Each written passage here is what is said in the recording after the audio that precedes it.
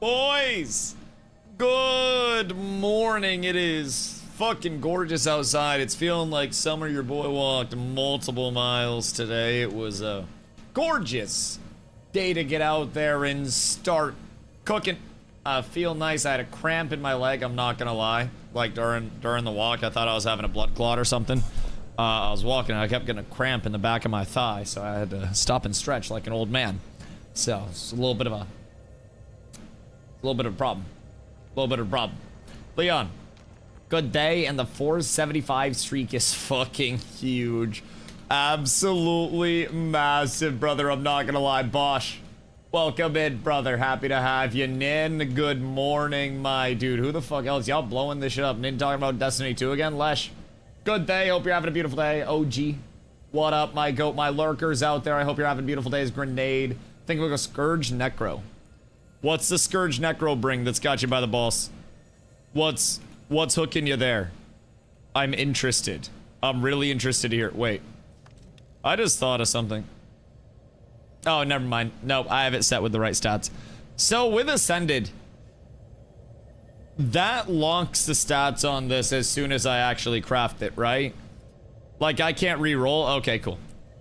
Cool, that's all I was wondering. Destiny is thriving. Yeah. I mean, I hope the numbers stay good for it with the new update. I saw the post about, like, where the story was going with the cutscene and whatnot. It's, it's sad to see it where it is. And my lack of empathy doesn't come from, like, not wanting Destiny to be an IP. I think it'd be wonderful if it were. I just hate corpo devs so much at this point. Because anything that is, like, not seen as zeitgeist level monetary profit, it is what it is. Sony can't ignore the fact that Destiny 2 and the Xbox are the top selling game on Steam. I mean, $1 billion impairment loss says that they can. It's unfortunate, but, like, literally almost $1 billion lost on Bungie. They would have to sell how many millions of copies to get that? That would be, like, if they were getting $1,000 per player, they would need, what's that, 1 million players to all spend $1,000 to cook off that impairment loss. I don't know, man. I don't know. I fear very much. Did we get our mining rate up yesterday? Oh, wait. We have enough for the arena restoration. Oh, shit. Whoa, wait. Let me make sure I don't cook anything. Make sure... I gotta go over and make sure that we have mining rate already. Because I don't know what might have got started while I was asleep. I wanna touch base with Stragmo when he pops in. Do you know how many people would play D3? Oh, yeah. They'd sell great amounts of it, but also how much would they need to invest to get Destiny 3 off the ground? You know what I mean? Today is the day you'll see the most people in World vs. World. Match reset in a few hours. You may get a queue everywhere. Wait, so match reset in a few hours. What does that do? Is that... Oh, is that the new groupings? Where basically everybody gets newly grouped up? Because that would make a lot of sense. That would make a lot of sense. Okay, cool. So I think we get the arena up first things first, and then we start working on more arena upgrades.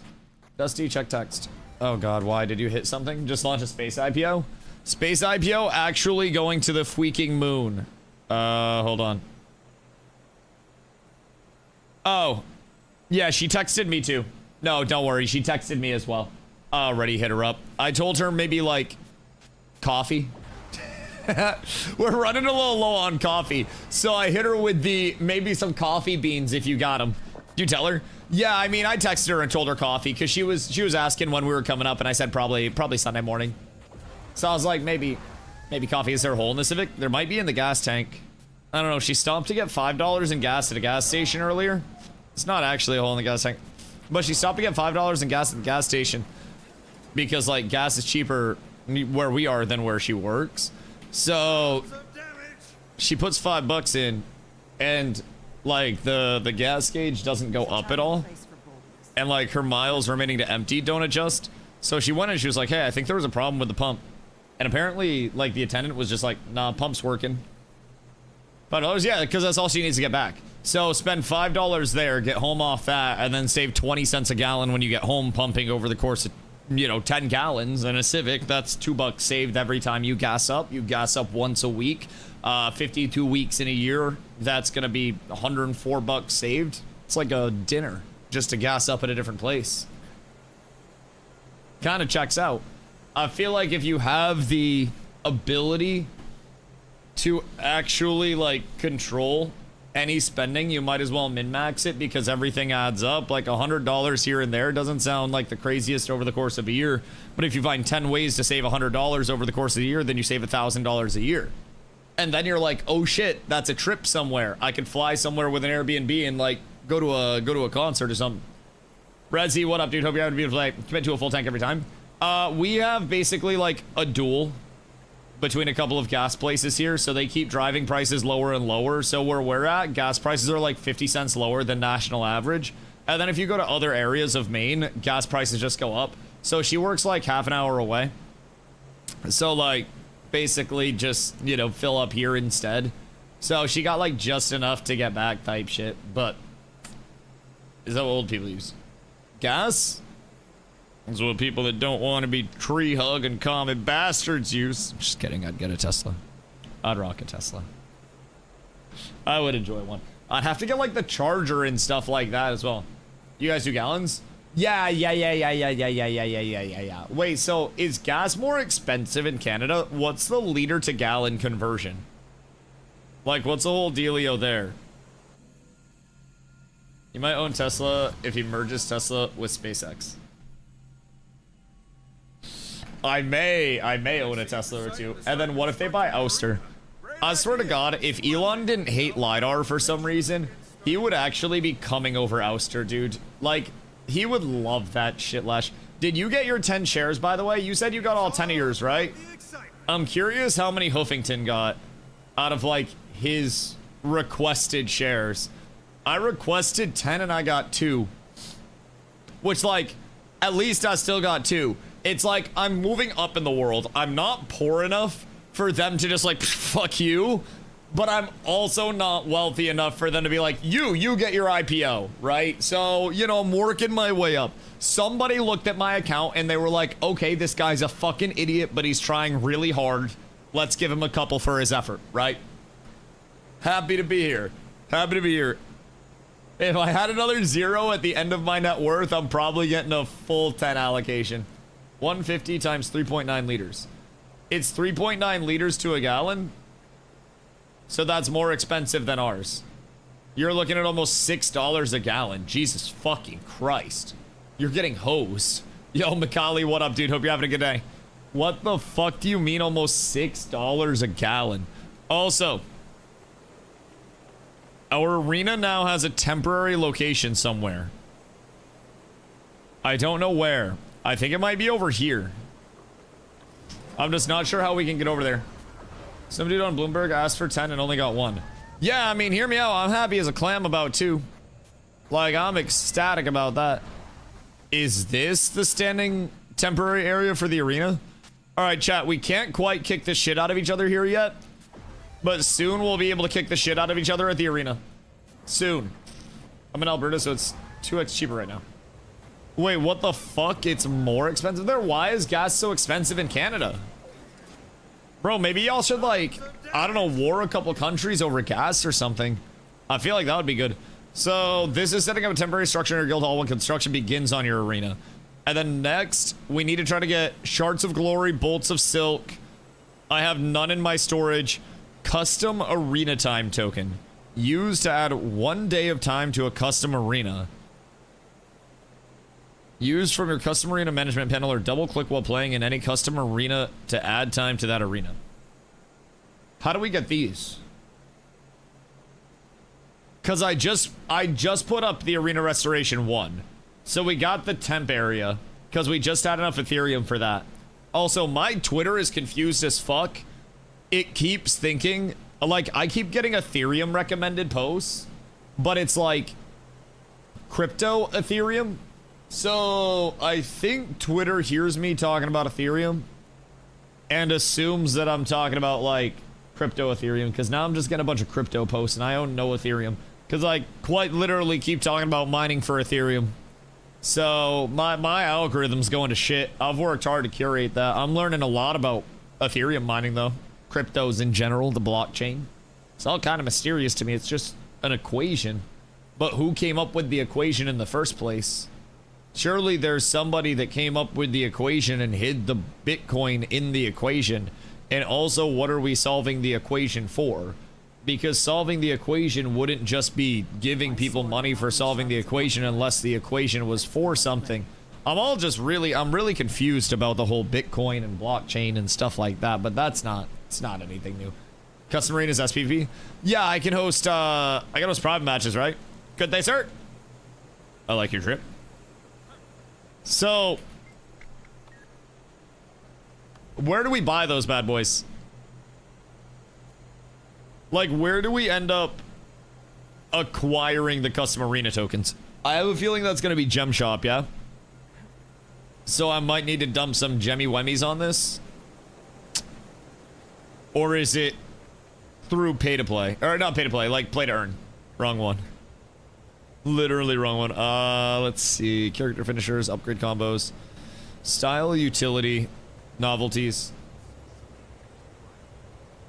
Doesn't seem like it'd be under here. Town services, no. Novelties, upgrades. Is it Gem Shop or is it not Gem Shop, chat? Account upgrades, character upgrades. Finishers, mail carriers, upgrade combos. I feel like that's not really the one to worry about. Okay, we'll find those bad boys. Account jumpstart. I have no fucking idea. Hold on. The search. Arena. Alright, it's not in there. Chat, we'll have to find where the fuck the arena tokens come from. Do I get those from doing SPVP? Like, do I have those right now? I have none of those right now. So what is the acquisition process for those bad boys? Possibly, like, one of the reward tracks in SPVP, or what are we looking at here? Because if I go PvP tab and then reward tracks, I may be looking at some of these somewhere. Oh wait, I completed this. So now I should just keep going through all of the non-repeatables. And this one is not repeatable. So this has me started at VOE. We're just giving sap, enchanting stones. Interesting. Interesting, okay. Okay, okay. Y'all talk about oil while I'm trying to figure out where the fuck these SPVP tokens are coming from? Chat. I need your help. Where the fuck are the SPVP tokens? What up, dude? Hope you're having a beautiful day. It's Friday. It's a beautiful fucking Friday, too. I walked a whole lot. Wiki says custom arena token is just 2 gold per, and you get it from a vendor in Heart of the Mist. Oh! Wait. Hold on. I appreciate you, Bosch. Thank you so much. You are actually a legend. That is... Yeah, listen, your first time chat was today, and I'm liking this. I'm liking this. You're bringing a lot of productivity here. This is good. You're outperforming Nin already. And Nin worked hard to get his mod sword. I only got a certain number of swords, too. Always competition. I've been told through business it's replace your lowest performing talent with potential high performing talent. So, keep working. See a future in you. You know, not getting compensated or paid. Or anything like that, but, you know, working hard in this chat. Earn those tokens from chess, but don't recall how it might be ranked. Could also be ranked. The vendors are going to be over here, right? PvP browser. That's to do PvP. What's this guy? Deem that custom arenas shall be sold for gold now instead of gems. Boom! Okay, wait. Custom arena time token. So we needed 15 of these bad boys. So I'll buy those. And then this is a custom arena starter kit used to create a new PvP custom arena with 30 days of playing time. Huh. So 200 gold gets me 30 days of custom arena time. I need to bind my PvP button. I somehow, over the course of rebinding my keys, unbound my PvP interface. And I was always like, oh, I'll do it later. I'll just rebind it later. And then at a certain point, I kind of like never ended up rebinding it. Like, at all. And now it might actually be one of my most used binds. We're up. Alright, PvP panel's back up. And it's P. We're so blessed. This is why whenever somebody asks me what keybind something is, by the way, chat, I get completely fucking cooked. I get hosed on that. I don't think he's making the swords, probably just gets them off Homeless Nights and shit. Bro, order those shits off Temu. Fuck you mean? Why would I pay full price for a sword in 2026? Bro, we got blacksmiths, graysmiths, whitesmiths, every type of smith nowadays. It's an inclusive smithing time. And with that inclusive smithing time comes a lot of accessibility in the market, a lot of swords, a lot of potential vendors. And you can't really be in a spot where you're expecting greatness all the time anymore. Okay, the custom arena tokens are taken care of. And then off of that, the sad part right now is that we're favor cucked. So, our arena proprietor move. Bitch. I liked it more when you were over here. You were so much easier to access. What the fuck? Wait, when did she move? Did she wait for me to leave before moving? Where'd she go? Wait, is our arena gonna be down here? Is this where the arena proprietor is? Hold up. Above.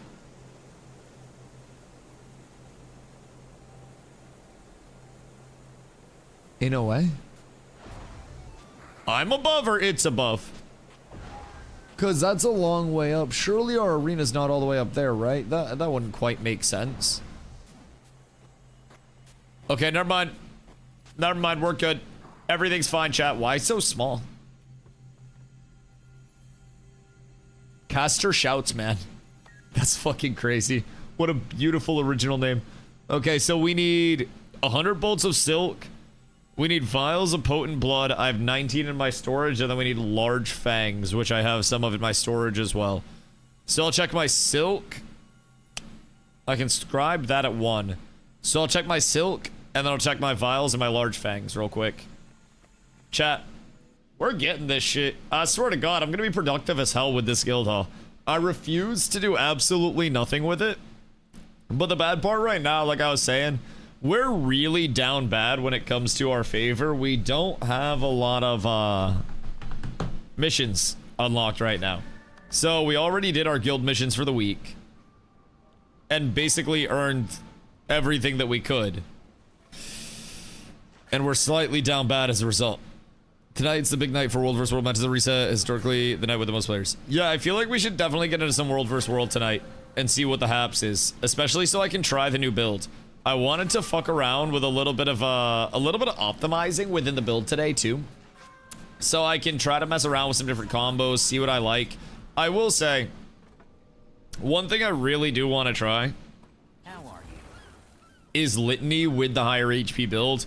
I was really vibing with Litany, and I feel like it allowed me to trade in a lot of scenarios where like I may need a little more sustain within a fight.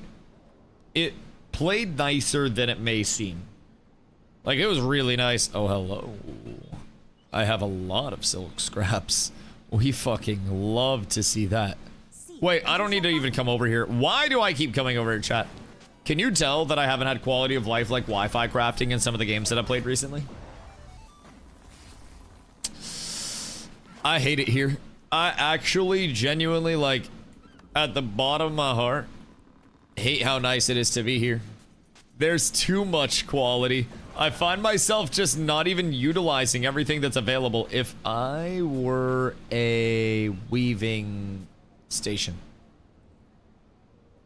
I thought I'd be near tailoring, but it appears not.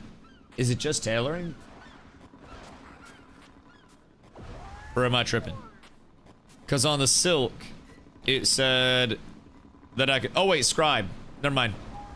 Not weaving. Where's the scribe station? I'm, like, making shit up now. Cooking. Artificing? Is artificing scribing, chat? Or is that something else? Nope. Nope. It would appear that that is artificing.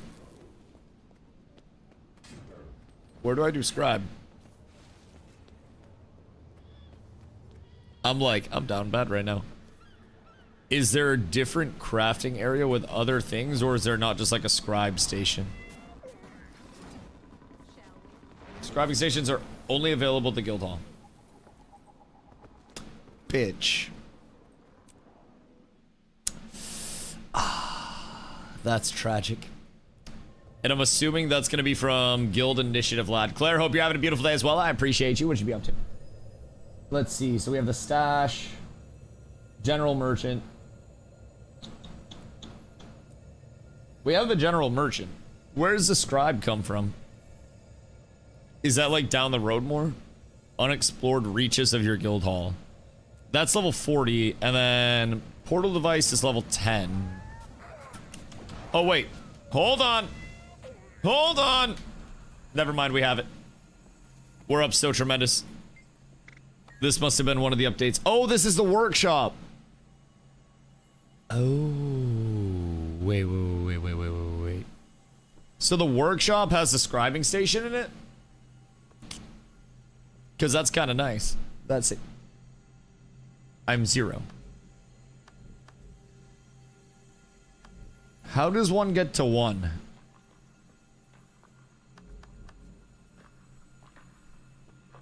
Perhaps discovery? Oh, teach me to be a scribe. Okay, cool. So, wait. What was he saying? Teach me to be a scribe. Teach me to be a scribe. I'd like to purchase an additional crafting license. Wait, what's this do? What's this shit? Does this let me have another crafting skill? 640, and I can buy 2 more at this price. Increases the number of active crafting disciplines all characters on your account can have at one time. So if I don't buy that, I have to basically deactivate one and then just switch one back on. Just pay this over to swap. Right, and it doesn't cost any like level stuff if I actually swap, right? Okay, so now I get the recipes unlocked. Okay, that makes sense. So you physically can't craft any that you don't have unlocked, but you can level them all and then deactivate and reactivate as you go pretty much for free? Is what I'm gathering here? Wait a minute.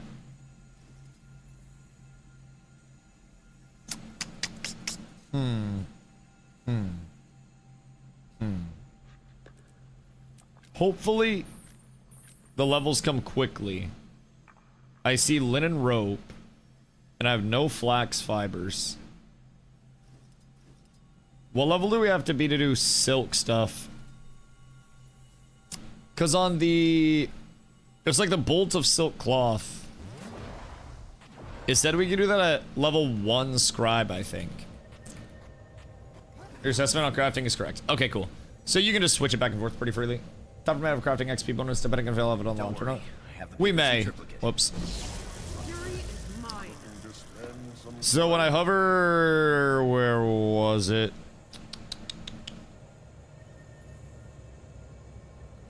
The bolt of silk.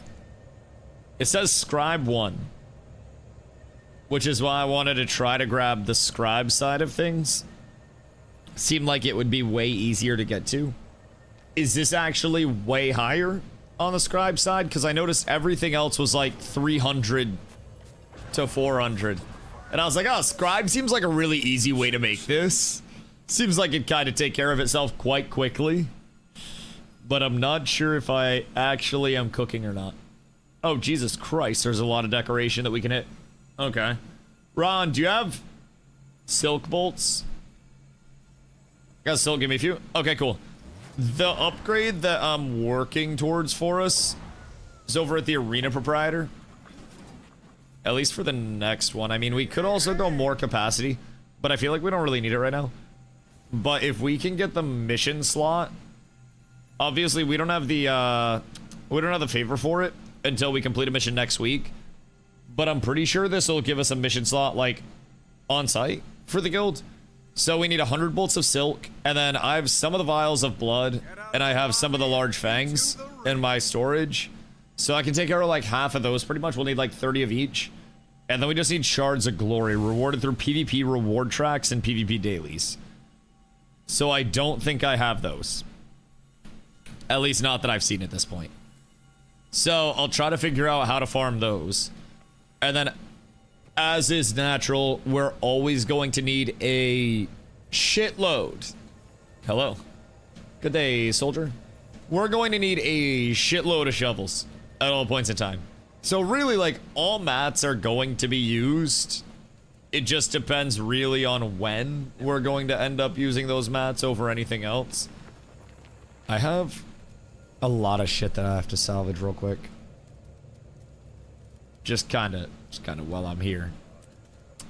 Because if I don't, my inventory is going to be absolute shambles. I have thousands of ecto. And what can we use ectoplasms for? Is that for Lego crafting or what's the deal there? Those buy shards of glory for cheap off the TP, but given how much you PvP, you shouldn't need to, and I'd be surprised if you don't have some already. Where would they be if I did? Like, where would those bad boys go? Because I searched and I didn't see any. I also don't think I've put any in my... Like, in my storage. Hold on. That's all I needed. Maybe? Shard. Oh, I have 3 shards. Never mind. Nope, never mind. Wrong one. Grandmaster Mark shards. So I might actually not have any. I'm not gonna lie. We may genuinely be down horrendous. In the worst way. Crafting and Gamba. Yeah, so what's the Ecto Gamba? Anytime I bring that up, chat's like, no! I've heard that it actually is like Gamba addiction levels of gambling. Which is kind of fire. Kind of fire. Not that I'm going to do it. Not that I'm going to do it, right? I love my work. More just like somebody will, and I will draw entertainment out of watching their failures. And I will beg them to stop giving all their money away. What even is the premise of this? No one's even like told me about it. You take ectos and you do what? Is it like rock gamba and ashes? Because I could understand if that's the case how dangerous that shit would be. I should sell all of this extra exotic. Some of it's soulbound. Because I got the skins off of it. Unlock skin. So if I'm salvaging exotics, we want to go yaw. Now I shall break you. And then anything else that's soulbound or account bound. Because I got the skins for. I don't really need to hold on to. Account bound. And then... Oh shit, I'm getting like multiple globs off of this. This is kind of crazy. That's my focus if I decide to go back. Solid for Hydra mats. Yeah, that's what I'm using for my... I'm using my silver fed for this stuff as well. Soulbound on use. Breath of Flame. Unlock skin. And then salvage. Does salvaging also give me the skin? Or nah? Because I want to make sure that I get all the skins. Like, I don't want to leave any of those bad boys hanging. Yes? Okay, cool. Cool. That would have made me very sad. So that's nice. I can just kind of go through and salvage shit if I want to actually get the skin from it. Let's see. Hammer we salvage. You we salvage. So there's some things that just give exotic gear. Some crates that just give exotic gear, right? So if I'm playing off of those, then I could just generate exotic gear from the crates, salvage the exotic gear, get globs, gamba globs, make money off globs. Am I wrong in that sentiment? Or am I somewhat onto something? Because I feel like that's pretty much a free generator of worth. If I'm being honest, I don't know everything about everything by any means, and I pretty much know nothing about anything. But part of me thinks I might be up tremendous. Just maybe. I don't need that either. What up, Ned? What you hun? Glob prices are sometimes market dependent. And people primarily just use those bad boys for crafting, like y'all said. Let's see. Sell at trading post. The big 26 silver. Goodness gracious. Oh, wait. So I can list higher. Okay. So that was filling an instant buy order. So when I'm selling something, I want to sell at trading post. And then I want to go current sellers. And I want to list the item, and it'll be held until somebody buys it. And then I could always undercut as well. So I can always just pump out buy orders too. Oh wait, and I can just go sell tab, right? And I just go through all this. And I'm assuming shit sells pretty quickly. We're at the lowest glob prices in a decade. Are you saying this is my opportunity to buy into globs? I could get myself in at basically the floor of glob gambling. And then if I double down 6 months from now to a year from now when there's more hype around the IP, globs will go back up. I sell those globs. Flip those globs into guap. What do people want this for? Water breather? Why is that 3 golds? And then after the glob come up and I disappear and retire forever. Oh my, you into the globs? All right, we might be the glob mafia now. Maybe we just corner the entire glob market since it's cheap. Wait, actually, how many globs are there? Could we theoretically corner the glob market because it's cheap? Or are there just genuinely too many in existence? Oh wait, I wanted that for the skin. Either way. Depends on how ANET wants to control glob prices. If the glob gamble rate is low, then it's going to go up. If the gamble rate is high, then the globs are bad investments. With ArenaNet playing the game, and them also knowing incoming patches, do we feel as though it's ethical to support insider trading with them being able to use the trading post? Or do we feel as though ArenaNet employees should be barred from any trading post action within 6 months of an update so they can't manipulate glob prices? Because I feel like there's almost definitely manipulation somewhere in there. I feel like there's no way the ANET employees wouldn't have insider trading capabilities off of that. I want to believe they wouldn't, but I can't. I can't. Keep the Gamba cheap. Right, but what if we buy it out, and then instead of keeping the Gamba cheap, we inflate the Gamba like crazy, and then we get our money, and then when Gamba goes back down to cheap again, then we buy in again, and we buy twice as much, and then we just cook that cycle over and over and over again. Well, I feel like, oh, wait. ArenaNet, are you listening? I had 2 shards of glory the entire PvP that I'd done so far, and then I just got 5 shards from something. I don't really know what happened there, but thank you, I guess. I appreciate you, question mark. There's a Project 1 playtest tomorrow. I shall report back. I need you to do something for me, Nin. Like, I need you in that playtest to do something very specific. I need you to try to figure out who the developers actually are.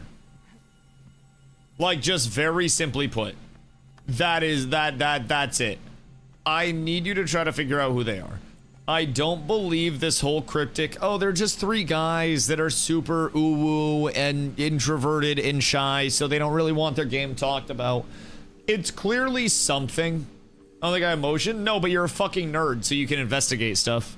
That's what I'm saying. So, like, someone with motion wouldn't be able to get anywhere because, like, a streamer coming in would not go under the radar. I need you to ask around and figure out, like, hey, who's talked to any developers from this game? Who's familiar with any of them? And then link them up. Because what if Project 1 is an early look at Riot? What if Project 1 is an early look at another title from another large studio that's actually just being labeled as Project whatever?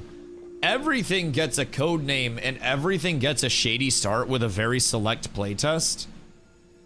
And their whole don't market my game form of marketing is really interesting. Ashes of Creation reboot? Nah, far different than Ashes, but separate Discord.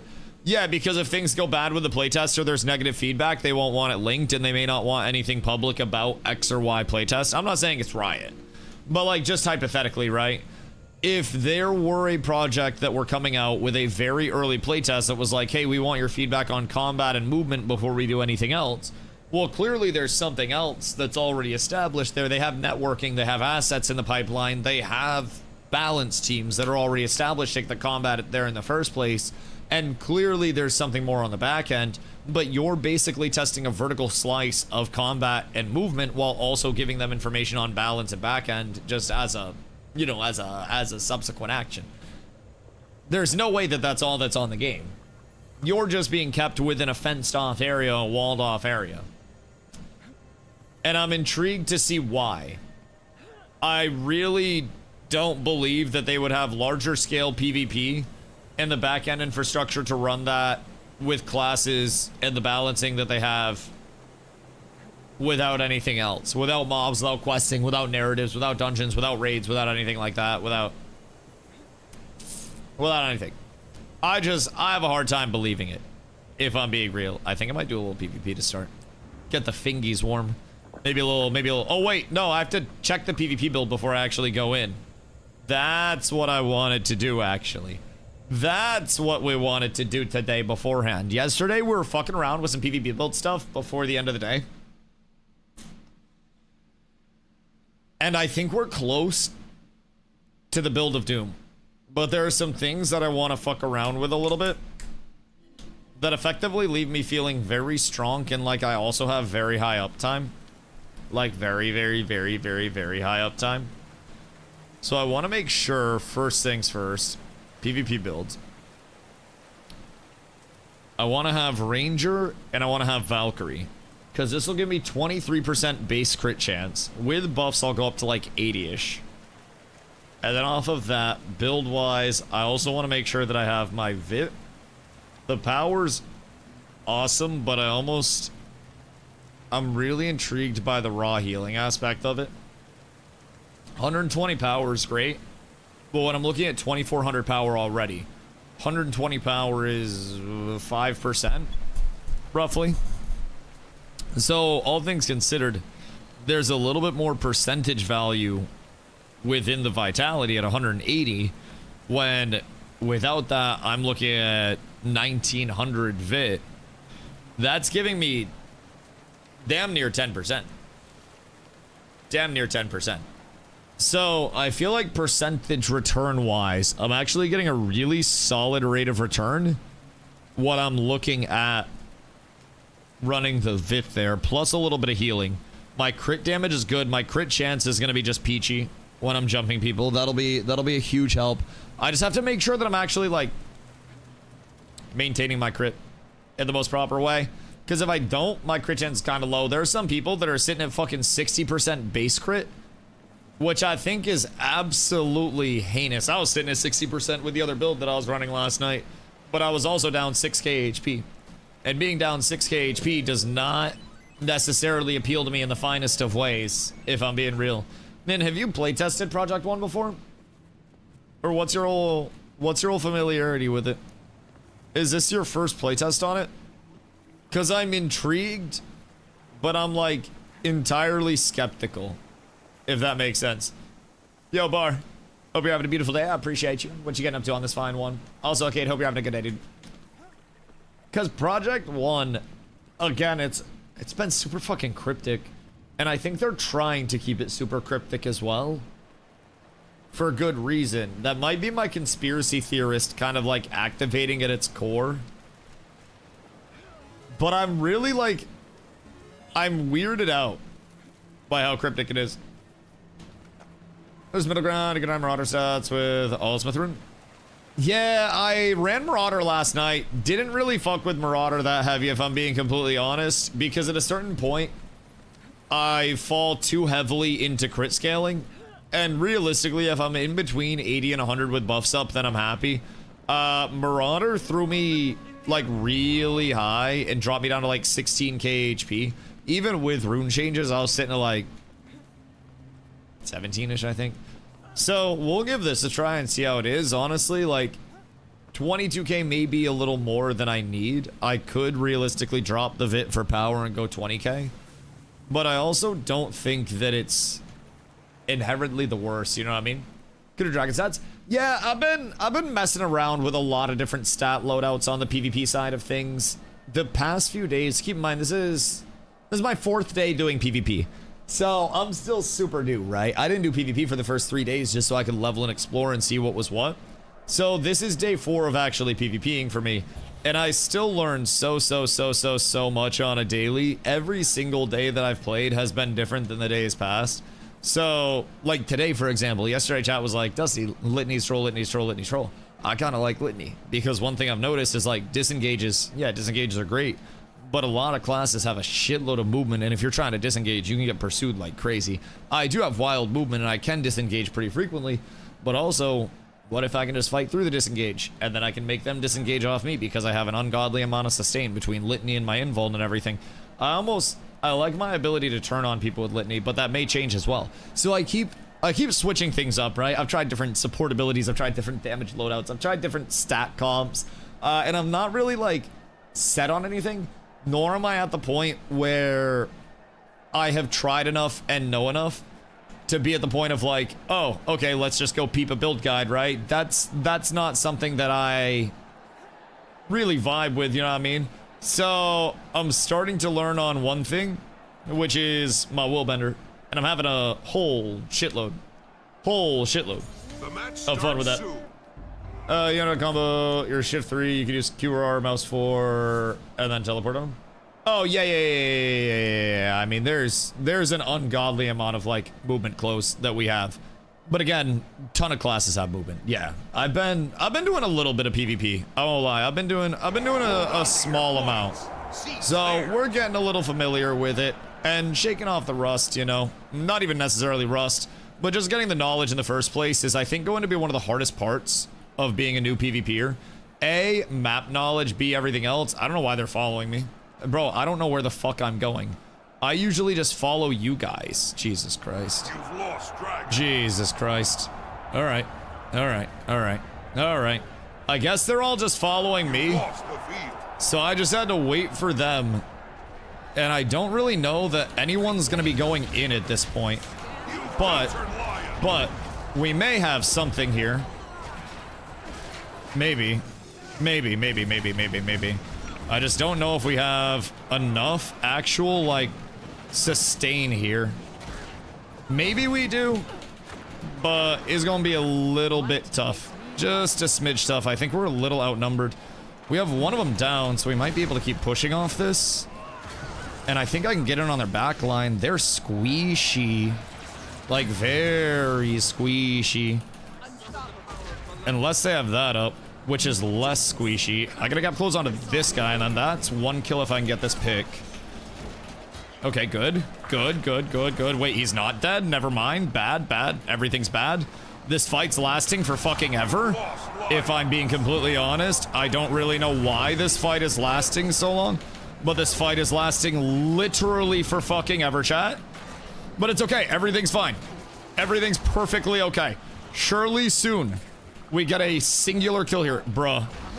There is no fucking way that this is the disrespect I'm being hit with right now. Golly, dog. Golly. I just gotta get a little bit of life play off, dog. Ay. Annoying as heckington, man. Holy. Like, what is your purpose here, brother? Just to be a goddamn nuisance? He's chasing me, like, everywhere while his entire team dies. I don't really understand the obsession with that. These motherfuckers get thirsty for a singular kill. Team! There are 2 half HP here! Chat, what is going on with my team here? I think I might actually have 80% of my team's damage. This game is my early prediction. I'm not gonna fucking lie. I think it might be an 80% of my team's damage game. I have seen them before. Yo, Soto, I have all the expansions, yeah. I'm gonna check out different elite specs at a certain point, but basically what I want to do is probably put in a couple hundred hours worth of time, learn Willbender pretty thoroughly so I can actually focus not on just learning a bunch of different builds all at once, but focus on learning the actual, like, mechanics and structure of the PvP. So that way I don't find myself in a spot of trying to focus on shit that actually don't really bring any improvement to me.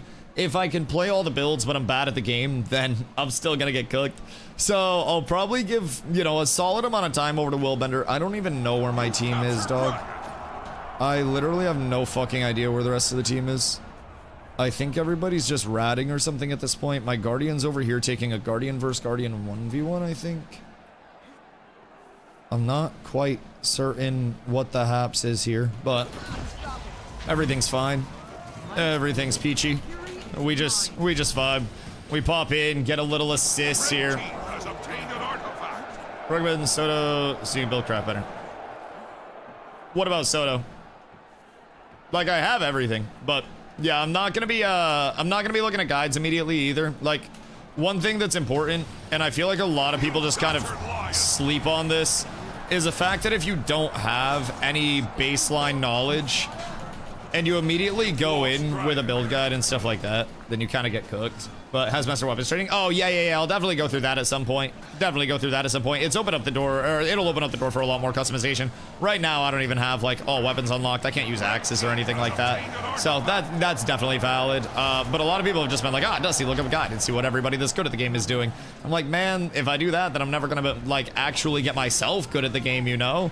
It's a little unfortunate, but, like, there's definitely a certain element where if I don't actually take any time to invest myself into the game properly and learn structure and learn things on a baseline, then really how am I ever going to understand anything? Bro, don't bring them to me, you Goomba.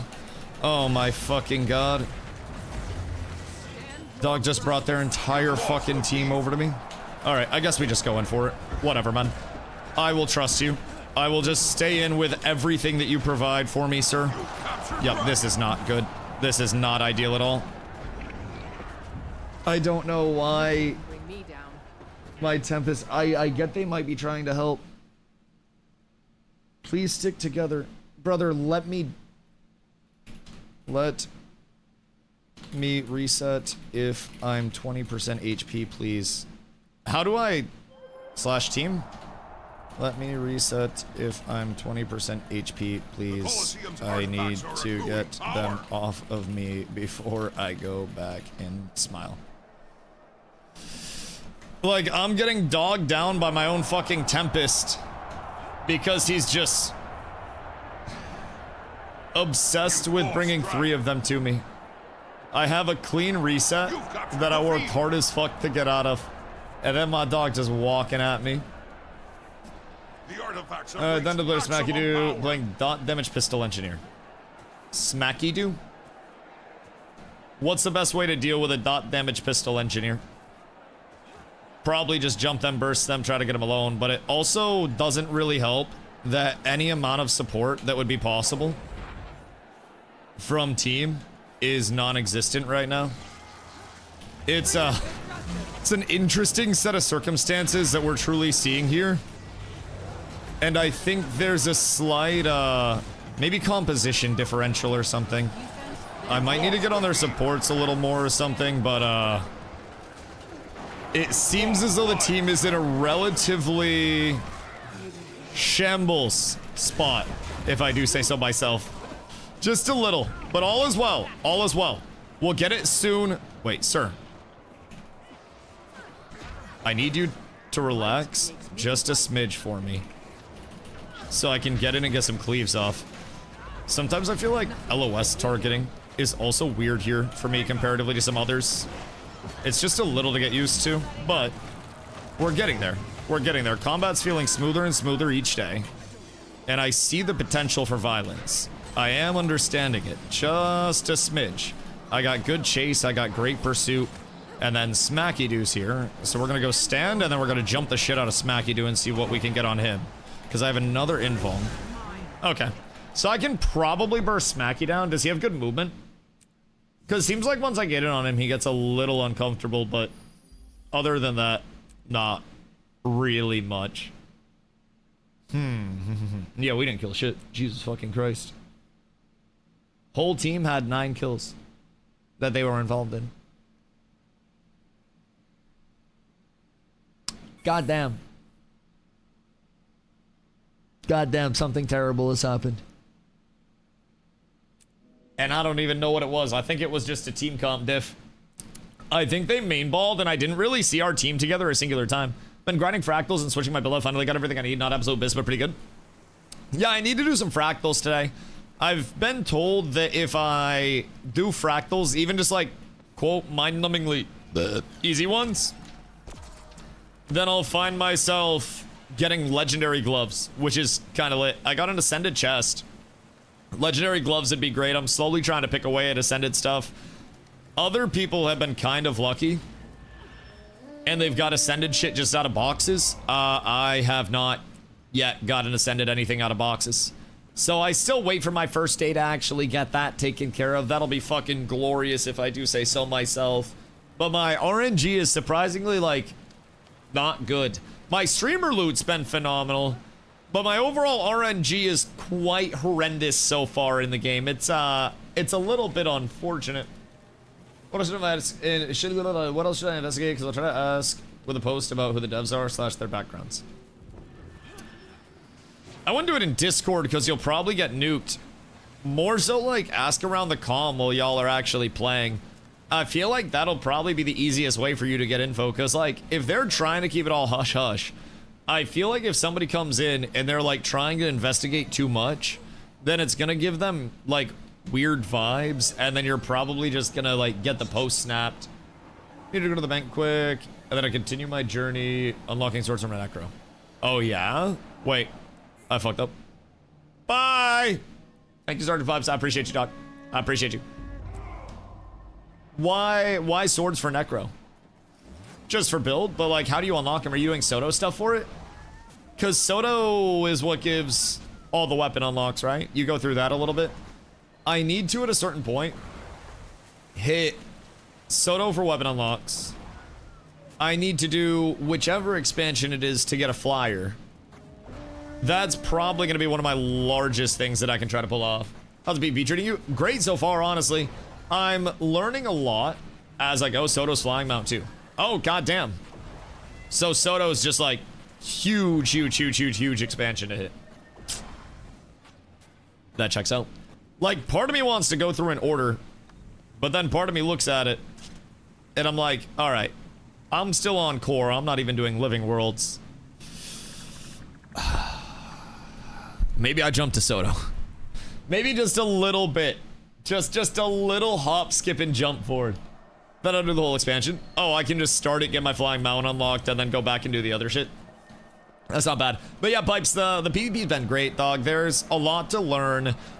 Fights and identifying status effects in different class matchups is going to be the big emphasis today. And I've kind of been going in with a goal each day. Yesterday, the goal was to try to figure out which stats I liked running, and how, you know, how some different builds felt and how some different scaling levels felt. And today it's like, okay, whenever I'm picking a fight, I want to look at the class that I'm about to jump. I want to try to understand the classes, and I want to try to, you know, figure out which fights are good, which fights are bad, and how I can actually live and die versus different builds. So I'm trying to gap up a little bit every single day that I play if I can. And that's been a big thing for me, both just general knowledge wise outside of PvP, but also on the PvP side.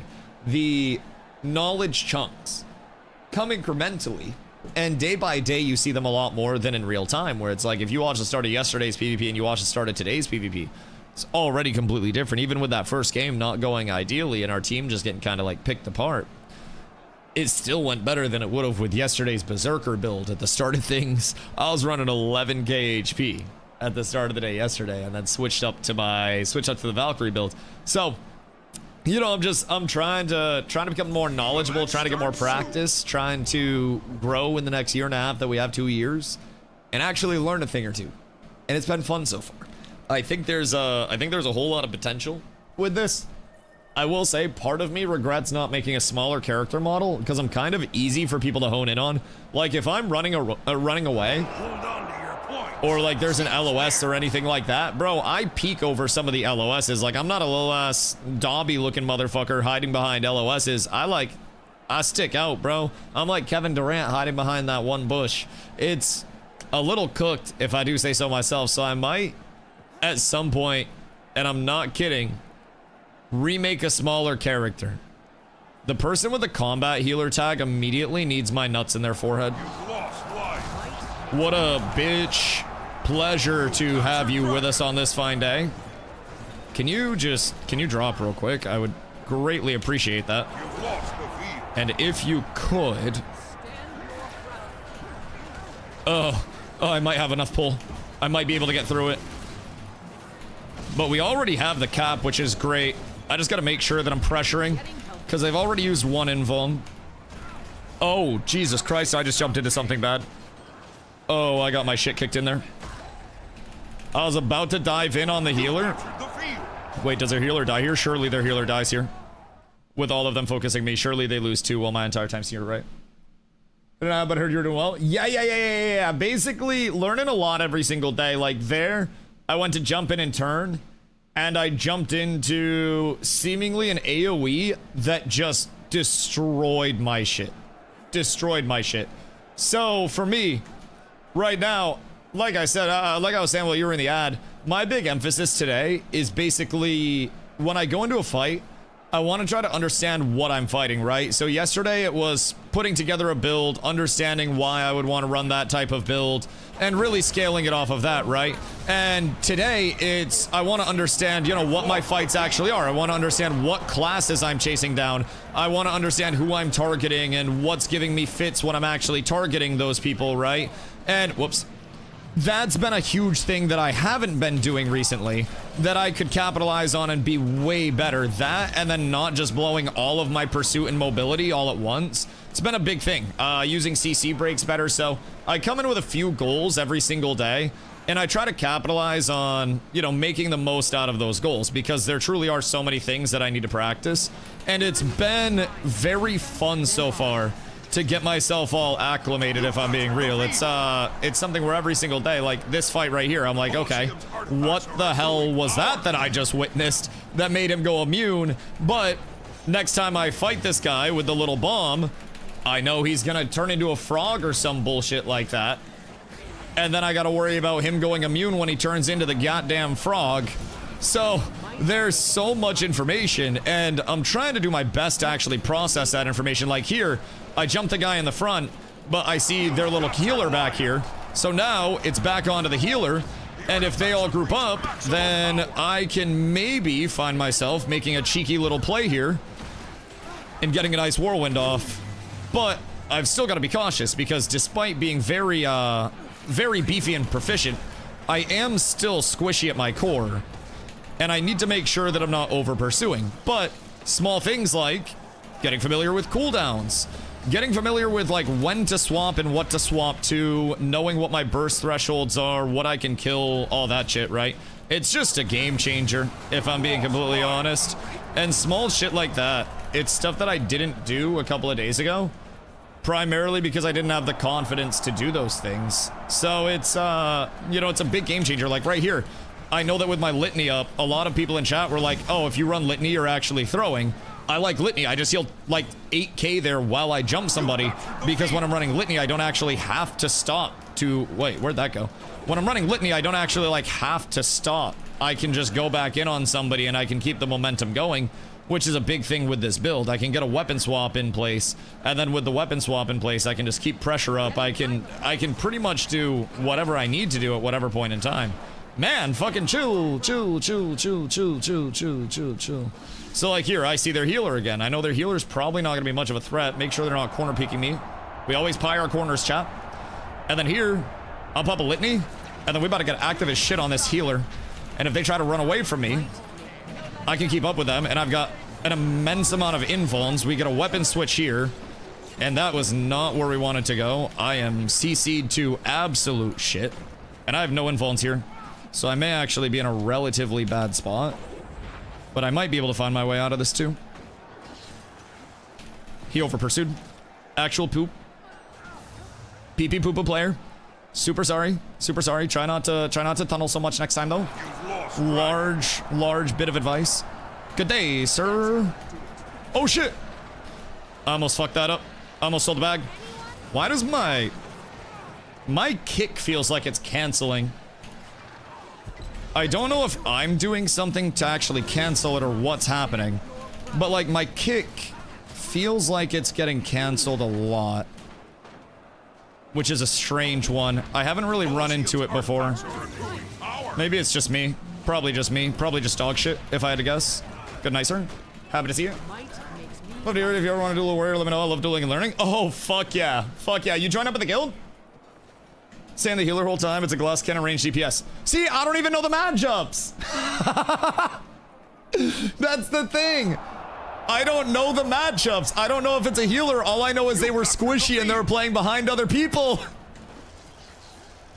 They had combat healer as their title. I just assumed it was a motherfucking healer self-reporting, dog. That's so funny. Yep, that does make sense though. They are very, very, very glass cannony, and then they basically just have their invuln, and then once the invuln goes down, they get cooked. Jesus Christ. Alright, some skills you have to wait out the animations before any input. Yeah, I'd probably cancel it myself, if I'm being honest. Or maybe it gets kicked or something, because I'm not the greatest at ensuring I have stability all the time yet. I really need to be better about facilitators and status effects and stuff like that. You know, it's a big knowledge gap. Big knowledge gap to try to understand. And honestly, that's really all I can do is try to understand it. My dog just got absolutely shit on. Jesus Christ. Good golly. Did he just summon a flesh worm? Oh, never mind. Never mind. Never mind. Hello, my good sir. It is an absolute pleasure to see you on this fine day, glass cannon man. Yes. Please run and panic. Please run and panic. Everything's fine. Everything's fine. You win this. Actually, I think they might win this. If I'm being completely real. Just kidding, I'm better. Just kidding. Just kidding, chat. They almost for a second thought that they won that, but unfortunately no. No wins for them on this fine day. And then he burns all of his evades on a whirlwind that wasn't in a rune. I fucking love that. I'm getting a lot better at baiting shit out. Most important one, it now cancels your elite, the invuln because it refreshes your QFR. Is that like on completion? Or is that when I activate it? Because sometimes I cancel it early so I can get like another cast off or something like that. Like if I can try to sneak a heal out and turn a fight with it. But I do need to be a little cautious of that. That's a really good tip. Very, very, very good tip. Also, if you told me my elite yesterday, I wouldn't have known what the fuck you were talking about. It's crazy how much information there is to gather. Just like all the goddamn time. We'll wait for that to be done. And then we jump back. And then shing, shing, shing, shing. Yeah, see, like, I'm learning how to deal with this really, really, really well at this point. And I'm pretty sure they're getting pretty uncomfortable with me just dogging them down all the time. Like, I don't necessarily think they're the happiest with everything that's going on in this. Ay, brother. Why are you this way? Why are you this way? You're just making it harder on both of us. What if you just died like a normal person? Q resets on kill because you're taking radiant straight. And my Q is fucking stinky. I love the QR jump onto people. I just feel like it's such good gap close. Like it's so fucking stinky. This is fine. This is fine. Everything's good. Everything's okay. I might actually be cooked out here. Wait, we're kind of chilling. We're kind of chilling. Ready, chat. Ready? Oh shit, I'm not ready. I don't know what happened. I fucked up. I wasn't ready. They were ready. I gave them too much head start. Hold on. Peep. He's gonna get turned on here. Oh my god, get absolutely fucking shit on, brother. Get absolutely shit on. Okay, chat, we're learning it. My dog just got the deep dick pizza fresh delivered in 15 attacks or less to his goddamn doorstep, brother. Holy. Alright, this is good. Not a backseat. Don't like Litany as my healing PvP because it realizes I need to make damage after using it. Otherwise, you get like no healing. Signet's my fave. Yeah, I thought Signet was too passive, if I'm being honest. The thing about Signet that some people like is, and I tried Signet pretty much all day yesterday. The thing about Signet that people like and it's nice is like the whatchamacallit? Condition cleanse, that one. Sorry, words. The condition cleanse, and then off of the condition cleanse, you also have the larger all-at-once heal on your active. What I kind of didn't like about it was that when I was actually in combat trying to be active, like I really pride myself in having a high uptime percentage no matter what class I'm on, always finding which fight I can transition to, you know, one step to the next and not really being very heavy downtime. So for me, bitch, with me, I really wanted to figure out how I could stay as active as humanly possible. And I've found a lot of times, like, if I can disengage cleanly, then I don't really need to worry about, you know, a signet for a heal, because that's just giving me 7k more healing a little bit quicker. And if I don't need a signet disengage, then I can find myself just popping litany and then turning fights literally, you know, at a moment's notice. So I've enjoyed the amount of turn and burn, so to say, that I can get with litany. Also being a little squeesh, sometimes it allows me to make a play like jumping into a clump that I'm not necessarily supposed to and making it out to tell the tale, so to say. So it's one of those where, like, when I get into higher skill play and I'm not just running unranked, then I'll probably find myself adjusting even more than I currently am right now, right? But litany, when people are kind of like less knowledgeable than I am, or equally as unknowledgeable, it's a good game changer, because I feel like people don't expect it. People see me low, and because even if people do know Willbender, a lot of people run Signet, they're like, oh, he has a Signet heal. They jump me, I turn, and then all of a sudden I pop Litany, I pop Stand Your Ground, and I'm going in with an Advanced Strike, Executioner's Calling, and just destroying people. It's a nice feeling. JP, thank you for the 50-day dog. Wasn't ranked, you'll probably already be in high silver or gold. I appreciate you, my friend. I appreciate it. What are the ranks here? I don't even know what the ranks are. Check mail. What this? Permanent cow finisher. Wait. Crush your opponents with this falling cow. Thank you, thank you. Wait, what is this? Nah, that's fucking crazy, actually. That's absurd. Thank you. I love that. That is so good. You just get domed by a cow? Fucking cow scenario here? Goddamn. I like that a lot. Alright, that'll honestly motivate me a little bit more to get some finishers too.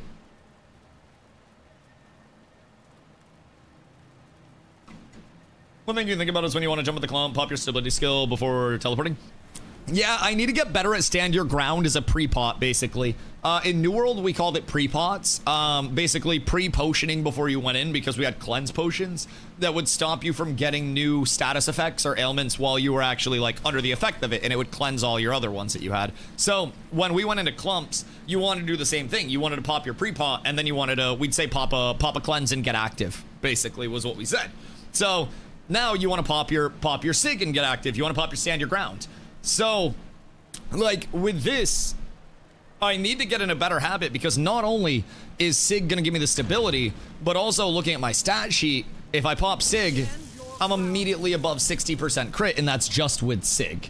So, not to mention any other scalars that coming off a Fury gen, anything like that. It's just, it's a complete game changer to have Sig going in, and that I do agree. I need to get better with the cooldown timing on this, which I think will come from a lot of gameplay. Some fights I obviously won't have Sig up because the build can just play so goddamn fast. Some fights I'll have Sig up, and I'll definitely need to capitalize on that. I think that's one thing that I consistently could be better with. I'm learning my health thresholds a lot better, so Renewed Focus has been going a bit better today. And honestly, the movement's getting disgusting. I won't lie. The movement is hitting really, really, really hard for me. In a good way. Like, I was starting to click with it.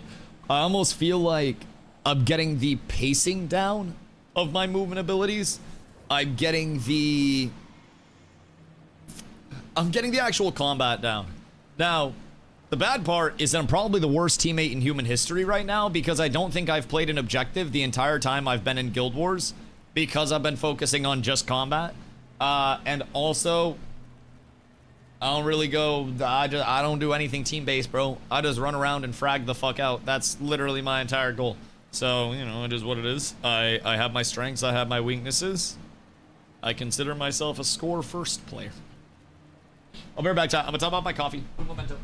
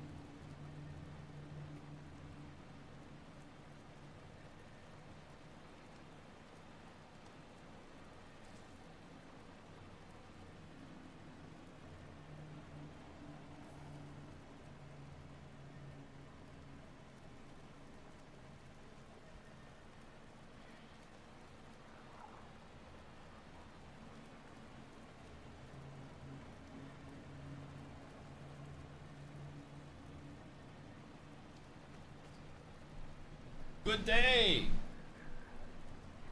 Chair stream. Your mom's a chair stream. What the fuck? It's beautiful my bot filter's working. Wait, did your bot filter actually... Your bot filter actually get somebody? Like, how effective are we talking? What's going on there? Because if we have an influx of bots, we could also deploy the ground troop. I could post in my Discord and I could be like, man, I really... Yo, wait, do you wanna test it? Because I'm gonna be real, I could bombard our cat's Discord with probably a shitload of graphic design bots. I could tweet and be like, oh my god, I really need a full makeover for my Twitch. If only I knew a graphic designer that was experienced in emotes, overlays, and animation. Oh golly, please join discord.gg/catswithabs to inquire. Bro, I could probably DDoS our entire server. You say the word, brother. I will call in the fucking troops. I have a ton of bots in this bitch. Ranks are bronze, silver, gold, platinum, legendary. What's the spread on that roughly? Do we happen to know? Because I'm assuming if Guild Wars PvP is anything like WoW PvP or any other PvP, a very small percentage of the population actually plays PvP in the first place. B, a large percentage of that population that does play PvP is going to give zero fuck about their rank. I would assume the same's pretty true over here. Because it seems like a lot of the community is very, very, very like just cozy, chill, story, explorative players type shit, which is great. I think that really promotes me to be cozy and explore a little bit more than I typically do, which is part of the reason I've wanted to keep blasting story. If you see Champion of Champions, uber good. What's Champion of Champions? Is that a title? What's that one from?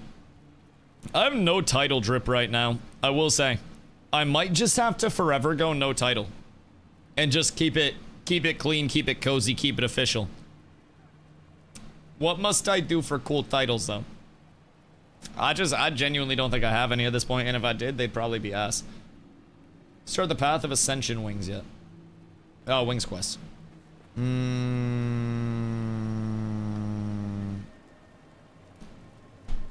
Probably not. If I had to guess, which expansion is it under? Because I haven't done anything other than achieve. Oh. Hold on. You said Path of Ascension. Velocity or recall moments from their past as they walk. Oh no. Wait, what's this? Is just as is that just something to do through base game? Interesting. Just do a bunch of PvP.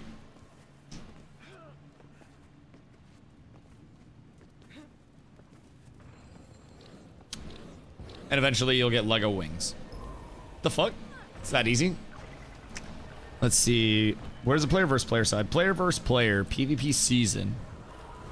There's completionist, league participator, conquest, league slayer, league conqueror. What are all of these? Oh, Jesus fucking Christ.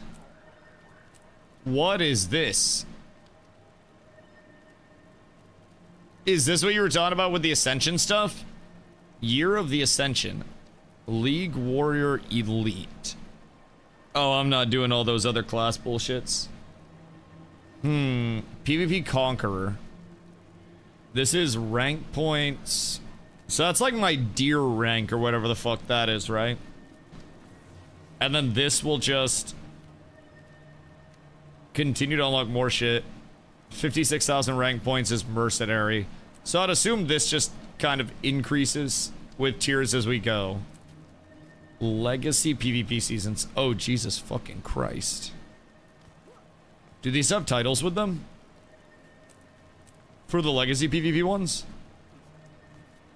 Crab toss? Chat, where's crab toss? Win the South Sun crab toss. Is this like a limited time mode? Cause that kind of fucks. Why is my queue 5 minutes? Chat, tell me I'm not killing Guild Wars as well, please. For the love of God. Tell me the curse isn't true. Padinsky, what up, dog? How goes the PvP? Very, very, very well so far. I'm learning a lot, and today it's about matchups. It's about understanding which abilities are coming from which class, and then also trying to understand what some of the icons mean. So, as of the past few days, I've basically just been trying to outplay people without understanding what their kits even do. And I was focusing primarily on, you know, a few steps, right? The whole, like, walk before you run type shit. I wanted to understand my kit, a few different variations of my kit as well. And then I also wanted to understand build differences. So yesterday I switched from my Berserker build into a Valkyrie build, changed the Valkyrie build into another build at one point, changed that build into another build, and tried like 3 different runes, bunch of different sigils, shit like that. So it was a big exploration of build day yesterday to see how different things played. And really what I found is you don't need that much power to kill people. Like, obviously more power makes people die faster, right? And better players are going to take a lot longer to kill. But really, I don't need to be 11k HP, you know, 140% crit chance, do 50% crit damage to go in and get kills. I just need to time my engages and bursts properly. And even being tankier and giving myself more opportunity to survive and be useful in a form of team fight, I'm still able to just walk in and one-shot people as long as I'm being cognizant of where my engages are.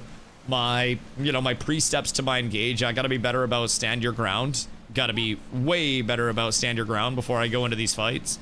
But it's just, it's nice. It's nice. Prime time is soon, day is slower, weekend will be better. That is true. I forget that I'm unemployed. Sometimes. That is very, very, very valid, actually. And I would assume a lot of Guild Wars people probably just, like, are normal people with jobs. And why is everybody voting on this map? Chat. Question. You play 11k HP on Longbow Dragon Hunter? Okay, well, hear me out. I was playing 11k HP on Double Sword Willbender. Yo, let me tell you what. Either I died or they died in about half a second. Like, my combo was look at somebody, hit advancing, hit executioners, and by the end of that, either I died or they died. That's it. One way or the other, we were getting absolute chaos coming out of this. Good day, sir. Will you attempt to engage on this? You will. Wonderful. Oh, bitch. It's kind of rude as fuck, if I'm being completely honest. I don't really understand all that hubbub and hullabaloo. Why am I rooted forever? This is kind of rude. Huh. Well, she's not gonna be happy as soon as this shit hits. Because I think her little dog's about to die. Yes, yes, yes. I know, I know, I know. I know. You're cooking, you're chefing, you're balling, you're flossing, you're saucing. Just relax for a sec. Why don't you just chill here? Just enjoy the fight a little. Is my teammate gonna cuck this? No, he won't, he won't, he won't. Everything's fine. GG, good fight, sir. I can't see you anymore. All I know is I've killed him. Alright, good news is whatever that was, the dude with the cat, I think I can jump that and kill that very quickly. If I'm not trying to walk him down with a greatsword. I just need to get him out of his stealth. And then I think I can just kind of walk him down and nuke him. Can you change build during matches? I think? Yeah, I think so, question mark. Chat, you can change build during unranked matches, right? I don't think you can during ranked, but I haven't done ranked yet. It would be a little weird if you could during ranked. Oh, it's this same squishy from last time. They have such a squishy team, chat. Hold on. You get pulled in here, and then shing, shing, shing, shing, shing. And then I'll get more pop off this. Goodness me. Chat, can you imagine just getting dogged down by this? Like, what do you even do with that? Just functionally, man. It's not a fun set of circumstances if I'm being completely real. You, sir, I need you to just chill the fuck out for a sec. Can you relax with all these CCs, man? Kinda toxic, if I'm being completely real. Dog, chill, chill, chill, chill, chill, chill, chill, chill, chill. Give me literally 2 seconds. For the love of God. I'm CC'd forever? Wait, what is that? Spellbreaker. Okay, why does he have so many CCs and like global cooldown delays? How do I not get my globals like 3 seconds against a Spellbreaker?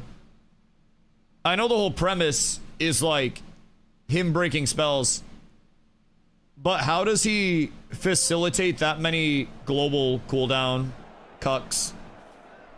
Because that was really annoying.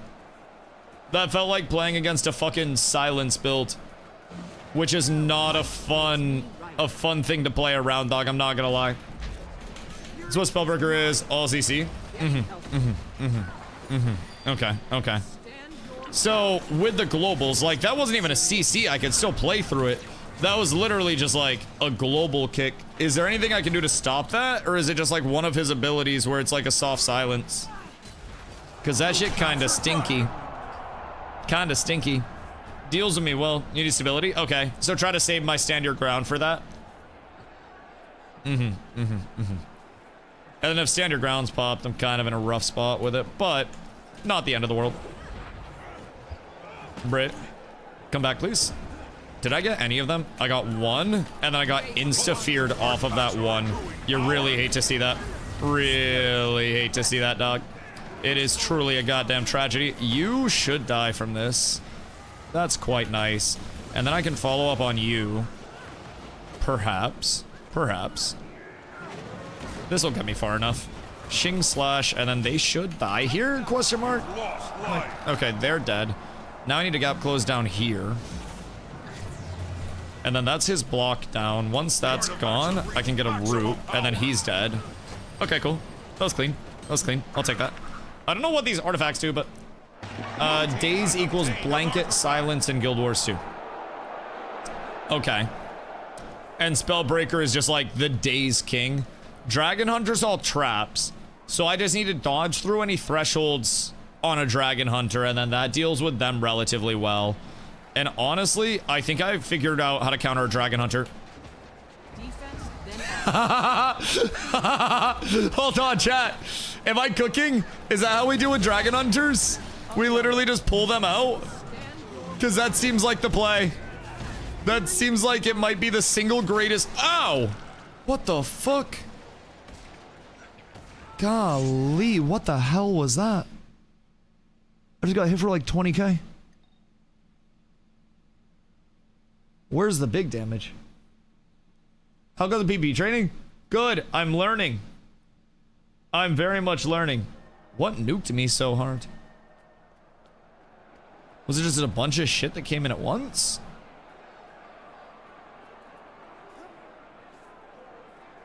Like, I don't see any massive spikes of damage there. I just kind of dropped Death's Charge. True Shot, Longbow number 2. So there's a bow user afoot.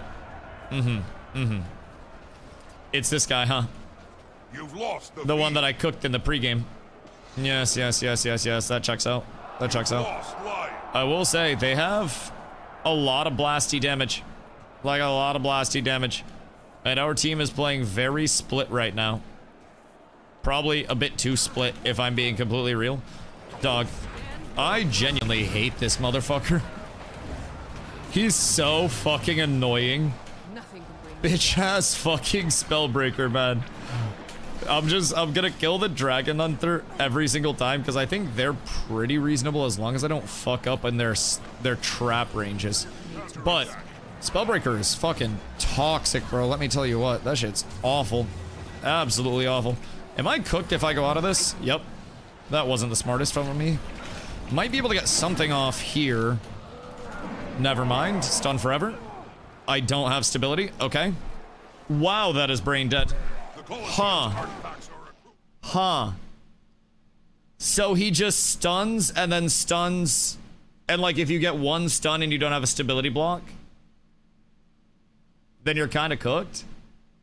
That's fucking annoying, if I'm being honest. Like, I don't even necessarily think it's great. I think it's fucking annoying. They also strip your boons. So they're probably a really good, like, duelist sustained 1v1 build, if I had to guess.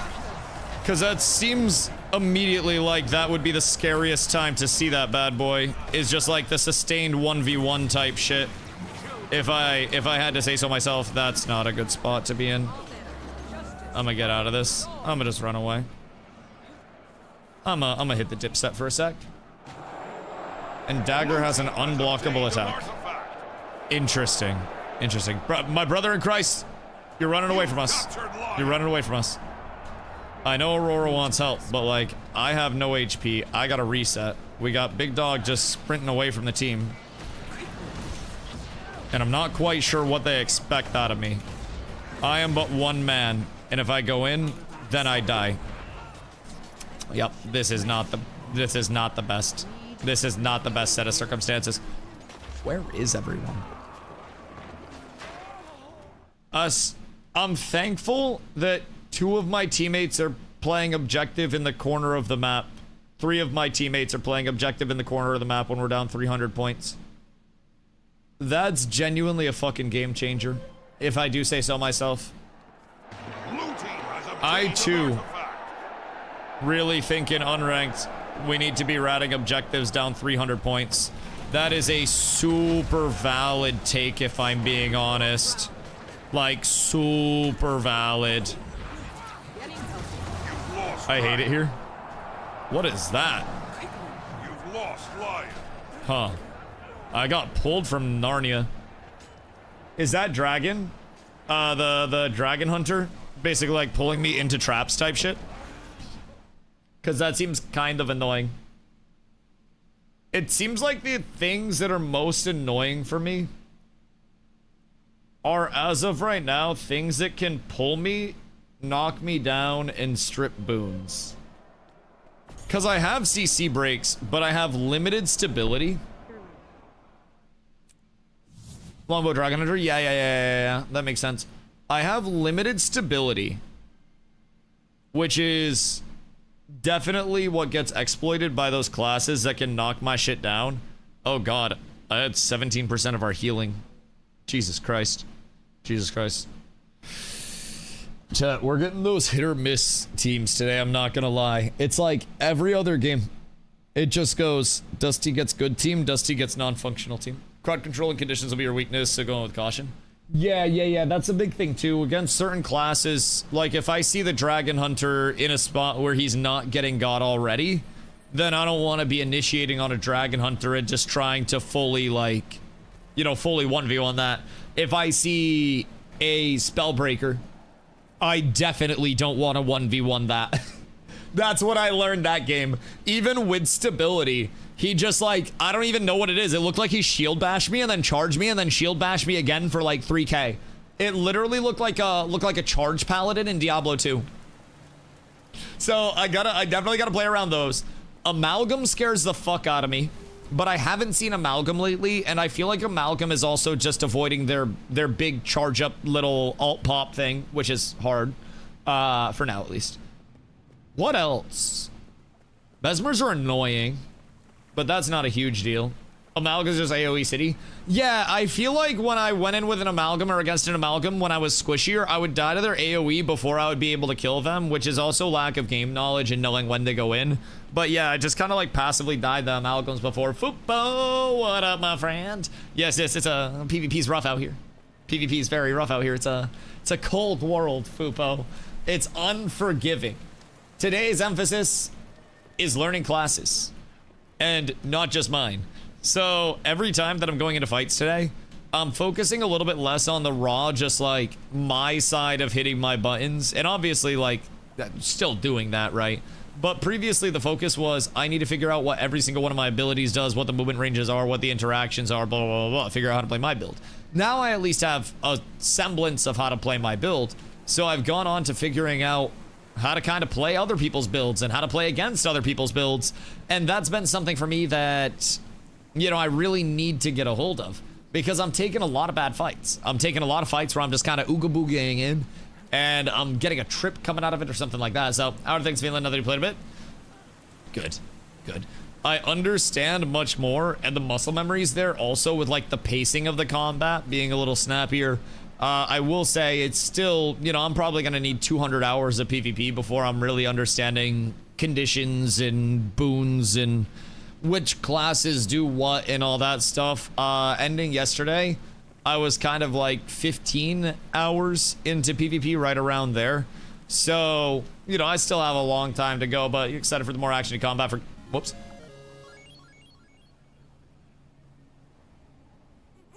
You saw nothing. You saw nothing. Anyways. Yes. Also the movement. If the movement is more of a, like, character movement and system movement, and they go away from, you know, like Willbender, for example. Willbender has a disgusting amount of abilities that will just raw gap close. And with abilities, it's kind of easy if I have something that's like a, you know, a 1200 range teleport to just telestomp somebody. But what if instead of having a 1200 range teleport, I've got to hit a sprint, then I've got to slide into a slide cancel to jump, take out my glider, carry that momentum, cancel the glide, then drop in on them for my movement instead of just a teleport. Then I actually have to play around the movement system in a more meaningful way. Bro, what is happening? I literally see a silhouette of a bird on my curtain right now. Hold on. I'm pretty sure there's a bird on my windowsill. I just want to go over. I'm pretty sure there was just a pigeon on my windowsill looking in the stream room. I swear to Christ. The sun's coming in the curtains, and I literally just saw a pigeon, like, silhouette on the curtains like it was the fucking bat signal. That's crazy. But I'm really excited for the movement. I think we don't really know everything about the combat system, right? I'm not quite sure what it's going to feel like, because an action-y combat system can be any number of things. They could go, like, super Eastern if they wanted to, with you know, an in-the-air flying around combat system type shit where you're like in midair with collision hitboxes and half the fights are taking place like up here on a vertical plane. Or they could go like a weighty, grounded, New Worldy type action combat system, right? I feel like action combat is very vague, very broad, very generic, and it's almost a little bit of a, you know, a toss-up of what type of action combat we're gonna get, what sub-denomination of action combat we're gonna get, but we shall see. It's the most impactful condition in PvP. Like, condition that you can put out on people? Maybe like vulnerability, from my standpoint? But I'm also someone that goes in and tries to kill, so I might have a different sense of it. And I also don't even really, if I'm being honest, probably know all the conditions. Like, dots are conditions, all that shit. Like, you can build conditions in a myriad of ways. I have a burn. I think I might have a bleed or something like that somewhere. But for me, I think putting out vuln on targets is really noticeable. Burns? Burns! What up, Pat? How you doing, my goat? How's it been? Dude, the weather. I can't get over the weather right now. I'm walking so much before stream every single day. I go wander around like a lost man. I just like look at houses and flowers and shit. People probably think I'm casing neighborhoods, but it's just, it's so nice out, dude. I can't stop. I literally can't stop. I think it's similar to ESO action combat. Yeah, it'll be really interesting. The movement system almost makes me feel like it's gonna be somewhat weighty, because they talk about how you're gonna have to carry your momentum. So I think something that kind of like keeps me going to the ground, and then I have to like b-hop off that. Why is it just this map today, chat? What am I missing?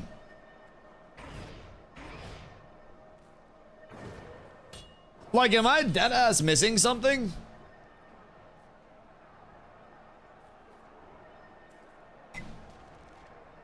You chose this map.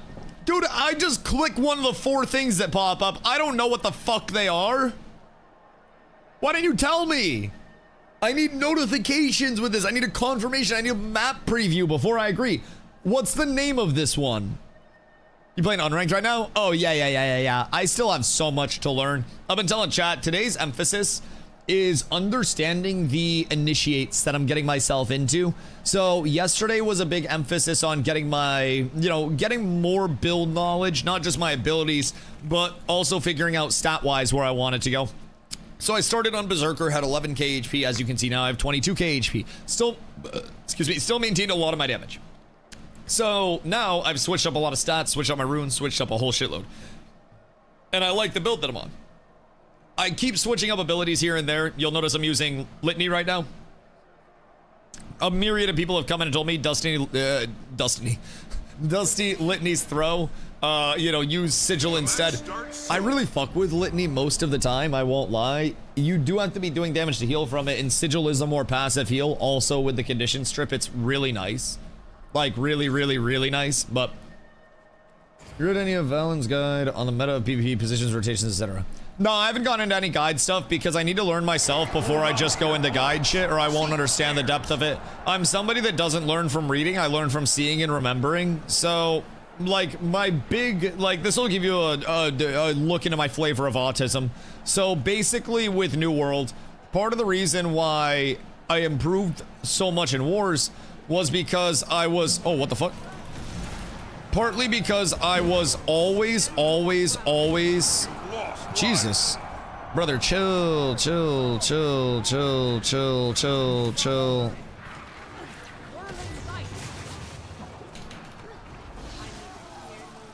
What is happening here? Oh no, it's a Spellbreaker again.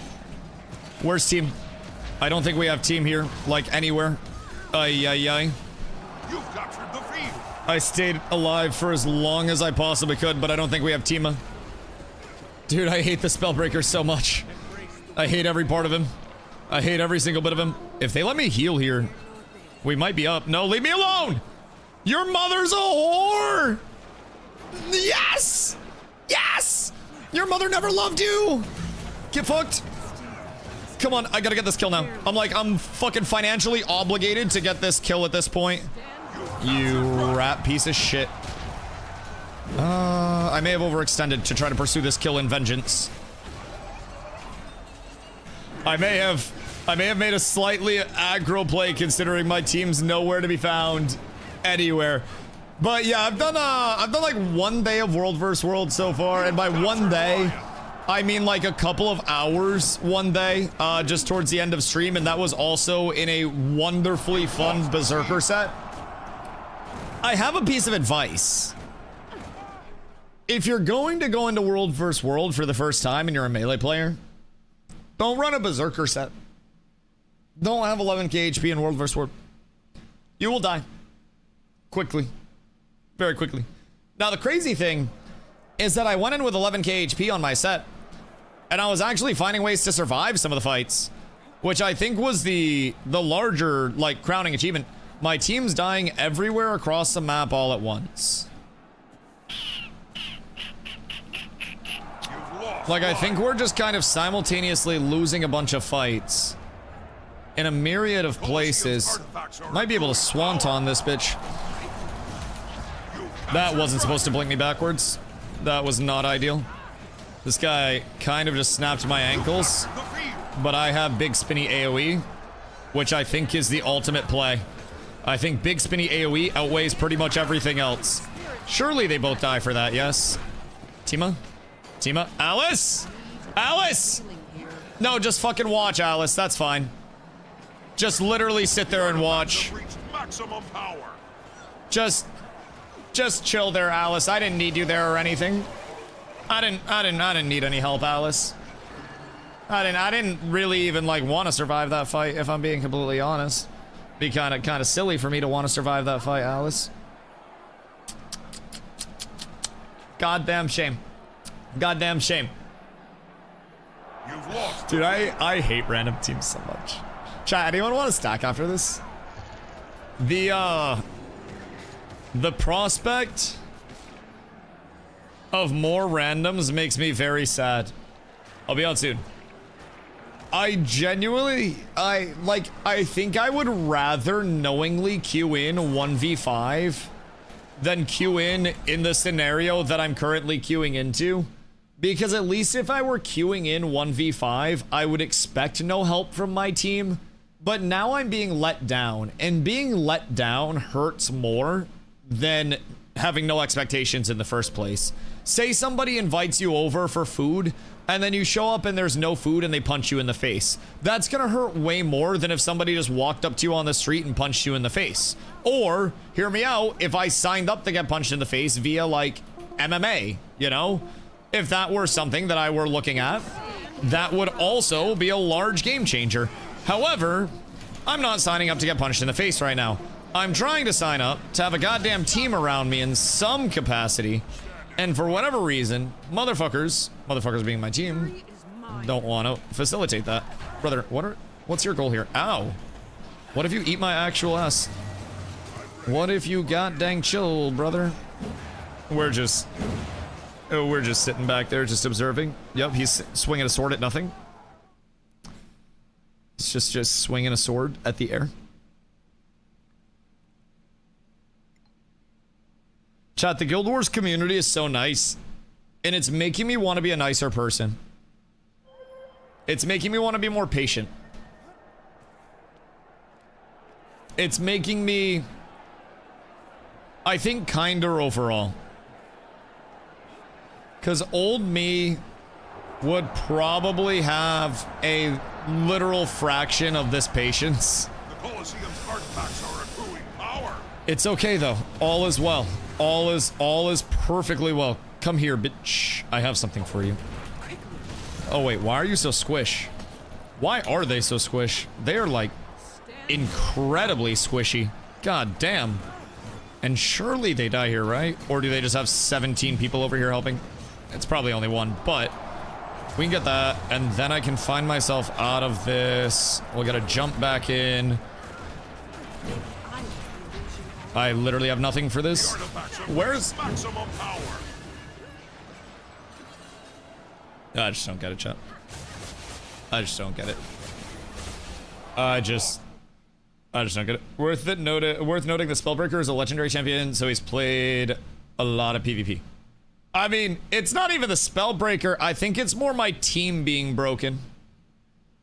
Like, I think the Q was the best thing on their team side this game. Alice is mentally broken. They're a dragon hunter that I don't think I've seen place a trap this entire time. So Alice is fucking booming out right now. I'm not even quite sure why. I haven't really seen him doing much this entire time. But you know, I'm still over here trying to do my thing, trying to have at least a little bit of joy in this little fracas that we have here. I've got a little bit of scrim left in me. I just don't get it. I understand they're trying very hard, but my luck with groups has been bad today. Chat, anyone want to go do Silver Waste Farm after this? I actually might go see what's going on in Silver Waste and see if there's a commander over there. See if I can run a few recos. The recos might be good until we get more people on. Because the unranked right now is... unranked. Definitely unranked, to say the very least. You really hate to see that shit. You really... what is this? Revive. Jesus Christ, you really hate to see that. I had 32% of my team's damage and 17% of our healing on a build that doesn't really heal that much. Get your sword to HOT. Yeah, I might need to let the game populate more. I may actually need to let the game populate a little bit more for PvP. I'm losing my faith. The past few days, I knew so little that I had no expectations.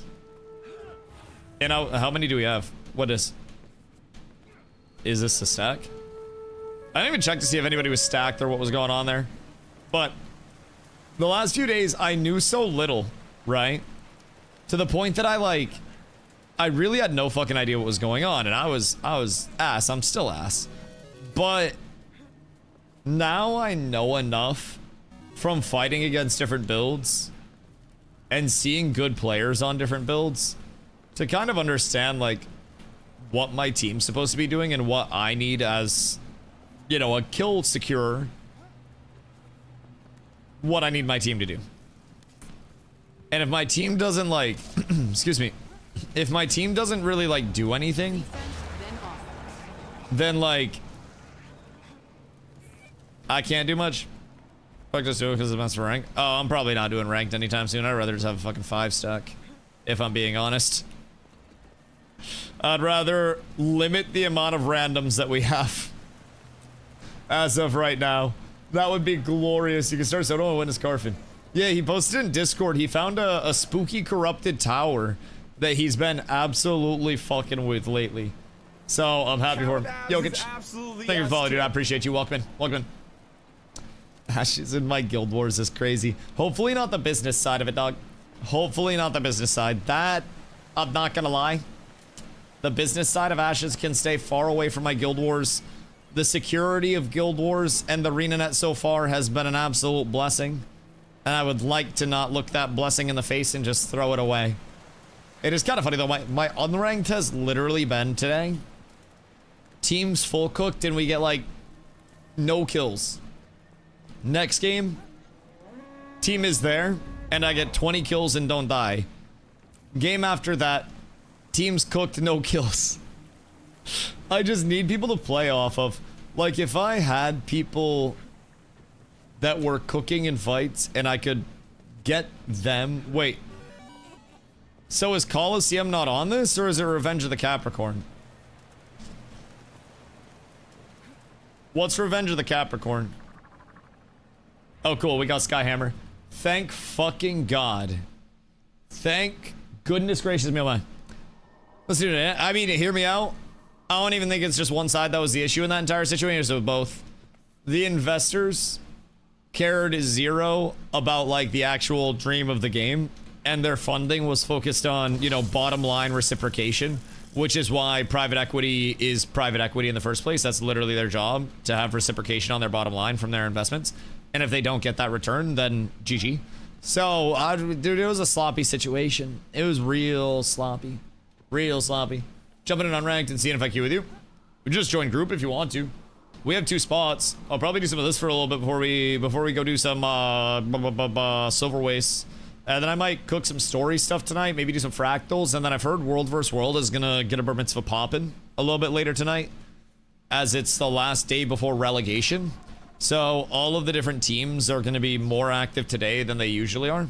So we might, late night around peak, try to get some people in for World vs. World. I think that'd be a blast. A few more HP and I can join as a support. Wait a minute. Oh, hero points. That makes sense. That makes sense. I was like, you don't need health. Still. Old acronyms die hard as shit, dog. No issue want to start having into PvPs. I'm gonna throw myself into trouble later tonight. Squeak, you should get a build together with like even just exotic gear, if you can. And then play around that. And show up to some World vs. World. That shit's fun. They're a 5 stack. Are they? Or are they just a synergistic team? They have double Mesmer. They have Warrior something.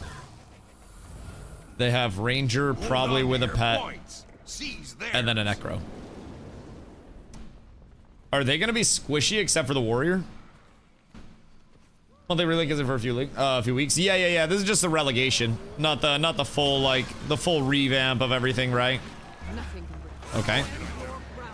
So what is the fucking deal there? Because honestly, they are shifty as hell. This team's kind of annoying. I'm just gonna like ooga booga it. When things get complicated, Whirlwind works. I'm not gonna lie, dog. I'm not gonna overcomplicate things in the slightest. If they have a lot of illusions, I'm actually just gonna Whirlwind all the illusions down. Oh my god, the movement chat. Shing shing. Oh my god, the movement's making me go crazy, chat. We're learning the rotations. We're learning. We're getting the shit. And then the weapon switch into the immediate jump into the stand, and then we'll get the pull, and now we're spinning, and then we're jumping this guy, because my spin literally did next to nothing. Chat, the team's on now. The team's on. We got a good one here. Our team queues every map. I skip reset.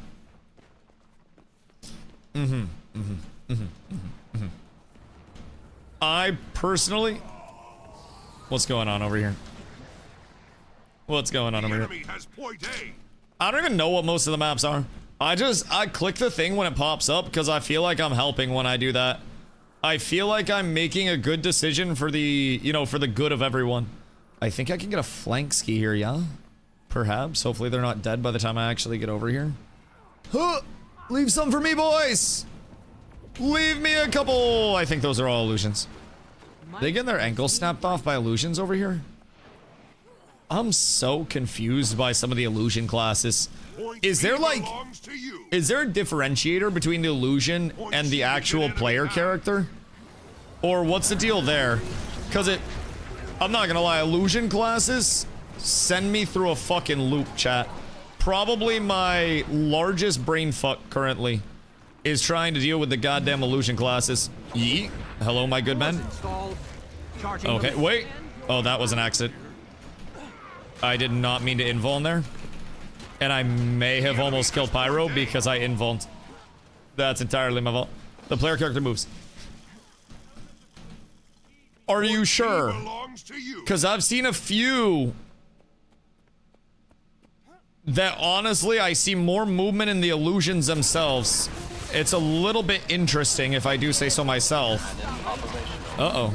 This isn't good. I don't have enough to survive a 1v3, I'm not gonna lie. Oh, it's a 1v4. That's my fault. That one's on me. I was a little brave. That was just a slight outnumber. I maybe shouldn't have tried to cap their side of the map myself. Player character moves more radically. Some illusions can move, some are stationary, just something you get used to picking out. You know, like Apex, right? Apex Legends says the dude that, you know, bamboozles. He's the bamboozler, I'm the bamboozled, bro. Like, I'm not gonna lie, I am ass at picking out illusions. Like, my actual greatest weakness is trying to determine which of those shits are real and which aren't. Bye-bye. Sir, I need you to die, please. You're kind of ruining my clips. I'm out here trying to... Wait, the cow! Moo! Moo! Moo! Move out of the way!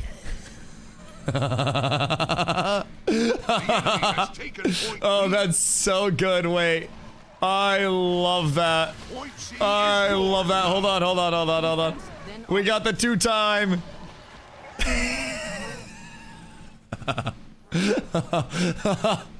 Okay. Yeah, that might be number 2 gift that we've received. Outside of the stomp was disrespectful. Cow is my 1 counter. Hey, somebody grab B. Papa's got to go to work real quick.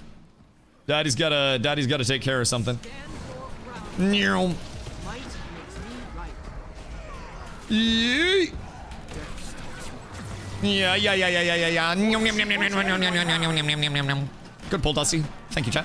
Appreciate you guys. Ah, why are there so many of them? Ah, I don't feel safe anymore. Why do I feel like something bad's about to happen to me if I stay here? I don't know which one of them to actually stomp out, dude. I'm so fucking confused.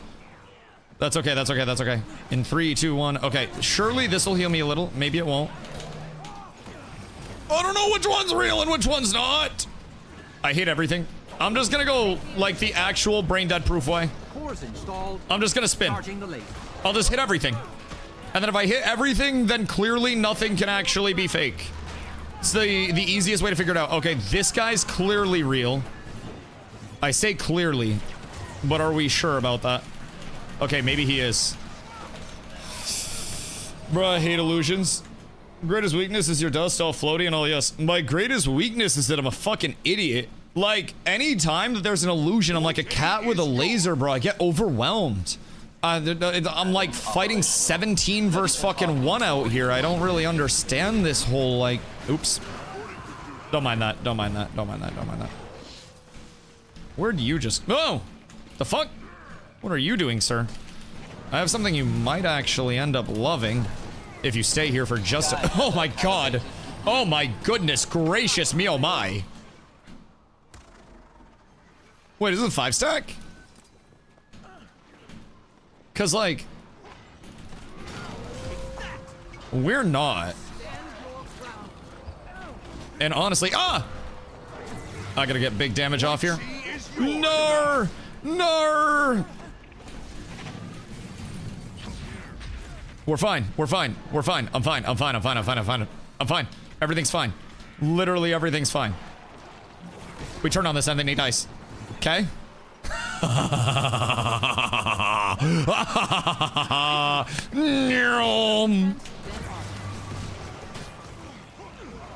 Chat. Am I getting too greedy? I feel like I'm getting a little too greedy right now. I feel like I might be saucing just a little too much. I'm not gonna lie. I'm finding myself slightly overplaying at points in time. I like this.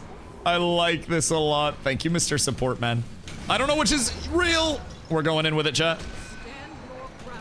Yes, yes, yes, yes, yes. Ah! Okay. I've done something dastardly here. Get that cleave. Yeah, yeah, yeah. I'll hold this guy off. I'll hold this guy off. I'm lasering. I'm blasting. All right, hold on. Res me. And then we ball. And then I jump back down. And then we kill this immediately. I got my rune down already. I'll pull him in. Big pull on nobody because they were all already dead. I got just enough of a heads up on that. Oh my god. Wait, did he die? Oh, fuck. I just dogged him. Oh my god. Wait. Moo.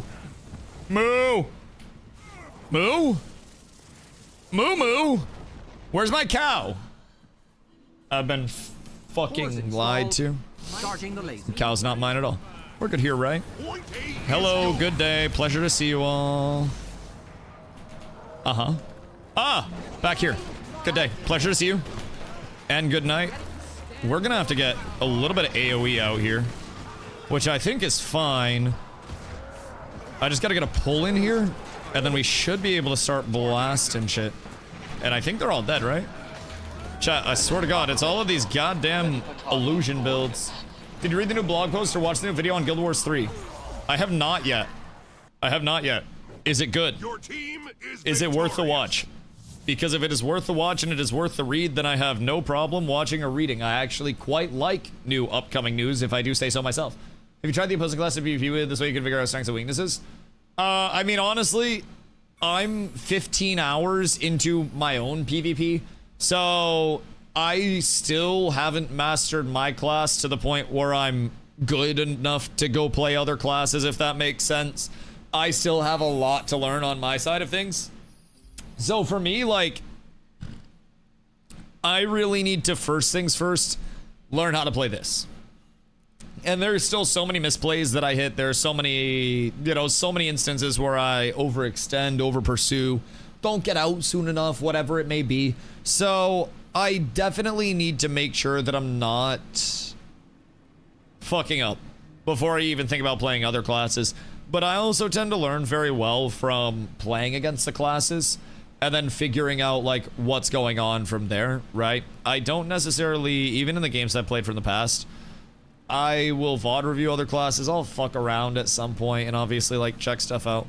But really, for me, I learn best from playing against other classes all the time, no matter what. And then just asking, like, okay, what fucked me up here? What could I do to avoid that death? Like, I VOD review a lot, which is a big thing. So that way, when I'm not playing, I can just go back and see, you know, exactly what's killing me in fucking slow motion if I really need to, right? That's one of my big things, is I really want to make sure that I thoroughly understand this before I get to outside of this box, if that makes sense. And even once I've got Willbender down, then I still need to worry about getting everything else down. I gotta worry about getting Dragon Hunter down. I gotta worry about getting Lumi down. But it seems like Dragon Hunter support for World vs. World is gonna be a really important one. Seems like traps also would be incredibly important to drop. Like, Dragon Hunter traps are already real fucking annoying. So I can only imagine in World vs. World what those traps could do if they're like an actual AoE drop. Seems really fun. So it truly is kind of a get good situation, right? Like, I'm still so new to everything over here that I don't know shit. Like, I didn't secretly come in with a myriad of information at my disposal. I didn't come in as the ultimate Guild Wars 2 player in the past that retired. It's not like former pro arena player DustyWhy. I'm clueless, dog. I'm actually brandy spanking new to this shit. My account couldn't use the trading post type shit. It was a little bit of a shocker how clueless I actually was. So that's a big thing for me that I gotta try to catch up on. First things first is just like, how much information am I actually behind? Because spoiler alert for me, it's a lot. It's a lot. And without getting through that shit, I'm cooked. Chat, who else wanted to run, by the way? Because we have 2 slots for unranked. I don't really care like what class people are or anything like that, but remind me of this. What is? Ha! Little SpongeBob baby. Nah, bro, that hat's drippy as fuck too. I swear to God, that's me in PvP. When you bully me when I'm PvPing, that's who you're bullying. I swear to God, dude. I swear to God. I'm that new. I'm so clueless that I was going in on a spellbreaker and I was like, okay, I'm silenced. I'm stunned. I'm silenced. I'm stunned. It's annoying as fuck. It's annoying. I had to actually like learn how to play against this, and I've been constantly trying to evolve on it as I go. Anytime I die to something, I'm like, oh, what did I die to? What actually happened there? What caused me to get cooked? And then I just figure out what the fuck I did wrong, and then we do it better the next time, which is great. I'll be right back, chat. I gotta bring my coffee out. And then if you guys wanna join, we have 2 slots. Join on me real quick.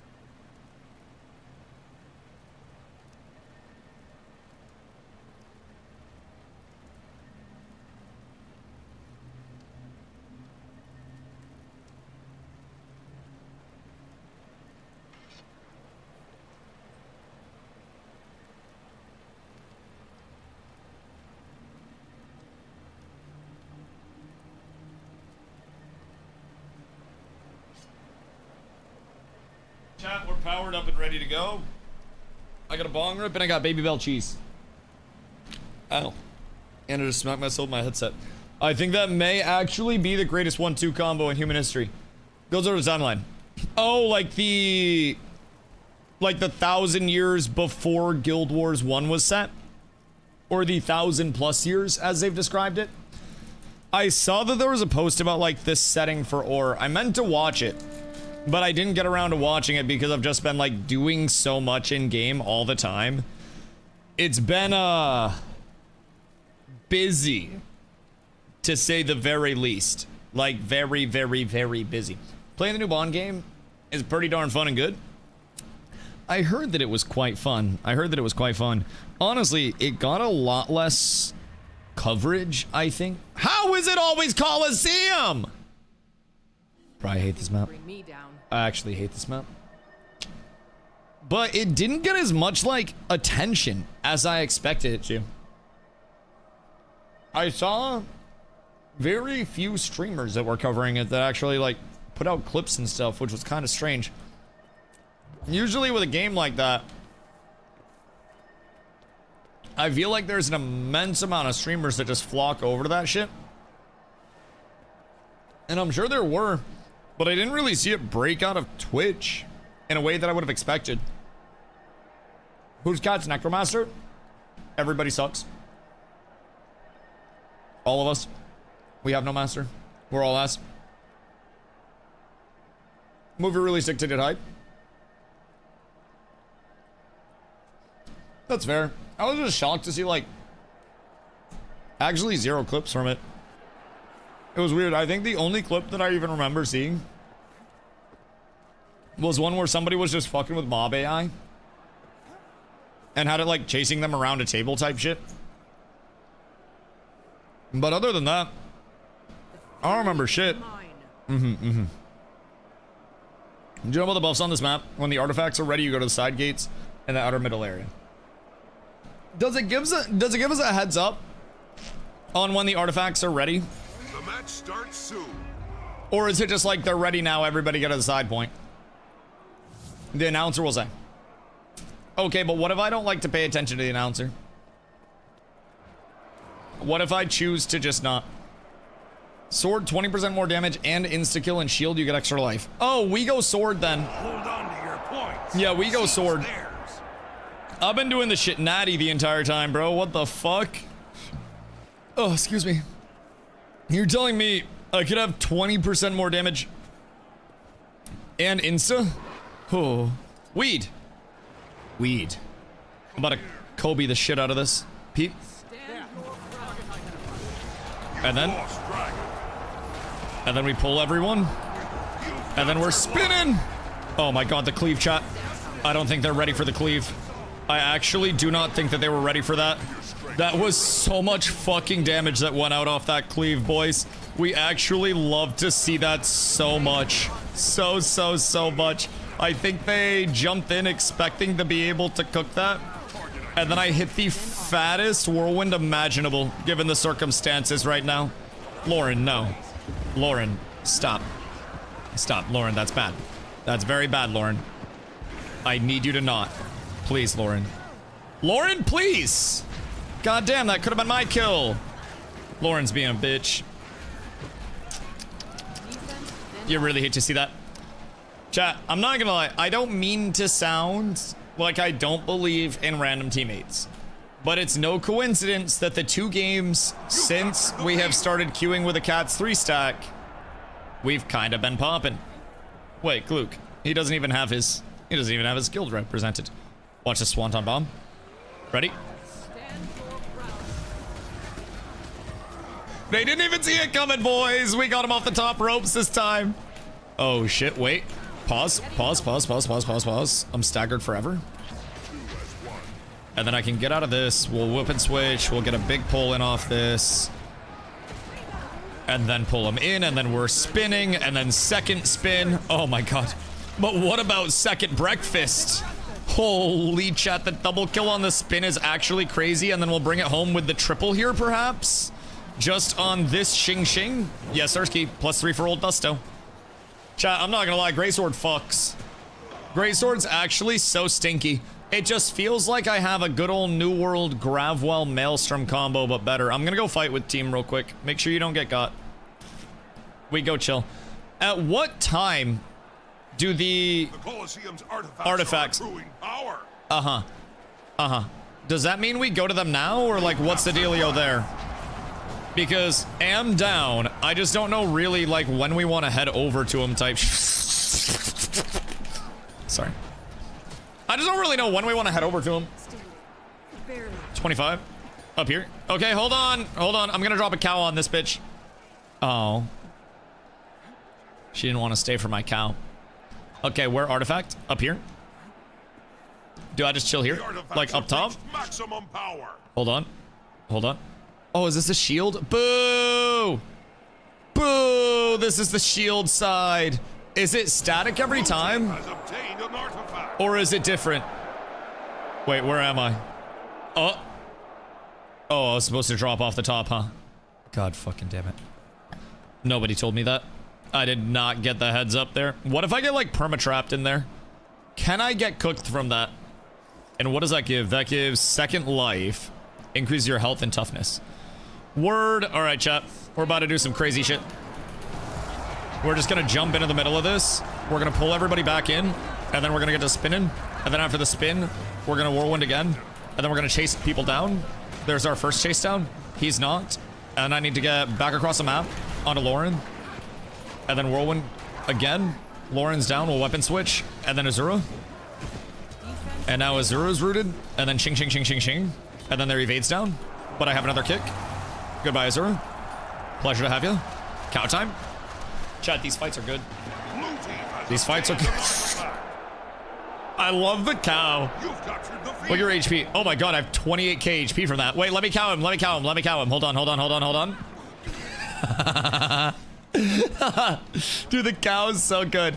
Wait, yeah, this is crazy. I'm so tanky. So I can basically just become Wrecking Ball right now, is what I'm gathering. Brother. Get over here, please.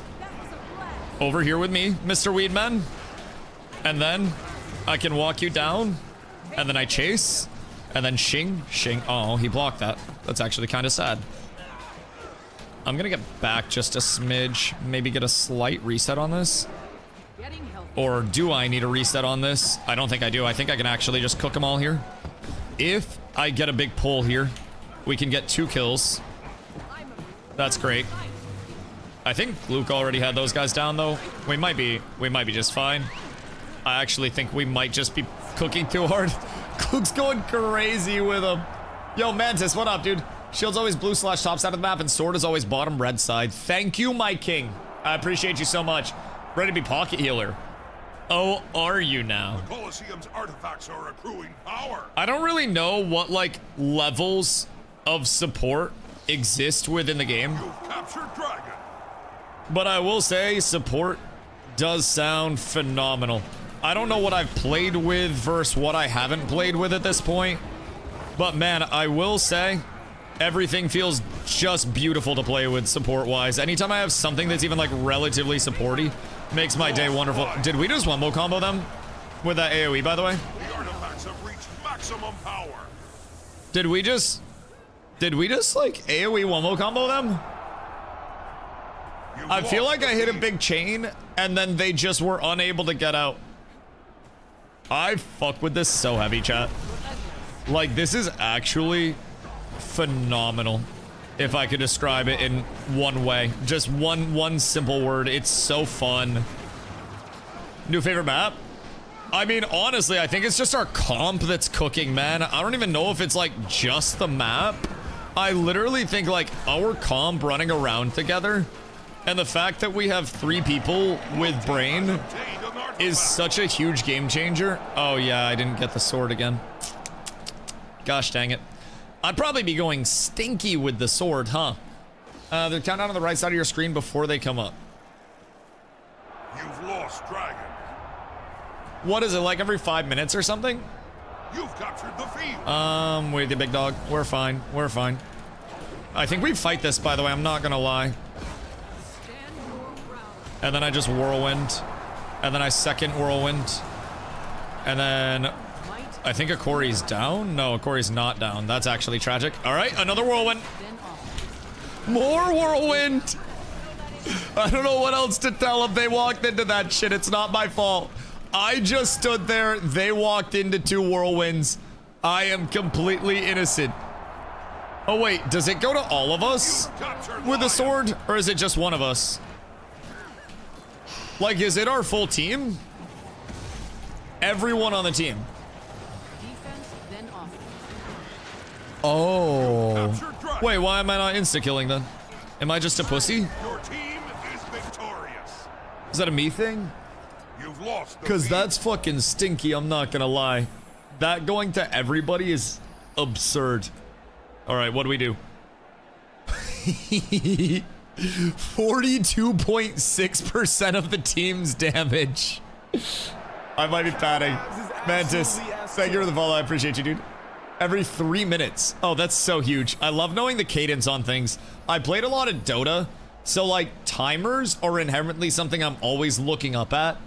And sometimes it's not the greatest, like trying to just like vibe code it out, so to say. But once I know exact timer cadences, that helps a whole lot. All right, Josh, you should be able to squad join on me. And then I think we have room for one more. I don't know if anybody else wants to come through or what. Maples, what up, dog? How are the games going? Dude, I'm not gonna lie, my pubs to start the day were the definition of hit or miss. Like, one game, 25 kills. Next game, entire team farmed, myself included. Back and forth. We queued up with a 3-stack, and then immediately just started decimating. So now, games are going amazing. I've switched up the build, and somebody earlier had asked if I made this build myself. Yes, but with chat to bounce a lot of, like, ideas off of. Like, a lot. And wouldn't be, you know, at the point with the build that I'm at if it weren't for chat. Nothing can bring me down. So I run Relic of the Brawler. You'll increase strike damage for duration when granting protection or resolution to yourself. So 4 seconds of 10% increase. Anytime I give Rezo. Valkyrie Amulet. Ranger Rune for ferocity and precision. My swords have energy and cleansing for the clean swap. And then my greatsword has exposure, so your next attack after you swap to this weapon while in combat inflicts 5 stacks of vuln for 5 seconds. And then your next 3 attacks after swapping to this weapon while in combat have a 100% increased crit chance. Which honestly, I don't know that I need in because my crit chance is so high. If I'm being real. I almost feel as though there is something that I could have a little bit more optimally. Does Zeal give you resolution? Which one's Zeal? I don't really know which one Zeal is. Do you take video requests? Like, are we talking like Guild Wars videos, or are we talking like bend over and shove this banana in your ass videos? Because what's the budget? Any room to join the PvP? Yeah, shoot me a message, and then I can invite. We got Charisma in. Grim had to drop for a work call. So we actually have 2 now. So we're up tremendous. But I don't know what? Don't worry about it. Don't worry about it. You gotta do what you gotta do to make ends meet sometimes. Sell the skit and it reminded me of you yesterday. Everywhere I go, I see his face. Who's... Someone waving at me? Wait, we getting Swifty out here? Goddamn. Goddamn, what up, my goats? Hello. Wait, are your ass cheeks out? What is this? Oh, no, I thought your ass cheeks were out. Wait, you got kind of like the Harvey Dent type shit going on over here. I kind of fuck with that. Very, very Harvey Dent-esque. I like that. Ivor, what up, dude? You a guardian or a warrior? I am a guardian, but I am playing Willbender for my elite specialization. So I play very assassin-y. Zeal trait line gives resolution for your crit chance. I know Virtue straight line does that as well. I get Rezo and Fury whenever my Aegis ends, and I give myself Aegis for 4 seconds on my Crashing Courage. So I always want to Crashing Courage on people whenever I'm going into fights. Outside of that, I have Rezo on Stand Your Ground, but I already get Rezo there. Let's see. And then I don't use the Might on Virtue Skill 1. Then I have Heal Yourself when you create a light field or finish a combo. Meh. Just straight power from Great Sword, and then Recharge Reduction, which is huge. That in itself is fucking nasty. And then Spirit Weapons I don't use. Mystic Rebuke I don't use. And then Furious Focus, Strike Damage and Movement Speed are increased while you have Fury. Is what I run. Hoofs, thank you for the 235, brother. How'd your IPO go today? Did you get all your shares? I requested 10. Guess how many I got? We'll play it the fun way. Does anyone else want to come for PvP, by the way? Wait. Oh, now you're like Nordic as shit. I feel like the other one stands out more. This one looks like a nice put together fit, but the other one stands out a lot more. I think it's a lot more unique. I've seen a lot of cool fits, but I haven't seen the whole like half and half type shit. If you went with a Trident Mog, you could also be like Brosidon, God of the Broshin, but also Corrupted type shit. I'm getting very like, or like Corrupted Zeus type shit. Some lightning in that bitch. And then you go like a Corrupted God. That could actually kind of go hard. I'm not gonna lie. I'm not gonna lie. You look like an Arabian Harvey. I have another 1,000 IDs and salvages. Why don't you just right click, open all, and then salvage all? Wait, what do you mean? Are you like looking through everything? Or what are... Shrug, what are you doing? I got 15% of my request, and I spent the rest when trading opened. End of the day at 160, 176 high. Yeah, part of me, not financial advice, of course, but people are getting penalized by certain platforms and like punished for future IPOs if they sell before the 15-day waiting period. So basically, certain platforms, I don't know if it's all or if it's just certain, but the 15-day waiting period is probably going to cook it for a little bit in terms of drops. But I think first dip, I may grab a few more. I got 20% of my ask, which is good. I got 2 out of 10. I own 2 spaceships now. So we're up tremendous. Better than 0. And I started the day knowing that at least I'm not too poor to not get a singular, singular allocation. If I didn't get shit, then I would know I was out of my league, right? I'd be getting into shit that was over my head. However, I got 2. Lenko, hope you're having a good day. I asked for 50 shares and I only got 5. Oh, that's tragic. That's tragic. I was staying in an IPO by the end of next week. It'll probably be the opening price it should have been. Well, not necessarily pointless staying in an IPO. If you believe in it in the long term to go, go further, then you just kind of have shares at a lower CB. If it returns to the opening price, then that's fine. But also keep in mind, if it's a long-term investment and it drops, then you just keep your shares and then you average down. Having 2 shares, if my cost basis on those 2 shares is 135 and then it corrects in, 3 weeks down to $65, then immediately I have a $100 cost basis on it. And if Elon Musk harvests a fucking asteroid, then immediately, pume, right? Like, and keep in mind, any of that shit that actually sounds made up is what they're the front runner to do. It's only a matter of time until we, like, as civilization reach that point. And if he dies before we reach it, I think the largest thing is if Elon stays alive to be the front of those companies long enough for them to hit the point of extracting off-planet resources, then I think $100 a share, say it corrects to $65 or anything like that, it's kind of remarkable. Send that invite. Wait, guild invite or party invite? It just popped. Hold on. Whose testicles? I got you next one. I got you next one. Our queue literally just popped. Be the odds by not going back down to IPO price. Do rich people care about the whole, like, you're not supposed to sell for 15 days type beat? Because some brokerages were like, your first time selling an IPO in under 15 days. It's Pat. Word. Some brokerages were like, your first time selling under 15 days, it's a suspension from participating in IPOs for a certain amount of time. And then by your third time doing it, you're permanently banned by Social Security from participating in IPOs in the future. Which is kind of crazy, but saw some news today. SpaceX is now worth more than all of Canada. Yeah.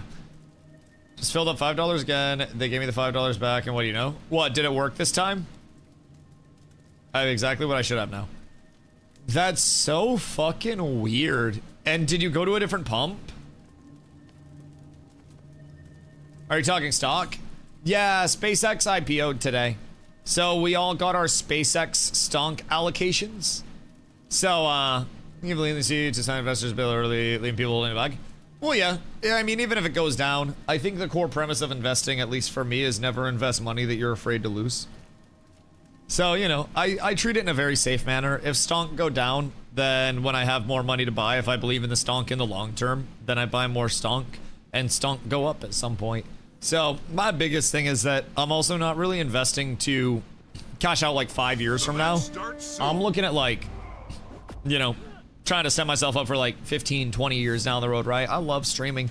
I'm about to turn 30 in 4 days, the big 30, so pretty close to dying. I figure I got like 10 good years of life left, and then it's all downhill after that.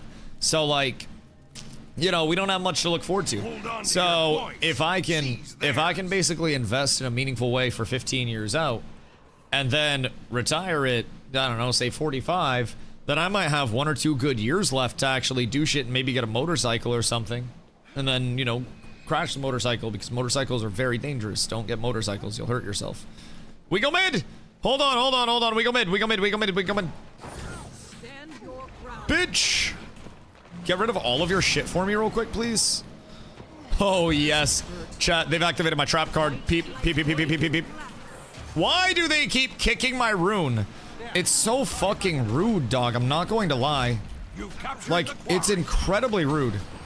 Okay, he seems tanky. Where are their squishies? I'm gonna chase their willbender, because I don't think their willbender... Okay, never mind. I'm not gonna chase their willbender. He is not built for it. He does not want that smoke in any way, shape, or form. And then I can get on Ninloth with you guys. You give me 0.2 seconds. I got a chain off on this. Oh my god! Okay, Ninloth has to go down here, right? Like, surely? I can get an invuln up. Alright, Ninloth! You're so close to dead! No! No! I got the focus from fucking eternity. Charisma, I believe in you so much. I believe in you so much. You're the GOAT! No. No. We got out sustained. Is it 4v3? Oh no, Gluki's got pushed off. That's tragic. Wait, Charisma, we live this. We live this. Glukis, 2 revives. 2 revives, Glukis. Oh my god, wait. There's no way. Sergeant Pipes, make it back and return this. Make it back and return this. Come back to point. Come back to point. Oh my god, wait. If you can make it back, we're cooking right now. Okay, we gotta get the Sergeant Pipes. We gotta get the Sergeant Pipes. Oh, wait, did you just juke all them? Where'd their ankles go? I heard like 4 cracks back there. The graveyard. Pipes, what do you do to him? Goddamn. Holy shit. Sounded like a tree fell over there. Golly. Goodbye, WoW, try hard. Perhaps you should have tried harder. Ninloth. Oh. Wait. The fuck? Where did he come from? Brother's coming in from downtown. And he's invuln right now, and now that's down, and he really doesn't have much. Uh-huh. Right. I'm picking up what you're putting down here, brother. Excuse me. And he doesn't have an invuln again, which is huge for me. And as soon as we go into this, he dies. Cow time! He's gonna push me away. Accept the cow! Bitch! Accept cow!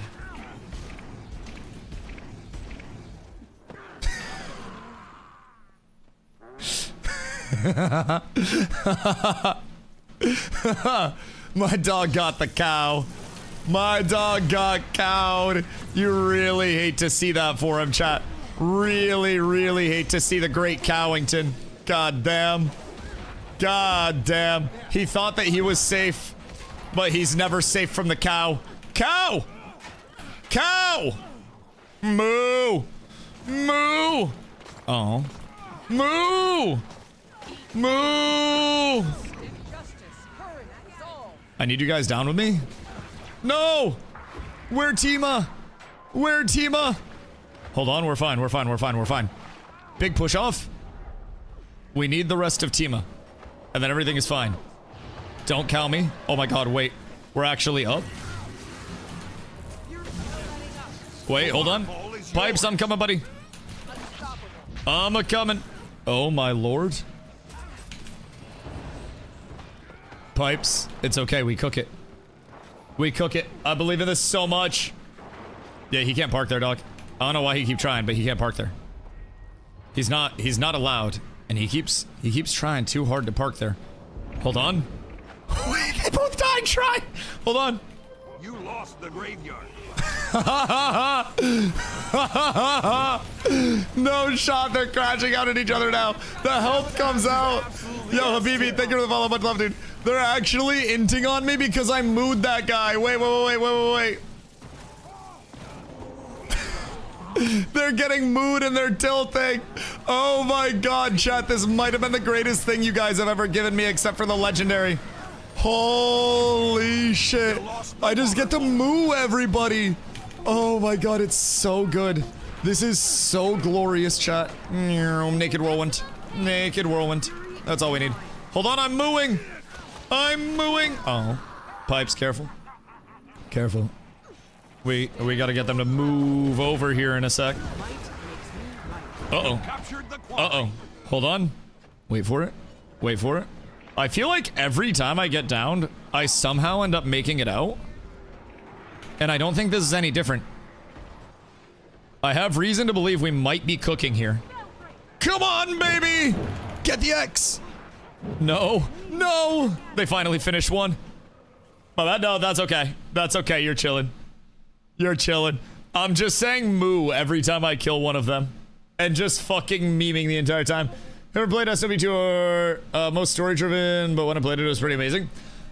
I mean, I haven't, but also like my next 2 years plus are looking very Guild Warsy, if I'm being completely honest. The long-term viability of the IP, You lost the now graveyard. that 3 has been announced, is fucking crazy to think about, like how much content there is in the future of this game. It's really, really, really nuts. So when I look at it from that standpoint, I almost hit a point of like, Charisma, you take that. I'm gonna go rotate and help this fight with Pipes. And then if they jump, you all come back. Because they're gonna rotate off that, so if I can help Pipes here, then we can get back in. They might be trying to boss us, but I'm not entirely sure, if I'm being honest. Bye-bye. Bye-bye. I'm here. I'm going back out. Is there voice chat? I don't think there's procs chat. I'm not quite certain though. Excuse me. Pardon me. All right, Charisma, I'm with you. And then we can rotate back over. Yeah, we can just defend these two. I 1000% agree. And then this guy can probably die like really quickly. Are they trying to boss us? Like, should I go back after this kill? All right, I'm gonna go back. I'm gonna go back. And then we pump cap, then node. Okay, I go node. I go node. Why everybody scribbling on the goddamn map? They're trying to lord us, dog. I think we need to get back for the lord. Like, what does capping the node do? Because they're all inning our lord. I think that gives them points. Like, we gotta get back for this, brother. Which, honestly, I might have just saved it. Perchance.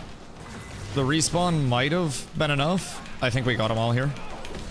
I believe. Thank God. Okay, so, just for perspective, Lord's 150 points. Right. What does capping the node do there? Versus the Lord. The graveyard. Like, what does recapping node do? Because them forcing Lord with 3 people basically means we can just recap in the time that they're dead. So now I can go home. And then we're kind of chilling. And now we have all 3 back, right? And then we just reset off this. I also feel like we should just defend 2. And then keep, like, I don't know how to scribble, like these. I don't know how to do that.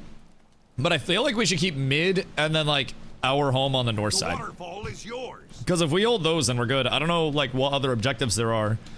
If it's just Lord or what, but... Cookies. I'm coming, brother. Maybe. Maybe. I might be able to. I might be able to. I actually don't think I win this, if I'm being honest. Uh-oh, that's also them. That's not good.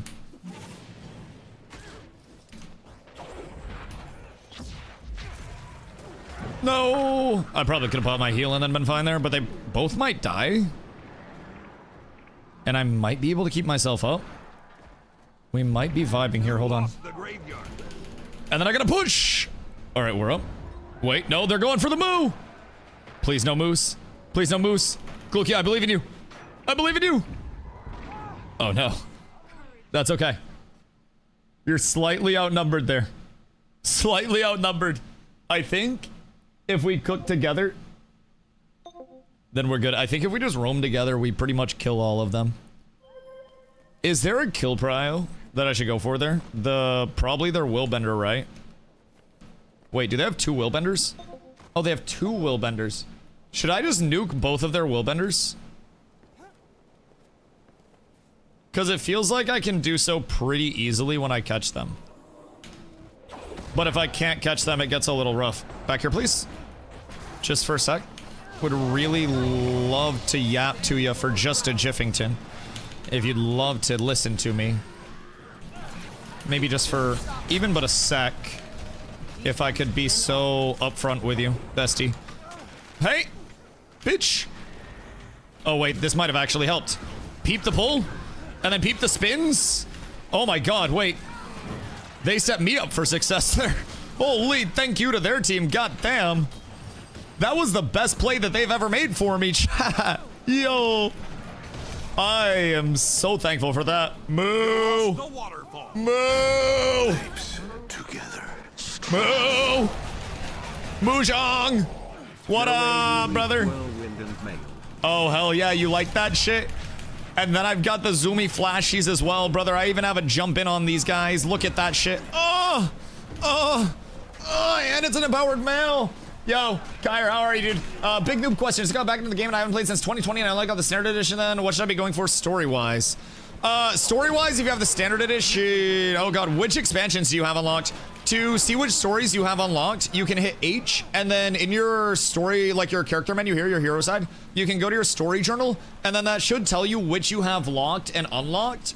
I also am noob, so don't remember exactly right off the top of my head, like, which come with which pack.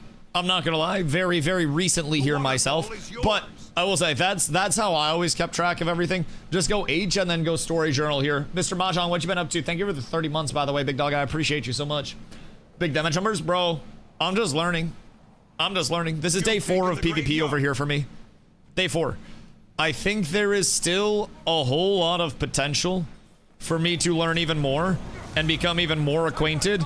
But yes, I do indeed. I have a big pull combo, and it's kind of a oh shit, it's kind of a stinky one if I'm being completely honest. So with Guild Wars 2, we got 2 abilities, right? Or sorry, 2 weapons, and every weapon, depending on the class you play, will give a different ability set. So I play a Guardian, and with my hold on, I got a gap close to this. Good day, sir. Okay, we won that one. GG's, boys. That was actually a good one. But basically with my greatsword, I have a jump forward. I have an AoE that throws out 5 projectiles, and then those do damage over time. When I activate it again, it sucks them in. And then after the big suck, basically I drop a rune on the ground that is like, it's basically a rune that empowers other abilities if you stand in it, and you can combo certain abilities with certain runes. So my whirlwind gets empowered by that rune. Technically I should drop it before I throw my thingy out as well, my suck, but the suck is a little more mobile. So I make sure I have my rune down before I whirlwind, and then when I whirlwind, the rune empowers it, I do more damage. And then I have a follow-up where it's my shift 2, it's on the right side. That is another big spinny kick, so huge AoE. So that's like my big AoE combo. Then with my double swords out, I basically become, like, you remember my great sword, great axe build that everybody hated playing against? It's like that, but I have way more kill potential and also an absurd amount of movement. Imagine if it was my great sword, great axe, but I was also 350 strength instead of, well, and in addition to tanky, and also I had a bunch of teleports. So I can teleport like 17 times. I can do so much. I have a 3-second invuln, Litany of Wrath. Some people say this is troll, but I really fuck with it. You get a small heal on yourself, tiny heal, but heal yourself based on a percentage of damage dealt to enemies. 33% of damage dealt is returned to me as healing. So when I pop that, if I'm going into like, you know, a larger clump, or even if I'm trying to turn a fight and get some sustain, I can pop that for trades really well. It's almost like a little berserk type shit. So this PvP, I don't know if you've ever played Guild Wars 2 or anything like that before, but this PvP has been more status effect oriented, buffs and debuffs, than any other game that I have seen. It's really, really, really fun though. I heard Dusty loves Spellbreakers. I will literally spread my butt cheeks and fart on your pillow. Fuck Spellbreakers. Seems terrible to fight against in a 1v1.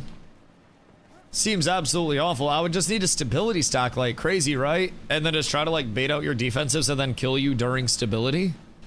Like, what do I do if I lose stability against a Spellbreaker? Just lose? Because it seems like I'd just lose.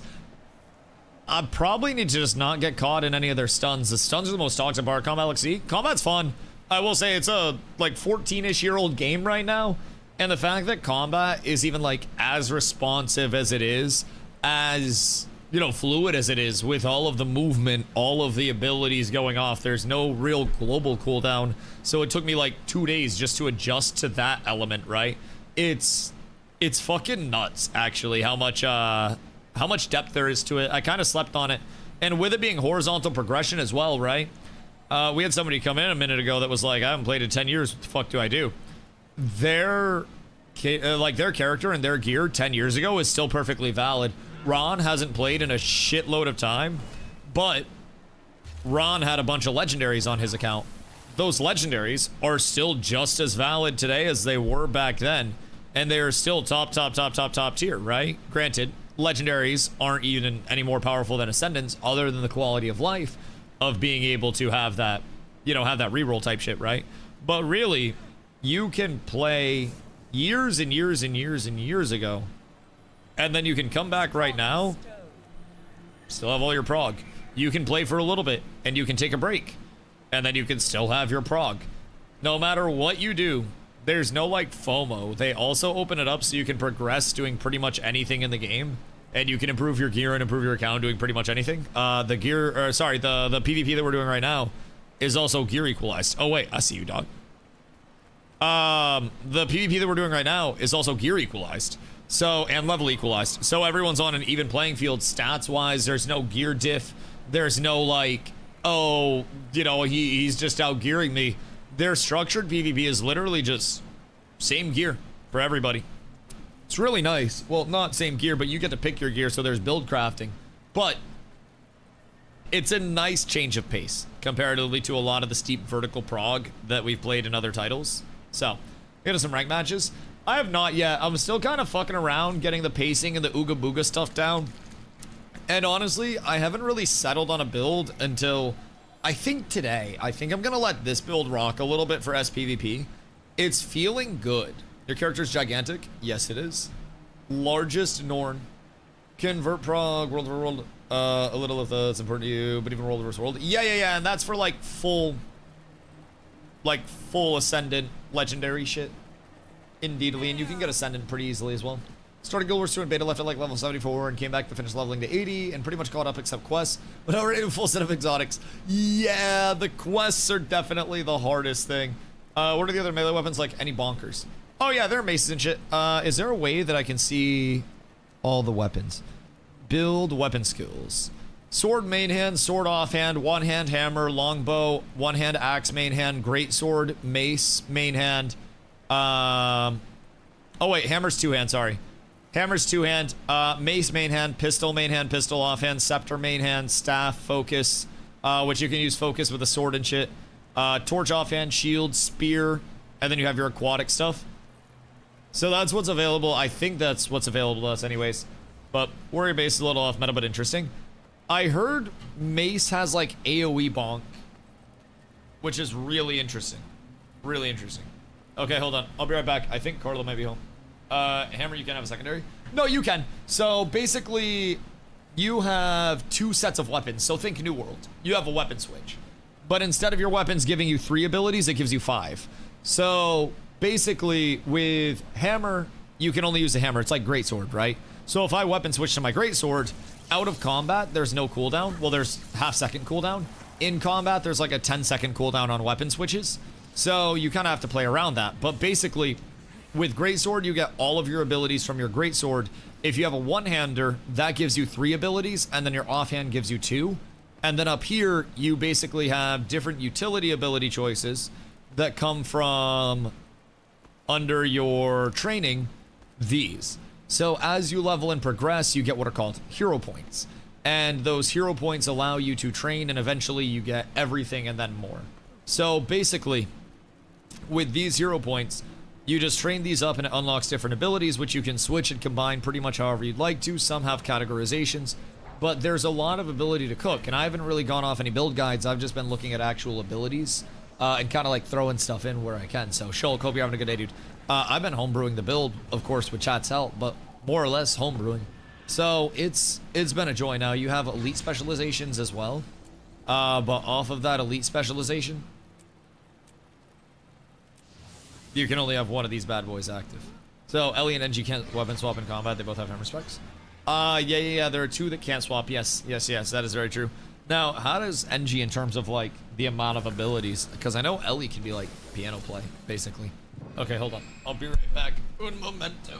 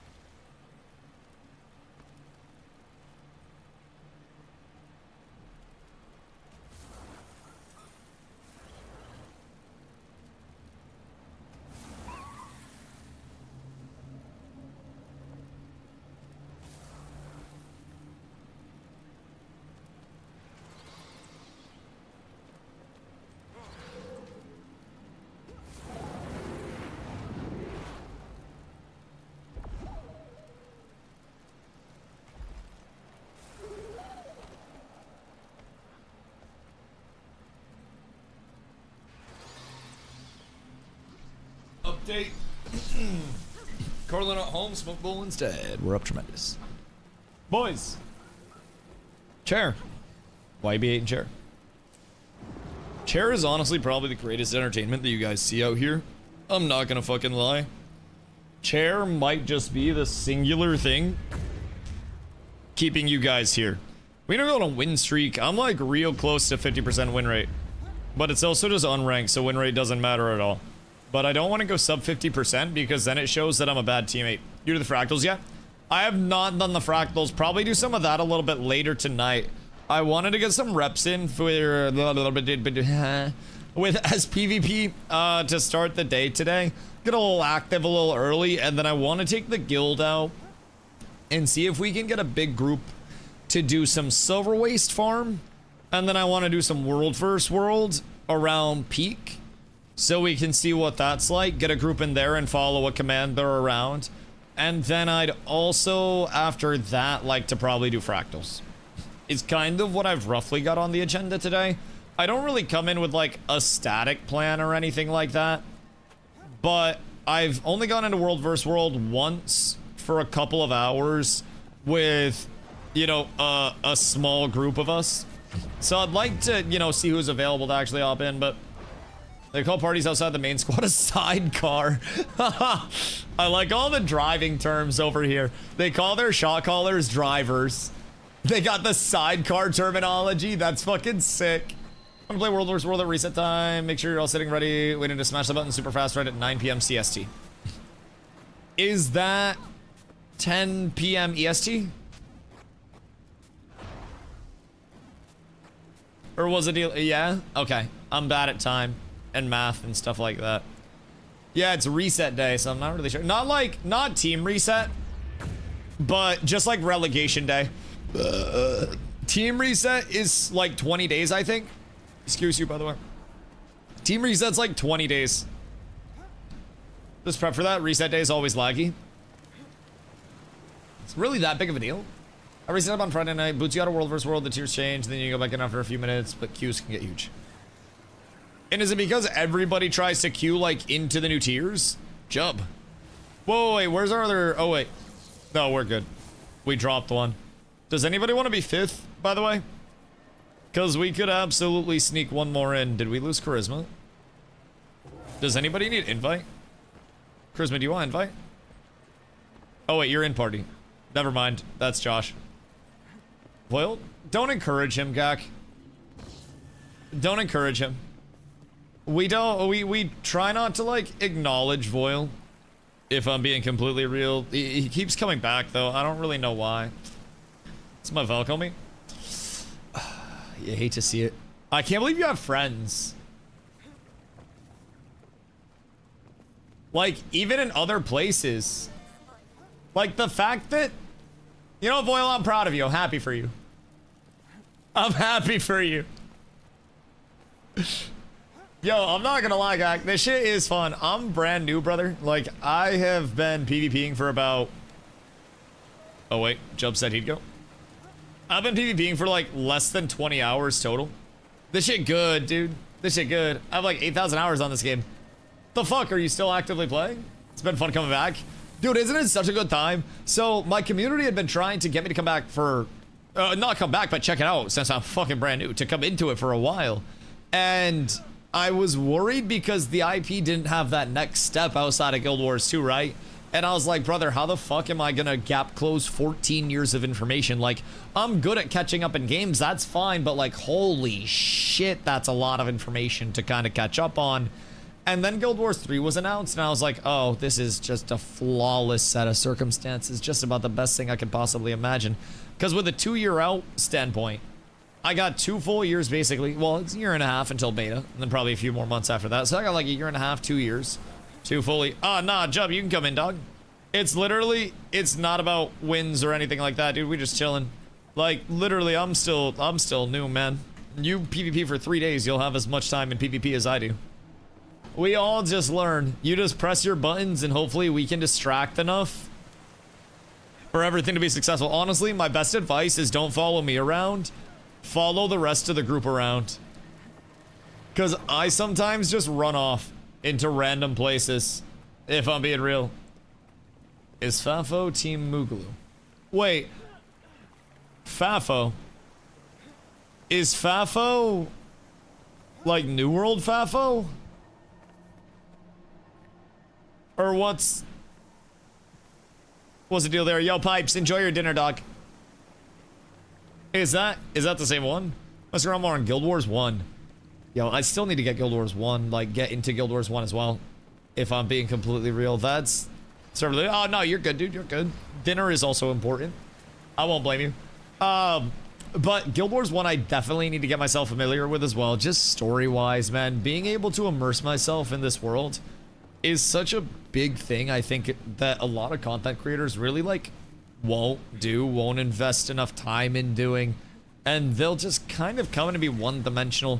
And I really kind of fear that with Guild Wars, because the IP is known for so many things past just, you know, PvP or PvP. Jesus Christ. My actual dream.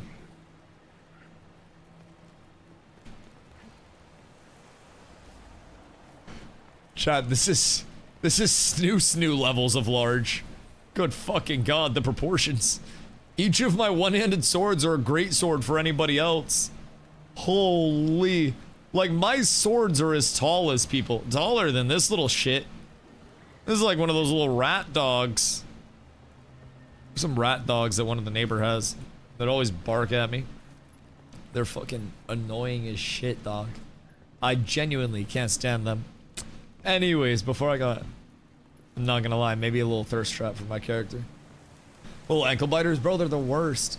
Actually borderline intolerable to walk by. I try to walk a lot before stream every day, so I don't get deep vein thrombosis. I've heard it's a fucking killer if you're sitting all day, especially if you take shits that are super long.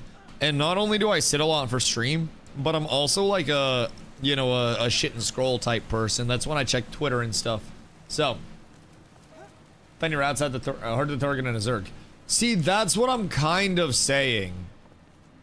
Like, that's kind of what I was thinking with making a small character versus this giant behemoth of a character.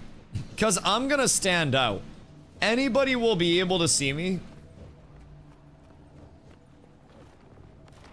And then pick out these big bazungas.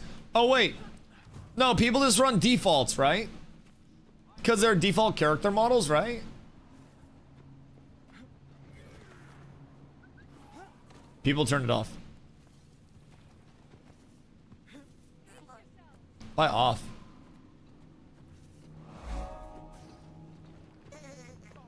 Why would they turn defaults off?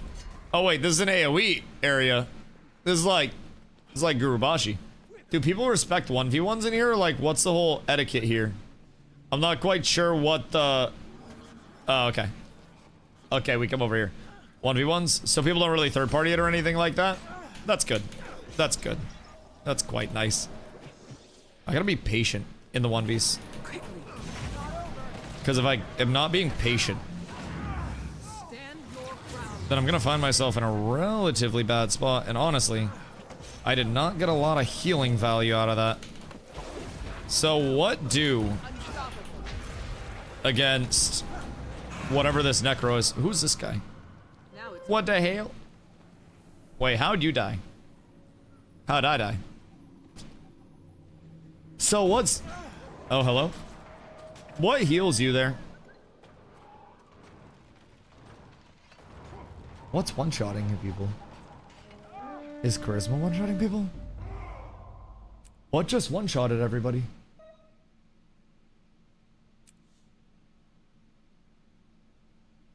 Did we just get blasted? Wait, what the fuck?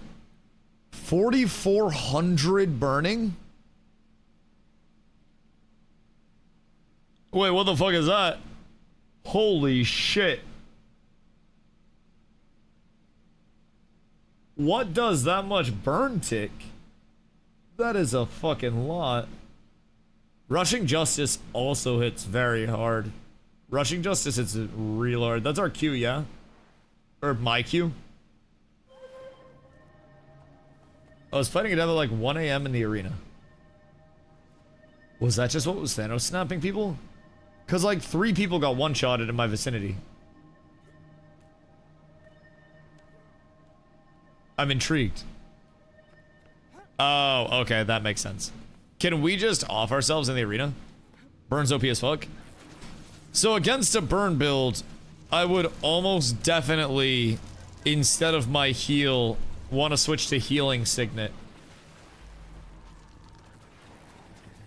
Because healing signet would just give me more condition play for that. Need to cleanse it? Right. And this build, I don't have other cleanses. I love for the SPVP being able to go in and have litany for the sustain in fights. But I will say condition cleanse is like my weakest thing right now. If I'm being real. And I do try to keep that in mind and play around that. I don't know if I like signet as a heal. I feel like it gives me less actual, like,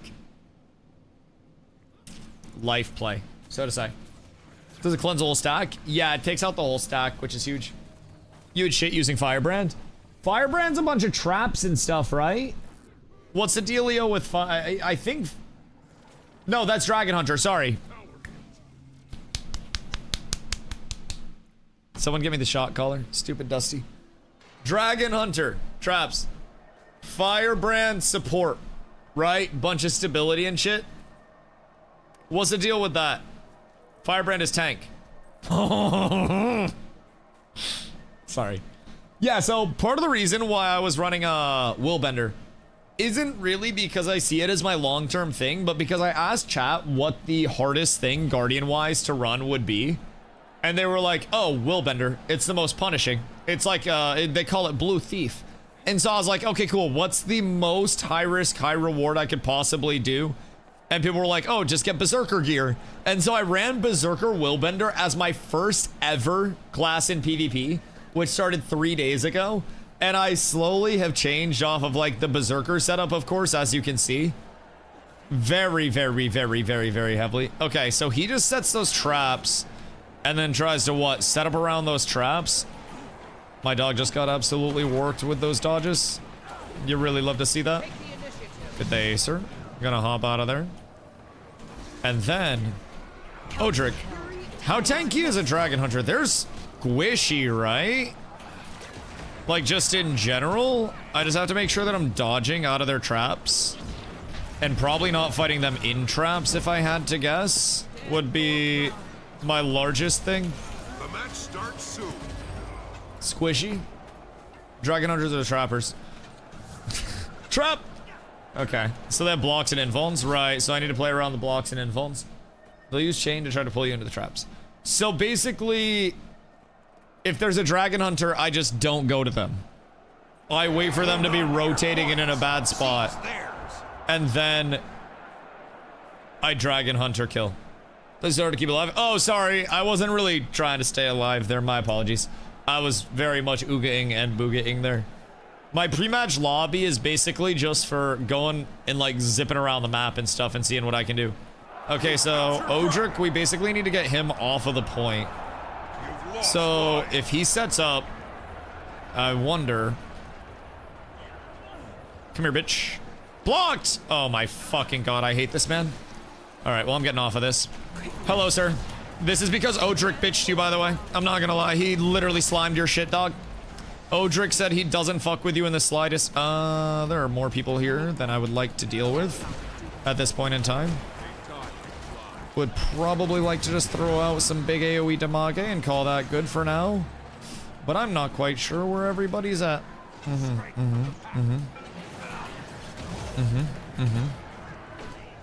I might be able to pressure him here. Maybe just a little bit, because his blocks should be down. Never mind, he has more blocks.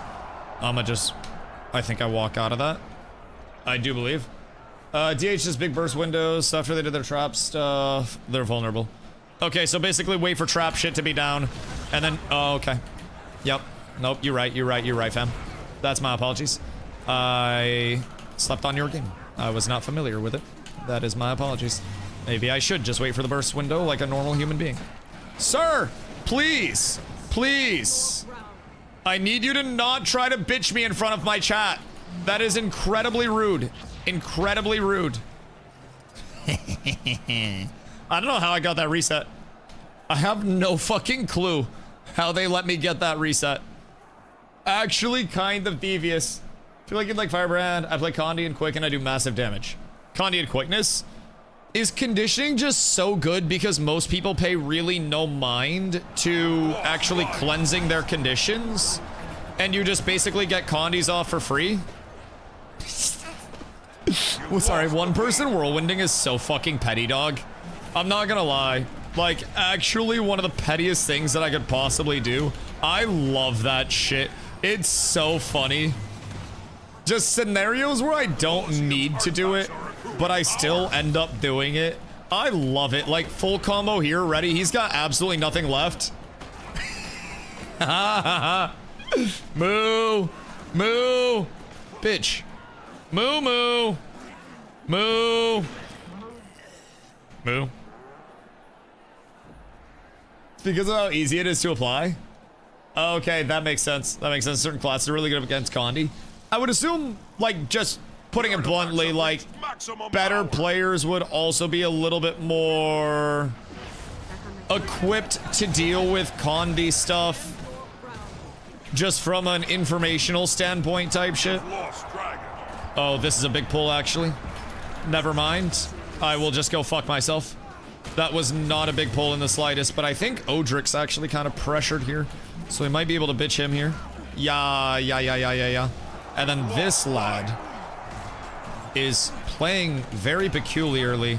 So this guy, he's a Reaper. He gets a second HP bar, but outside of his second HP bar, he's very squish as well, right? And then their downstate's pretty solid, if I remember correctly. Bitch. Oh my god, I just got fucked. I just actually trolled. Not going to even lie there. I sold an entire bag and a half, but this is fine. Litany saved me! Litany didn't save me. I might be slightly down bad. That's not good. Guard is bro.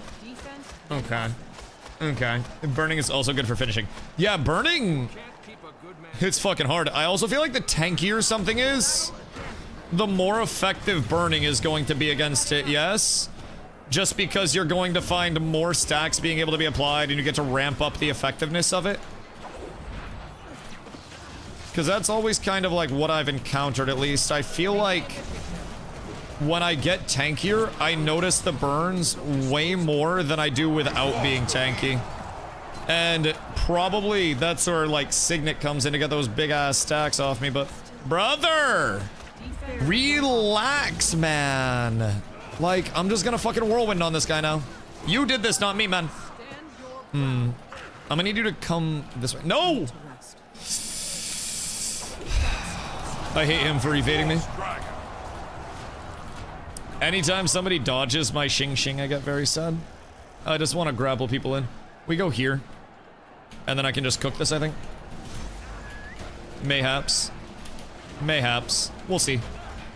I think we can get him with probably the weapon swap. I might have enough, because that breaks pretty much everything he has. I can save my chain. And then I'll pull him over here. Never mind. No, I won't. I will actually eat my own shorts. That's fine, dog. Literally didn't want to do anything anyways. And then we're back in. Okay. My dog actually just got worked on the pillar. I'm so sorry. I've been dancing on that pole like you're throwing money at me. And then we're gonna get a big pull into the middle here, I think. I think I might be able to. Maybe a decent one. Jump, I need you to die for me, dog. I'm not gonna front. I need you to just stand in there and die. I am baiting the ever-loving fuck out of you. Hold on, this guy might throw. No! He pushed so far in. Wait. Oh, chat. If he gets bitched here, if he gets bitched, I'm his father. I'm his father, chat! He's my son! I birthed him from my own canal! Oh my god, I just bitched that, man. Whoever clutched up that revive is actually my god king savior. I am not even going to lie. My genuine fucking goat. I am so thankful for that revive. Holy. Scrappers any good? Scrappers have blown me up multiple times. And then amalgams also fuck my shit up. I don't know too much about what metas are, but like scrappers require me to constantly be watching their big pops. If I remember correctly, is scrapper the one that has like the big ground effect shit that just like gets larger and then pops? Brother, I don't think this is a fight that you want to take, my goat. It may be, but like, I'm not sure because he's already pretty low on everything. I don't think he has much left. Yeah, nope. Sorry, sir. And then we can get a little pull in. Oh my god. Oh fuck, the dragon hunter did something. Oh, there's no shot. There's no shot. There's no shot. There's no shot. There's no shot. There's no shot. There's no shot. There's no shot, right? Like actually no shot. Oh, that wasn't ideal. Hold on, I might be able to pillar fuck this guy a little. But he probably still kills me regardless. I don't really think that I have enough to like disengage off of this. Maybe I do. Jesus Christ. I'm getting the most clutch revives in human history. I just want that on record right now, chat. Like, this shit has been miraculous for me. No, I shouldn't have gone in. I should have played slower. I wanted to bail the homies out. I wanted to put myself on the line. I wanted to put it all out there. I died a greedy hero. But a hero nonetheless. Yeah, and two-hammer. Two-hander. Ground effects and two-hander. Interesting. So it's just kind of like blast, right? A lot of the shit that I die to is full AoE meant to second follow. I feel like the build is shifty enough to avoid most things. And then I find myself in a relatively bad spot with AoEs.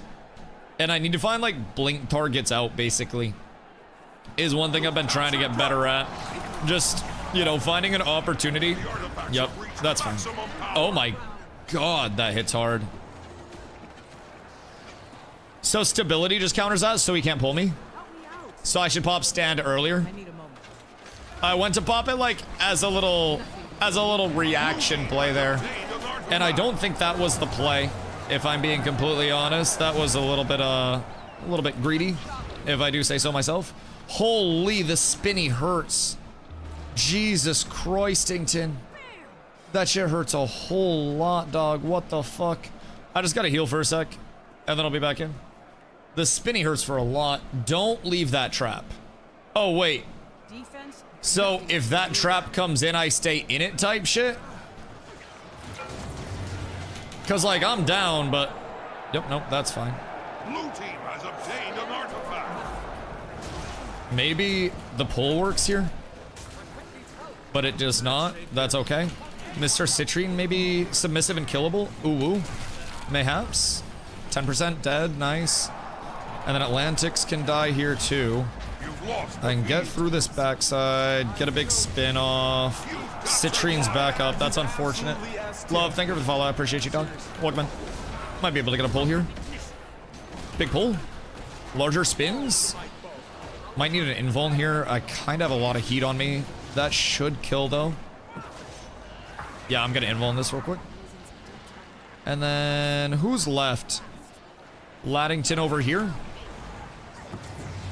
And then he should die as well.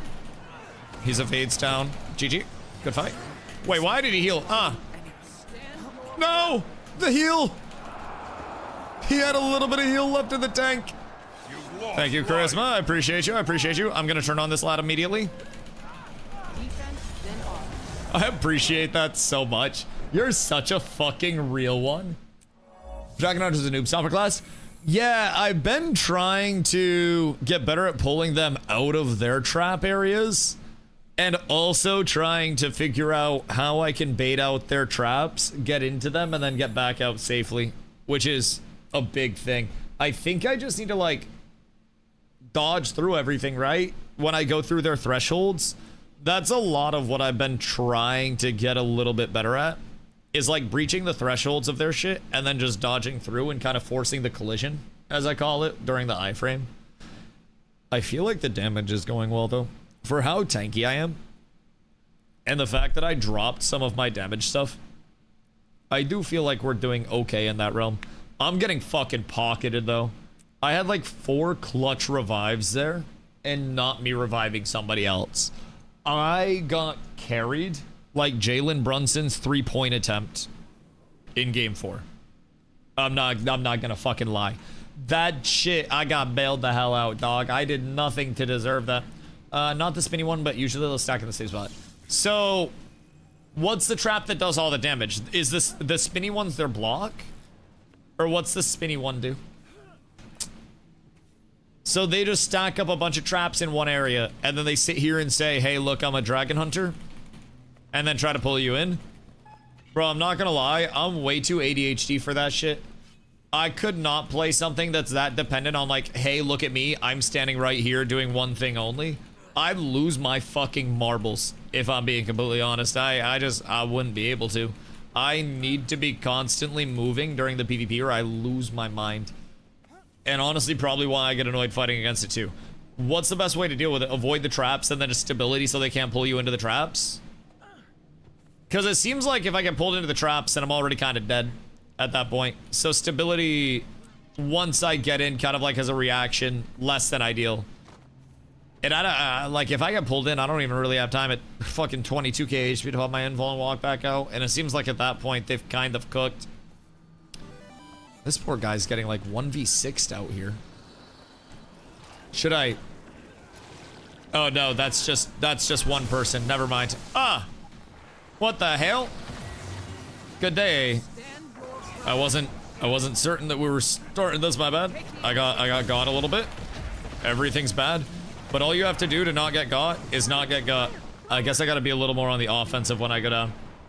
I was sitting there spectating, and I don't think I was in a good spot to spectate. I might have left myself a little bit exposed. Thank you, Charisma. I appreciate you. Actual legend.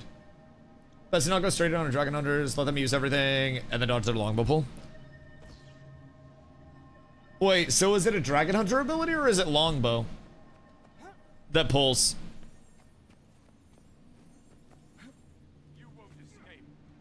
Could I run longbow for a pull? Is it just a single target pull on longbow? F1 is a pull? Oh, interesting.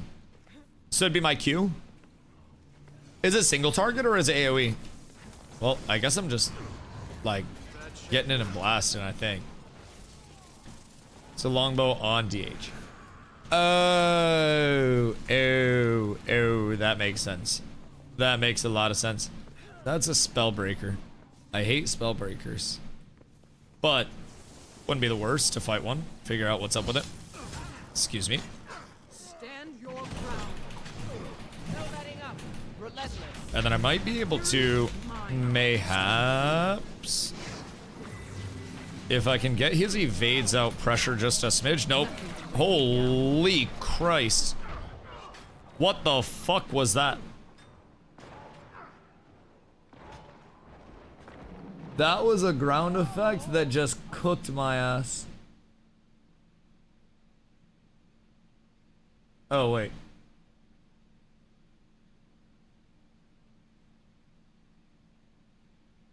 Okay, so what was that? That was the mark a single target of short delay, bombard the area with spears that deal more damage to the marked target and continue to track their location. Oh, okay. Hold on, that seems fucking stinky. Why does that seem absolutely nuts for a 1v1 build, chat? That just follows me? Like slowly or quickly? Cause that's a little it's a little stinky. There's so much like targeted inflicting conditions on opponents in the area and causing an aftershock. Shockwave deals more damage to the target closer to the center. Jump up and throw a spear. Leap and strike your foe, inflicting slow. And then slashes. And then double throw when I went to go in. Okay, so he just threw the spirit himself.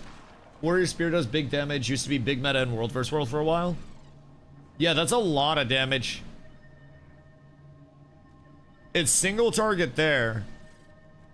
But it seems like they have a lot of range splash as well. That can fucking blast. That was a lot. And it's an 8-second cooldown on that too? Oh my god. It's 8-second cooldowns on both? Wait, why am I on 72-second weapon cooldowns? What the fuck is this? What have I done to deserve this? Those are 8-second coolies? Okay, hold on. Surely I'm wrong, right? And that's more than 8 seconds?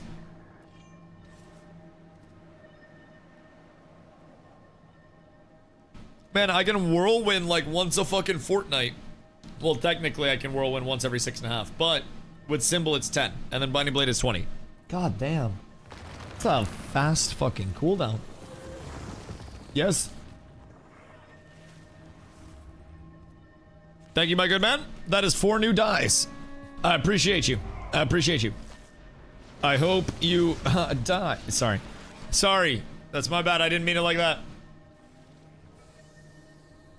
Technically grab a trait to make your next ability after a weapon swap out like no CDL. I think it was Warrior was a spellbreaker. I ran into he bombarded me. And then after the bombard, I went to jump him out of like the bombard area to try to get the trade. It didn't go the best. It did not go the best. So, you know, it is what it is. Warrior Spear, the bombard is strong. I'm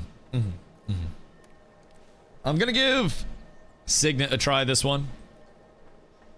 And then swap off Litany and see if Signet's any better. Cause like, I can still play aggro with Signet. I don't know, I just like Litany more, I'm not gonna lie.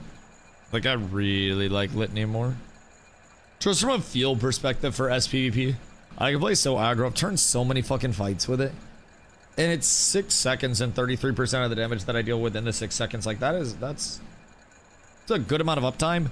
And that means I'm covered by the heal for like 33% of the time that I'm fighting if I'm just blasting that. Like, if we think of 100% uptime as being in combat. That is a really good uptime on that coverage. I feel like there's some value in that. The bombard is strong. Yeah, I got... He opened up on me with Spear Marshal support, which is the bombard. And then... Okay. So I got hit by his disrupting throw. So I went in on him. And then... He disrupting through me. Immobilized me. Dropped the Spear Marshals. And then directly after the Spear Marshals, I got an auto off on him.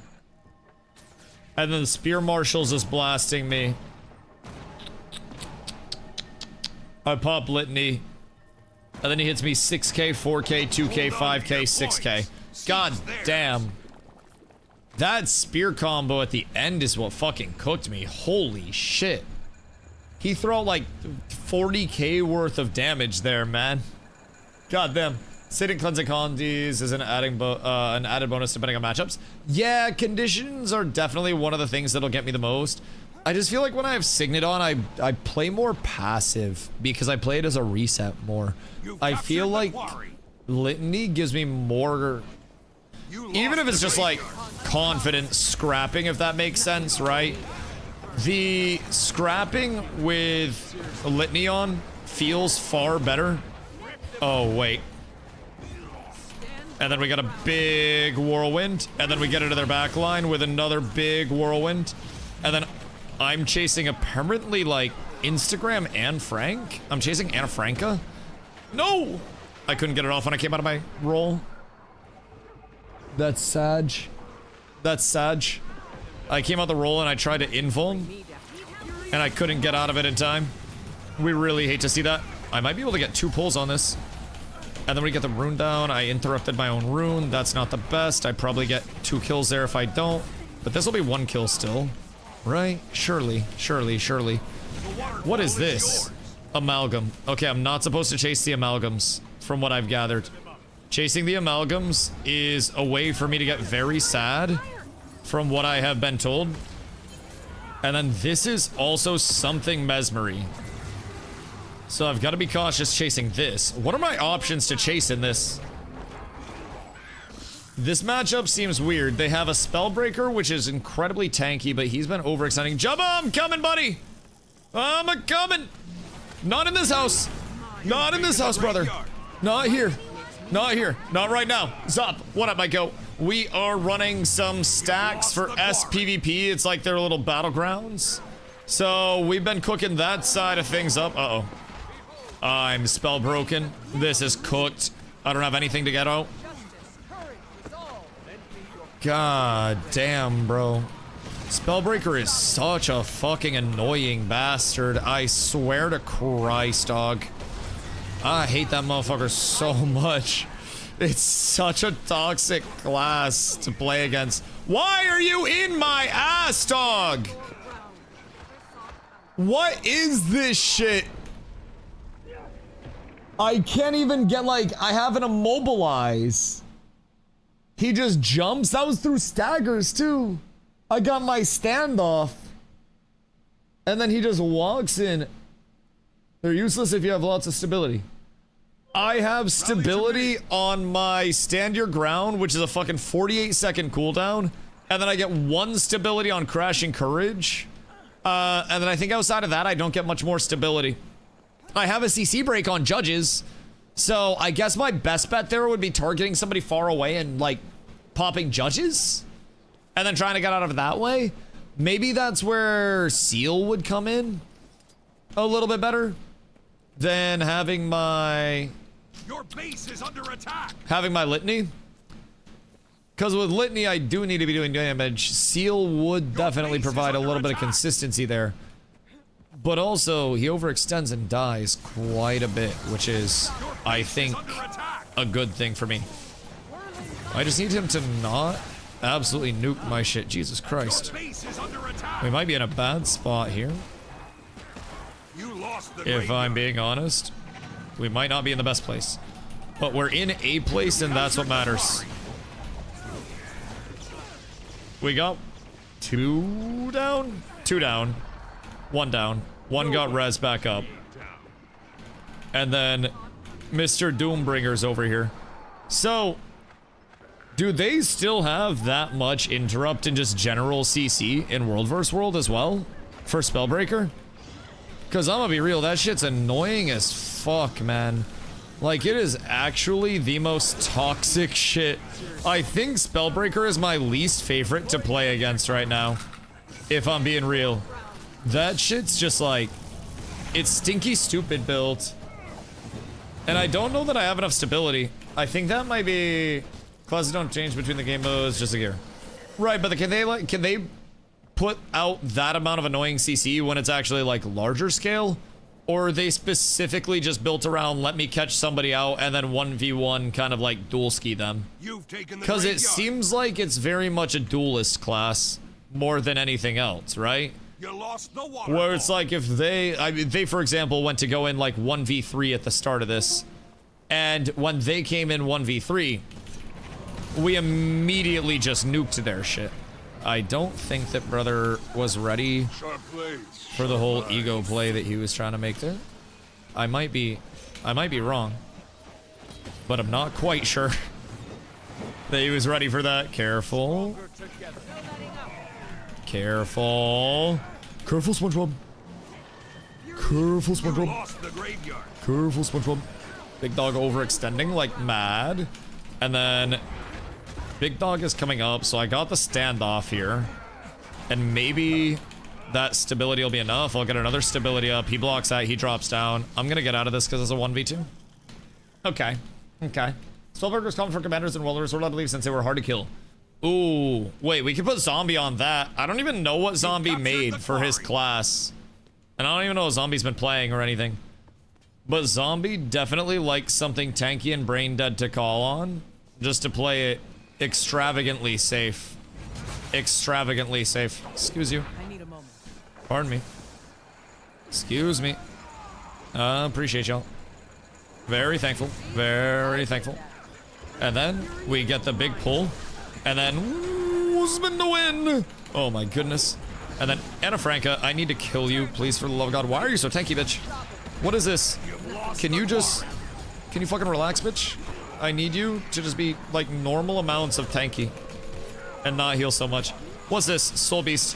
Why did Soul Beast heal so much? What's the facilitator there, chat? I'm assuming is that the one that has the pet? Not sure about Zerg because I often just roam in World vs. World, but Spellbreaker build can still disable a lot.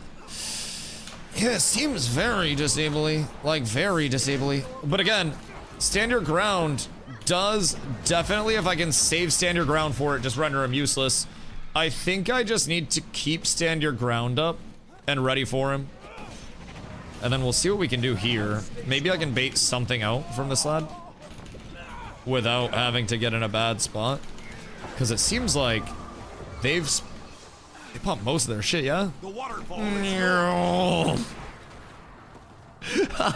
he came directly back into the whirlwind, and I don't think that he meant to come directly back into the whirlwind, boys. I'm not going to lie.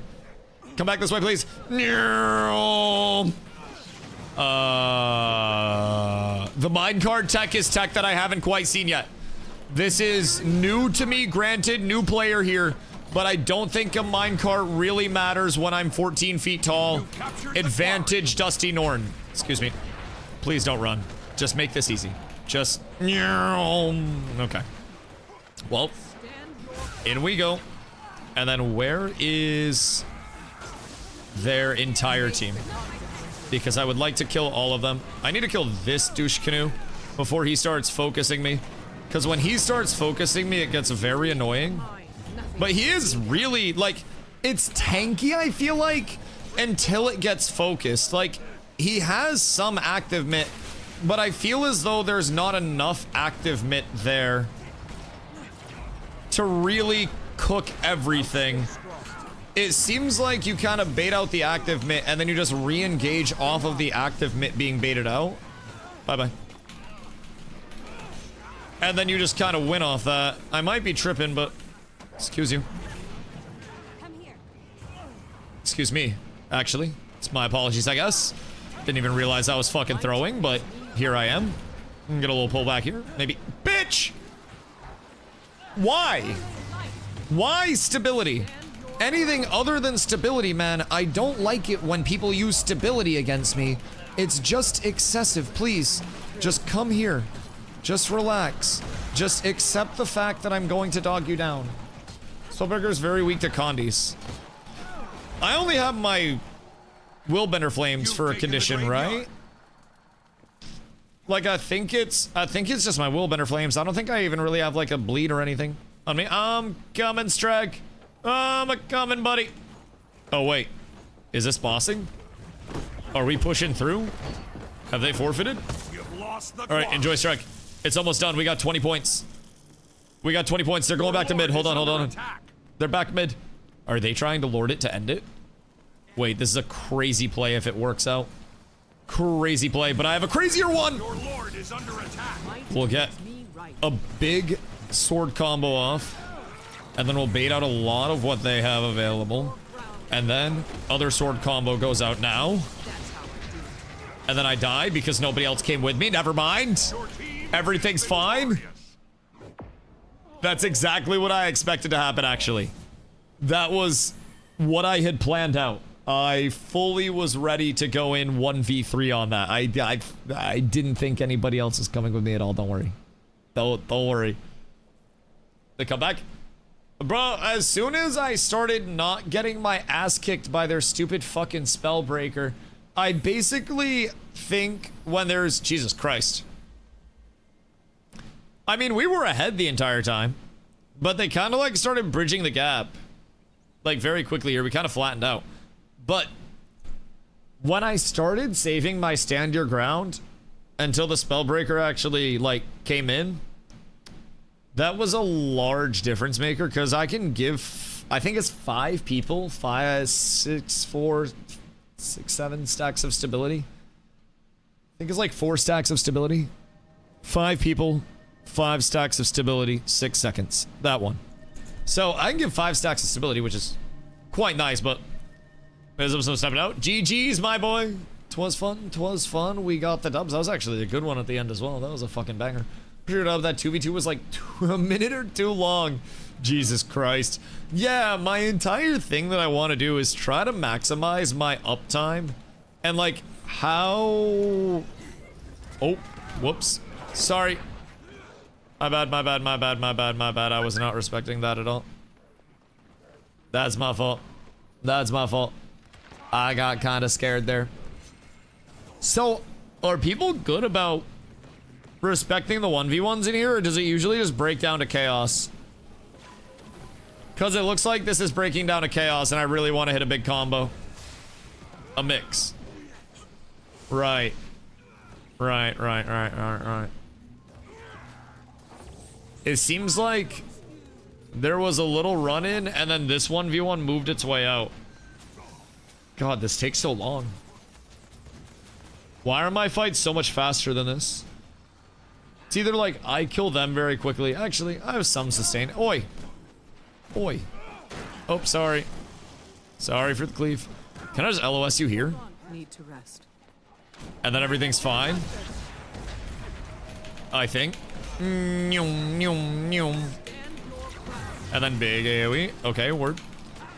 So that was one invuln. And then I spin. And then I pull you back in. Wait, why didn't that pull you back in? What the hell is this? This is a baby back bullshit. Spins! Moo! Moo! Oh. Wait, how'd that happen? What the hell is this? Yo, Wicket, what up, dude? Day 7, how's the VP going? It's going great today, actually. It has been a fun day. Now, my random groups at the start were a little shaky, I will say. I didn't have the most consistent luck there. But we started queuing with a stack, and it's been an absolute game changer, if I do say so myself. It has been... What the fuck is this? Wait, is that... What the fuck is that synthy-ass sound effect? What does that even do? Is that just like a shitload of lasers?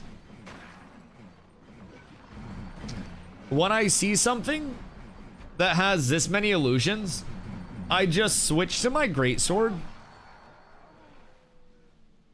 And then I try to cleave everything. Can also bet other counter. Yellow static shield thing. They have a special ability and they just don't hit them. It won't procs less be wasted. Okay. Interesting. Interesting. That's a little pop stomping. I mean, I've been getting stomped at points in time as well. Wait, who's still in? Okay, cool. And then, do we have one more that wants to join up? We do need to go Silver Waste relatively soon. Like, if we want to get into World vs. World later, we need to mandate a Silver Waste farm. I did get step 1 of our, like, our PvP arena up in the guild hideout today. Hold on, let me go over to the guild hall real quick before we queue. I don't know if that fucks a queue and we have to re-queue or what. Can we even queue from the guild hall or not? We can. Okay, cool. Is guild arena active? Not yet. So I got the, like, step 1 of it up. So right now we're favor locked until Monday. So we can just kind of like prep. But the next thing that we need is the mission slot. So I got the arena tokens for that. And then we got some mats assembled. Thank you guys for that. We need a few more shards of glory, which I have a few, and we just get these through PvPing. So that ain't too shabby. From there, trade influence for favor, but I forgot the conversion. I don't think influence exists anymore, right? Thing to remember about is I can't dodge. Dodging creates an illusion, so you normally see the player move away. Oh, interesting. Interesting. That is a good note. How positive are you from 1 to 10?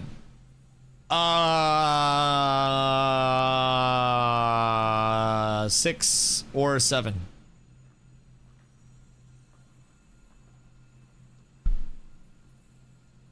Sorry. It's my apologies, dog. I hate to put you through that. I genuinely do. I'm obligated for 5 of those a day, though, or else the black SUVs show up. I gotta be cautious out here. I gotta protect myself. We have 4,050. Oh, how do we get that? And what do we do with it? Is it just like a one-time thing? But after that, we still have to do... We have to be guild level 10 for this. So we can do the mission slot as soon as we get the remaining shards and then also get our favor up. That'll be on Monday. And then after that, PvP reward boost is level 7. So we'll have to get some guild levels as well.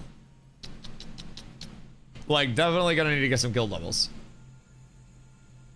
But I think that's gonna come probably with, like, Monday's reset for guild missions, because we only had 3 to do and we cooked those very quickly. So if we can try to set ourselves up to maybe get, like, a couple of missions throughout the week.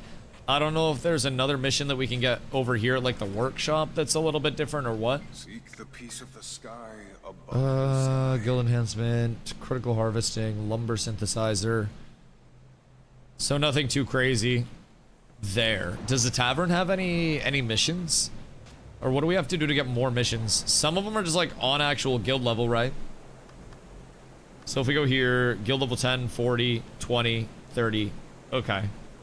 And then world versus world is the war room. PvP is the arena, and then PvE is the market. And then this is the market proprietor. And to establish a market, we need another 250 favor. But we can also get a market up really easy. And then that'll get us another slot. So I think, Strag, slow my roll if I'm overcooking. But I think on Monday, the prio is market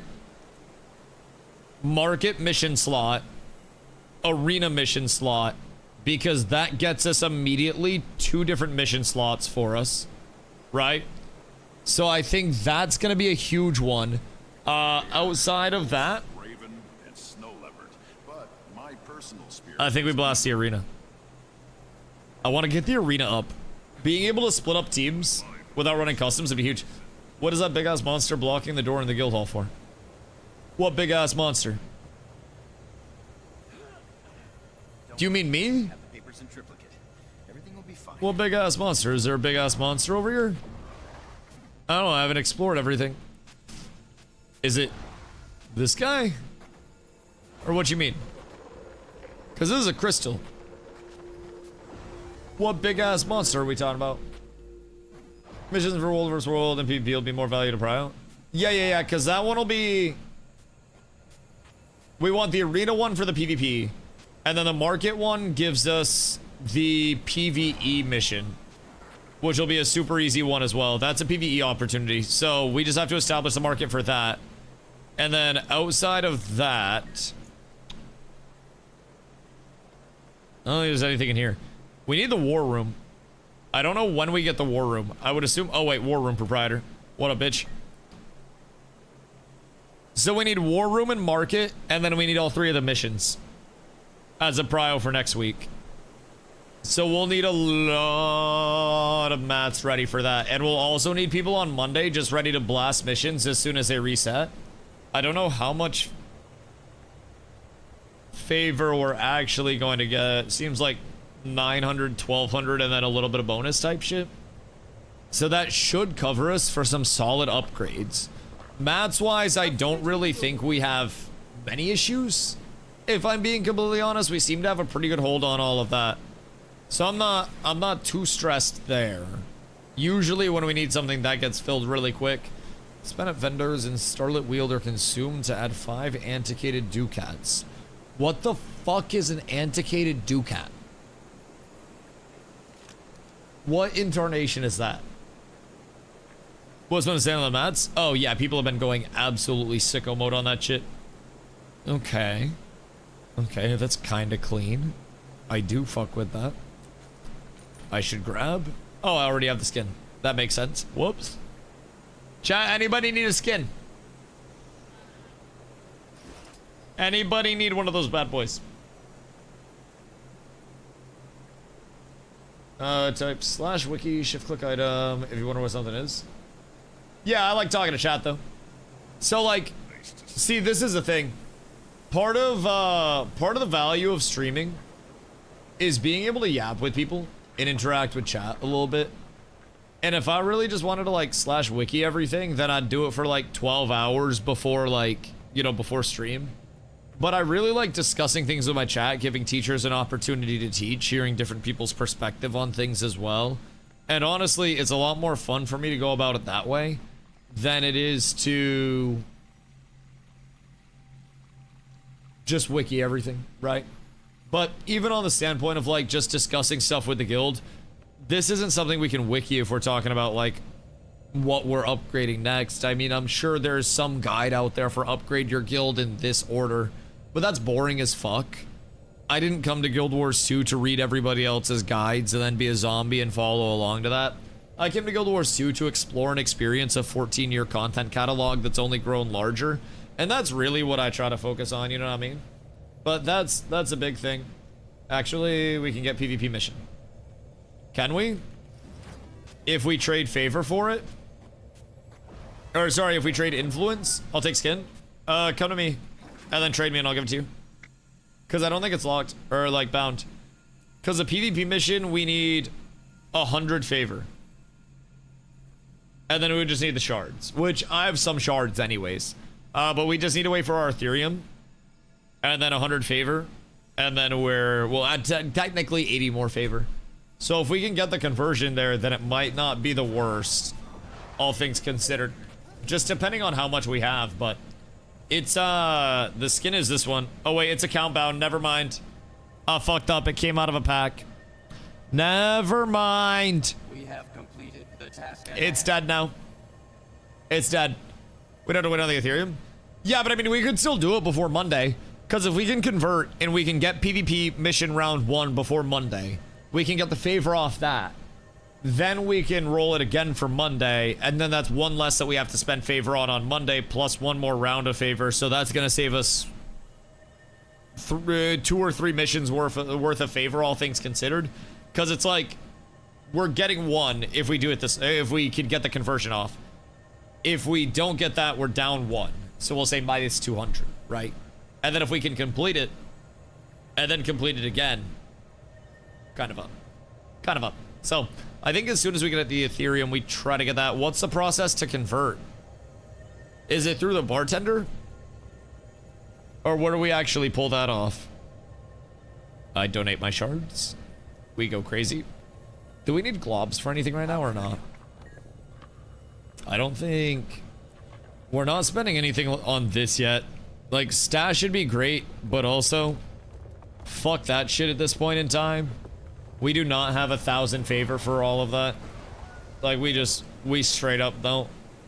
So, where do we go for the exchange over here, Strugma? I feel like it was like Tavern Proprietor? No. Because that's just upgrades. Oh, we can go to the treasury from any of the NPCs. That's nice. Things I just found out.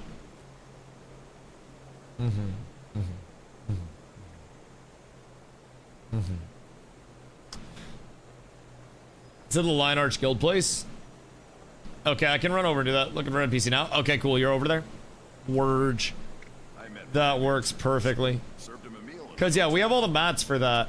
And then off of that, it's 250 favor to get the War Room resto. And depending on how much we generate from the mission itself, like from the PvP mission we get, that could be enough for 1 or 2 builds before reset. Or a build and a PvP, or another mission. Because really, we set up the market or we set up the War Room. And we're set. So it's not too bad. And then over here, there are no missions on this side. But the arena, the War Room, and the market are what we need. So realistically, I don't know what we'd get for the World vs. World mission. I'm assuming it depends on like what we actually get. But we need 250 for a build, and then the mission slot is another 100.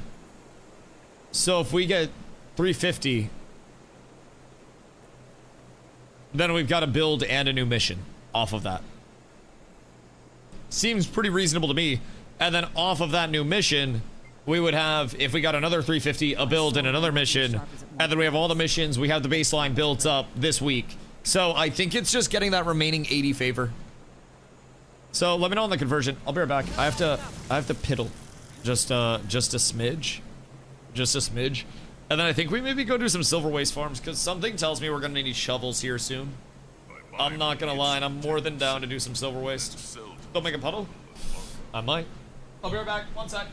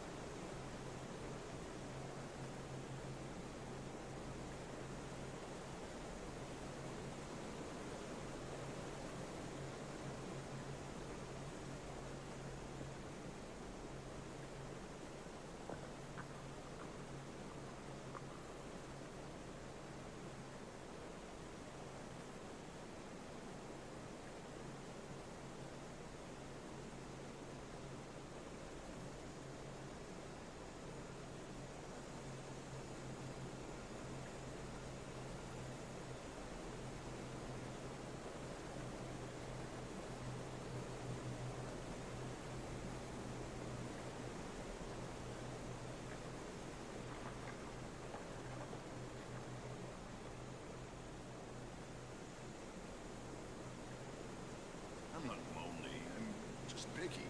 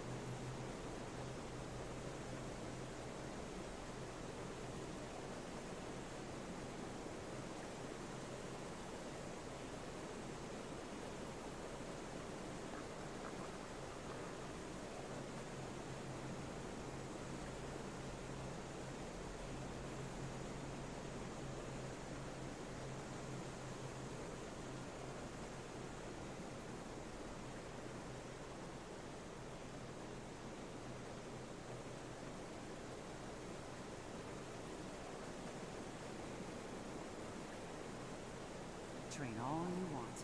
It'll never really prepare you for war.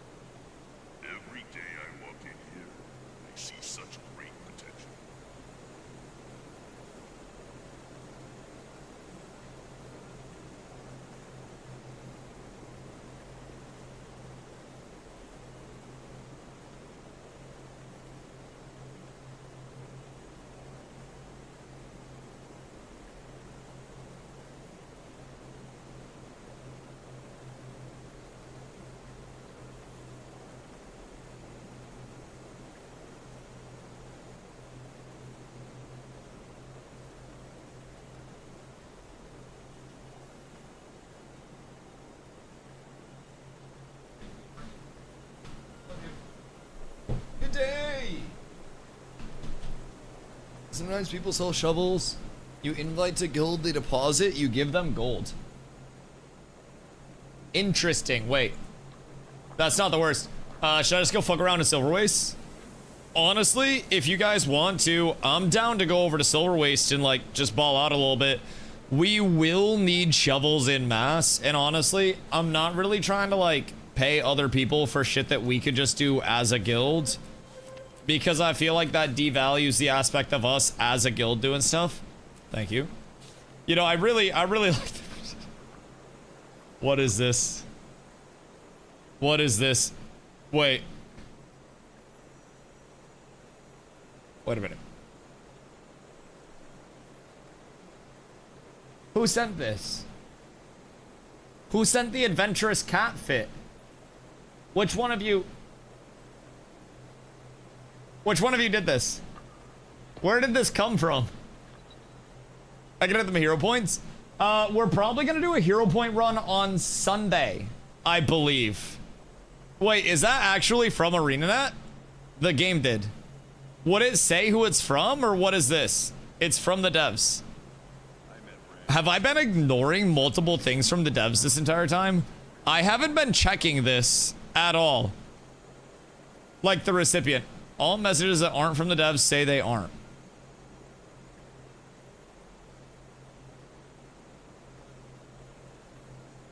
Well, I feel like there's only one option now. I feel like there's only one thing that I can do.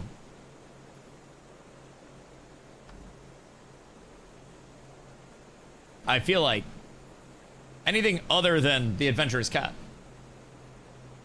would be almost sacrilegious.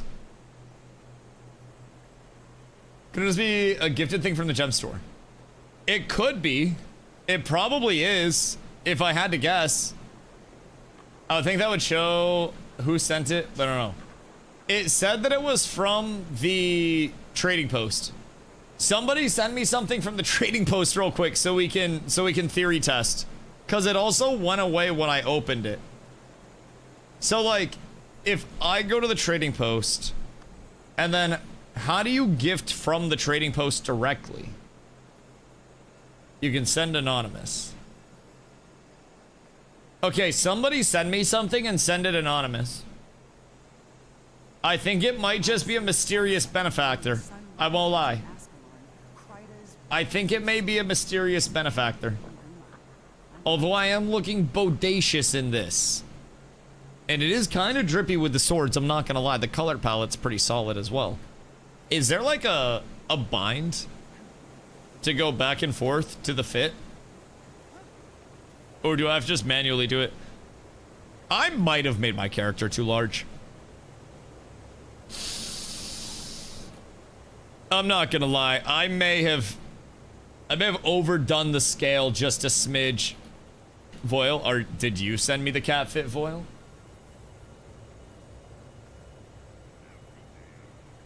Voil always looks sus. I'm not gonna lie.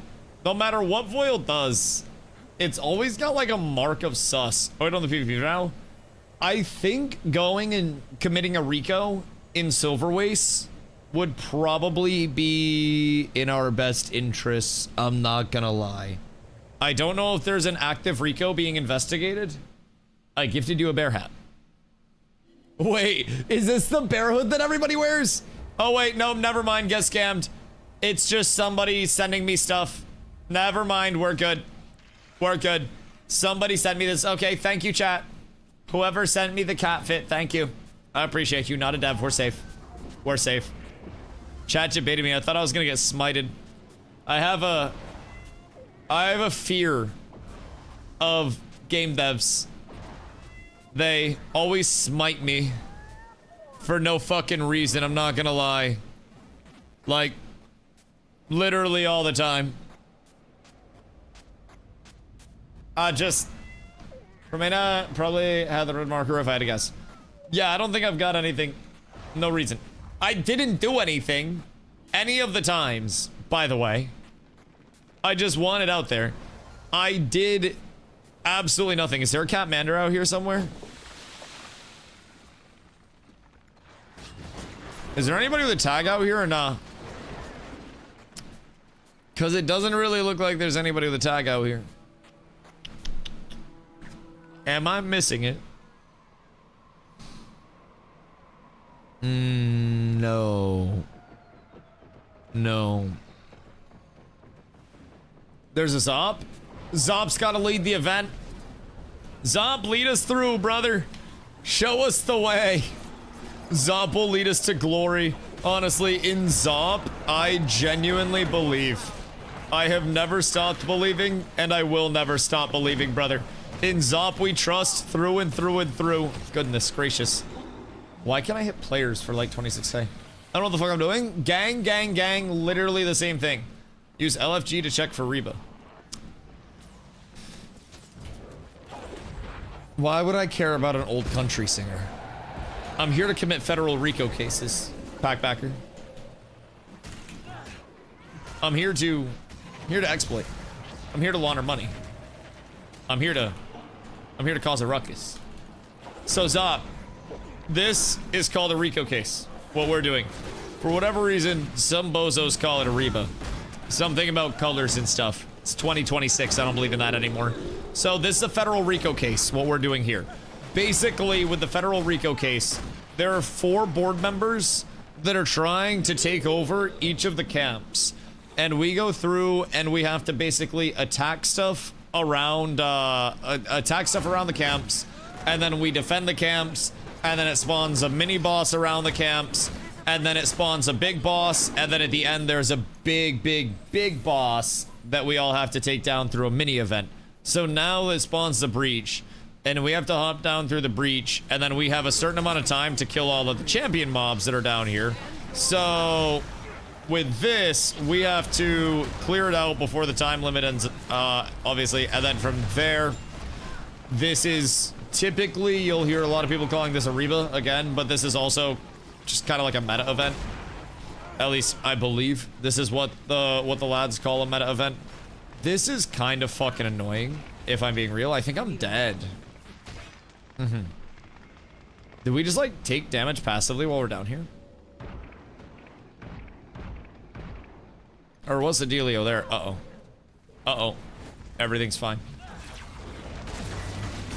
Or like, why am I just kind of like ticking down at all points in time down here? Because it seems like I'm just kind of getting my shit kicked in and this is not going the best. Need to CC him. Do immobilizes work? Because that's all I got. Literally all I have. I don't know what else we got. Okay, slows. So, popped gas bubble has stopped the Terra Griff from charging. Oh. Okay. Oh. Uh-huh. Okay, I recognize we may have fucked up. Something there went seemingly horribly wrong. I'm not gonna lie. The charge and scream do giga damage. Yup, that definitely makes sense. When you dash, just at least behind a fire trail that you're walking through. It's always those super, I just went the wrong way twice. Those super inconspicuous trails of fire on the ground. Yes, yes. CC make blue bar go away. Does it have to be a hard CC? Or does my immobilize count? Because I'd be trying, but I have 2 immobilizes in the kit. Do you have a different open world build? I just honestly run my PvP build right now. I haven't put enough thought into an open world build. I definitely will put more thought into an open world build very soon. As, you know, clearly it's an important thing to have. I do have some other gear and can always just acquire different gear sets however I need to. But I definitely need to prep one at some point in time. I started out just blasting everything PvP and PvE wise on the Berserker build. But I've since switched off of that. I'll probably go back to Berserker for like group-based PvE stuff because I feel like Boom Ball will probably keep me up, but skills will do a set amount of Defiance break damage. If you over the skill, it'll say most spells at CC do some Defiance damage.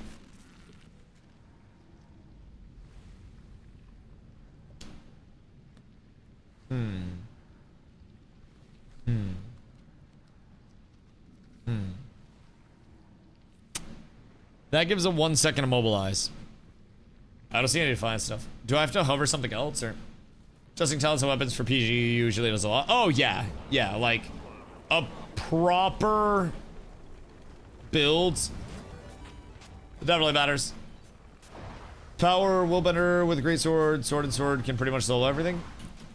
Yeah, it seems like as long as I play around heals and then don't find myself tanking shit, I have enough movement and enough iframes to not find myself cooked. I just have to learn all the mobs and not find myself eating any abilities. But especially not being like completely squishy, Willbender plays very smooth. Like I said, I was running Berserker for a decent amount of time, and I was doing PvE over there, so again, same thing as my PvP experience. If I miss one singular frame or anything like that, then I find myself getting cooked.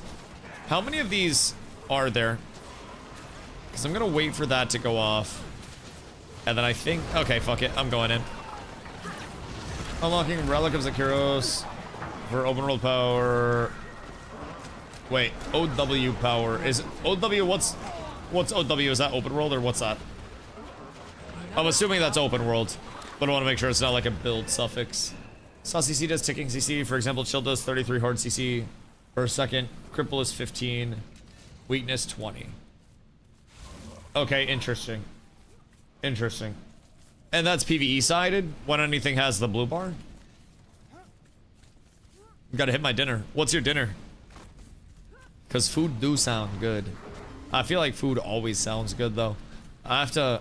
No! I don't want to go back! I don't know, my turn. Chicken, broccoli, and rice. Isn't that what you eat like most days? Basic food night? Is it not a French toast day? Friday? Do you have a day off? Still need shovels for the guild hall? As of right now, we're bottlenecked by favor. I think Streg and I are going to try to get more favor sorted. We have influence, and I think we can trade our influence for favor. Which, if we can get favor, we'll need 100 eventually. Yeah, we will need them. So store them up and save them, because we will need those bad boys. And when we get 100 favor, we can get a mission. That'll give us a PvP mission as a guild. And then we can't trade influence yet until guild bank upgrade. No! That's so sad. That's so sad. Wait, I feel like I bought something for an influence at one point in time. I feel like there was like a potion or some shit available that I grabbed because I was like, oh, what's this do? I might be tripping, but I feel like it was the first day that we got the guild hall. And I'm not quite sure what it was. I wish I remembered like what I bought. All I remember is there was a cost for influence somewhere. Wait, are we supposed to go purple or somewhere? Where are we supposed to go? Oh, never mind. We wait here. So with this, I believe it marks one of the doors that it's going through, and then we have to go and we have to allocate the people that we have evenly, so we have enough people through each of the 3 doors. So there are basically these 3 lanes, top, middle, bot, and there'll be an NPC that walks down the lane and then goes through the door and makes it so you can go through and fight the boss. Only problem is when you fight the boss, you get a debuff on you where you can't go in and fight the boss anymore, you get teleported out. So if you have everybody just zerg it down bottom, or whichever one is first, I think it's bottom, mid, top, I can't really remember. But anyways, if you have somebody, just everybody zerg it down one lane evenly, or not evenly, sorry, I was reading this message. If you have one person zerging down a singular lane, and you don't do it evenly, then you're gonna find yourself getting cooked by this. Banksy, thank you for the follow, much. You'll find yourself getting cooked, bottom, mid, top. Okay, word. So yeah, basically we want to make sure we don't overstack. So I'll keep an eye, Strag, on how many each lane has. Is there a way we can yell? Go to the lane you intend to boss in real quick for numbers. I shouldn't yell. I shouldn't yell. I shouldn't yell. /SH. What's that do? Is that like the map area? Because I did a /Y for yell. I figured that was the same thing. Is the map chat? Okay. Mid has like 4 or 5 people. Top has, if I had to guess, probably next to nobody. Actually, top's fucking set, if I'm being real. Top has 1, 2, 3, 4, 5. So top's got a 5 stack. I think mid had a 5 stack. How many do you guys have bottom? Should be fine. Yes, yes, yes, yes, yes, yes, yes. Honestly, with very little coordination. They only have 4 here. I'll stay with mid, and I'll give them another number.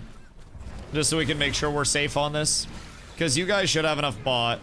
And then as long as I'm here with mid, we should be just peachy. No!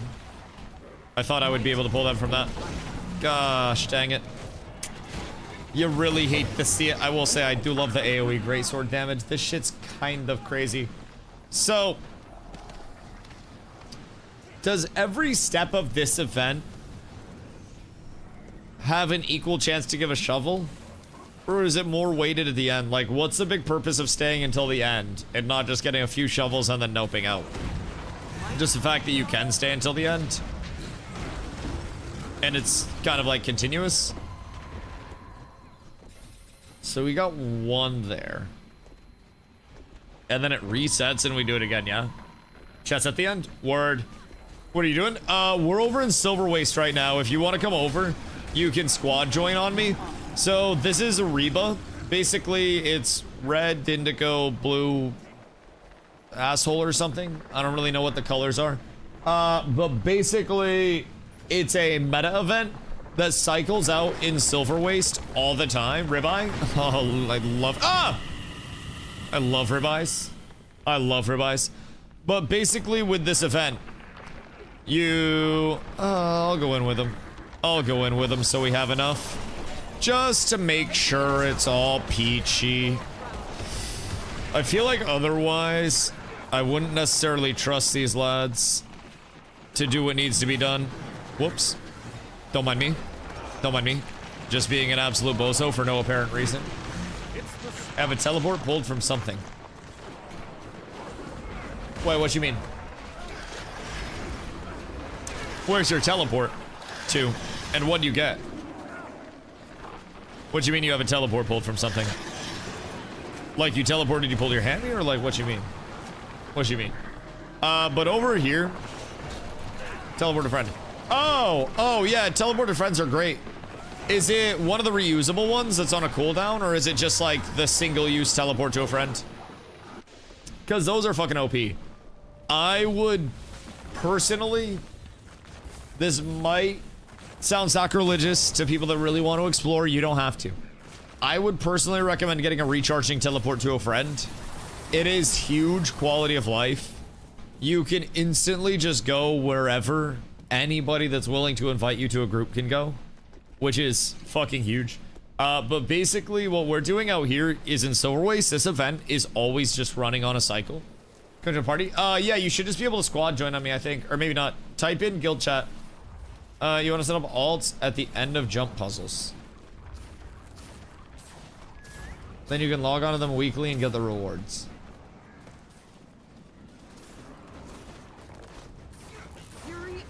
How many jump puzzles are there that give weekly rewards? Because that is crazy tech.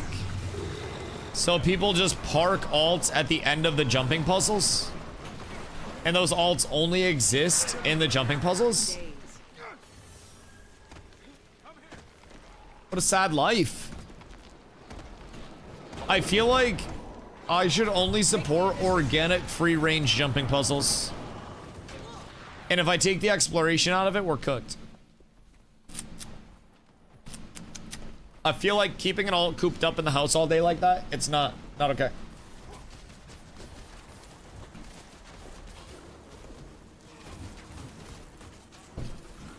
I have like 13 alts parked and none of jumping puzzles. Okay, well, what if I just do all the content ethically? What if I just do it as a man of God? I feel as though I may be able to feel a little bit better about myself at that point. Hell yeah. Listen, I'm just an ethical, passionate gamer of Doom. I love doing it the right way.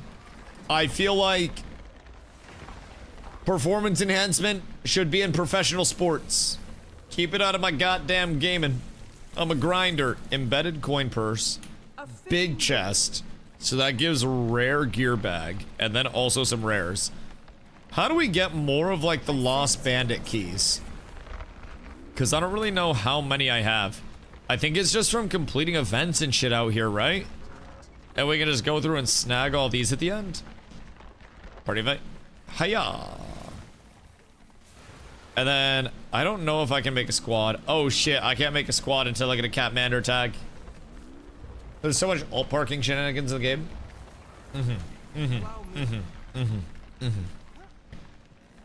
I just feel like I could go through the content ethically as well, though. I feel like I could be an ethical enjoyer of video games that goes through and earns everything. And like, really, if I'm not earning anything, then what am I doing? You know, I gotta put on for the people. I gotta show them it's possible. Been here 1 week, already farmed up hundreds of gold. I got a fucking legendary.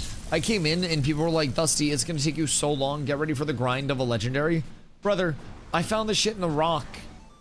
I just pulled it out. Easiest legendary of my life. I don't really understand what everybody's bitching about. It's just that simple. I don't need the alts. I'll do it ethically. I'll grind it. I'll believe in it. You buy them in town for map currency. Oh, okay, cool. Cool. It seems like I'm just kind of passively getting them from something as well, no? Must have been painful for the rock. Oh, no, don't worry. He loved it. Think of it as like a really bad knot being relieved in a massage type shit, you know? He was just happy to finally not have to be dealing with that thorn in his side anymore. If you had a sword in you, you'd probably want that sword taken out of you. Every event should be giving you a few keys. Okay, word. Think the Spurs are cooked tomorrow?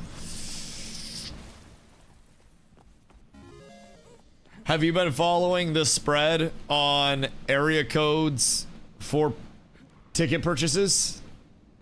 Because almost half of the tickets have been purchased by New Jersey or New York area codes. So, you know, I'm a little bit shocked, but genuinely, the Spurs may be playing a road game in San Antonio against New York, if that makes sense. Like, they may be at the disadvantage here, which is kind of crazy to think about, but it is a very real part of it. Like, there may be more New York fans there. Even if it's close to 50-50, dog. 50-50 is crazy. Crazy. What do you think about the clip? Cat telling the Knicks fans to get closer to Harper? Well, we were talking about that at the start of the stream yesterday, but like, I'm not an NBA player, nor was I ever. I hooped in college on a low, you know, ignorable level, right? But I will say there were many times where I, as someone who was typically inbounding and setting up plays and reading the court and in that same spot multiple times, had the composure to ask the ref to get me more space because I didn't have enough room to operate. And one thing that I said as a frame of reference was, very simply put, this video. So the important thing to look at with this, Jason Kidd's short as fuck. Yao Ming literally one of the tallest players in NBA history. But look at the space that J Kidd has up at the top of the screen comparatively to what Dylan Harper had. When he gets the heave off, like, Yao is full extension, but he has a couple foot padding.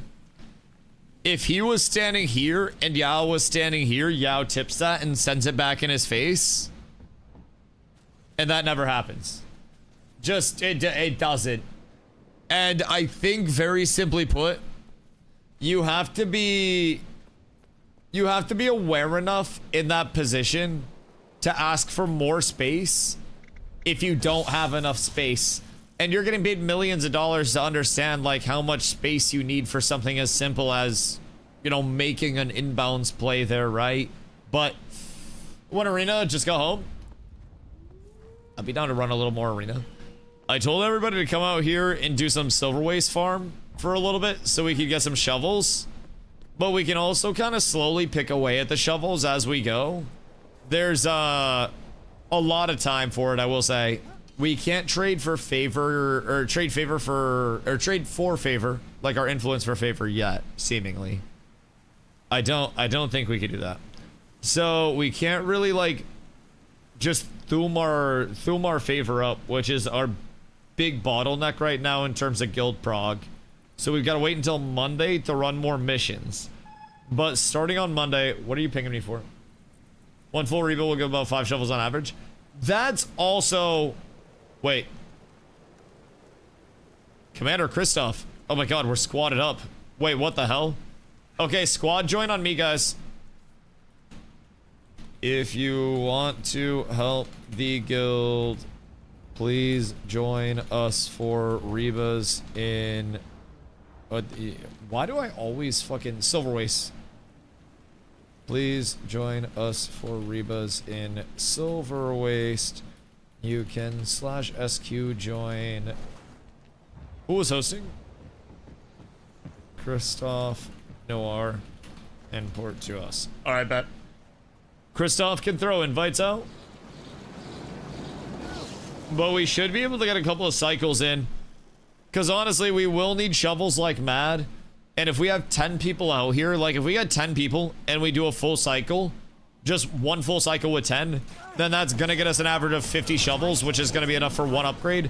If we do this on a daily, around like 7:30, instead of our, hold on, nightly Rebas in Silver Waste at 7:30, and then Guild World vs. World. When do we want to do World vs. World as an organized thing? Today's Friday. 10 p.m. EST Friday. Up. Alright, we're up. I heard 10 p.m. is gonna be fucking crazy, by the way. Got it. Together. Thank you for the 18 months, dog. I appreciate you. Much love, much love. Whoever gets Giannis, changes the landscape next year, maybe runner-up. Makes that leap. I think it's just a matter of how much money does Giannis want. That's the biggest thing. I feel like Giannis has been quiet primarily because he just doesn't want to be in Milwaukee. I think Giannis is a very personally attached player, and the decimation of, you know, the team that he loved, that had Malcolm Brogdon, that had Chris Middleton, that had so many of his, you know, of his core early friends and teammates, that was just torn apart. It's like, it's really unfortunate to see. Really, but I mean, if we go back, right? With the entire Bucks championship roster, Giannis, Chris Middleton, Drew Holiday, Brooke Lopez, PJ Tucker for their normal starters. Alternates of Bobby Portis, Pat Connaughton, Jeff Teague, Thanasis, Bryn Forbes, Nuora, Sam Merrill, Elijah Bryant, Mamadi, and then Justin Jackson. A, half of their bench is relevant. B, how many of those people are still there with him right now? And that was in 2021. If we go Bucks roster today,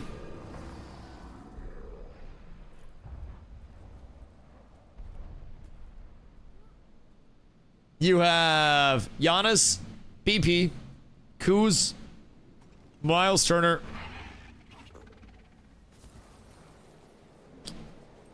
Torian Prince. Kevin Porter Jr., Gary Trent Jr., Gary Harris, Ryan Rollins, AJ Green, Andre Jackson, Jericho Sims, Usman Dang, Pete Nance, and Thanasis. You have like none. It's almost like no carryover from the 2021 championship roster that dude probably fucking loved to what we have today. Yo, Kenna, what up, I go? This game's goated. Man, the fact that you also have a next step in the franchise. Oh, it's phenomenal. They got old. No, I get that. I get that. And also, after you win a championship, everybody's value goes up. You know, yesterday's price is not today's price.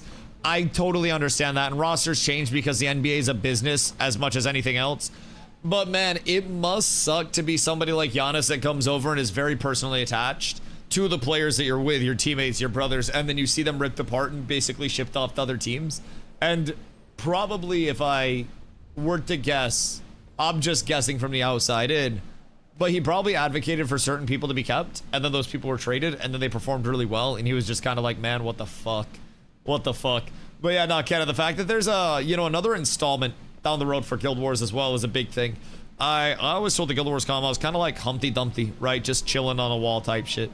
And the push that I needed to actually get off the wall, granted, I'm trying not to like shatter and die type shit, but the push that I needed to get off the wall was knowing that the franchise wasn't going to be in a 14-year plus limbo, while extending that limbo even further down the road to potentially 20 years, right? I didn't want to see Guild Wars become another WoW, where the only value was going back and playing the same title, you know, 6 different times in the form of Guild Wars Classic, blah, blah, blah, blah, blah.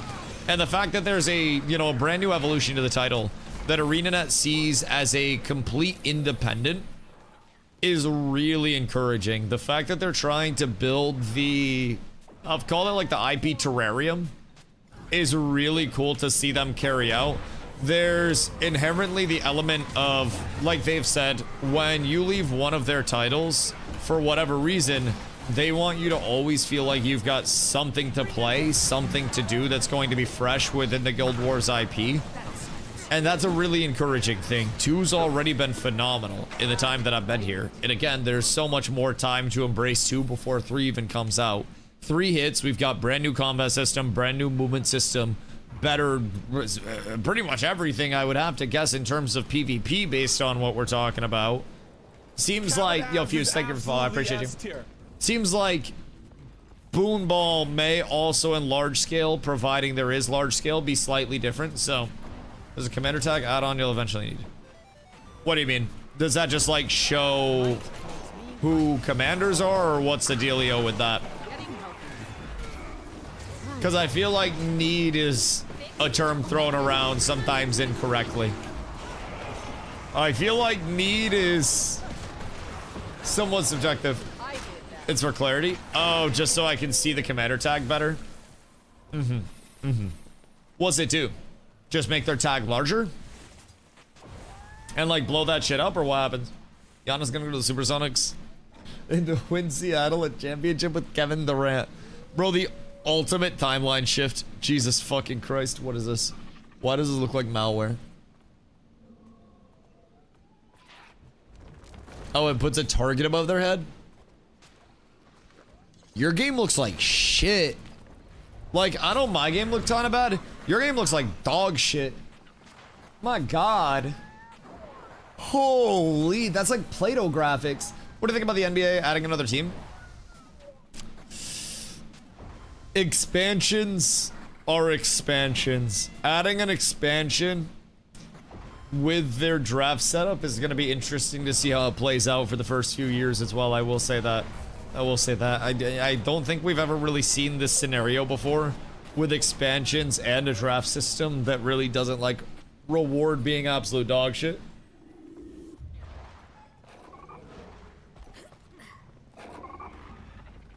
You can keybind away to call a personal target no one else sees, and a lot of people target the commander in World vs. World or whatever. So I could basically set a focus target, and then that would call that for me, and then I just press T to target them, or what's the deal there? You need it for 50v50. Do you run other shit on your PC when you're playing? Because I feel like you underestimate the power of not having to have Discord or anything on a PC, dog. You're probably losing so much of all of that to other shit in the background. This PC just has Guild Wars on it. Because I run dual PC for stream. I don't have, like, anything else. So all of my OBS, my Discord, my browsers, it's on the stream PC. And then Guild Wars is just on the gaming PC, and that shit runs fluid. I see ping, I go. Think you're overestimating the engine? Probably, but I also don't necessarily see it going to shit. I mean, I did like, again, just basic couple hours of very low skill running around world versus world shit. And I'd say we probably had 20 versus 20 fights, which again, small fraction of 50 versus 50. But my shit was smooth and silky. Go Stone Miss 50v50v50, that's the test. Yeah, we'll do world versus world tonight because I've heard everything's gonna be on queue. We went in, what was it? 2 days ago, I think. 2 days ago. And even then, we actually had three-way fights, but we didn't really have the longest time of having commanders. We didn't go in with a commander or anything. So we just kind of like found a pug commander and rolled with him, but. Zerg 3 ways in SMC will absolutely nuke your frames. Yeah, almost definitely. But we'll see. We'll see. I'm sure it's the fact that it's also a 20-year-old engine. But I'm sure I don't need to drop it to absolute Play-Doh unwatchable graphics to have a playable point. Oh, commanders with massive commanders. Some commanders. Those commanders kind of fought twice. Actually not. It was more than twice. I will say. A couple of them were okay. But two things went wrong and they were tilted. Were you in comms? Because I wasn't even in their comms. I don't lie. I was really just vibing out. Hold on. I'll be right back. I gotta fill up my water before we start. I drank all before we waited.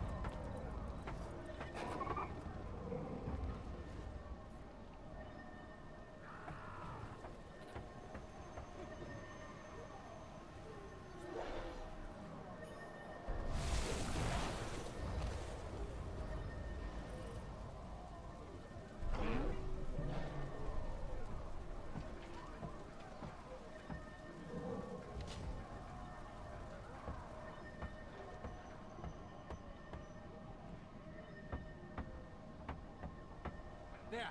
Target identified.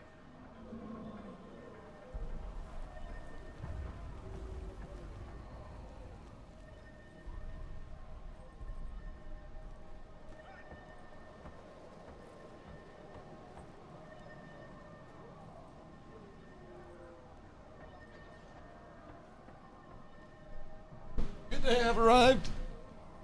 I'm making everybody else do the hard work. I know I timed it up perfectly.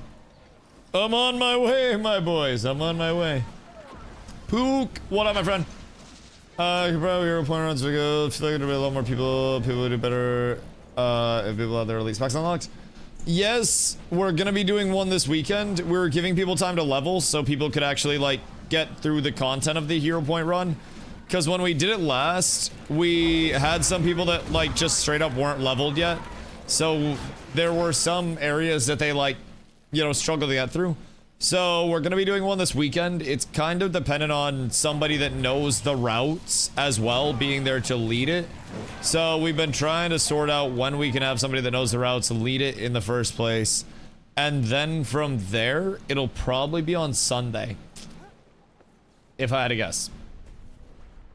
Still be digging the Guild Wars? Dude, it's glorious. I'm not gonna lie. This is... Hold on.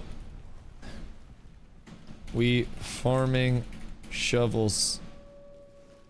Come silver waste squad join if you want. Still playing the game. Have you checked out World vs. World? Oh yeah. Yeah. I mean, I only checked out a couple hours of World vs. World so far, and we're gonna go in around reset tonight. I changed our guild message to tell people we're going in around 10. I've heard it's chaos at that point, and I'll just be able to find the commander regardless because everybody tries to queue in. So we'll get some more World vs. World tonight. I will say the last time I went in World vs. World, it was a very different experience. Lead HP run tonight, anytime now that I'm home, so people can go to World vs. World with specs. Ooh, okay, hold on. Do you want to do...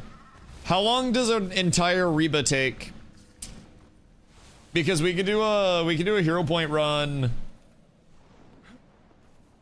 like 8:30, and then how long do those take?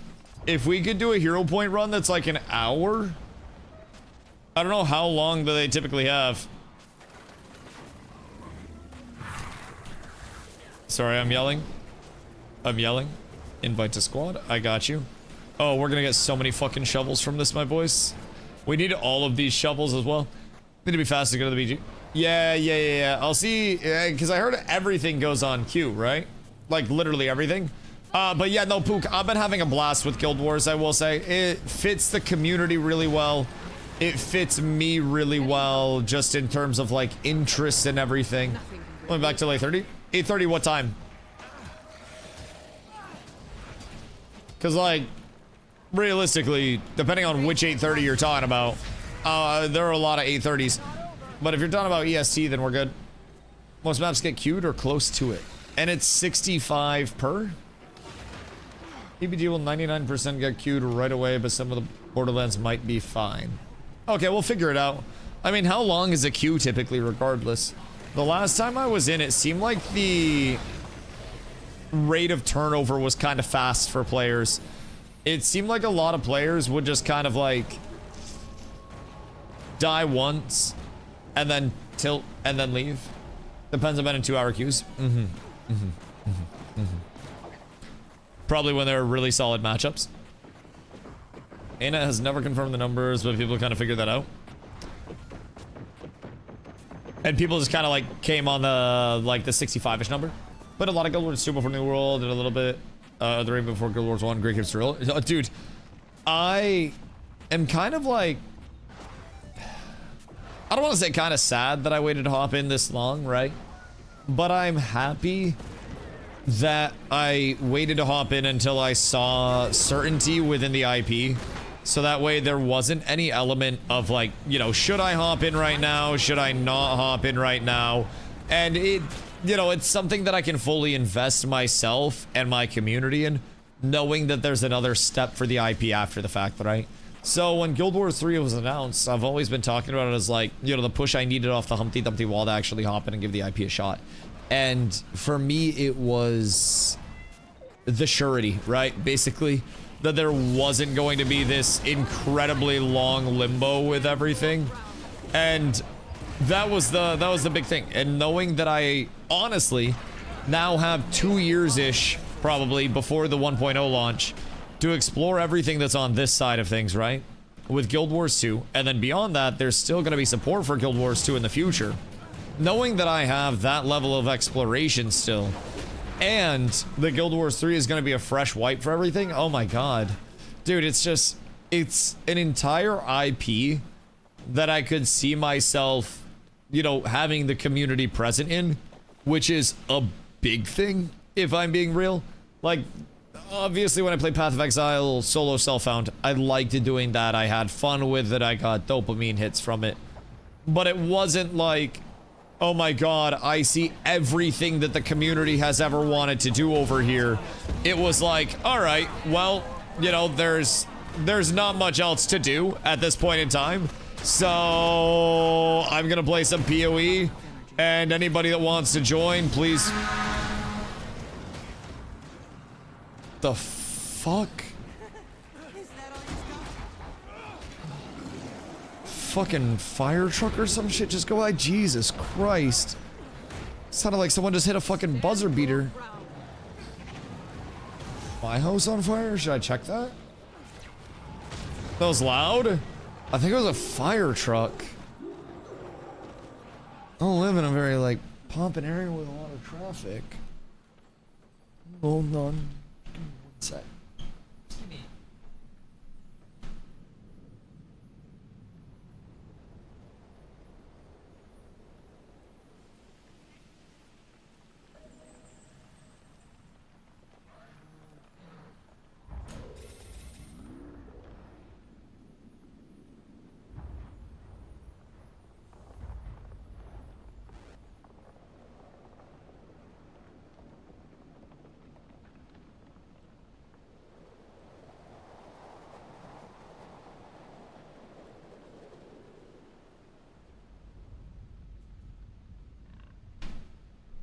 Alright, hold on. I'll be right back. 1 sec.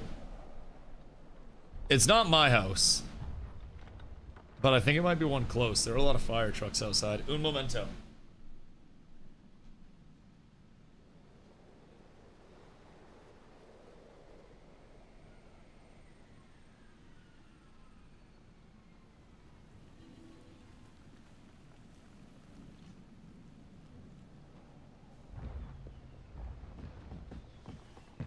Extra ration pack for the soldier that kills the most corn. Oh yeah? What's on the menu? What else? Practice soup. Urge to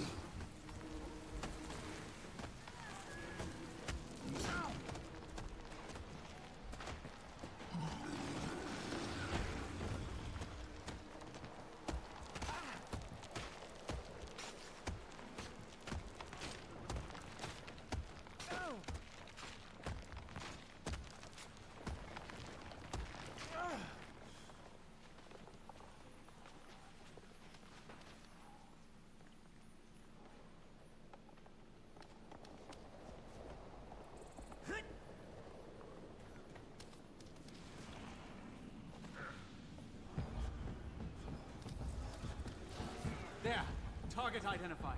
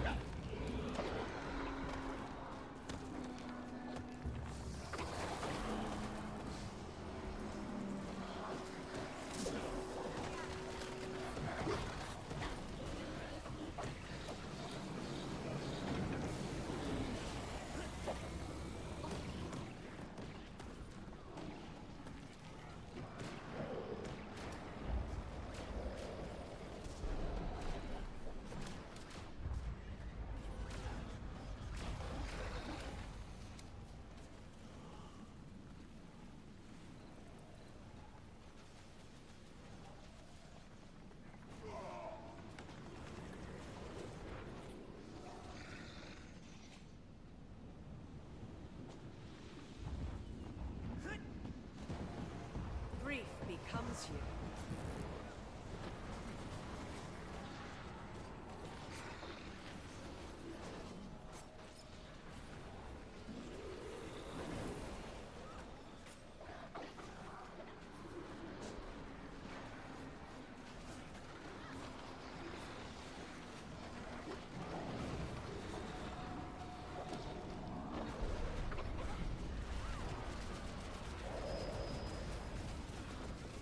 Grief becomes you.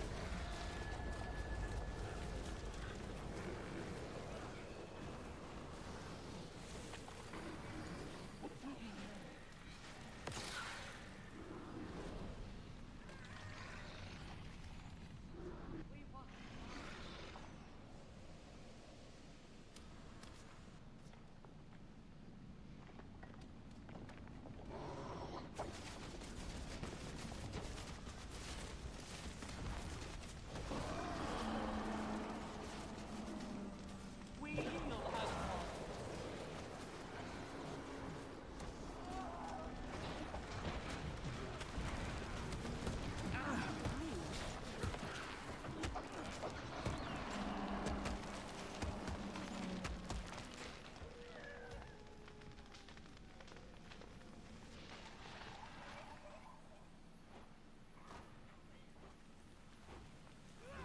I can fight again.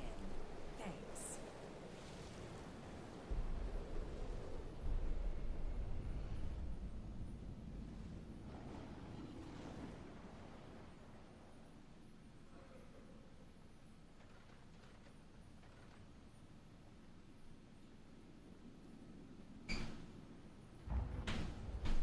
Good day. Ugh. Nothing's on fire. We're chilling. There's a fire alarm going off apparently, and like nobody was at the house, so the fire alarm was basically just AFKing. I went for a little run to investigate. So the fire department pulled up with like 4 trucks, and then they immediately just realized it was a fire alarm, and then they were like, okay, we'll send 3 of the trucks away. So it was 1 truck out there, and then they just went in and turned the fire alarm off. Really anticlimactic, but best case scenario there, I will say. A lot of hoopla for absolutely nothing though. Literally not a big thing at all. My bad, sorry for the AFKs. You have dinner yet? Me? I mean, why? What up? Are you about to bribe me with Domino's? Or what's your deal? Carla and I are having leftovers. What's wrong with leftovers? It would be Domino's. Listen, man. I'm not one to look a gift pizza in the mouth, but we do have leftovers that we have to clean up. I will say, we are being responsible. They're only 6 days old, so they probably have like a week or so left. But we do want to get them cleaned up. No, thank you for the follow. Much love, dude. Welcome in. We do want to get them before they go to 2 weeks. 2 weeks, they start to get a little sussy. Check them out. Hold on, let me ask Carla. Carla!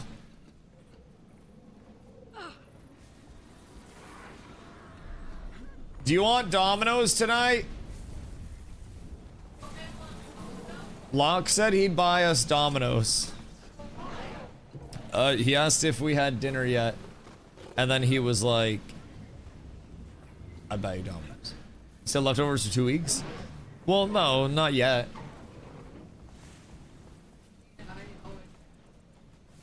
We get late night Domino's. Like after stream Domino's? Because Domino's is open. Like late, right? They're open till like 3? Okay, word. Okay, we'll do that then. We'll do late night Domino's. It's been decided, Locke, late night Domino's. Also, no, I was just fucking with Lockshock because Lockshock likes to pretend he knows science. And basically, like, tries to convince me that leftovers are never safe. They're actually like 1 day old leftovers. But like, anytime I mention leftovers in the slightest, Locke always freaks the fuck out. And he's like, the leftovers have mold, and the mold is gonna kill you. And your balls are gonna blow up, and then you're gonna get cancer and die. I ate leftovers 7 days later. Dog, that's what I'm saying. Like, if something is in my refrigerator in the first place, right? And there's no weird smell, there's no weird look, and there's no weird taste, what's the problem with it? What is the issue? If I open a packet of cheese that says used within 2 days of opening, right? Consumed within 2 days of opening, and a week later there's no mold on it, the fuck is the problem? There's no problem. Bacteria? Okay, and more protein. Bacterial resistance is a big thing right now. And bacteria is becoming immune to antibacterials. We must eat the bacteria. We must kill it all. Dude eats bread mold thinking you can just remove the moldy part. No.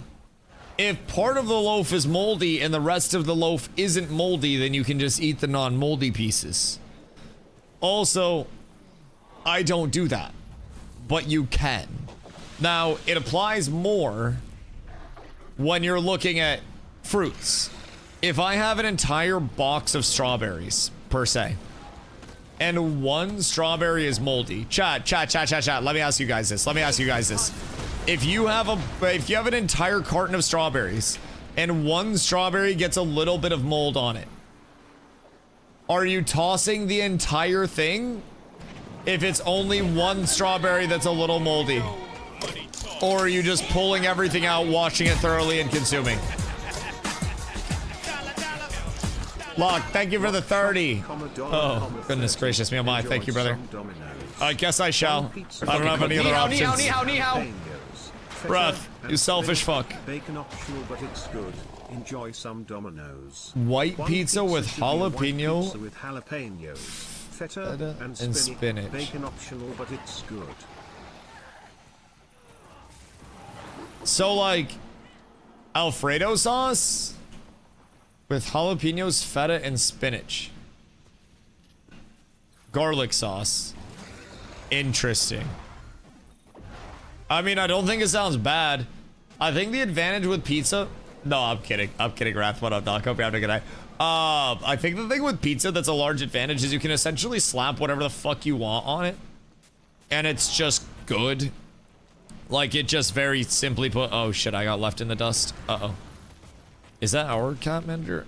Oh, that's Christoph. Oh, we gotta follow Christoph. But you tried it before when I bought it for you, you said it was solid. Yeah, I was gonna say, I don't think it's bad at all. That combination, especially on a pizza, you just call it good. You could slap spinach. Oh, wait, you said spinach on that bad boy. You could slap, like, green peppers on that. Let's see, what else could you throw on? Honestly, it sounds pretty good. Sounds pretty good. I feel like chicken might be better than bacon, though, realistically, on that. Because if you do chicken instead of bacon, then you almost have this, like, super light, fruity salad, if you really think about it. Because spinach is like the lettuce equivalent. Feta is the cheese. Jalapenos, another veggie. So it's like having peppers on your salad. And then you throw in chicken for some protein. And then pizza is basically the same thing as a salad because you also have croutons on the salad and you have your pizza dough. It's literally a salad. legitimately just a fucking salad. I don't know why people overhype it as something unhealthy. It's great for you. Throw the one away, select the one I want to eat, wash them and eat. Yeah, that's what I'm saying. Like, Locke says if one strawberry in the entire box is moldy, you have to throw away the entire box of strawberries. I feel like that's bitch made. And I don't know how much money he grew up with. I'm not quite sure. But in my house, we didn't have enough money to be throwing away strawberries, dog. If we were eating anything that was fresh, it means that my parents saved up enough so we didn't have to go to the food cupboard that day. Oh, okay. Thank you, love you. She came in and she gave me a disclaimer that she actually mixed in way more cheese than is on the top. Actual W. Mold food is about the kind of food. It's not about the mold toxins are able to go into the rest of the food or not. Well, some molds are good, like blue cheese can fuck. But I also feel like blue cheese has a larger variance. It's like ranch, much more consistent. Bad ranch is still ranch. Amazing ranch is still ranch. Blue cheese, bad blue cheese is horrendous. Good blue cheese is like creamy nectar of the gods. Carla also said blue cheese fucking sucks. Up until very recently, when we went to a place that I really like to go to down in Portland whenever we go that way. It's called Nosh. It's like a burger place, but they also do pizzas now. And they had a buff chicken pizza on special. And I love when buff chicken pizzas have blue cheese on those shits. And let me tell you, it was so fucking good. So genuinely phenomenal. Oops. I went to take a bite of food.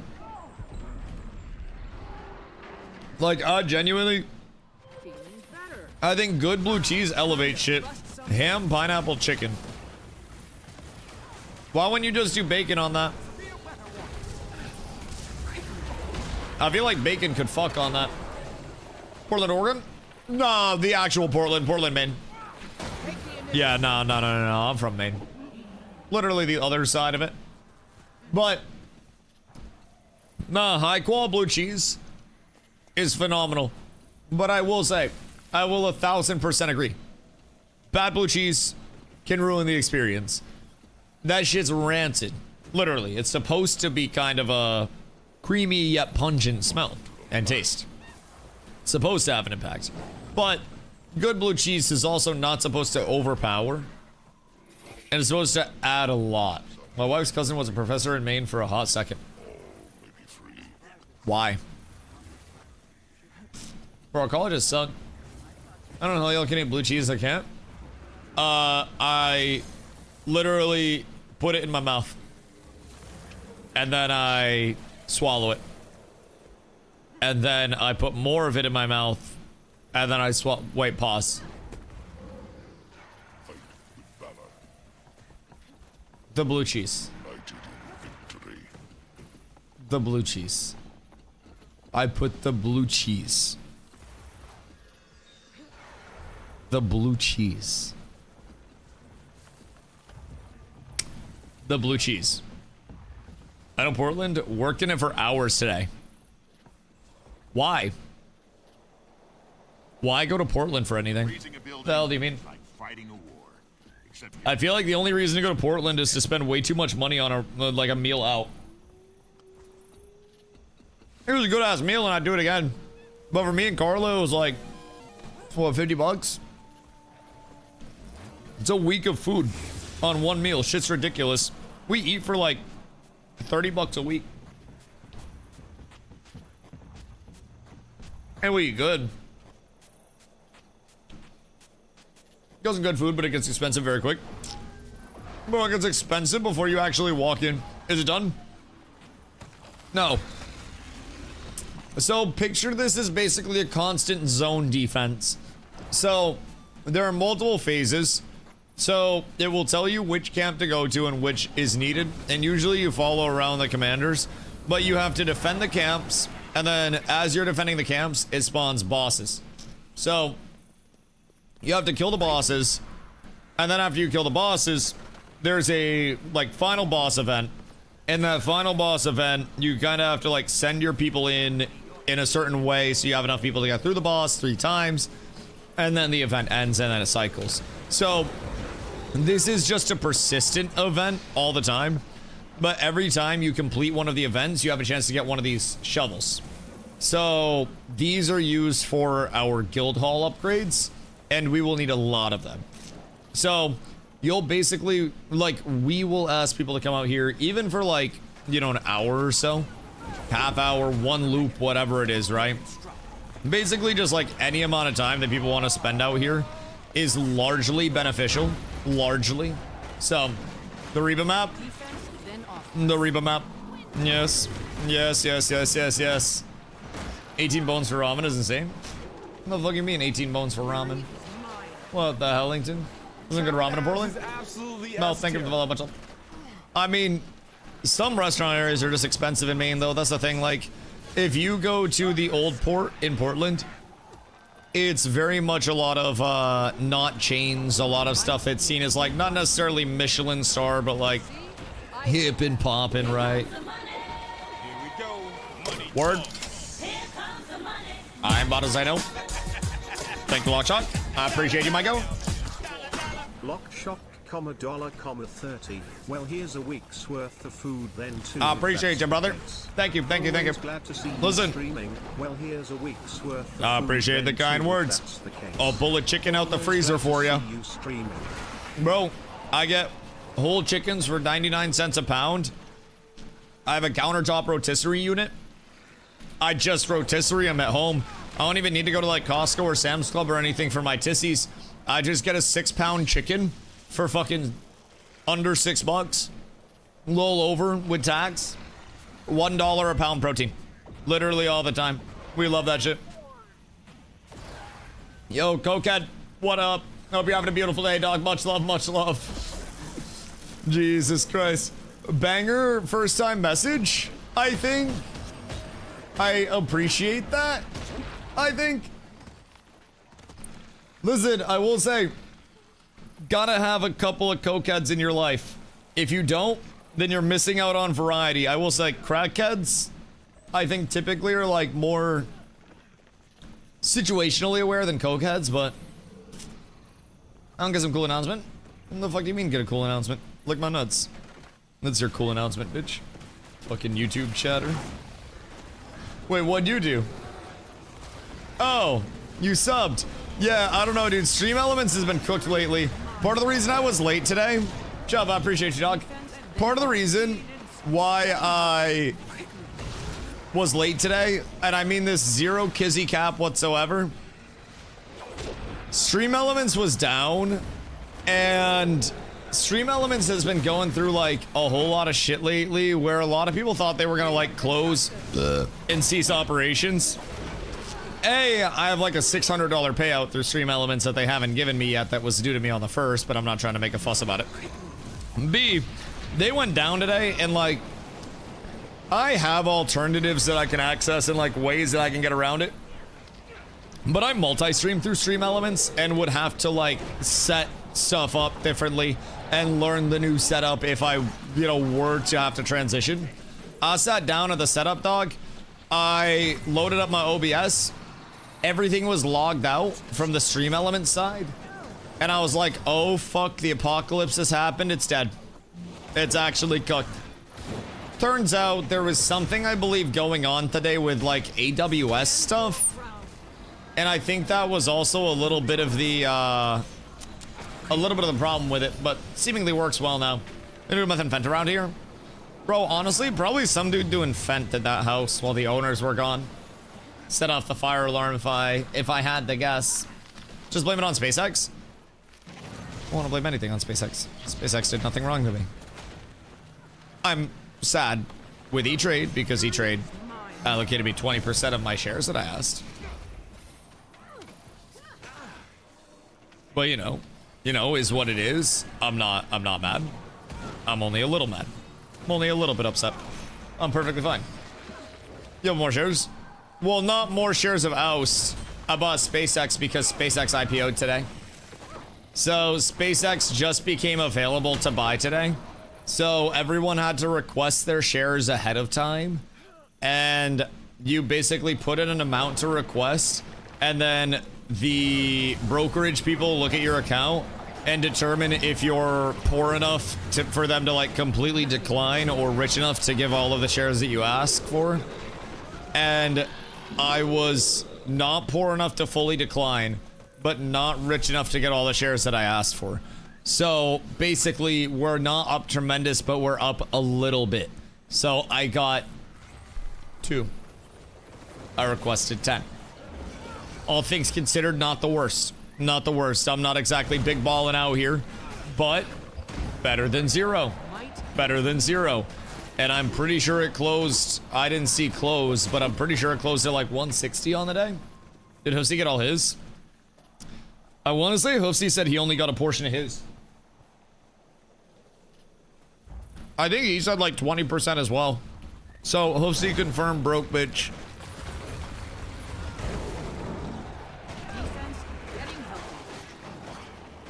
Unless he requested like 1 million.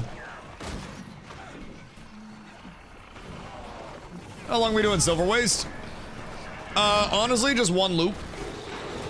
And then if people need a hero point run, we can grow it for a hero point run. If people want to do some PvP, we can do that. Around 10, there is the world versus world reset. So we'll want to get into that with whoever's available on the right world versus world team. Get active there. So about 15 minutes are done. Yeah, right around there. So won't be too much longer. And then I'll probably hop into a little bit of SPVP before world versus world, because I like SPVP. It's been very fun, if I do say so myself. I know that might be sacrilegious to hear, but I've been enjoying my time. It's an absolutely crazy thing. It's wild what happens when I enjoy what I'm doing. But I might do a little bit of SPVP after this rotation ends. And I really want to go to Lion's Arch, Lion's Hold, whatever it is. I'm not allowed to have fun. I know. I'm supposed to not have fun and also be poor and destitute. But unfortunately, people keep showing up, so I don't know. I'm just defying the odds. How do you like World vs. World so far? I will tell you when I go in without a Berserker set on.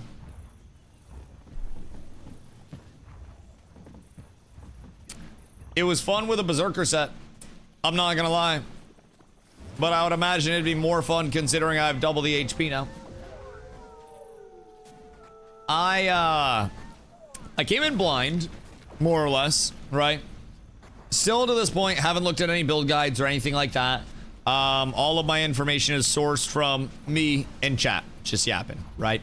So, for me, I immediately came in and I was like, what Guardian specialization is like the most fast-paced that I would have to learn on type shit, right? Willbender. I was like, all right, bet. What will Bender build? Can I just play, you know, the most risk possible, basically, and have to play very perfectly?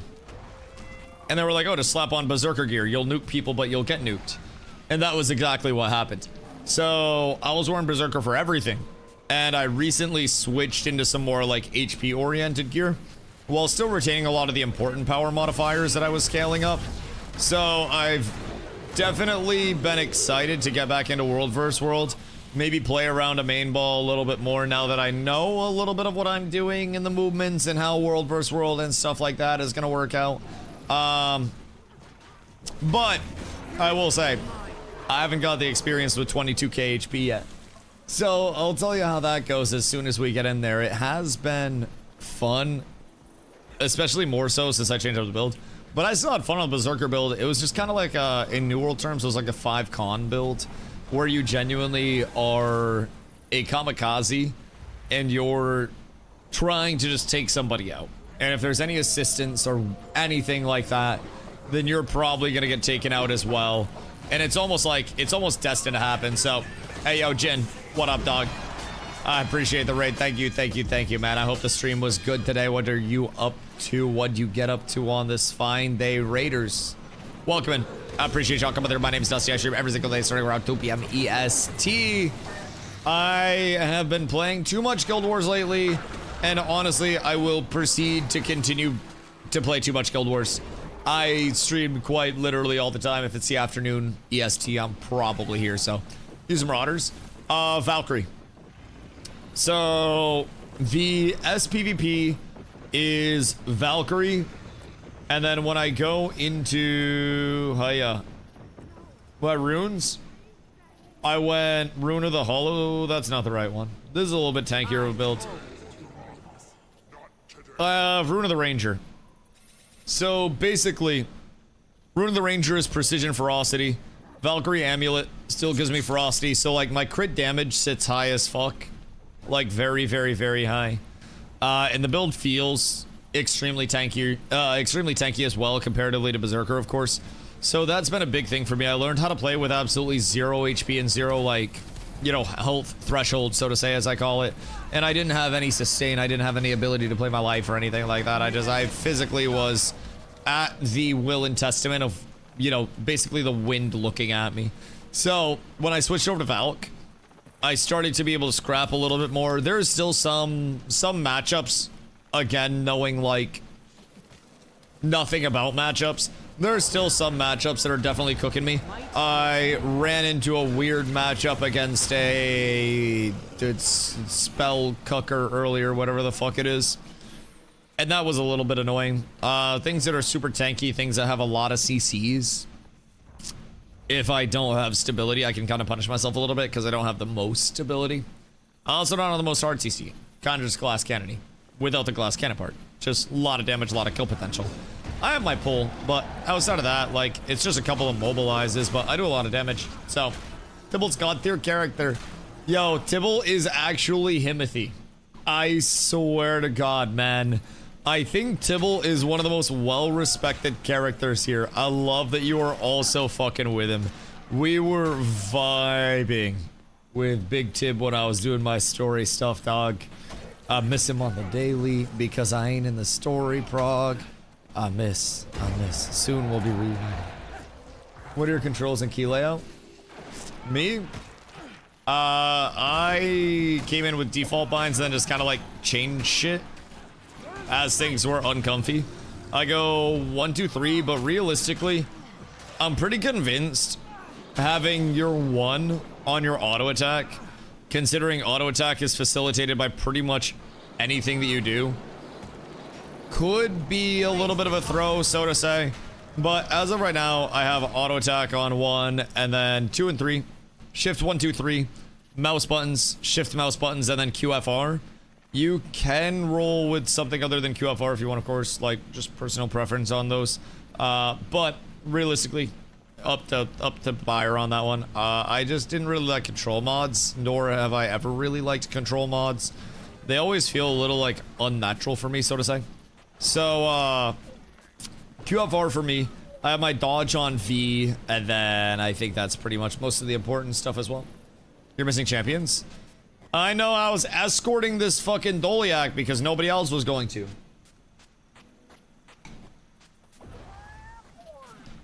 I was trying to keep big homie company. But you guys are preying on my downfall. What class you running? I play a Guardian, and then my elite specialization is Willbender. So we'll do some PvP here after this event's done. We have the champs, and then we have the final boss fight. And then event's done. So at that point, I'll probably do some SPVP for a little bit until we get a little bit closer to the world PvP reset. And then try to get in right at world PvP reset with a group and see if we can find a commander to run off of.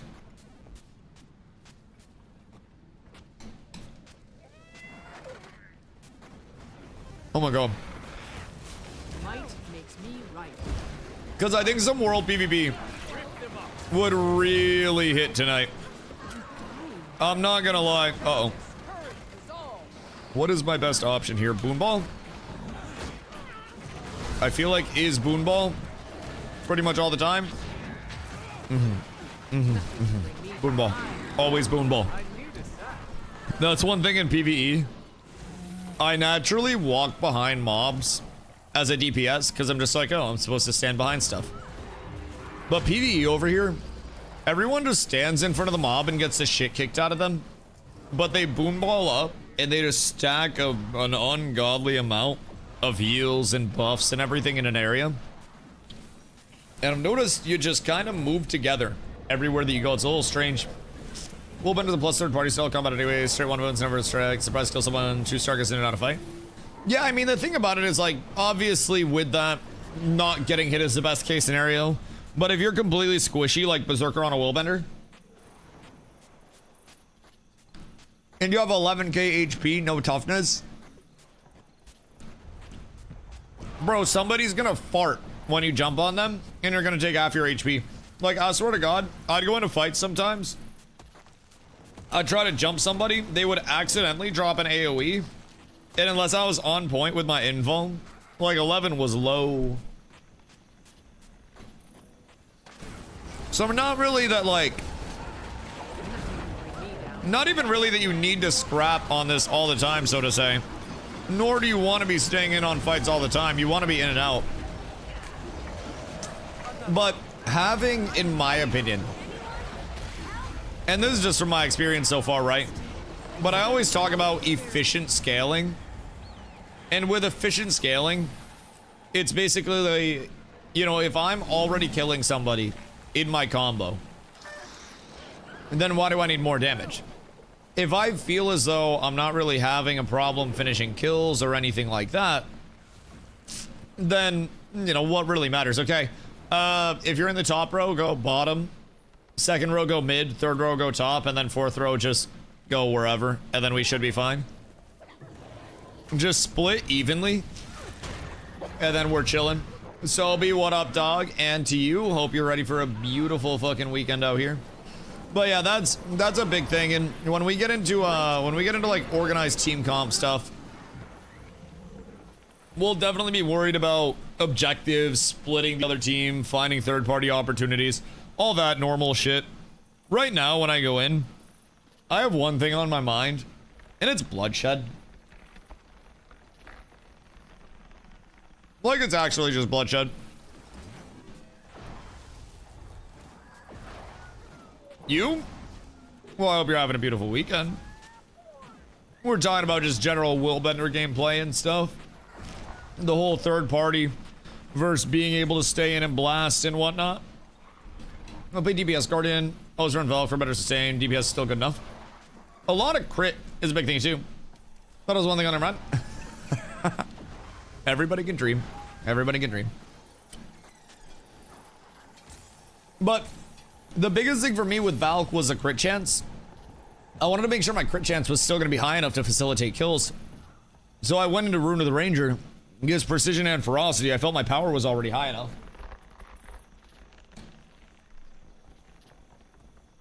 Dusty going top. Who's going top? I felt like my power was already high enough. And really, I would jump in and nuke people before I even finish my kit on one weapon.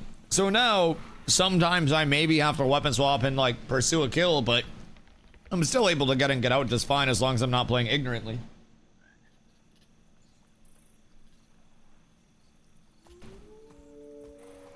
We should be fine over here. Gotta maintain the buff to have high crit chance. That's been one thing I'm trying to get better at, is like maintaining my stand your ground in important times without wasting it. It's a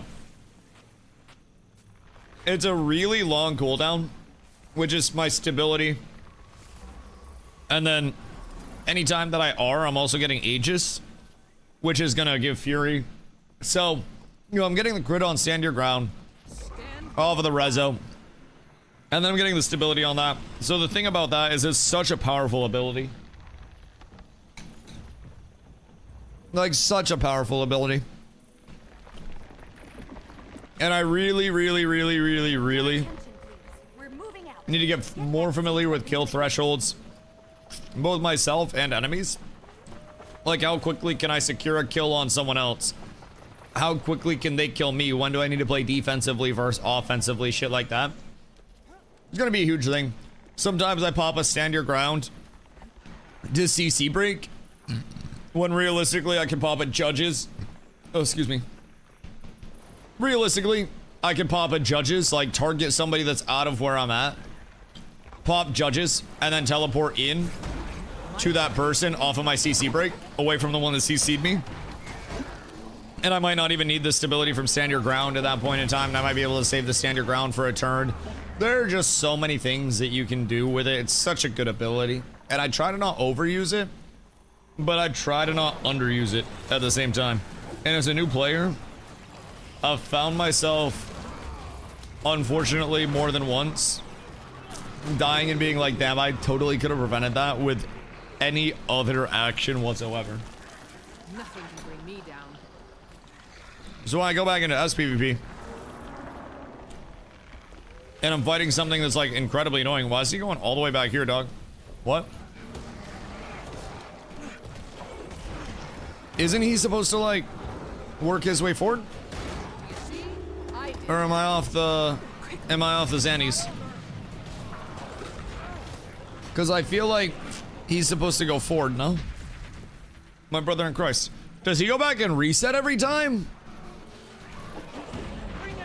I've never really paid attention. Does bro run wind sprints? After each wall, it needs to get a new bomb. Jesus fucking Christ. It's actually out here running sprints. I did this in me childhood. I understand why he takes so long now. Bro is going through it. It's fucking Hell Week all over again, man. Conditioning. That shit's cooked. A lot of ways to get a resolution, at least. Yeah, Rezo comes in a few ways. Heal gives you Rezo, probably. Nothing can bring me down. Is that talent based? With the heal giving Rezo? That's just healing a combo field. Strike damage. In Rezo when using a healing skill.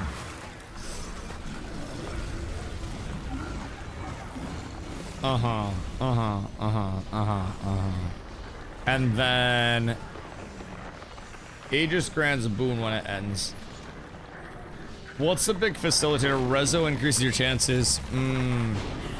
So not using healer's resolution, I might have been selling a bag. I was running right hand strength, which was power and then precision. Both right hand strength and the bottom one are good. I'll give this a shot, because it seems like that's going to basically guarantee that I get Rezo whenever I pop a heal.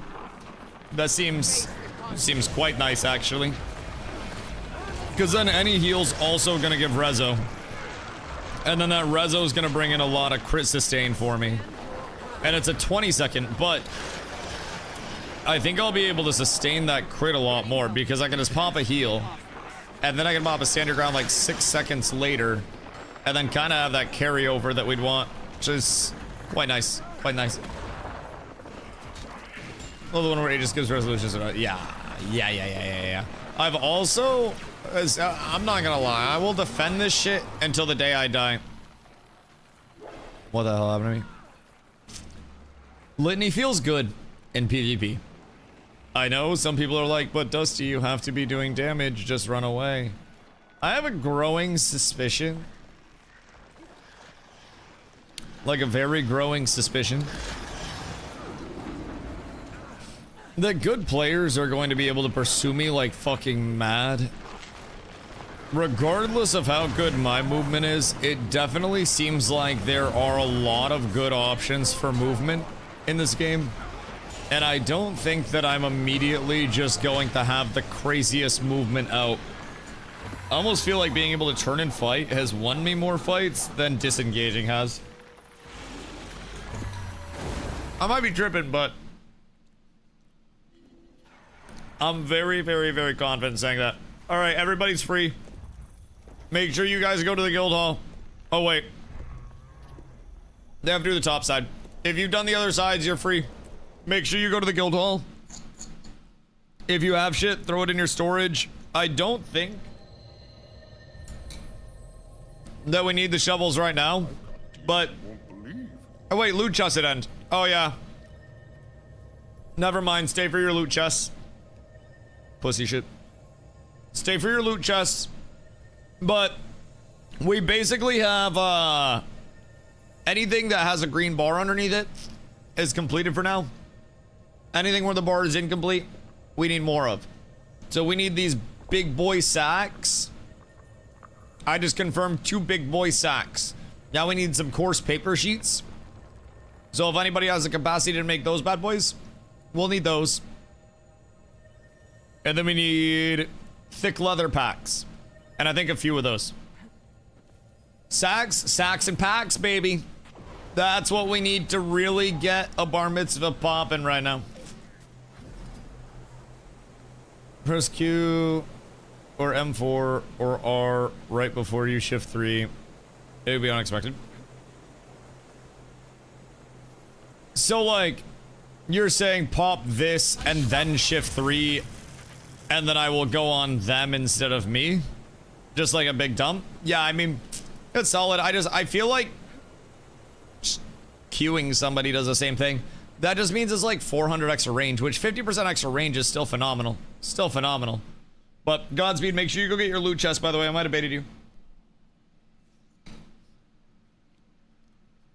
Actually, I probably baited you. Make sure you go get your chest.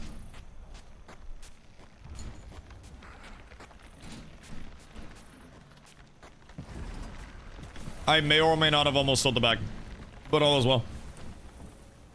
The spoils of battle. One blur shift 3.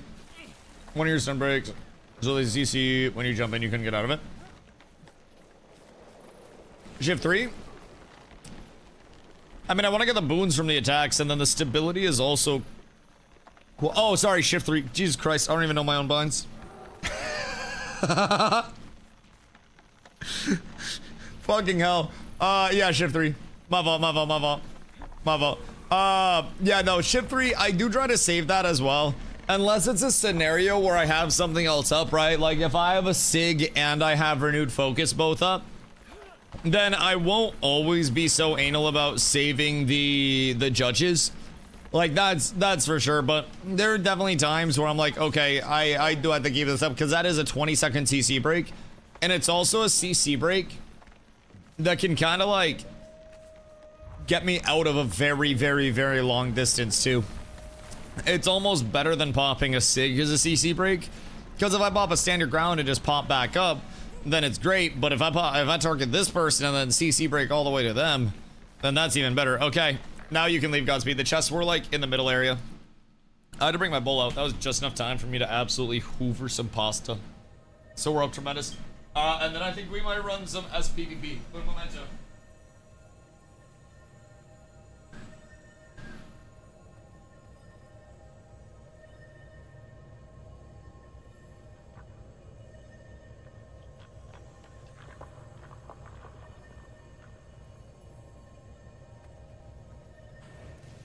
How can I help?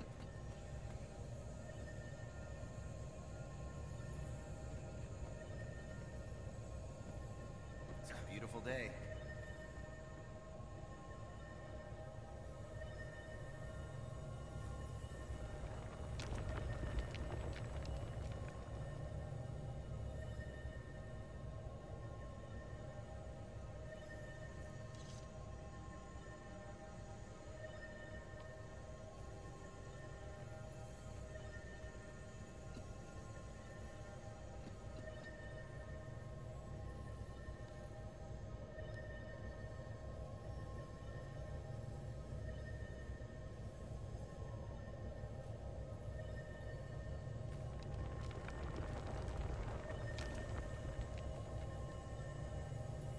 Looking to spend some coin? This job is so rewarding. I love my work.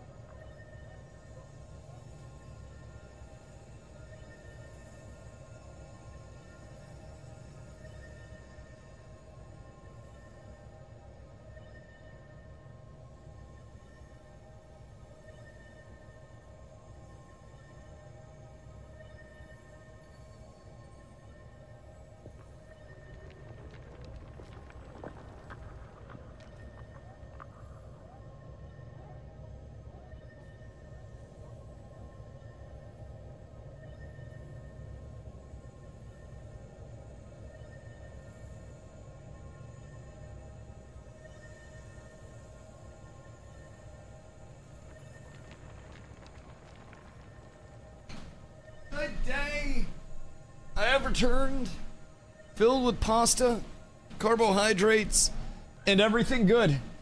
Oh, is there an arena in this guild hall? There will be. So to update you on what we've got in the glorious Hall of Abs, I wanted Catstein Island, but chat voted against Catstein Island in favor of the Cat Cave. It's either the Hall of Abs or the Cat Cave, but I think Cat Cave might be smoother. I was really large on Catstein Island though. Regardless, the Cat Cave. We'll stick with that. I think Zops. Oh, I thought he was naked. So we have the startup of a tavern. I love meeting new people. Not too much, but a little bit over here. We do have our bartender. You can talk to him for an XP gain if you'd like to. It's a permanent 4% XP gain for literally doing nothing. As we upgrade it, you may be able to do that more. We are working on getting both a market as well as a war room established. So basically, within the market and the war room, we will be able to unlock new mission slots for the guild.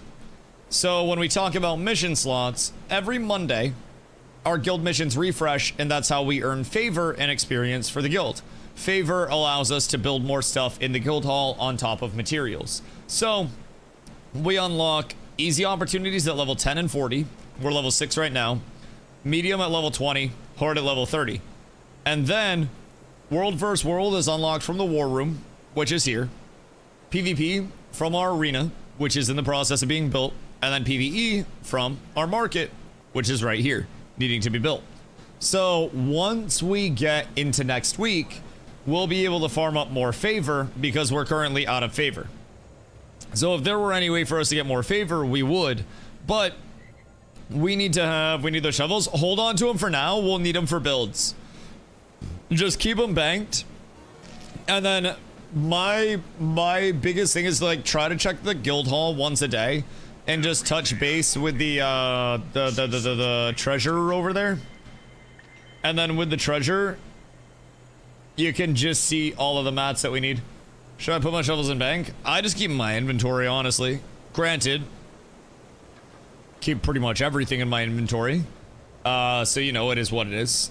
It is what it is. Later. Thank you. Thank you. The abs are golden. But yeah, so we're really close to having the arena up.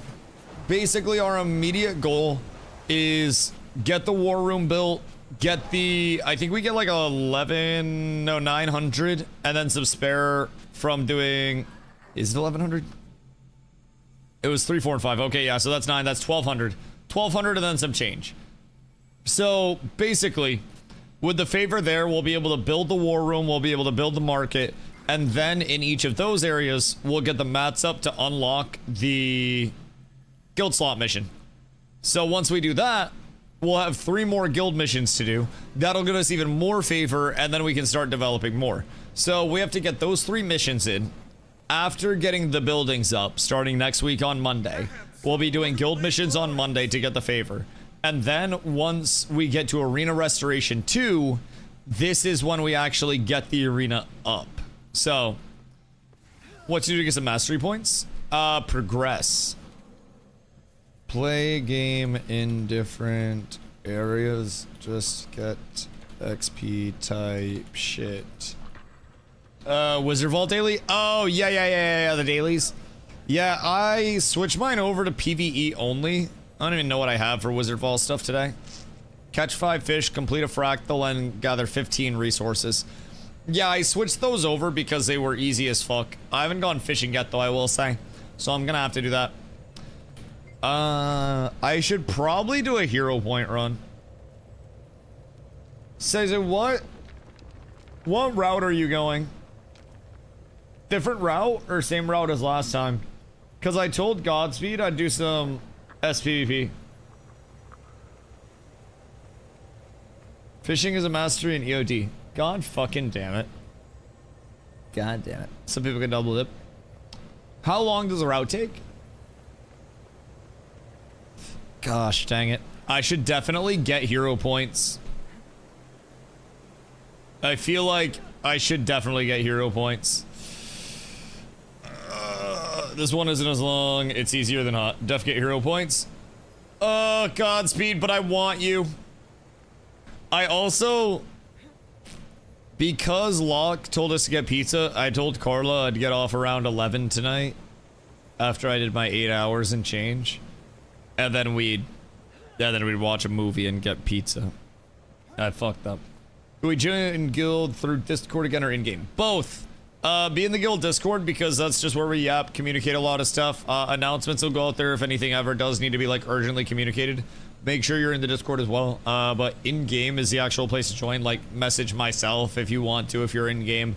If you can't message me, then you can just post your in-game and I can invite you there. But you can buy hero points from PvP. As PvP or world PvP? Because that I do not know, Monfrere. That I do not know. Doing World vs. World yet? I did a couple hours of World vs. World a couple days ago. We're gonna do World vs. World on the reset at 10. At least I'm gonna hop in, just try to find a commander to run off of. We don't have the full structure yet, as people are kind of still leveling, getting settled in. We're probably, like, guild-wise, a couple of weeks away from going in with a full guild capacity to World vs. World. But I'm starting to dip my toes a lot more, so PvP or no PvP. You should come to this hero point run or go level, in my opinion. Because if you aren't leveled yet, you'll want to be leveled for World vs. World. World vs. World is very fun, and if you're playing an Elementalist in, that's when you're going to have the most fun. Because it's giant clumps and staying on the boon ball. Like, you will see, but if you step out of the boon ball for a second in fights, you just kind of fucking die. So, World vs. World is a different beast entirely, and that's where your... You know, where your shit actually matters. Did you get enough badges of honor to get your tag before reset? Oh god, no. I played like 2 hours. I'd be shocked if I had any badges. White mantle badges. Where are badges actually kept? Would it be in inventory? Because honestly, I'd be shocked if I got any. We didn't really even do much. We ran around and fought a couple times. I don't know if anyone told you about Guardian movement trick to move anywhere 1200 range. Move anywhere, you say? Like, have shift 3 not need a target?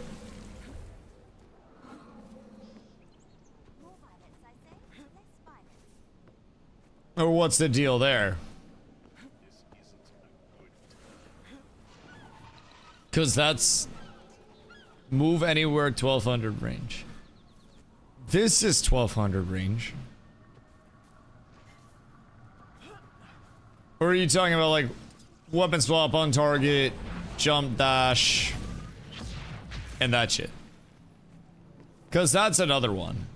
In your wallet, bottom left button in inventory looks like a stack of coins. Wallet. Badges. Oh, I have 311. Word. And it was 300, so I do actually have enough for a tag? Well, that's convenient.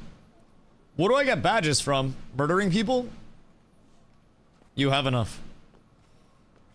Yeah, but I wouldn't want to throw a badge on being as clueless as I am right now. Like, I would not do well. What is... Heroic boosters. Oh, I should pop these bitches, huh? All game types, reward track XP gain, and PvP and World vs. World. Yep. I should probably run some of those. I actually think I have some of those already. Thank you, by the way. I think I already have some of those, but I just haven't been using them at all. I had one. So tremendous. Click on bottom left. Yeah, I have 311 badges, so I could go get my Catmander tag, but like, man. Use Spirit of Sword and Merciful Intervention. Wait, Spirit of Sword. Are you talking the sword spirit weapon?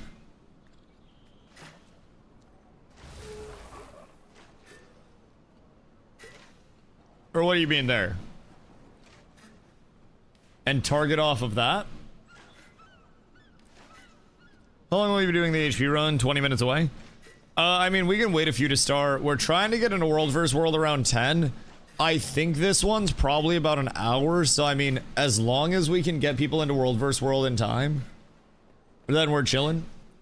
I think this one is quicker and easier than the last one we did, from everything I've gathered. So we'll probably still be in it 20 minutes from now. You'll just have to catch up with us. Your first time trying to get a new map? Yeah, with any like actual contest around it whatsoever.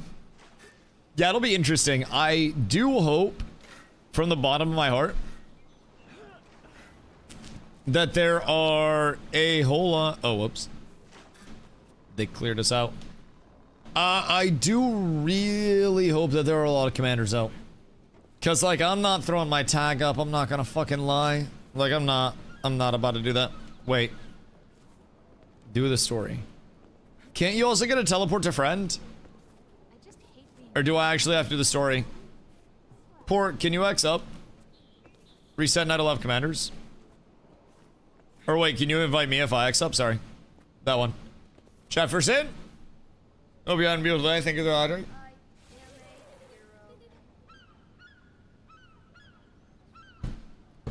Will aforementioned commanders baby rage out after 2 fights? Use spirit sword to whether you want to go, then target that spirit and use intervention. Isn't that technically only 900 range though? Because spirit sword's at 900 range. I guess you could make it 1200 because you can target your own sword, but that would also require me using sword, which like probably good for PvE, but for PvP I feel like people just be moving too much. I think there's more value elsewhere. They're fucking cooked. Ni hao, ni hao, ni hao, ni hao. Ni hao, ni hao. What is this? Double click to receive Super Banana, Super Yeti, and Super Raccoon minis. Greetings. What these? Wait a minute. Wait a minute. I have minis now?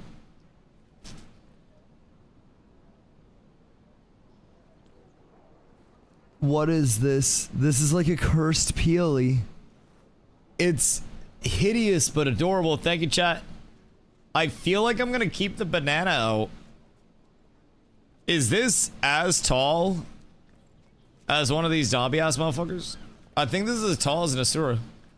Looks pointy with a flange base as well. Keep that in mind. So it is technically safe. There is a stopper at the bottom of it. So it's, if you really think about it, a double flange base as well. So that would honestly be one of the finest forms of butt plug that I think you could get your hands on, unironically. Why is my worst rare chest piece worth 23 silver while my better exotic is worth 3 silver? Maybe collection piece for the skin or something on the rare piece. And a lot of people salvage rares and sell exotics. So sometimes rares are actually like more rare than exotics because of the scarcity. I feel like a lot of people just list all their extra exotics, if I'm being honest.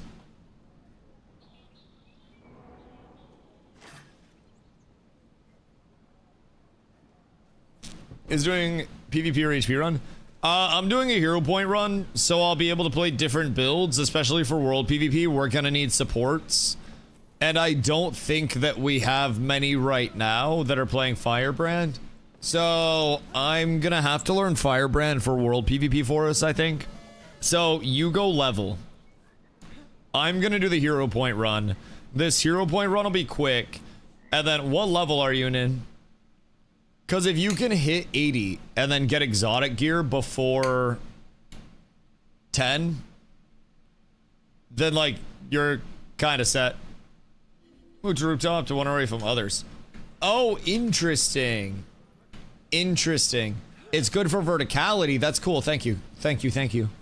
Huh. Yeah, verticality is definitely something that I've struggled with a little bit. Primarily because I'm just clunky as shit when I jump. What team's the guild on for World vs. World? Tombs of Draskir. It was the literal worst team. Like, not worst inherently, but it was bottom team in tier 4 and also had a 0.5 KD. So it was the outlier of like absolutely cooked.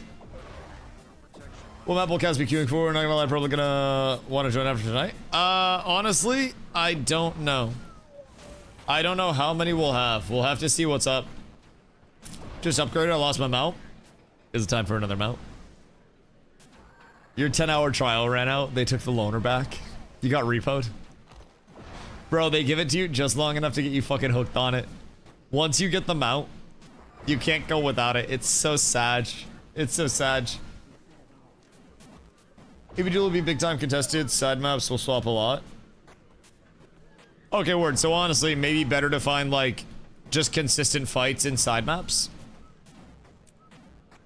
Are you ready? Dev got repoed. You got to pay that shit, dog. Come on, Discord. I'm sitting here alone like Steven fucking Glansberg. Good. You sit there like Steven Glansberg. Eat your goddamn pudding. I've been shocked that people haven't hopped into the Discord. You need to be the facilitator for that, dog. You must be the facilitator, Zop. Be the change you want to see in the world. I've got to entertain the masses. I've been in here for hours. Have you thought that you're intimidating, maybe? Perhaps they know that you are the resident expert on all things French toast. Maybe they know they just can't keep up. Oh, also, there are some cool skins that come out of these. Then I do both. Yeah, the adventure guide, Nin, and Hearts are both really good. I would prio the adventure guide if I'm being honest. But, like, I think you'll run out of stuff in the adventure guide pretty quickly. The adventure guide is real good, though. Real good. The largest chunks of XP, I think I went from actually, like, level 60 to level 70. From completing one section of the adventure guide. Dusty lost. I'm never lost. I'm always just making sure that there are no stragglers. Because I felt there were a couple of stragglers in place. I'm never lost. So many raptors. I need a turtle or something, man. Just something a little more turtley. It's like a New World chest run, but more active. I'm shocked the more people don't need hero points. Does anyone else need hero points before we take off? Because if anybody does, we're going through this. Is Adventure Guide just a shit at the top right? You'll specifically see a tab for Adventure Guide.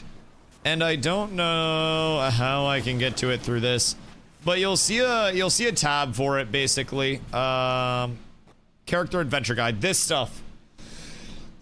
So you're gonna H, and then you can do achievements, and then when you complete these, and you get this, for the tier completion, you get big chunk of XP. So try to go through and complete all of your tiers, and then you're set. Oh wait. +1, sorry. I'll give me 2 minutes. Did everyone get, no. I was trying to get other people set up. That's my bad. That's my bad. We have a couple people that are literally like 2 minutes out. I don't know if we just want to wait till like 45 and we can sit at the next waypoint. But it seems like I think Jub is close to getting back. And then Herb said he'd join as well. So we can go next waypoint and then maybe 5 out there.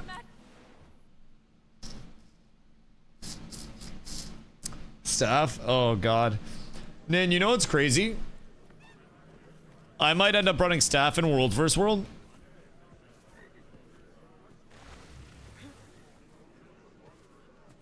Waiting on someone to join. To Jub and Herb should be here soon. Spear for Willbender. Why Spear for Willbender in World vs. World?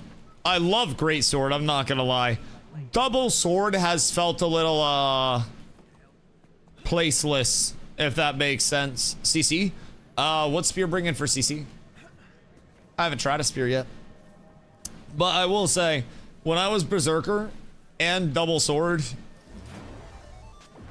that didn't really leave the best impression of like what I could cook. I will say, I switched to Great Sword Heavy with the Berserker setup and I was still able to cook at certain points.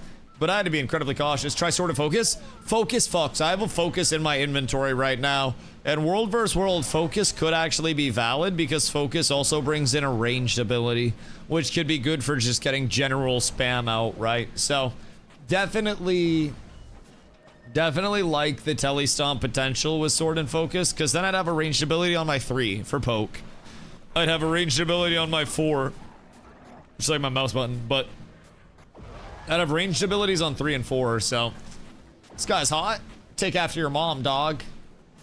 Crazy movement on double dagger on Elementalist. One thing I will say is for small scale, movement goes absolutely crazy, right? But I feel as though in, like, once we get into large scale World vs. World, you'll see a little bit tonight when we go into it at 10. We'll get a group in and we'll try to queue the maps and see what's up. But you stay literally, even if you're range, stacked up in a ball about this size. And the entire premise is commander tag is marked. You move with the commander tag and do stuff with the commander tag as it moves or you die. So one thing I try to do in World vs. World, I have a grapple that goes out to 5 people and then I can pull them to me if it hits them. So I'll move with the commander and I'll try to sit on top of them and then I'll try to throw out my grapple, pull them into us, and then just cook their shit, right? So the second we pull them out, the second we get pulled out, it's almost instantaneous death. So it's a lot of run and gun type shit. Engineer Spear is nuts in World vs. World. CC's nasty on Spear for Worldbender.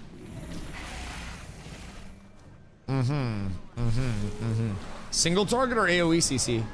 I'd have to assume AoE CC. Is it similar to Warrior Spear where I can like throw it in a line and like immobilize a lot of people or something?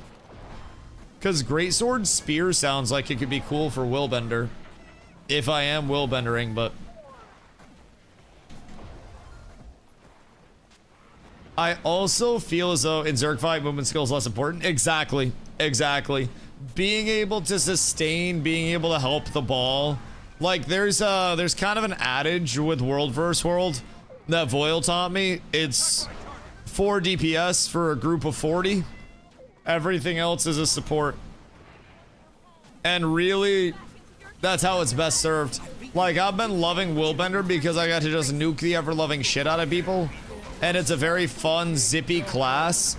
But man, let me tell you, the amount of support that's necessary in World vs. World, even in the 2 hours that I did, we saw a very much organized clump.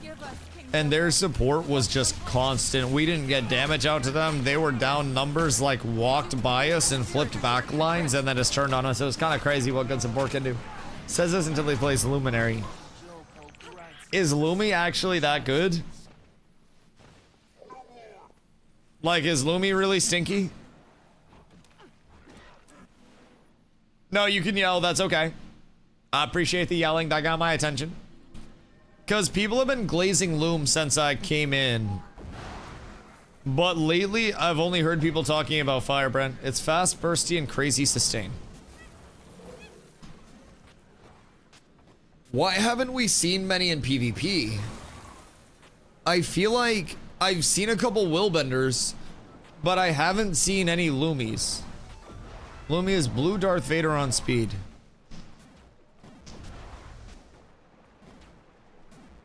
Lumi or Willbender? What has more just general like kill potential? Firebrand is everything in World vs. World, always was, always will be. Yeah, it seems kind of Firebrand is very like necessary in every way, shape, and form. Lumi has higher kill potential. The forge skills are nuts. What do the forge skills do? Because as a Lumi, we just play around the forge skills, right? And then when we don't have our forge skills, we play a normal build. So we're still a Guardian without the forge skills. And then when we go in the forge skills, we just start nuking. You burn, baby bird. I put a lot of dots out. Trades out forge skills, do multiplier damage.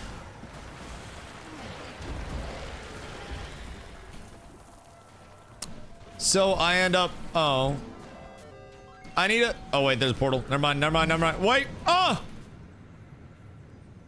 I fucked up. I missed the portal.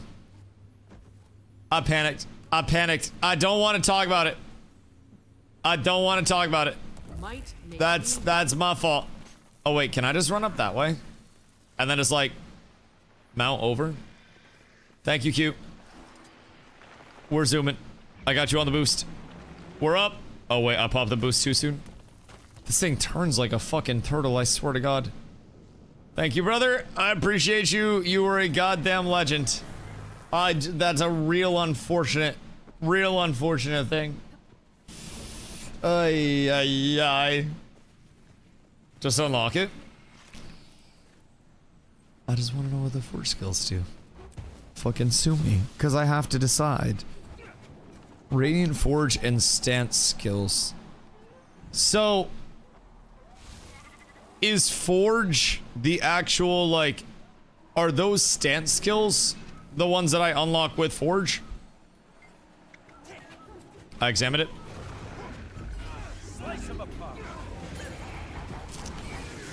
Because if those are the stances that I'm supposed to go after, Forge doesn't have 4 that gives you 5 new skills like weapon swap. And I still get 2 weapons? Or am I tripping? Like, just imagine Forge is a 3rd weapon that's on steroids. How frequently is it up? And am I like, am I weaker without Forge comparatively to other classes, or am I still pretty functional? Every 5 to 10 seconds-ish. Why? Wait. How long does it last?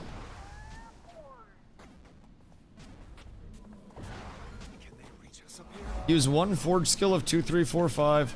CD becomes half. How long does Forge last? Am I just perma-forged? Is that the entire goal?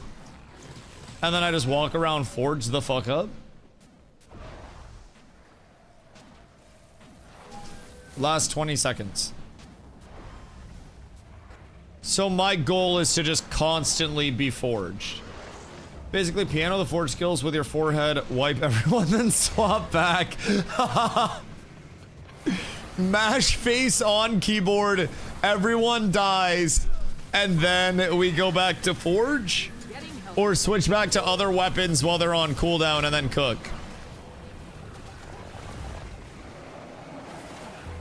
Depends on how many skills you use during forge. The more I use, the less time, or like, the less cooldown?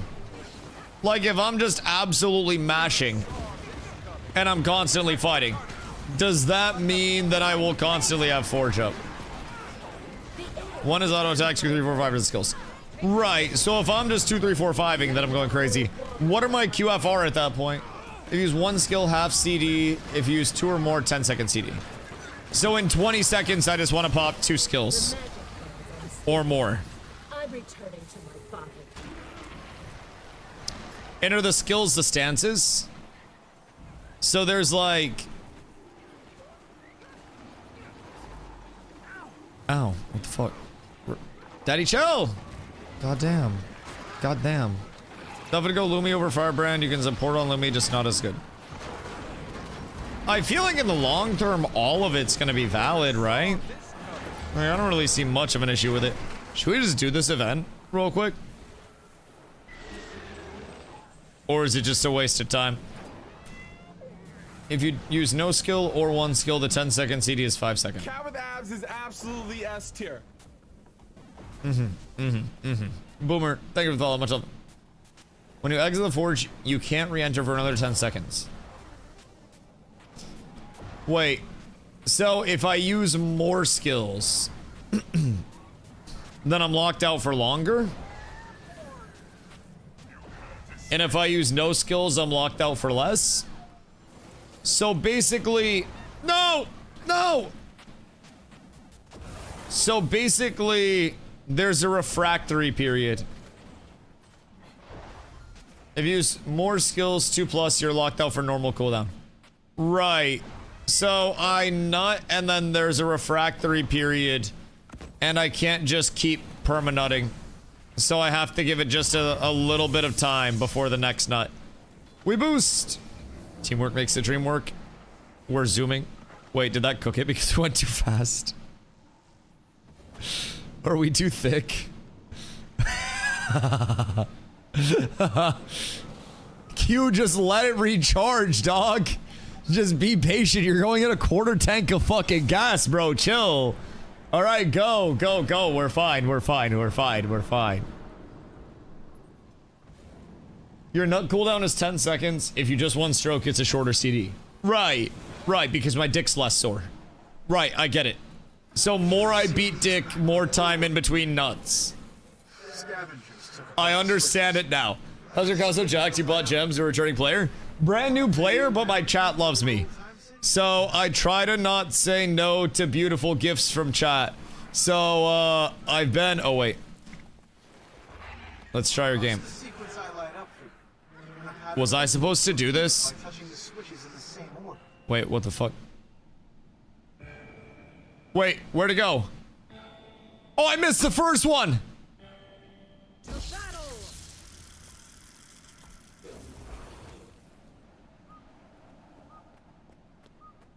What was the first one?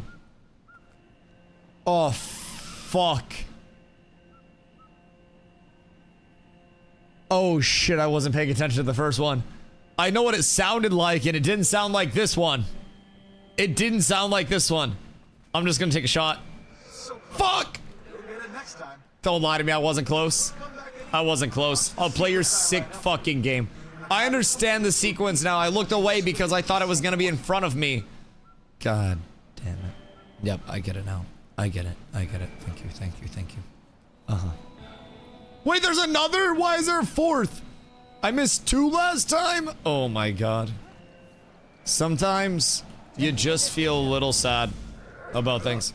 Wait. There's another round. Wait. Why is this a thing? I can't remember more than that. Okay, okay, we're fine, we're fine, we're fine. Pattern recognition, chat, is millions of years of evolution at work. And I am pattern peak. Wait. Did this motherfucker just say that we're almost done? Boom, boom, boom. Boom. Right. Right. Boom, boom, boom. Wait. Boom, boom, boom, boom, boom, boom. Okay. Okay. Wait.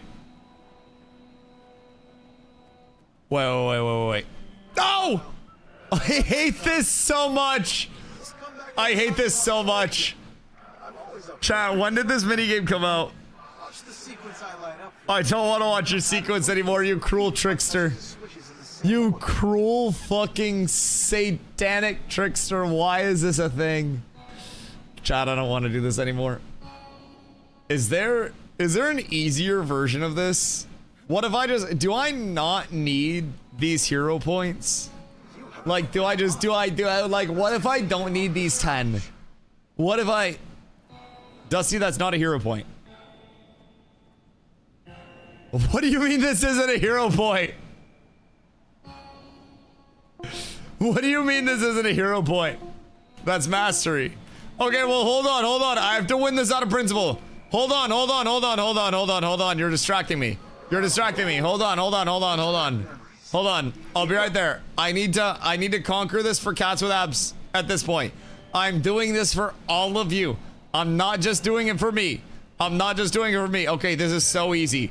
If I fuck this up, chat. Boom. Boom.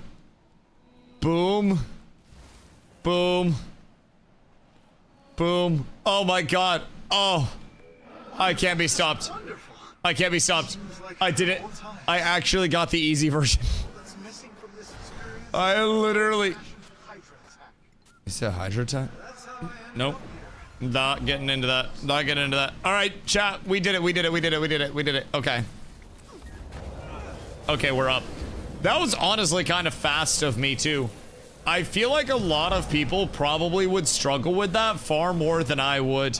Especially considering, you know, new player and everything. Not being familiar with the systems of this game, I think it's really important to embrace new things. And that's just, you know, these puzzles. Not looking at any walkthroughs, any guides.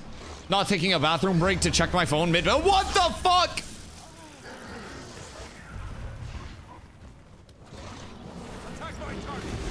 Did I just get napalmed? Why did I just get napalmed? The fuck happened? Why did I get napalmed? I was just minding my business, and out of nowhere I get absolutely swanton bomb that took 3 business days. Brother, I'm going to submit that to speedruns.com. Any turtles? Oh wait, I can just, never mind. Never mind. I can just run. I thought that was going to be a lot more precarious of a cliff. Never mind. I don't need a turtle right now. Everything's fine. Everything's fine. We're cooking. So, how many hero points do we get for this run? Is this another, like, 250 plus?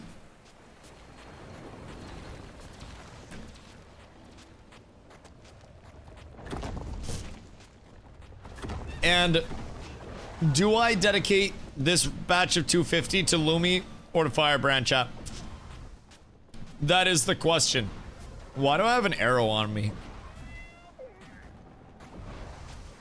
I feel like...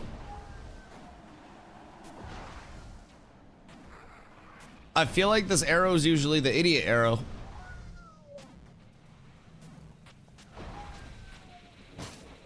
Why is it on me? As a beginner, would you say Guardian is a solid pick? It depends on what your goals are. I think there is a lot of validity for new players in many classes.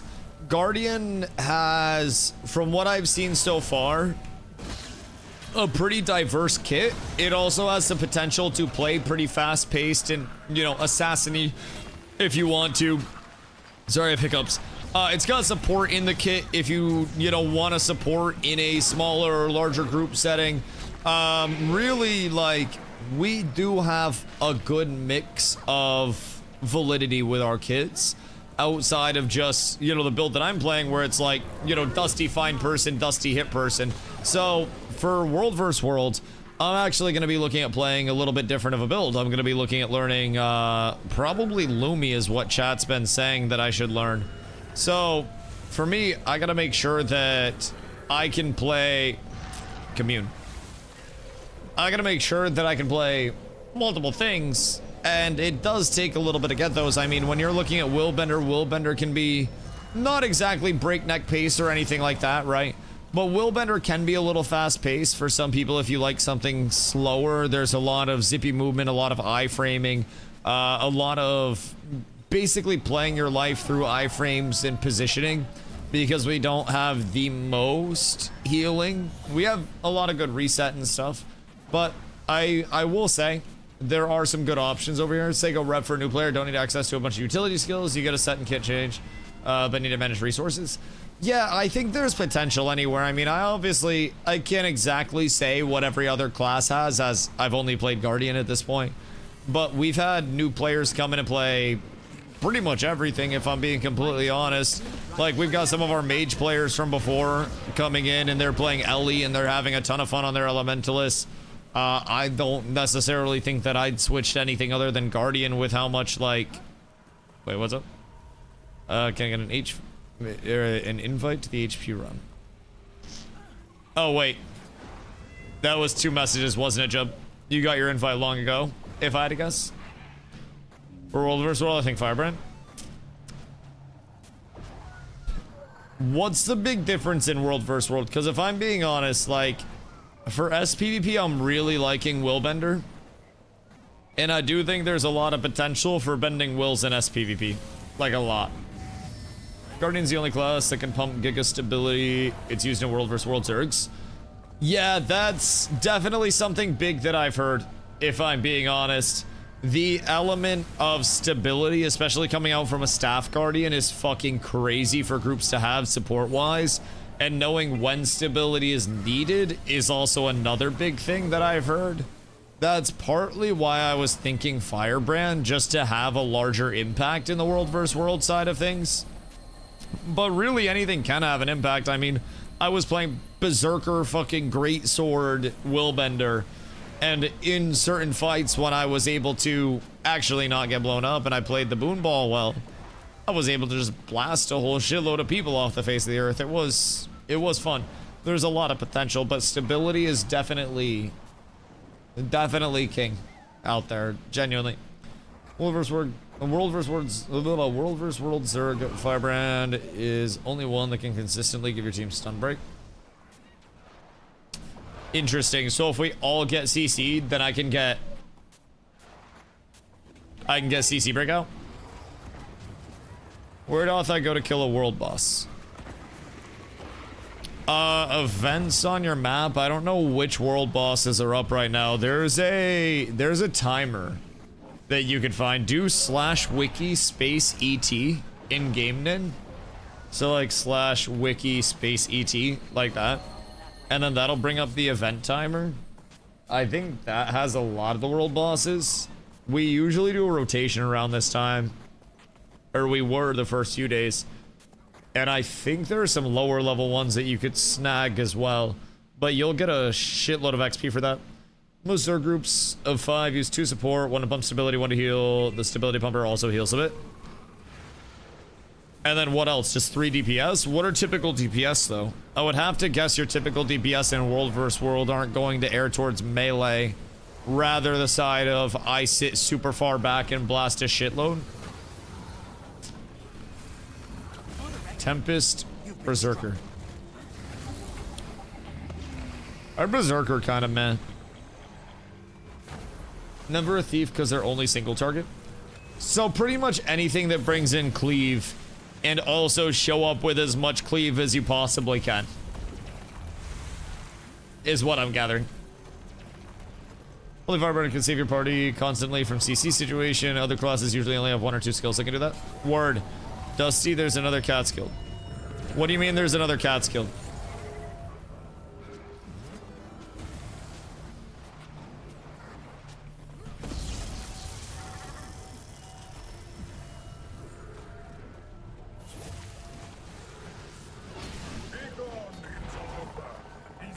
They're in this world versus world match. What do you mean they're in this world versus world match? Wait, where'd everybody go? Zop and I missed something, I think. Uh-oh.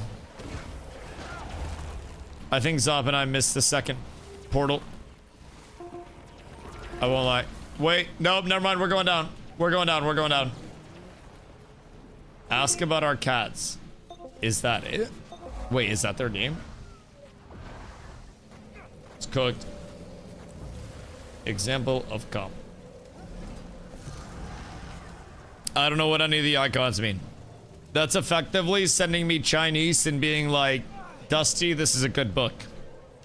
I'm not gonna lie. I have to have chat tell me what all of the icons mean. But you know the colors, you're blue. I know that I'm blue because people call me Blue Thief. I don't know any other colors. Is there a way I can make these class colors, these little boxes in my raid frames? So I can learn or nah? Sir Alwood, what up, brother? How that what? How that what? What you be doing? And what you be looking for out here? Gold tag cats isn't unique. It's 4 letters anyone can use. We have to kill every other cat guild. Every other one. We must command them. See the colors in the logs, I guess. Could I change my raid frame for it though or not?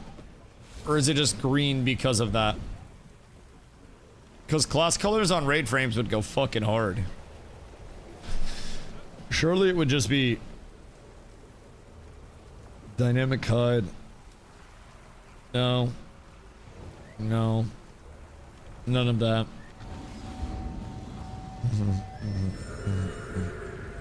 Is there tech with camera position? Horizontal position. Oh no, that's left, right. Never mind. Wait. I'm not.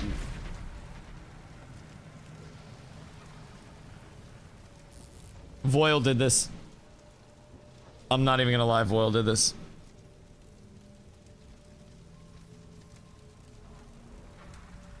Voyle did this shit, I swear to God. Thanks, Niv. Appreciate you, dog. Don't blame it on me, I blame it on you. I'll blame it on you entirely. Can't ATB to friend. I don't think I'm gonna have any friends left after this.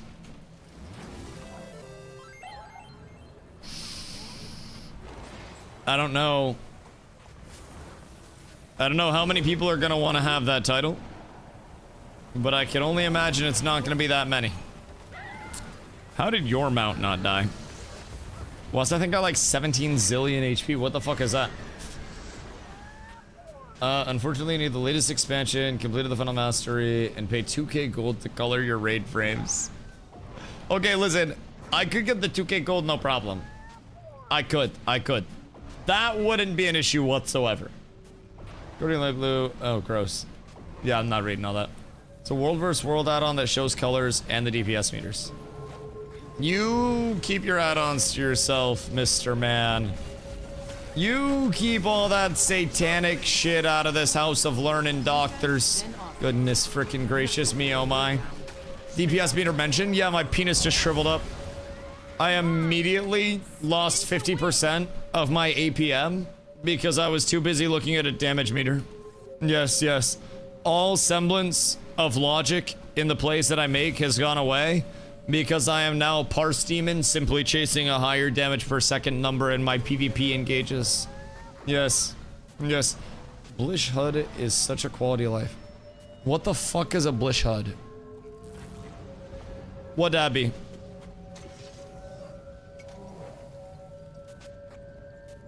It's the add-on hub. Is that the one with the class colors? I will not be swayed. Default HUD DustyWhy here. I will ascend to the top using only the tools given to me by our overlords ArenaNet. Let's show us the logic reading it on the add-ons. Can I get a waypoint from someone, or do I need to go get? If you have somebody that's there, then you can port to friend on them. Why, do you need one? If so, what waypoint do you actually need? Because if you have a teleport to friend, then you can do that. Otherwise, you have to run out there. Oh, so I didn't instruct this it, but it'll be very confusing. Yeah, pass. They'll see ArenaNet partner soon. I'm pretty sure their applications are closed, dog. I looked on their website for it, and I'm like 99% sure that it was just like, hey, this is closed. Gotta speed it up. Chat, let's go. Come on, chop. You guys are taking a sweet old time. Fucking delaying us out here. We gotta get through this shit fast, he said. Fucking posture up, boys. Lock in. Fucking delaying porta potty like crazy. All he's trying to do is lead us through this. We gotta get out there for a reset, boys. We're down horrendous if we're not. This game's good. You see that 100 plus add-ons type shit. Keep in mind, Voyle saying to download the add-ons, it's a damage meter for PvP, which honestly, the largest use case is seeing what killed you. But you can also look in your combat log for that. It just compiles it. And then from there, the HUD is just also bringing in a quality of life where instead of having green boxes, seemingly you have, like, you know, class color boxes. So I will say it's not really like the add-ons are in a scenario like WoW's where it's like, hey, here's something that, you know, brings you everything. Here's a list of 1 million different add-ons.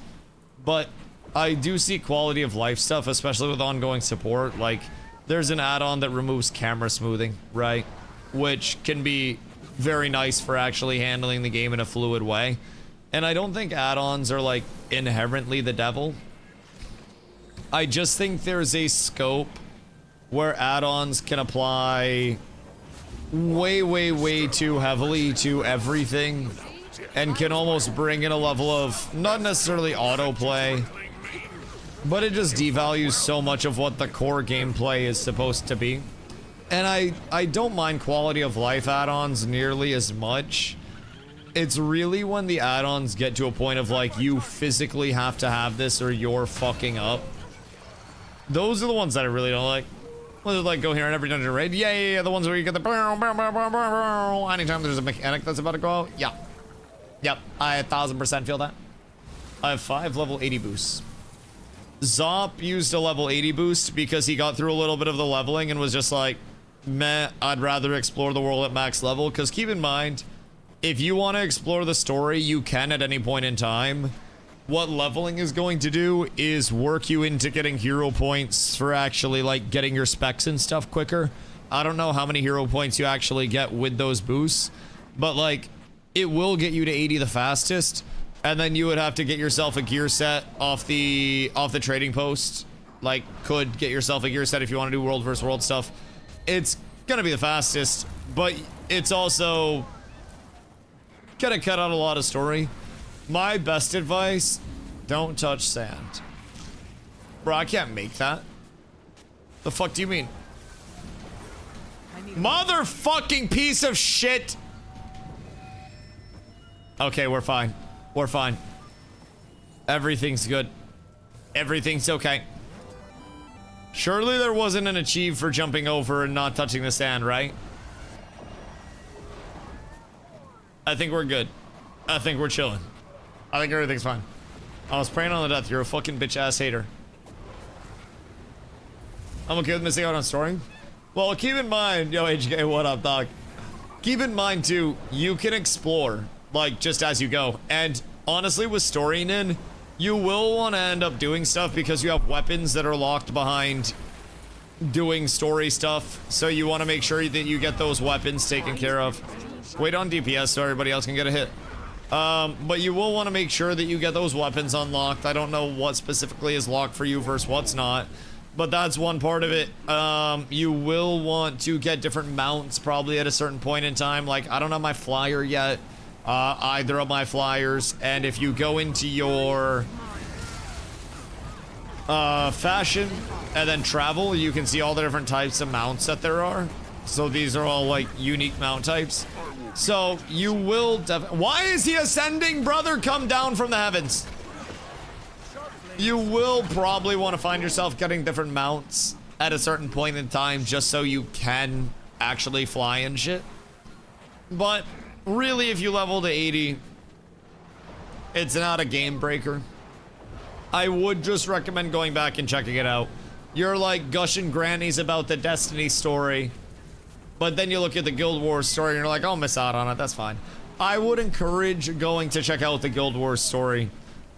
Also because the Guild Wars story has a next chapter. Sorry, that's my bad. RIP Destiny. That's my bad, dog. Sorry to any Destinies in the chat. That's on me. That's on me. That's a tragic scenario, but, you know, $1 billion impairment loss is a $1 billion impairment loss. At the end of the day, you really hate to see that shit. I started Destiny at age 9. Okay. And if you started Fent at age 9, I would also expect you to stop it. Means a lot to me. I know people who Fent means a lot to. I would still want them to stop. Also, if they spent $1 billion on Fent. Got hurt from that AoE damage. Listen, I would be more hurt that Sony, who owns Bungie, has done multiple interviews where they're just like, yeah, Bungie underperformed like fucking crazy, so their company's no longer worth as much as it used to be. The impairment loss that they filed literally means that this company is not worth what we paid for it when we acquired it. Sony's allergic to money. Nin. They've lost $1 billion operating Bungie so far. They'd have to sell $1,000,000 boxes. If they sold it $60. Waypoint. Thank you, my good man. If they sold, we'll say, at $60 a pop. Calculator. 1 billion divided by 60. We'll say 120. We'll say it's $120. They would need to sell 8.3 million copies just to pay off their current impairment loss. And that's without any of the development costs in Destiny 3. That's like what Sony's down on them right now. I know Destiny's amazing, but like 8.3 million copies at $120 per customer is kind of fucking crazy. Keep in mind, if you drop that to a more reasonable number at jump get waypoint, I already got the waypoint. We'll go to $1 billion once again, and we'll do $80. It's AAA gaming, right? 12.5 million copies have to be sold at $80 per customer to pay off the actual loss that Sony has realized on Bungie. And that's just if it's $1 billion. At the end of last year, it was like 865 million. It's a lot of money. Like, that's more in debt than Intrepid was. And we talk about how Intrepid Studios is, you know, a symbol of terrible business. But like, Bungie's more down bad than Intrepid was. They're allergic to it? Well, no, it's more so that Bungie was allergic to making money. So like, Sony acquired the studio, and then the studio underperformed with their titles in development, so now they're incapable of making money. It's the reason why racehorses get shot when they break their leg, because they no longer are worth the stable slot. It's unfortunate, but they either get shot or they get sent off to a farm to live out the rest of their life. And really, that's the way. This is sick. Get your own boat. Pores. But like, a little unfortunate. Did it reveal what Intrepid did? That the board members legit forced it? It's all in a legal battle right now. I could take you through it for probably the next 6 hours, really. Fupo! Are you I love watching this game. Are you 004? They're so graceful. Special cat agent? What is this? Are you having fun playing the new James Bond? Are you having a glorious time? Is that more money than what AOC milled? So keep in mind, just for perspective, to remain unbiased and educational. Part of the allegation from Ashes of Creation side, from Steven's side, is that the board created a ton of fake debt by basically converting their equity and leaving, like, forfeiting their equity to convert their equity back to debt for the company and exercise their right to get paid, so the company owed them money.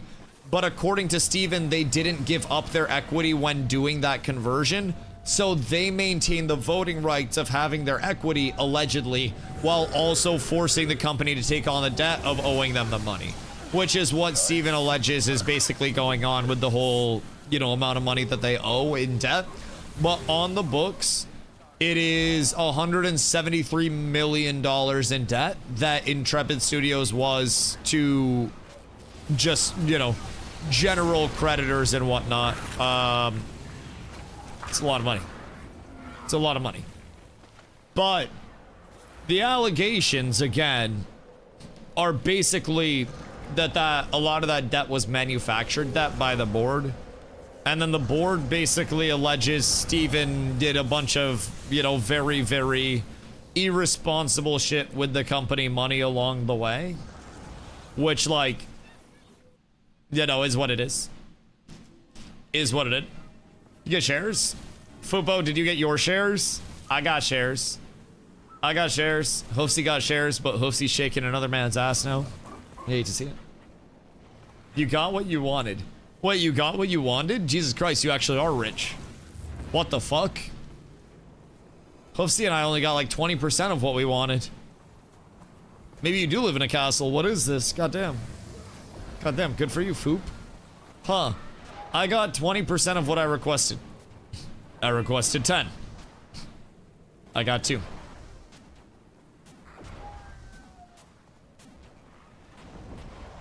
So I'm not mad. I will say, I think instead of buying more at the start of trading, key was to go for more than you wanted is normal for a general high IPO.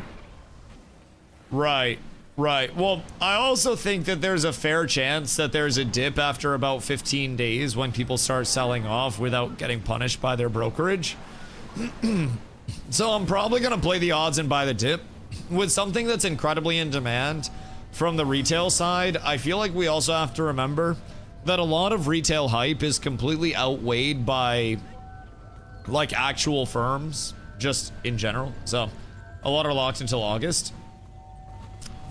I know a lot of it's like 15-day sell-off bare minimum, but why August? I didn't see brokerages that were doing until August. I saw there were punishments if you sold 15 days, like after it, and then on the 16th calendar day you could sell free. But look at it, ended at 166. Was it 166? August is when private investors can start selling. When the richie riches can. That makes sense. So realistically, August will be big dip. So if we sell in July, excuse me, if we sell in July, then we just win.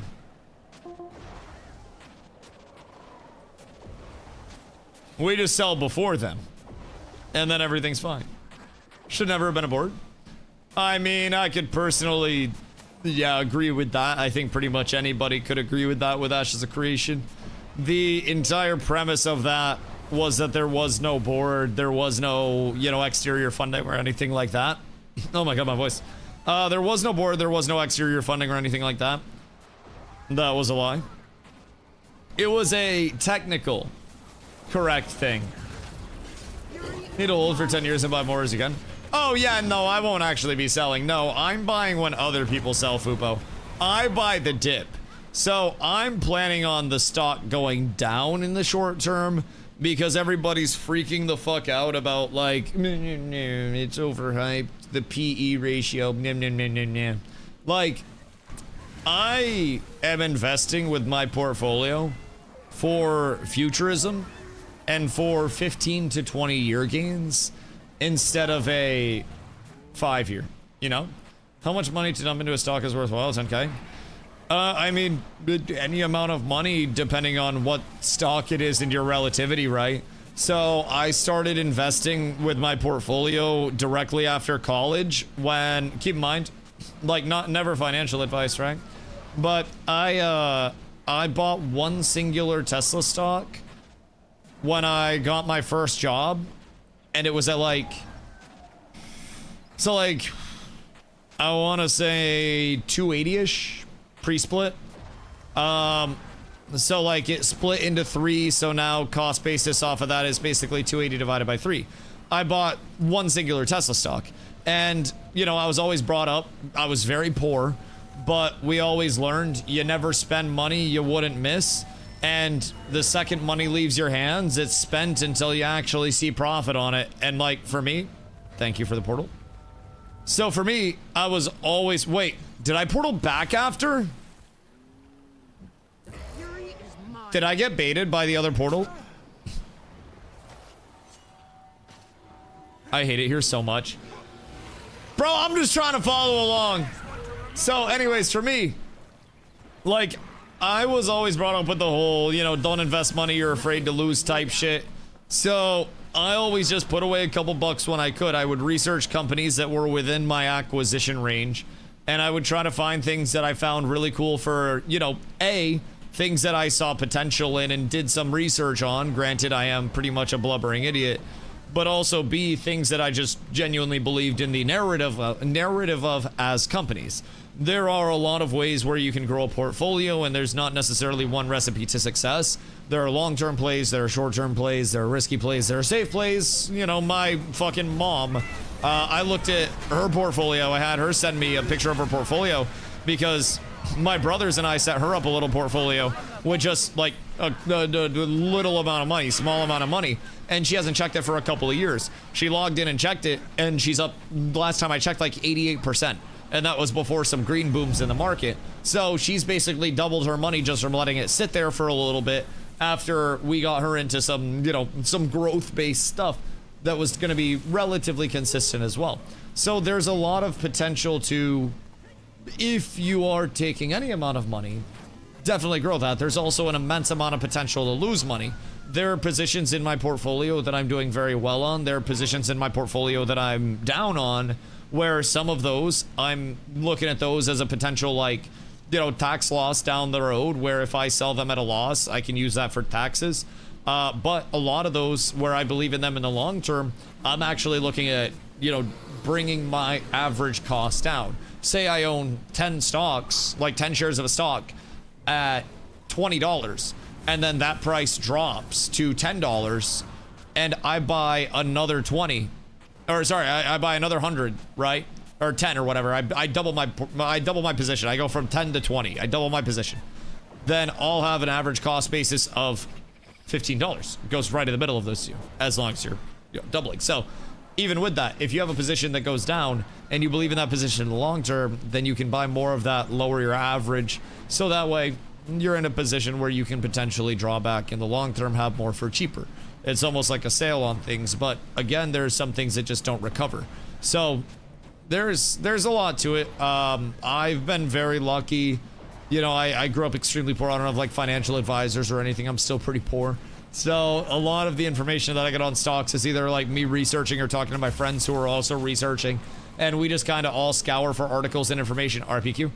And we try to share that back and forth. So we've had a few companies that have done really well. And there's one in particular that I've been in for years that had a huge discovery and breakthrough in the LiDAR scene. And as a result, they're doing extremely well. They had a big pop and now they're settling down. So as they're settling down, I'm going to buy more of them. And then there's going to be probably another pop at some point in time in the future, considering their LiDAR is so game changing. So you buy S&P 500. I mean, you can get into ETFs if you want to.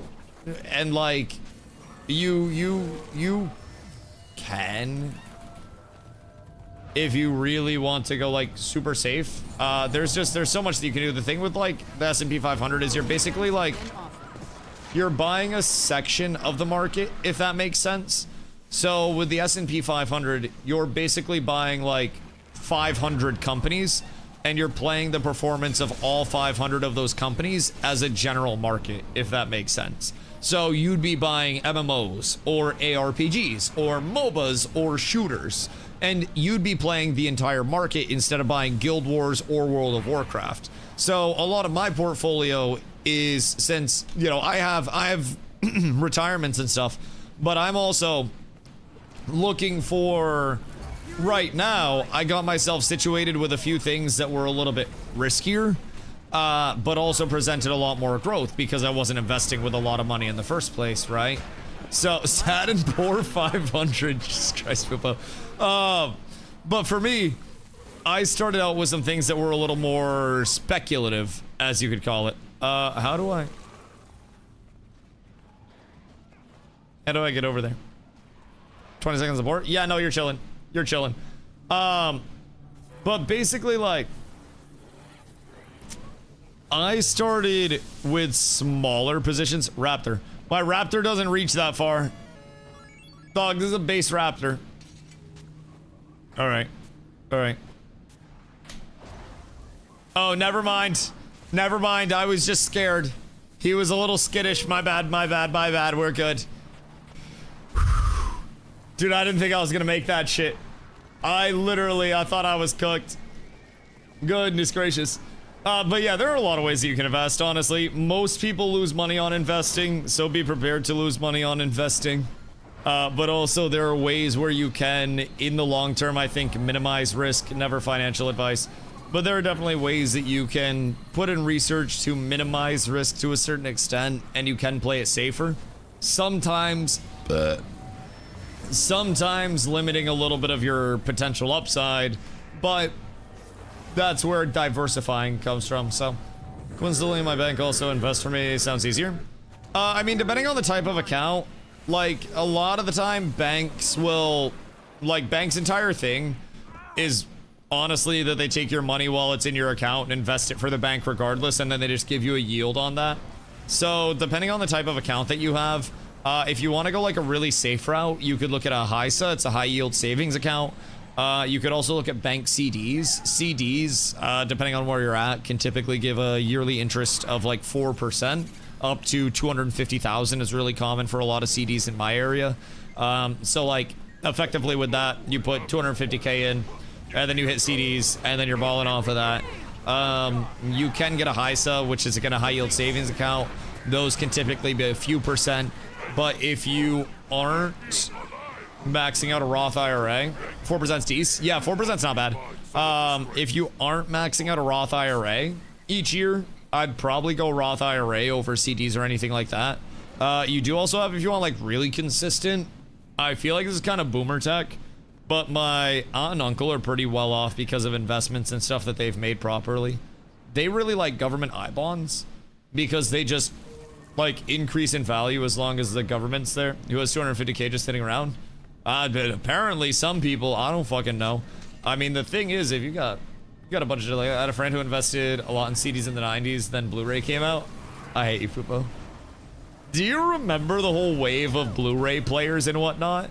Like, people were spending money on Blu-ray players so they could have the best Blu-ray player.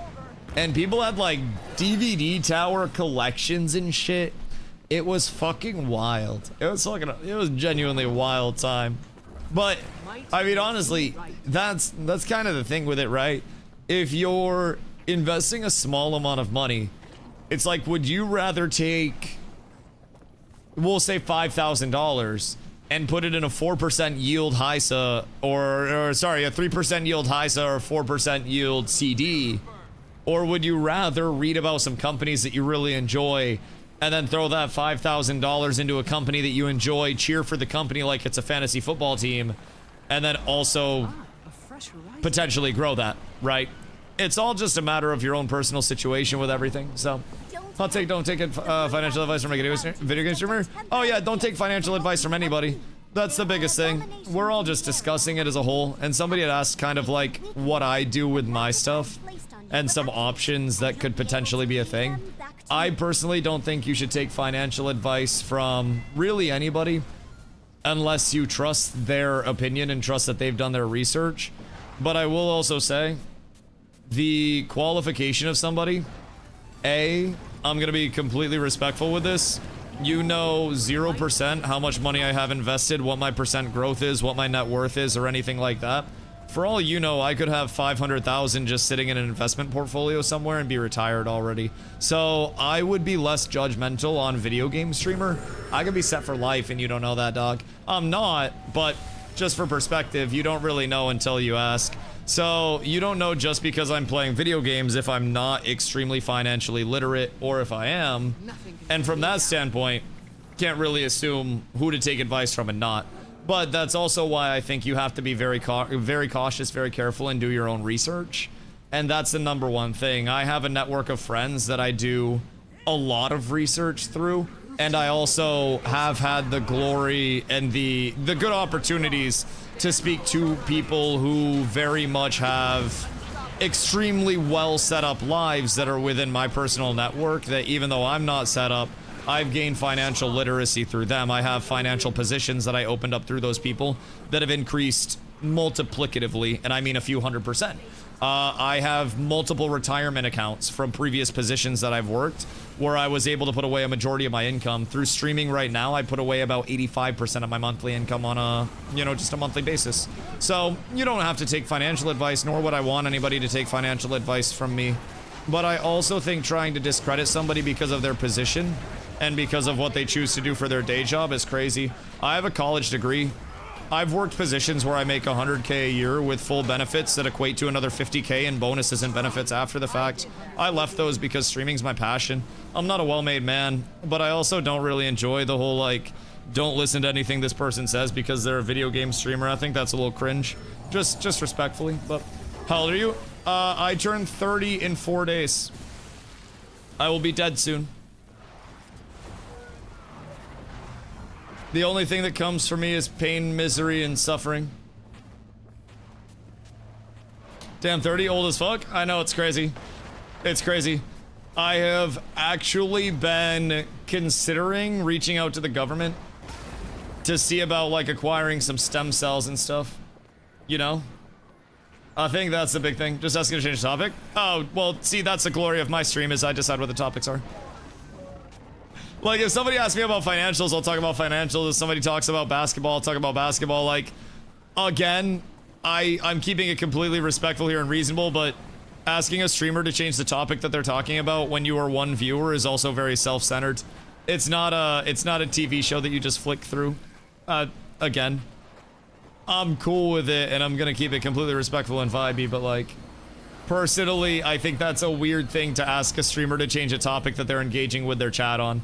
So I'll possibly just ask you to refrain from trying to control the entire flow of my stream, Doc. Thank you.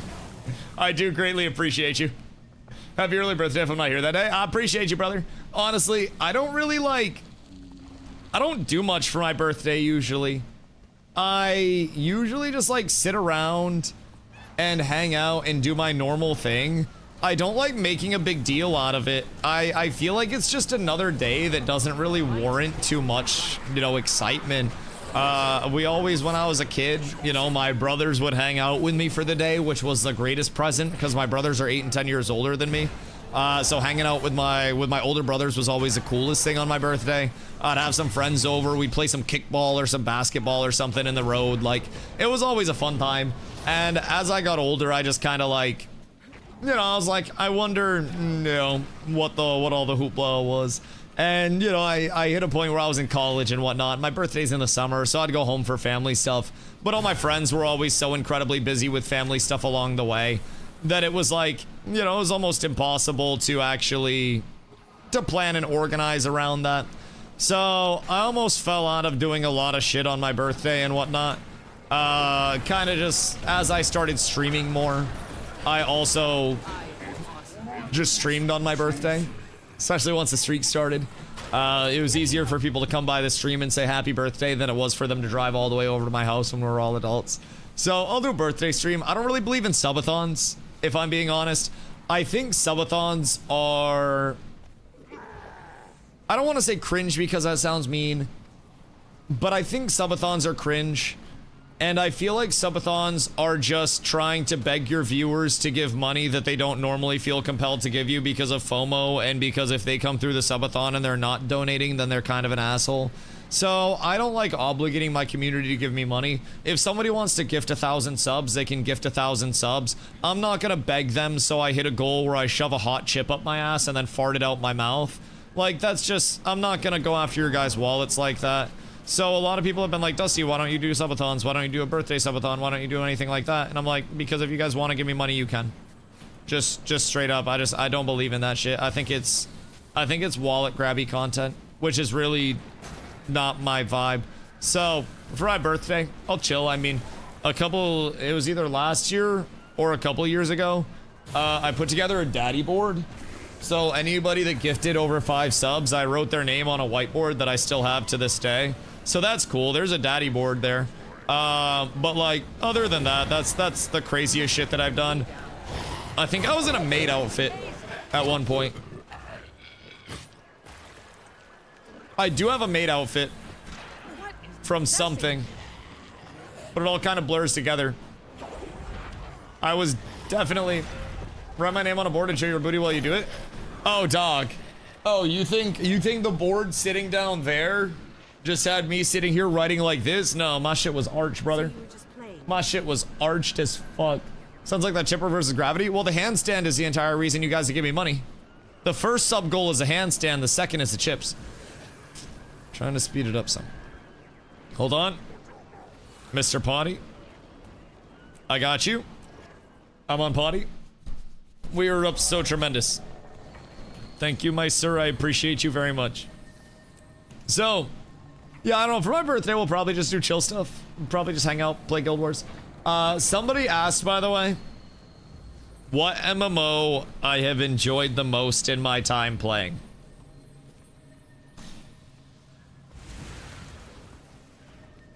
Honestly, I don't know if I can say, like, just decisively. It's like I'm a parent.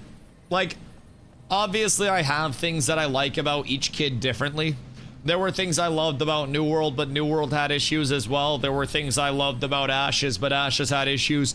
There are things I love about Guild Wars, but I'm very new to Guild Wars and haven't encountered a ton of issues. And even then, Guild Wars is still an imperfect game, right?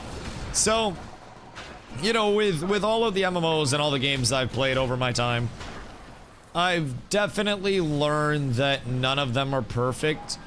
And I've taken a lot of different joys from each and every MMO that I've stopped and played, right? A lot of that for me, I'm very lucky to have it be community based over anything else. The element of being able to stream and being able to grow this community in the way that I have, and always having people to yap to, and always having people to you know, talk to, just hang out, game with. It's a big game changer for me, and I always try to say to people when they come in and ask, you know, what I think of something, if it'd be fun. I very frequently say that, like, my experience is really one of one with a lot of the games that I play, because it is. I actually have a community that really nearly nobody else in the world has anything even like. The fact that it's, yeah, a streamer community, so to say, but it's also a streamer community that runs entirely independently and is able to completely exist without just streamer men being here. And we've taken on so many games at such a high level, and we brought in so many new players. It's far from just a community that's here to worship a streamer. And that's exactly, you know, the type of community that I wanted to build with this shit. So for me, when I'm looking at what I've enjoyed the most, it's a little bit of a, I don't know, a little bit of a tough answer. Because again, I've enjoyed so many elements of so many different things, right? I don't really think there's one that I've just enjoyed the most inherently. It's all been different phases. Like, New World really got me back into MMOs, and New World was where stream went full time, where I was able to do all that. Like, and that was a dream come true. I wouldn't be in the place that I'm in today without New World. So obviously New World holds a very special place in my heart. Ashes of Creation made it so I could continue streaming after New World. And Ashes of Creation is the reason why I'm still full-time to this day, right? New World got me there, and Ashes of Creation really kept me there and allowed me to solidify myself as a content creator and get a name. And then after that, on the MMO space, WoW almost killed my channel like twice. So fuck WoW. But I come into Guild Wars, and who knows what the future is going to be with Guild Wars. So, just in the whole, like, MMO streaming journey, right? Whole lot of variables there that could have changed my enjoyment or dislike of things at any point in time as well to keep in mind. But I will say, Guild Wars has been phenomenal. How long have you been streaming for? About 10 years, all in all. I started streaming when I was in college, just as a little for fun thing with some Dota 2 ski. Join my map if you get a different map. How do I join your map? Join a Crystal Oasis. Got you. But basically, I started streaming like 10 years-ish ago in college. I went full-time about 3 years ago. So, I streamed Dota for a few years, just casually, super casually. It was nothing where I started streaming with the intent to go full-time or anything like that. I was more a, you know, watcher of competitive Dota and whatnot, and my friends and I would watch the International. And from there, I started to kind of enjoy amateur tournaments, playing in them, casting them, and stuff like that. How many more hero points you need? I have 190. I need 60 more. And then we're good. But I kind of started, you know, casting some amateur tournaments, playing in some amateur tournaments and whatnot. And from there, I started to, you know, have a few people that would come in and they would watch and shit like that. And I really enjoyed being able to explain what was going on with shit within the game and stuff, right? So for me, I enjoyed sharing that. I enjoyed taking people through what I was doing in my games. I really enjoyed that side of things. Outside of that, I one day started playing Fortnite because I was playing college basketball, right? And at that time, somebody had come up to me one day because I was known as the dude that always played video games.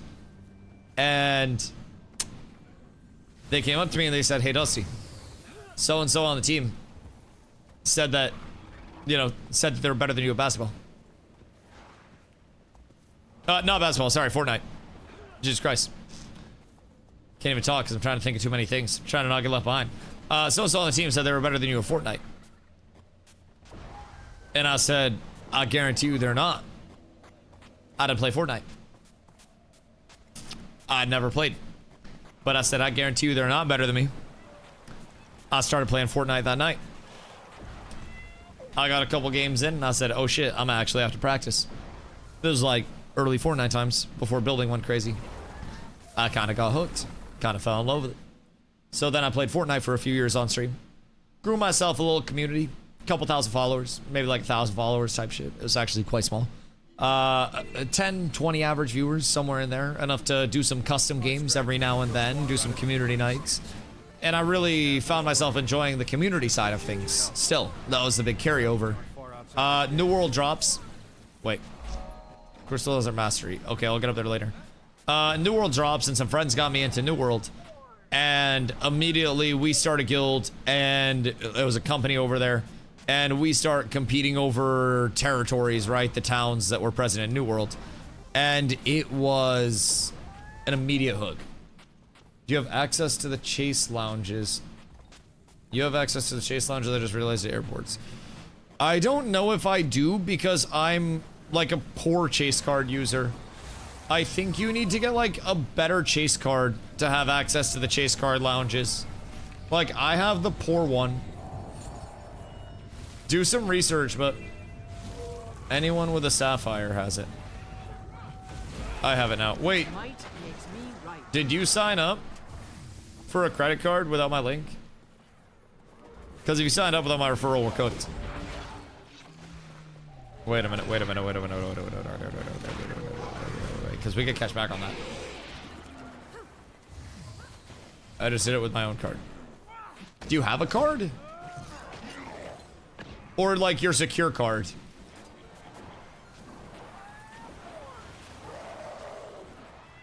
We get cash back if I refer you.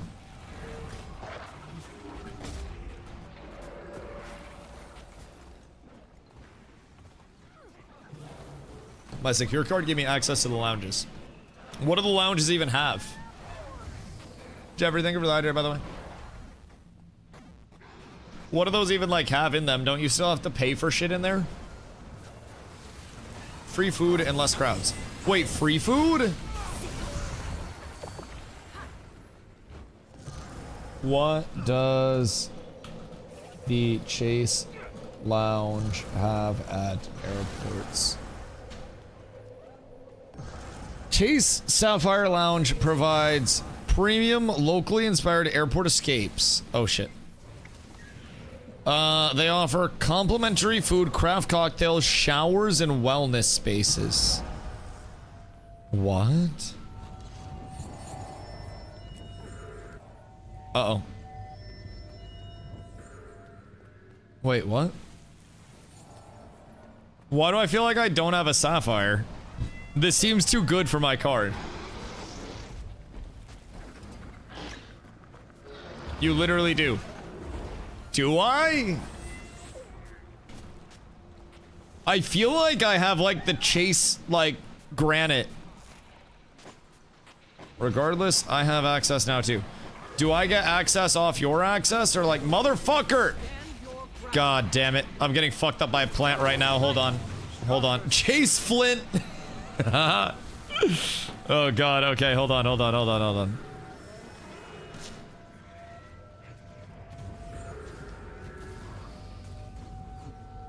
don't think I do. I won't lie. Wait a minute. Hold on. No, hold on. Oh shit. God fucking damn it. God damn it. I'm gonna need a turtle, I think. How does a Dusty get up here? You may not. I may have tried to get you that card. I don't think that I do. I'm not gonna lie. I might be tripping. Where's my Thortle? X Thortle. Oh wait. Thank you, Niv. I think the sapphires are the ones you have to pay for. Wait, so you got access to it? And you don't have to pay a yearly fee for your card? How do you have access to it?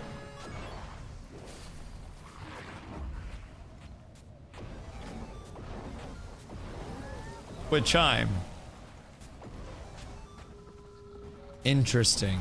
Interesting. How does that work? Because you have a more poor person card than I do. And the Air France lounge. The fuck we got there, like snails and shit? Cabin abs is absolutely S tier. Casanova, thank you for the follow. What's up? Just want to let you know, fully with Casanova, looking for the bank, Gilder Sue, Gilder Sue. I appreciate you, dog. I appreciate you. Happy to have you. What a bank. Show the CC front and back. I can tell you if it's a sapphire or not. I'll show you my ass front and back. Somebody asked a question one time. I was like to know what else I can do on Guild Wars 2 apart from main story or PvP. Blood form of craft in New World, but Guild Wars 2 is way more massive and I don't know where to go / what to do. See, that's honestly part of the glory of it, Silence, if I'm being honest. Is that you can go anywhere and do anything. There's a trading post where you can try to make money, and with that money, like, say just from a very, very baseline standpoint, right? If you want to make money on the trading post, you can then sell stuff, gather stuff, sell stuff, farm stuff up, sell it, get gold, and then you can convert the gold to gems. Gems are the things that you use in, like, the real money shop. So technically you can earn anything that people are paying for just from getting gold, which you can get from farming, crafting, whatever it may be. A lot of the progression is pretty horizontal in nature. So with that, you're not looking at a lot of gear being invalidated. So you have a ton of the exploration and story, of course, but even without the story, you just have the objectives to clear the map because you get rewards for it. So if you want to chase down legendaries, which are the best gear, that's going to be a lot of progression and a lot of time progressing, or just getting one sent to you by Hosty. Thank you, Hosty. But for most people, that's going to be a lot of time spent progging. There are mounts that come from different parts of the story as well, but there's a ton that you can actually do with it. It's all just, you know, in the eye of the beholder. Now, keep in mind some things in our guild hall, right? Just from being a part of a guild. We have an arena in our guild that we can fight at. We're gonna have different buildings in our guild, and we're gonna have to have people that are doing guild missions and whatnot to level the guild, and we're trying to, you know, keep resources within the guild and whatnot. There's, in my opinion, just a lot to do. It's a full MMO world, and it's really sandboxy in nature, if I'm being completely honest. Possible like a Hats invite? Yeah, what's your in-game name? It's very sandparky, like systems-wise, I'll be completely real. Everything outside, what's your character name? I just need one character.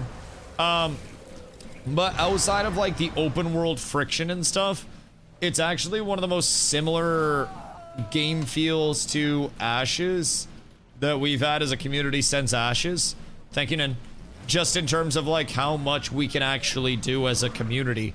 It gives everybody the option to come together and do shit. It gives people the option to fuck off and do stuff solo if you just like to explore and ball out. It's a really, really, really fun thing to be a part of, and I think it's very refreshing too. Reward earned. Okay, we're good. We're good. 5 minutes to the hype? Yeah, we're gonna have to try to sneak in. I think that I have enough points right now. 220. So we need 3 more. So we may be a couple minutes late, but I'm sure the queue won't be too terrible. Famous last words. Famous last words. Lounges these days are crowded as fuck. Last time I tried to get in, the wait was so long I didn't have time on my layover. Well, yeah, it's probably because they're letting poor people like me into them. What the fuck? And my girlfriend's more broke than I am, and she's like, apparently she can get in. Probably because they're letting the fucking peasants in. The fuck do you mean crowded? They're no longer elite. Like, I don't know what your net worth is, but brother, I have a paid off Honda Civic. Like, I drive a Civic. And apparently I can get in the lounge. We're going at 5 a.m. What if it's closed, though? I feel like... Chase Lounge, Boston Airport. Are there hours? Closes at 11 p.m. and opens at 5. Wait, that's fucking crazy. Paid off Civic? Sounds like you're probably rich. Shut up, I'm poor. Give me more money. Struggling independent artist. Adpocalypse. Not even a Camry and can get into it. I will say I do fit in my Civic despite being 6'5". If Carla fucks with my seat, my head may or may not hit the ceiling. But that's fine. That's fine. Rich people don't get rich by blowing their money on stupid shit like look at me cars. Wait, hold on. My Civic's a beautiful color. Funny thing, like my Civic's this nice, beautiful, bright red color. And when we went to Boston last, we street parked in Boston, and it's so many like black and white and gray cars and like dark blue cars, and both sides of the street were just lined with these almost like monochrome cars.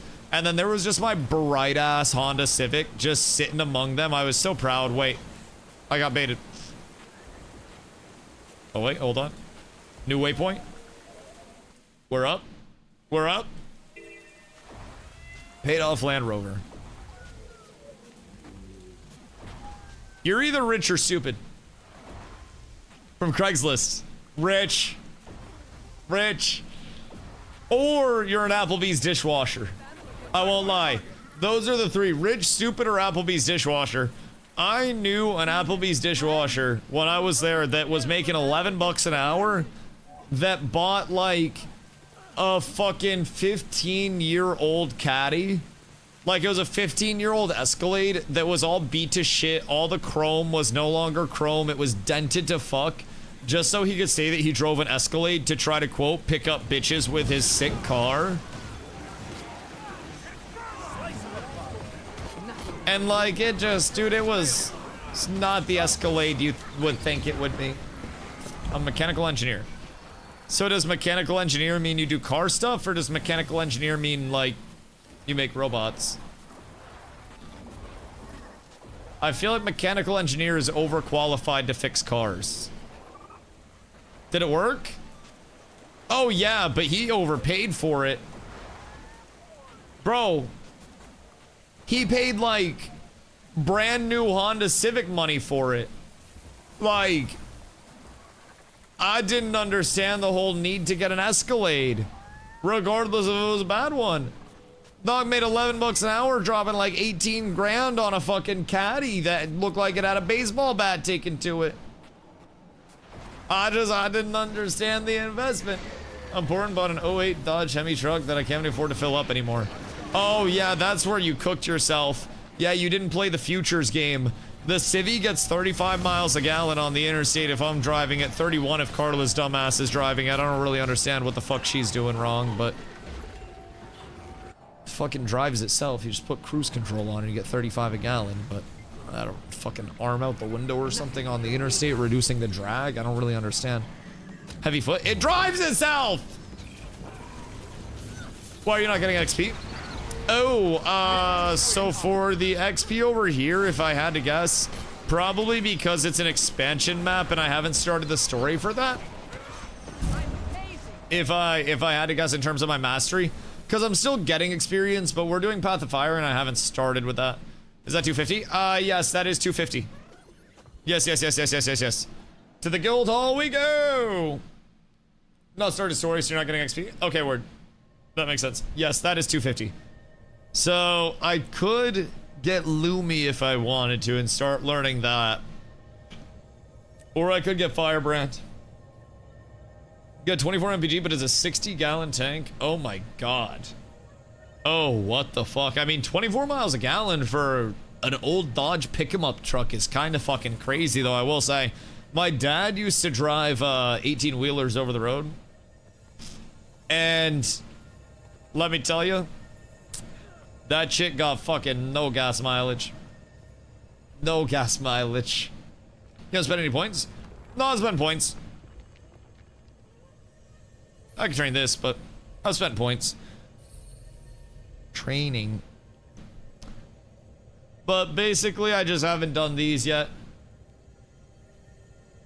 Push gallons per mile? Well, unless he was bobtailing it, and then he got like 6 miles a gallon.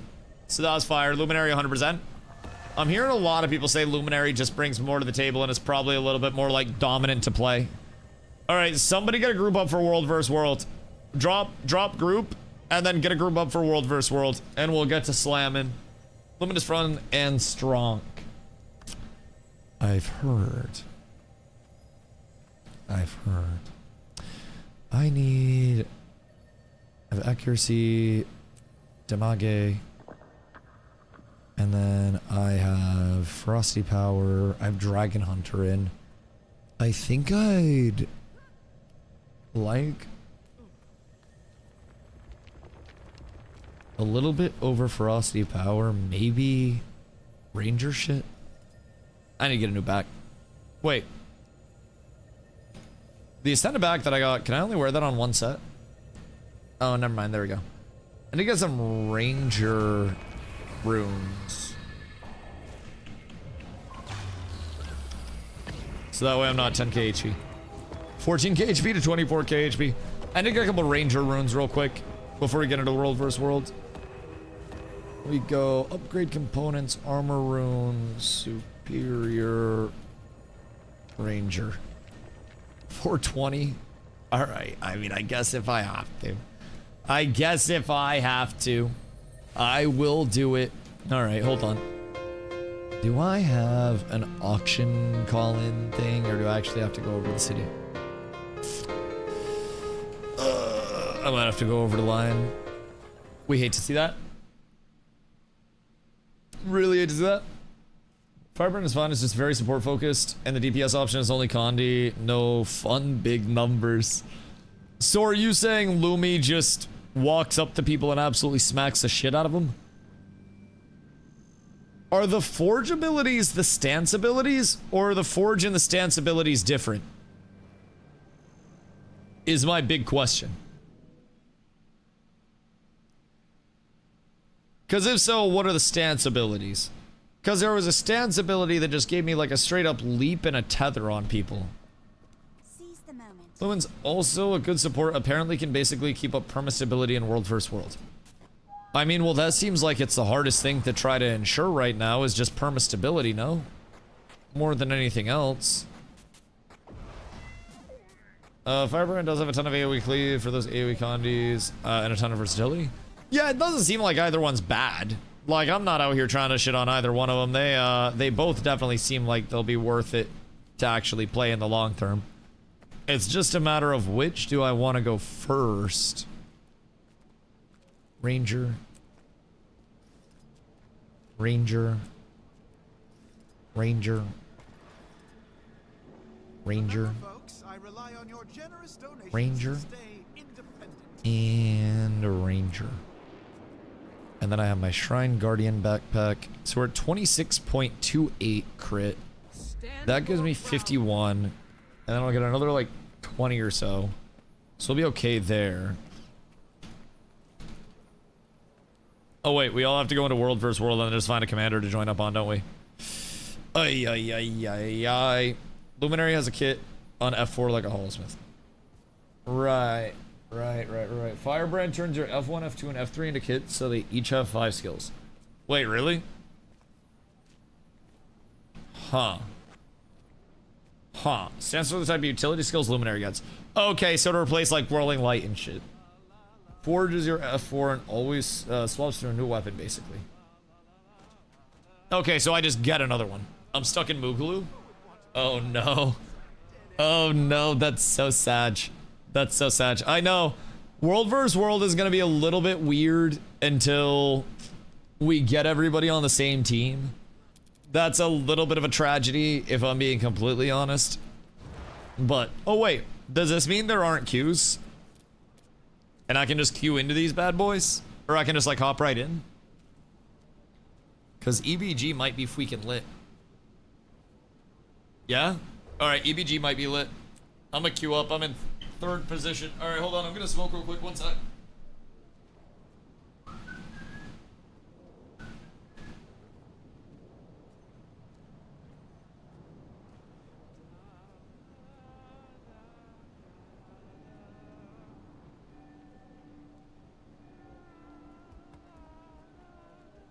At least some of us haven't sold out yet.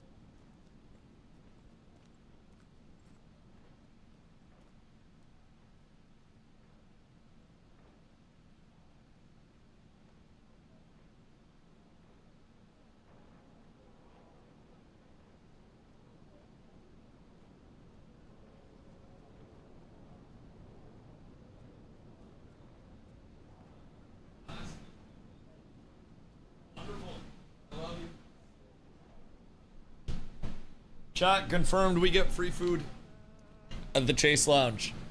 EBG on a Friday is gonna be peak content though. It'll be mega fun. Guild sorting around to side maps. Yeah, I'm at 2 in queue. Do I need to keep this menu up at all points in time, or am I free to do other things? Never mind, doesn't matter. Literally matters absolutely zero. I'm not quite sure how many people we even are gonna have in here. All I know is find commander, play with commander. What are we? Are we green? Red. I don't even know what color we are, bro.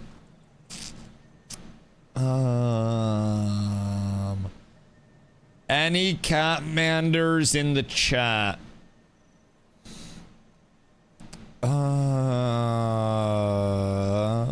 Sentry.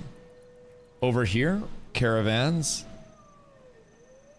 Do I have any commanders? I don't think I have any commanders. Wait, purple icon. Purple tag next to Stone Mist. Oh, shit. Alright, we're so up. We're so up. Has anyone explained World vs. World to you? Yeah, I did a couple hours of World vs. World previously. I mean, obviously, I'm not an expert by any means or anything like that. More so just popping in and exploring and seeing what's up. But any range builds worth playing? Oh, God, yeah. Yeah, a ton of different builds. Like, fucking ton of different builds, brother. I'm not gonna lie. You can waypoint to your keep, too. So, like, the overlook there. That probably would have been nice. Looks like we're swinging something over there.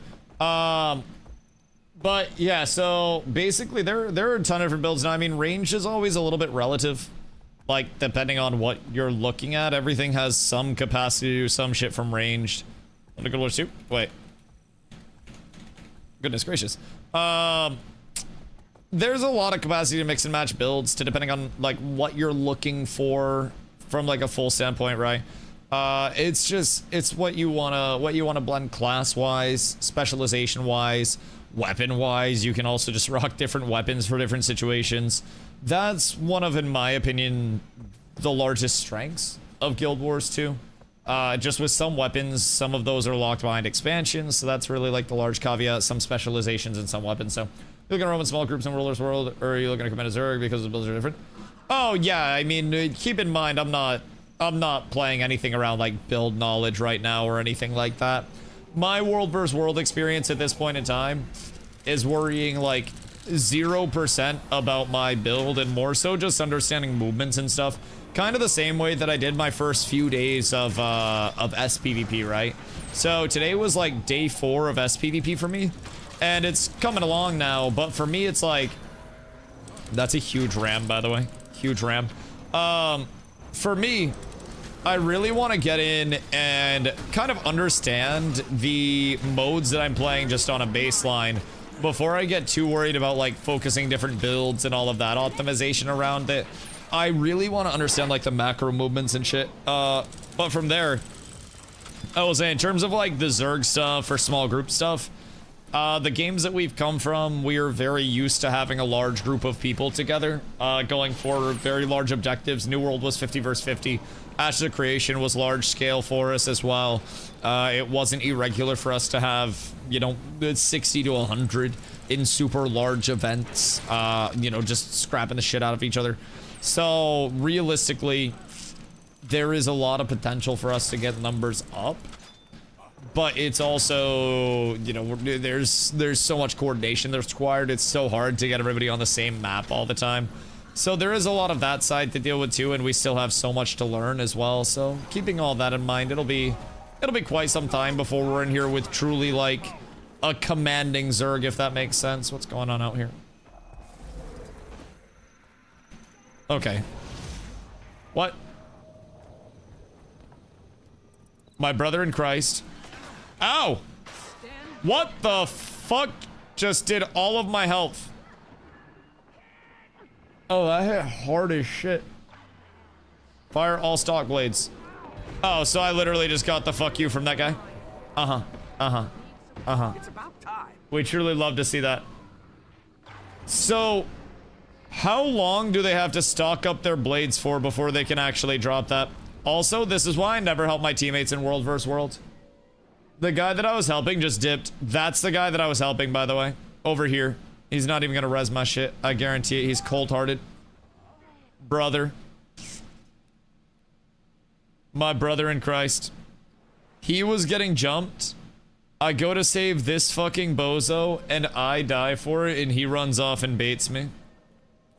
I need to learn what the fuck that combo was. Because that genuinely seemed like it was just targeted 20k damage. And I think I need to probably be on the lookout for it and iframe it. Because that shit was full crit. Like full crit. It was Blade Song Harmony. God damn. Like actually full crit. Every single attack crit. Yeah, that shit hurt. That shit hurt my soul. World will make you kick a squishy. Oh no, I shouldn't be on full. Why am I on my full Zerg set?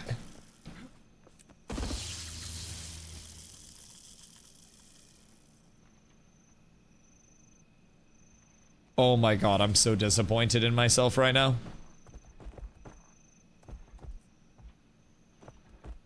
Dog, I'm not gonna lie. I was not supposed to be on the full Zerg set. That explains that. Yeah, I was looking at it and I was like, that wasn't 24k damage. Like, I know that I got hit hard, but I was looking at the logs and I was like, that's like 12k damage. And then you said being full Zerg.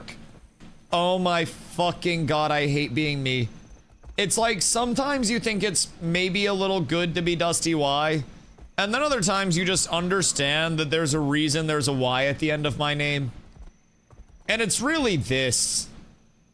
God fucking damn it. Never mind. That explains so much if I'm being completely honest. Virtuoso just has a lock on from the start of the fight. They'll have 5 charges to use it. Then, often if they use it, restocks like 3 from using. Yeah. That definitely makes sense. I will say, I fucked up being in my Zerk set. Like, that shit is not tanky enough to do much of anything on, if I'm being real. I was not in the proper kit for the job. I fucked up. I fucked up. So, definitely need to be aware of that side of things. Oh, we got a boon fight, boys. We got a big scrap on our hands out here. We gotta keep together. We stick with the commander and we stick with the ball. Get the free choke. Yeah, I don't think they're gonna go out here and fight. Wait, why is our commander out there? Were we supposed to go with the commander? Because I'm not gonna lie, I think we just basically ignored our commander to come in here and make the proper play. I think literally all of us just ignored the commander. I don't think they're gonna actually come through. I have a large feeling they're not about that life. Maybe they are. Oh, Jesus Christ. Jesus Christ. We just crumbled in there. They just walked in. I don't think we had any boons up. I don't think we had any boons up whatsoever. I don't really know where everyone... Oh. Half the people went up to the height and then just spread. Okay. So... our commander jumped into them as we got the door down. Nobody else went with the commander. Commander dies. We go inside. And then instead of holding the choke, half the group goes up. Oh, my brothers in Christ. My brother in Christ. I gotta drop the squad because I don't think I'm allowed to drive. Cat with abs is Yo, Anthorage, thank you for the follow. I appreciate you. He's allowed to drive, but he gotta like... Nothing can bring me he gotta drive in a meaningful way. Ay. Drunk commander. Why do commanders always baby rage? Like, as soon as they have a bad fight. I feel like it's okay to have a bad fight. but I feel like everybody just kind of like baby rages. I haven't seen a commander that's taken a graceful L and just been like, hey, that's my bad. We'll regroup. I'll try to let you guys know where we're going next time. It's also really hard to drive, shot call, whatever, without everybody in voice chat. It's incredibly hard. If he was saying during that in a voice chat somewhere and half the group saw and heard that he was like, hey, we're getting ready to run it in, you know, 3, 2, 1, we're going in on their backline, then people will see that shit, right, and hear it. But I think there he took an egregiously aggressive dive without any proper, like, planning around it. And I feel as though instead of just being like, my bad, I'll pay attention more next time, he kind of just like baby raged out, which is kind of sad. Kind of sad. I gotta get my Catmander tag. Oh wait, where do I go to buy my Catmander tag? Not that I'm gonna pop that shit right now, but like, where go for that? Because I would definitely rock a Catmander tag. I will say I'm kind of disappointed by the lack of commanders on our side. Maybe side map would be better right now, because it doesn't seem like there's a whole lot of red on this map right now. Doesn't seem like there's a lot of red at all. Seems like we're kind of getting our shit kicked in. Oh! In Borderlands? Can I see the Borderlands maps and see if there are commanders over anywhere? Ooh. Ooh. Sir. Please come back. Sir. I'd like to ask you about your car's extended warranty. Please. Sir, I'm here for you. I would like to do combat. Okay, he would not like to do combat. I'm sure we can kill this, right? I'm sure we're fine. My lads. Oh wait, god damn, these are his guards. What the fuck is going on here? Does see you know Zine? Yeah, I know Zine. Why? I've made out with Zine. Why? Were you guys playing Overwatch together? What is going on here? I don't know if I like this collab. New tag red. Oh, we have a new overlord. We have a new overlord. Hold on. Drop squad. Leave squad here. And then on your map, Nin, there's a commander with the red tag up here. This squad requires an invite to join. Okay, did he just untag? Never mind, he's an invite-only squad. Alright, we must go. He carries our silver group. Bruh. Ain't no fucking way. Ain't no fucking way. Our silver group is crazy. Alright, alright. How many do we actually have? Because we could also just go terrorize 5-man stuff. Like, we could very much go terrorize 5-man stuff with this group. If we want to do that instead of roaming world versus world. Because I can't invite more. They have a small group over here. Wait. The Slur Alliance. I know those lads. Jesus. I've seen a couple of them in the past. I usually conquer them. Ow. Everything is awful. Jesus Christ. Jesus Christ. Shit. Shit ain't sweet out here, chat. There's a lot of motherfuckers. Shit hurts. Shit hurts a lot. DustyWhy taught me how to harness my ADHD. You must use your ADHD for good and not evil. You must. Oh, wait. Hold on. Alright, drop this group. Because we have Commander coming over. And then we might be able to just run with these guys. I think we just follow them. Sidecar to Zerg. I think X and map. Wait. Okay, cool. I am here with the X. I hope it's not full. I don't know how many there are, but I will fight with honor. Bitch. Bitch, invite us. We have many for your Zergington. Many brave soldiers. Multiple brave soldiers. We may die, but we die with honor. God damn it. I don't think we're getting into the main Zerg. So do we just not get boons from any of that? Are they for the entire team or no?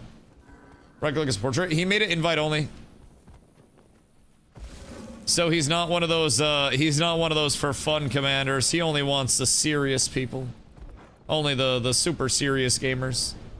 And we haven't passed his test yet, I don't think. I don't believe. Hold on, I'm gonna catch these lads. Alright, +1 kill for the boys. Somewhere. I don't really know where Big Dog went, but everything is fine. Everything is just peachy. +1 kill. Surely. Alright, we're in with it.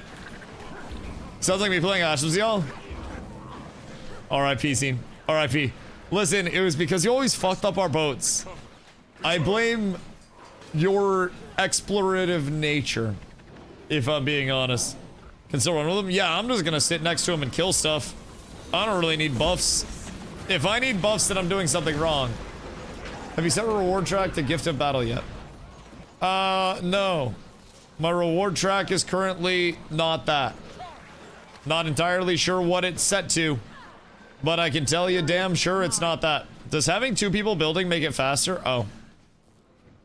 There's literally just an open door over here. Right. Right, yeah, no, that checks out. That checks out a lot.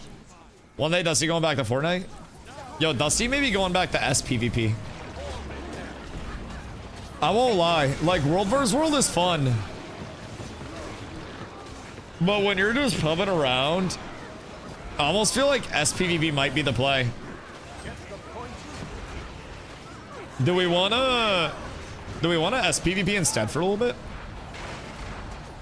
Give Nin a look at that. I like it. Another proud. I think there's something wrong with my actual personal info. Is your birthday off somewhere? Because you remember that one time that your birthday was off at the airport or whatever? Saying my date of birth is wrong in every application. Wait, what? Oh, shit! Uh-oh. Yep, I'm out of that. There's the Zerg here. Oh my god, it's the Quebecois! All of Quebec is here! Wee! Okay, are we going out? Cause like, I'm down to jump out into that. I don't know where the commando went. But, where'd Big Dog go? Did he dip out? Oh shit! I'm in a bad spot now. Everything's terrible. Okay, we're good. I'm looking at my goddamn map. They're hard dipping. He went north to camp. That is a fucking huge Zerg. Jesus Christ. They have a decent amount of people, huh?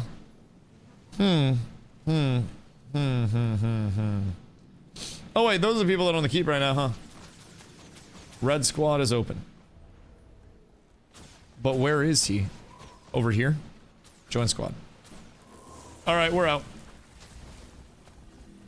I'm gonna hit up a chase branch later on. You might want to hit up like the US government. I'm not quite sure. Also, I'm not gonna play Destiny 2.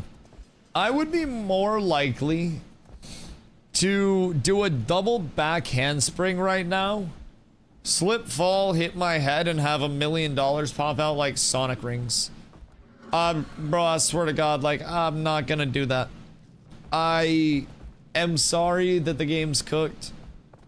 But, like, when Sony is, you know, when Sony's daddy, and Sony has filed a near $1 billion loss on the company, then daddy's angry.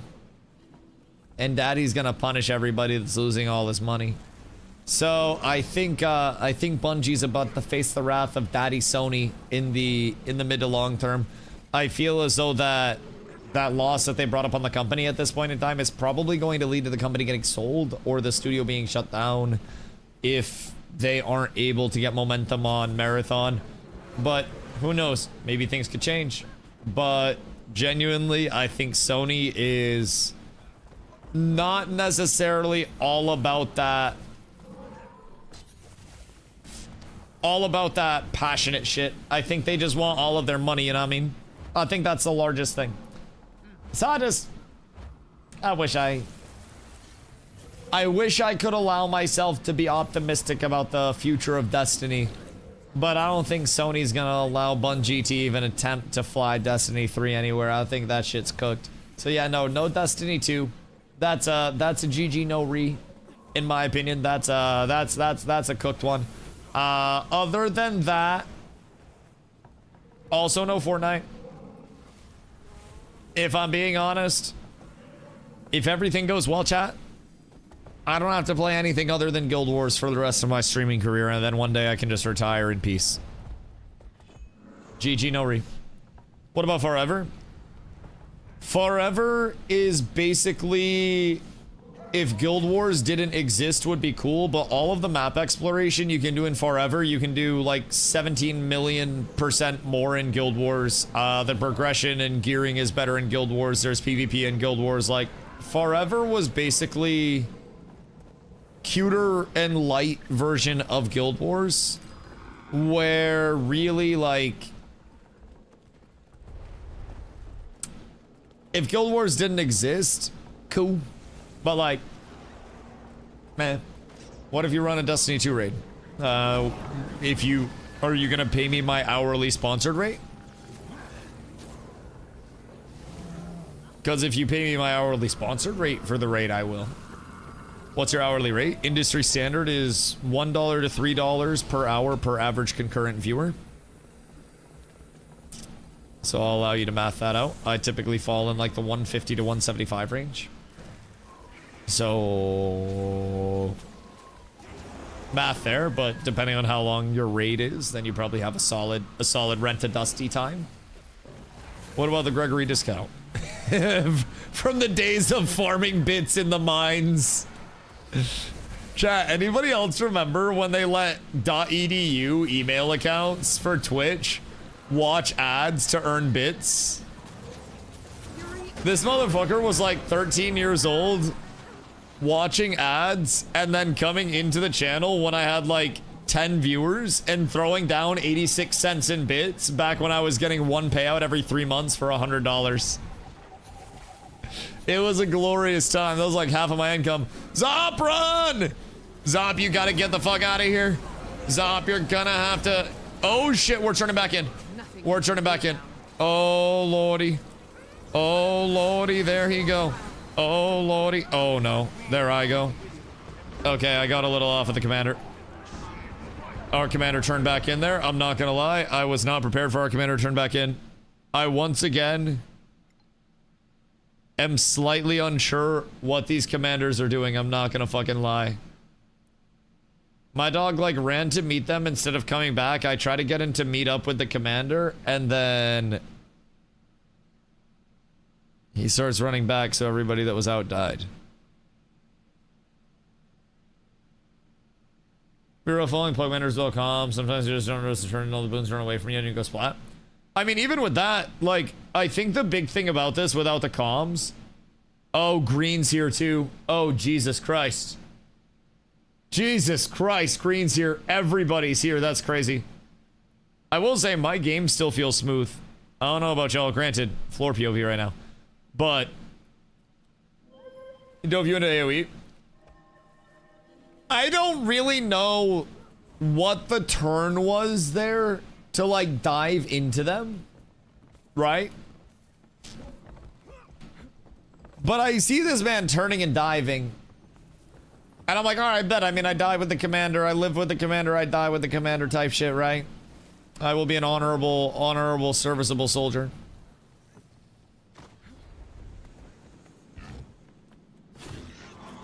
And then he just dips. He just turned. Isn't this the other... Is this the same commander? Or is this a different commander? Did we just go from a red tag to a purple tag?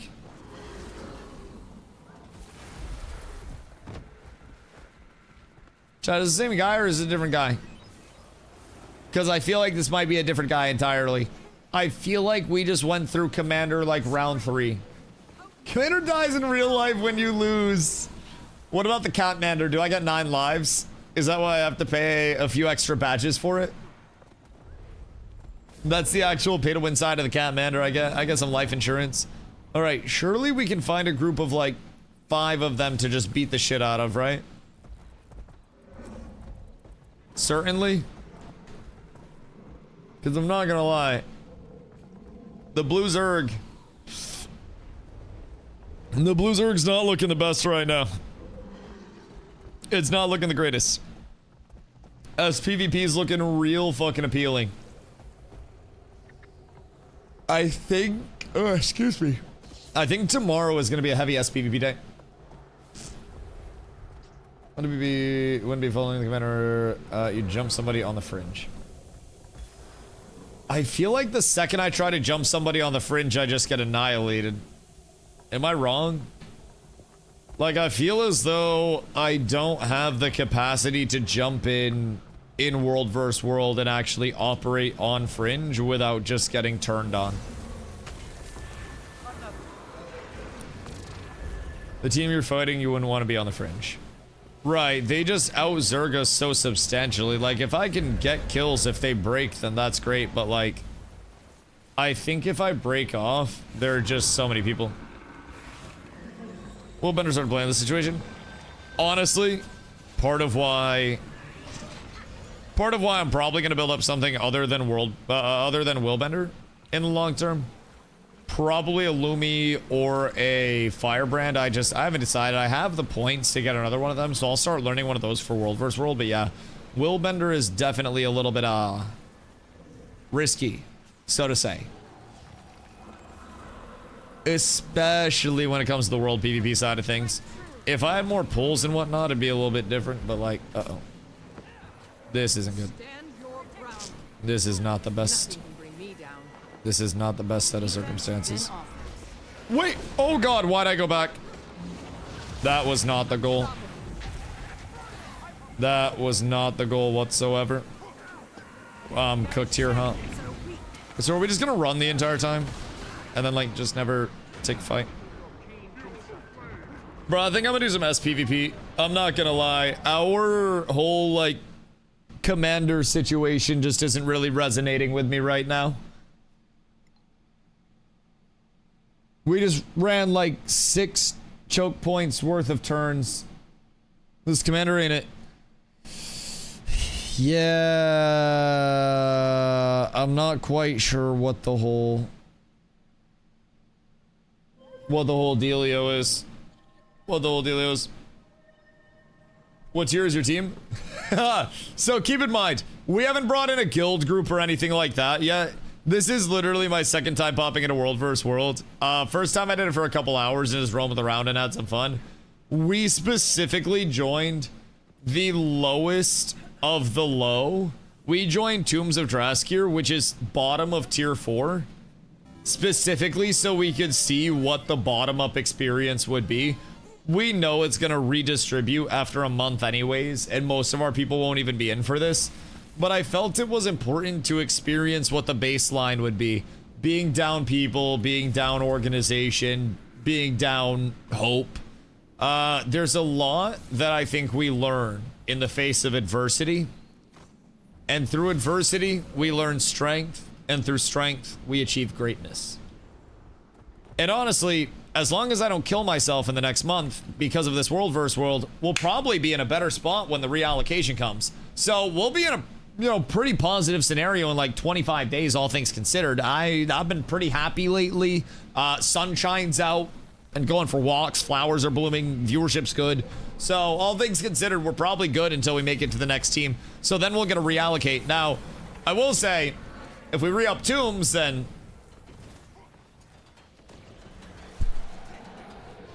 But, how did that get added? What the fuck is this? Alright. Alright, maybe I need to add that. Maybe I need to add that. Nin! Nin! I think Carla can add the Dusty Shrek. Because she's lead mod. I think lead mods can add that shit. Are we...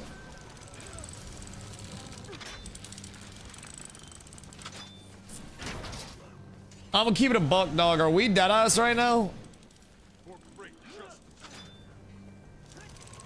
Are we really, like, at this point with it? I'm getting the fuck out of here. I'm getting the hell out. That's like 17 people. I'm gonna keep it about. Maybe I don't need to get out. Maybe I don't need to. Get over here, sir. Okay. Okay. Everything could work out here. Everything could be just fine, chat. Okay. We take it, I think. We take these W's. We're getting a couple of picks here. We're getting just a little bit. Hold on. Hold on. Some people use something that modifies their cursor in game, but it's third-party stuff. I'm shocked they don't have cursor customization for us, if I'm being real. Like, shocked, flabbergasted even, that we don't get that. Uh-oh.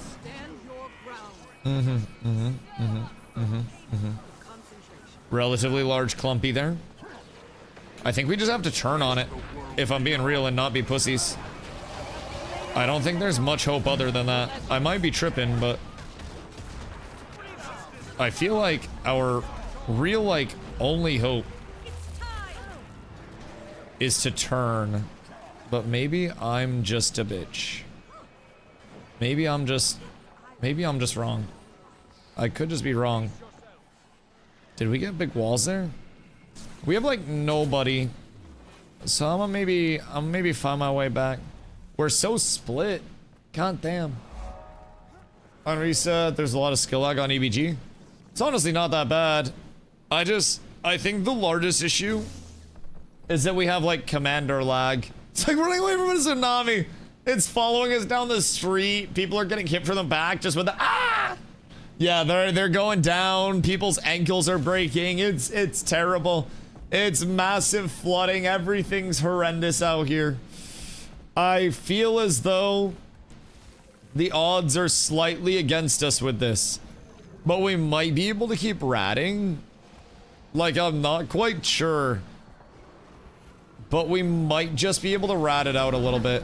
I don't want to get baited into this. But I think they got baited. I think they got baited.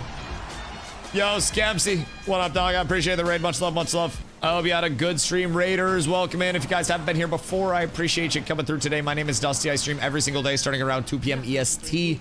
I have streamed over 1,075 days in a row. I quite literally have no life. I am very new to the Guild Wars way. I just started playing 1 week ago today. This is my second time in World vs. World.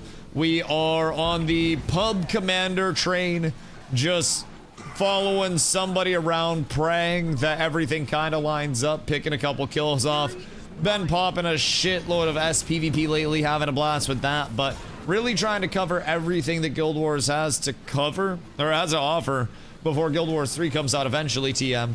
So really excited to see, you know, really what the limit is there. And I think with the IP, they're probably going in a very solid direction sooner rather than later. I'm really excited for the beta in the future. Really excited to see what Guild Wars 3 brings in. Also, just having the element of content that we have right now where we have so much. Oh, I'm so assed out here, dog. I'm so incredibly assed out. I'm not gonna lie. There's literally, yeah. Why don't we ever fight, Mr. Pub Commander? Bro, he runs until we're in a choke point. Where is... No, don't ask where the team is. You ran. Where's everyone going? Stop running off. Bro, the commander stopped... the commander started running off. I'm so confused by this commander. He sprints away. And then he says, where is everybody? Stop running off, after he splits our entire army. I don't know what his... SPVP? Yeah, let's rip an SPVP. Let's rip an SPVP. T4 is usually like this. Pug Commander, if your guild members pretty much active on World vs. World. End of the month. You'll join pool. Right. So, I mean... Our long term is going to be a lot of guild activity, right? Let's run some SPV. Our long term is going to be a lot of guild activity. We're just in the process of still getting everybody in the proper state to run World vs. World within the guild. getting everybody all in the same place, getting everybody leveled, getting everybody with a baseline set of gear. We're bringing in so many new people. So we've been working on some, you know, some SPVP stuff, trying to get people acclimated, but our goal is probably another week or so to start bringing guild groups into World PvP with an organized caller and everything like that. So that's really where we're at. X up SPVP. I think we might have more than 5. Because I have Nin. I have that group that was with me. Make sure you guys leave your group, by the way. Because I had Strag, I had Nin, I had Zop. Yeah, drop your group first. You're in a group. Top left Nin, raid frames, right click, and then drop. And then you're good. Can always run in-houses if we can try specs too with custom arenas. Yeah. We can always set up in-houses as well. I'm definitely going to set up in-houses at some point. Maybe do like a little in-house league, I think could be really fun for us. Let's see. You're in. Whoops. I think in-house leagues could be quite fun as we get a little bit more organized. Oh, Lesh, do you want to run? Or what you trying to do? But there is a lot of possibility. As I've said, it's just a matter of us getting a little bit more organized and a little bit more cohesively put together. Okay. Torag, Sword, Kristoff, and Jim. You guys are a group, I think. Because we have Lesh. I'm gonna grab Lesh. Strag, we left. We're gonna do SPVP. If you want to do a couple rounds of SPVP. I told Zop, or I tried to tell Zop as well. We'd be way better off doing our own thing, running back end objectives. Oh yeah, no, I 1000% agree, by the way. I 1000% agree. We would be much better off if we were just running around with a cats group. Oh wait, where's Godspeed? Godspeed logged off. If we were just running around with the cats group, we'd be much better off. Because at least then we'd be able to work on comms and shit. Where'd Zop? Did Zop log off? Zop!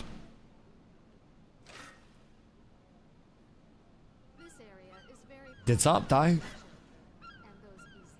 Need bed soon? Okay. I did log off? No, that's okay, that's okay. We have more fun soon. Strag, are you coming? SPVP? Yes. I'm trying to see how many we have and how many we need.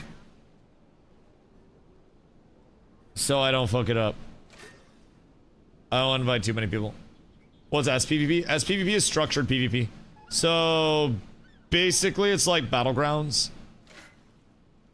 Here. I sent invites. We'll just run with what we have so we're not sitting here. But basically it's like 5v5s. Just basically battlegrounds type shit. So I don't even know what everybody's running. Necro, Luminary, NG, Ellie. Okay, I'm not quite sure what we need there. I don't know build yet. So the thing with SPVP is that it's level and gear match. So you can set up, oh Job, sorry, I just saw a message. You can basically just, if you hit H, you can go up here, top left your character model, switch your PvP equipment. You just pick your amulet, pick all of your runes, your weapons are only cosmetic, and all of your stats are there, and you basically get boosted to 80, and then it just goes off of your actual build as well. So with SPVP, it's a lot more, a lot easier to hop into. And there are a lot of people that literally just hop in and SPVP all day and haven't even played their character from a standpoint of like, you know, PvE or World vs. World. There are also people that level and then exclusively exist within World vs. World. A lot of people that do a lot of different shit within the game, which is cool. And then you have some people that also just choose to partake in every aspect of the game holistically, and I think that's where you kind of, where you see the largest benefit. Don't know the elite specializations yet, is what I mean. I mean, in SPVP, you get them, I think, just unlocked. I think. Don't quote me on that, but I want to say SPVP, you actually get to try stuff, right? There are some good core builds in SPVP. I might be making that up, but I feel like somebody told me you did. Specs are locked in SPVP if you don't know the expansions. Okay. Can you fill them out without points? I feel like somebody said there was something different with SPVP specs, but I have all the expansions, so I never got to see, like, what SPVP was without them. I haven't been a core Chad in any of the SPVP stuff. Okay. So, I mean, you could do some core stuff. You get them in SPVP as long as you have the expansion. Okay. That makes sense. So I could switch over for my SPVP build if I wanted to. Did we queue? Yeah, we did. Okay. Chat, I believe in us. I believe in us. I think this is actually the one. I had a 5-minute queue earlier today and I wanted to fucking die. It was the worst thing that I've experienced. Using specs requires unlocking the campaign by playing the campaign, but they're just unlocked outright in SPVP.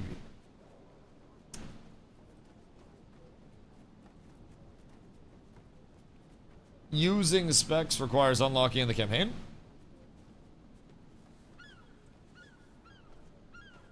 I just got it from buying the campaign.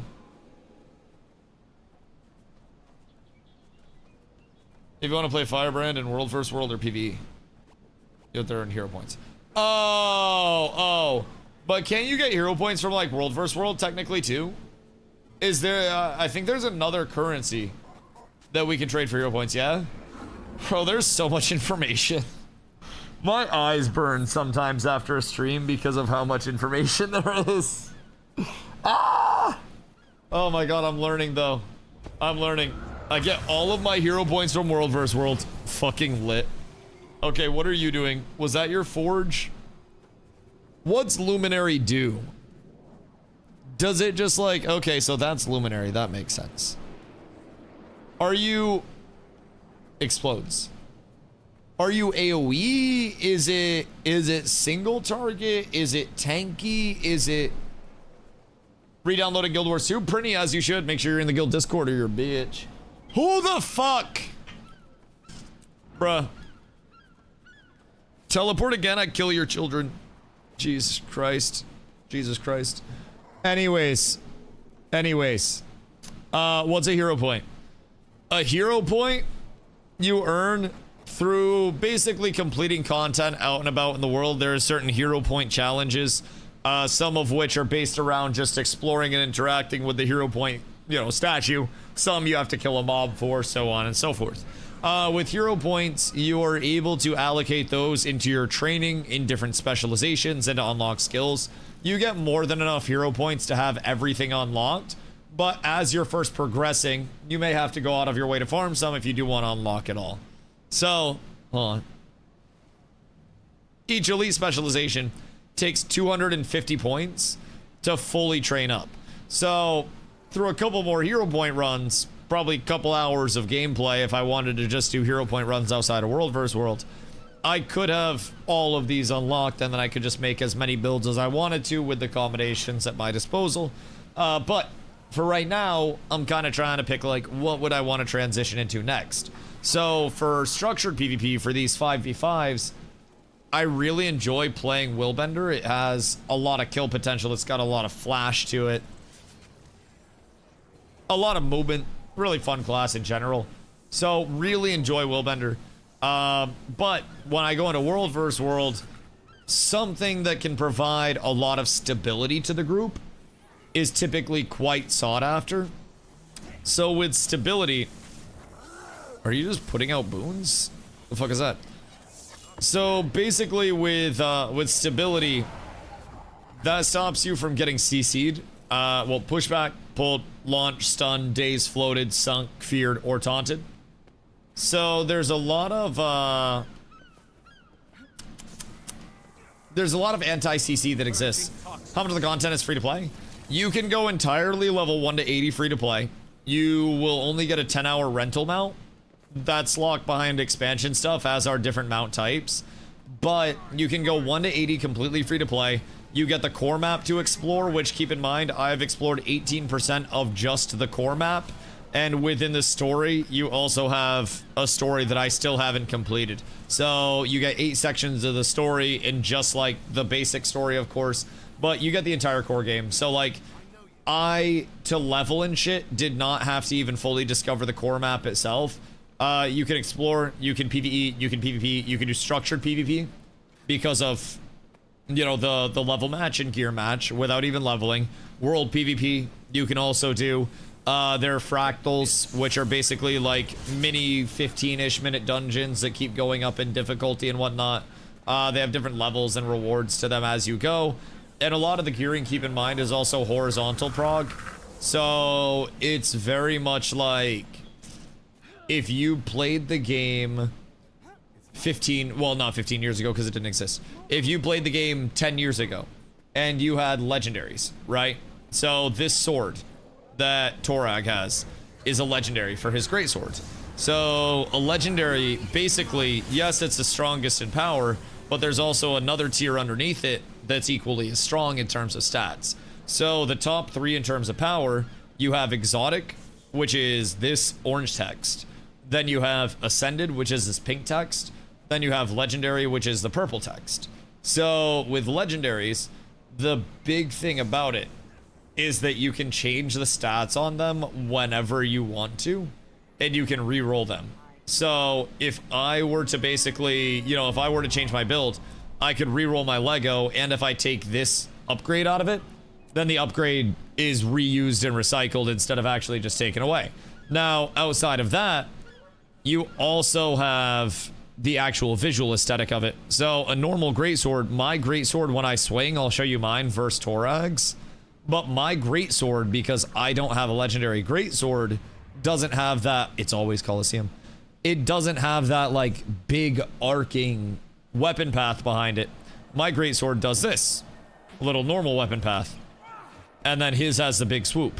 However, what I have are my swords. So I have bolt, lightning, shing shing, zap zap, gives me lightning footprints, and then I arc lightning as I go. So legendaries are the best quality of life. You can just get ascended gear that looks less cool than Legos, but legendaries are quality of life as well as everything else. Anyone want home? Nin, can you grab home base or home point? So you go lion at the start. We can have Nin do it so we can go all brawl, because I think the rest of us are really good at fighting. Do we have a single support? Torag, go get it. Okay, Nin, you come with us mid then. Do we have a single support? Or no? Nin, you come mid. And then we fight mid. And then we'll just kick the shit out of that. We're waiting on one of them to level. Or to ready up. Wind Fury proc is crazy. So, Ranger Warrior, this is a Spellbreaker. So, if Silly Goose gets close to you, you guys are gonna want to make sure you have stability up. He's very squishy though. So if we see the Spellbreaker, we can kill the Spellbreaker really easy. Silly Goose. Let's see. The match starts soon. I think the Ranger will be an easy kill. And then I think the Necro will probably be an easy kill. But Silly Goose should be pretty free to blow up. We just need to make sure we blow him up with stability. And then everything's fine. But Zine, so I play a Willbender. A lot of people call Willbender Blue Thief because it's not a thief class technically, but it's you know, I'm a guardian by default, very paladinly type shit. But this is a very zippy, very fast class, and like a very fast, I should say, like specialization of the class really makes it zoom like fucking mad, if I'm being completely honest. Kill this guy up here. He's actually kind of throwing. Haha, dog is selling the bag. And then we can just get in and start cooking, I think, if I'm being completely real. I might have to be a little cautious and get a quick regroup.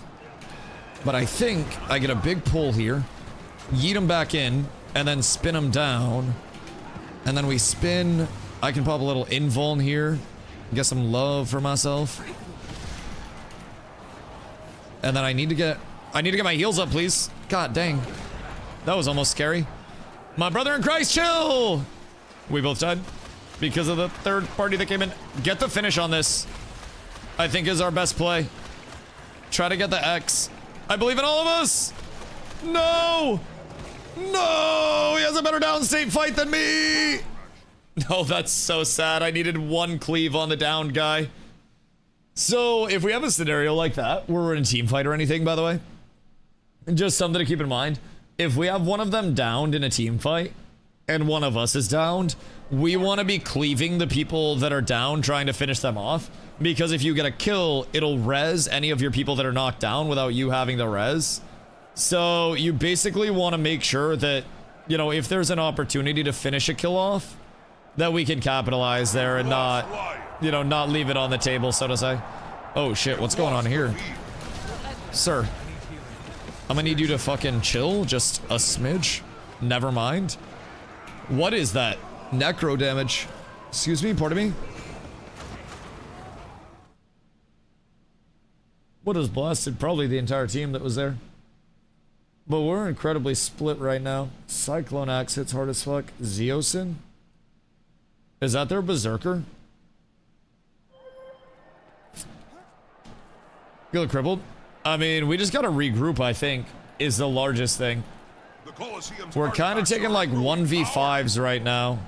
We need to get a respawn all together. Like, poor Jim's getting cooked right now.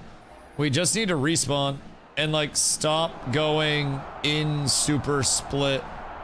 So just move together and then we're fine. And then once power-ups come out, we can also get the sword and that'll help us with a little equalization, little comeback type shit.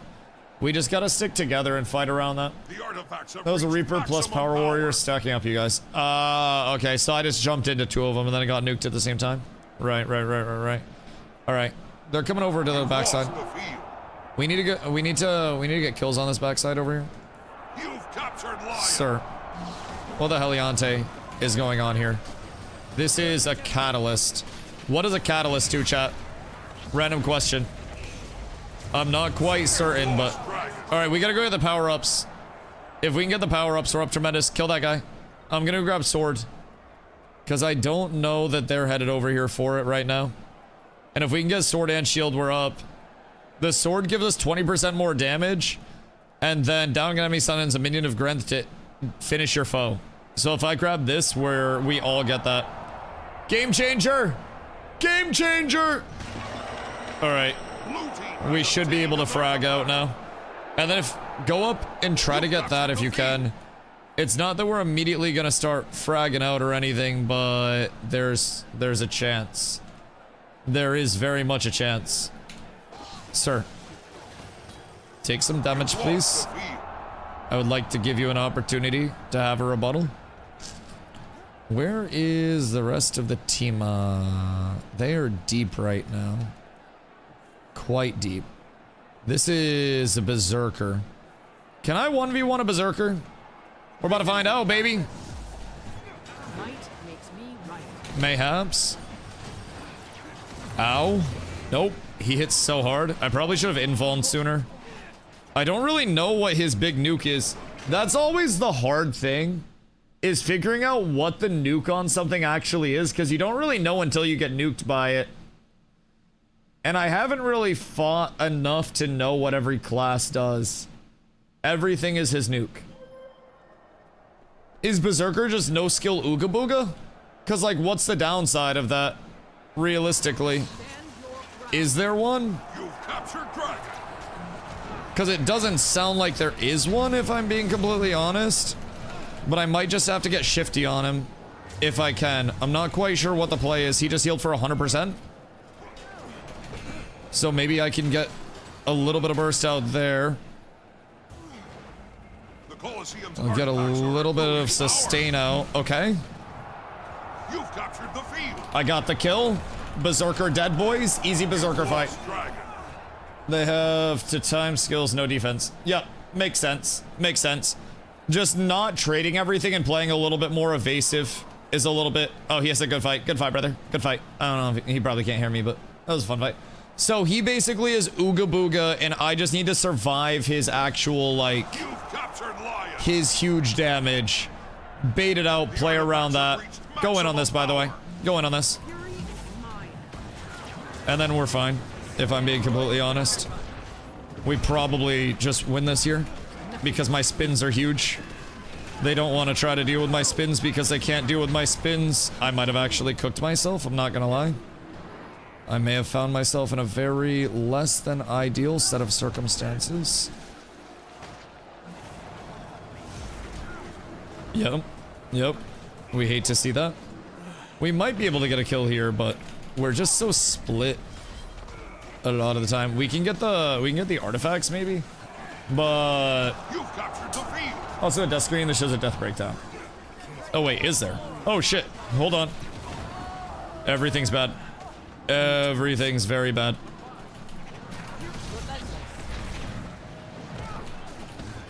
Tell me that he's not gonna let me shit on him. No, I didn't have enough HP. Wait, I got the rally there. Wait, hold on. I don't have anything though. I literally have no defensives for another like 2 seconds, 1 second. Maybe, but I don't think I have enough right now. Ay, dog. Red team has obtained an artifact. The second health bar, You've captured it's so Dragon. strong. I feel like I have to do. It does nothing, and when I'm playing solo, I would rather have something else. Like when I'm actually in a fight and can get damage off, Litany feels phenomenal. The only time that I'm not able to make Litany feel like the best heal so far is when I'm fighting something that is either just so spaced out in distancy that I can't catch, or I'm just going into dumb shit in the first place. But that's a big thing. Also, we can get ready for artifacts again. We're actually coming back right now. We're actually locking in. We just need to get artifacts. Because if we can do that, then we're kind of up tremendous. That gives us reduced damage taken as well. So just hold points, group up, and then team fight. You've lost Lion. Because I'm gonna grab this. We only need one for this. Everybody on the team gets it. Just keep going points. Just keep going points. We need all the points that we can. Artifact. We go mid. And then we can kill. Artifacts have reached maximum Oh wait, power. grab another shield, I guess. Maybe grab that other shield type shit. Because I'm not sure what the whole vibe is here. But I think we may be in a spot where we need those. Come back, please. Motherfucking piece of shit. Really annoying. Yep, now I'm in the blender. Uh-huh. Just gonna hit this real quick. And then get fucked. I hate you so much. I want you to know. Your mother hates you, your father hates you, I hate you. We're also all proud of you. You've lost Dragon. Incredibly proud of you. My boy. My dude. My guy. It's a pleasure.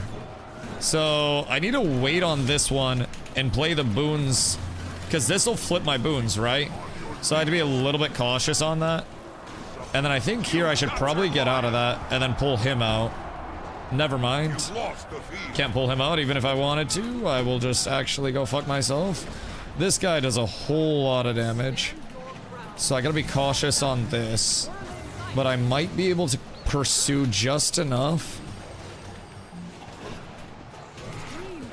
Mayhaps. You've captured the field. Mayhaps. Maybe a little Polsky. We got one down over there, and then I can get into Silly Goose in the back. I just need to not get full CC'd. Never mind. You can die. Seems like a lot easier of a solution here.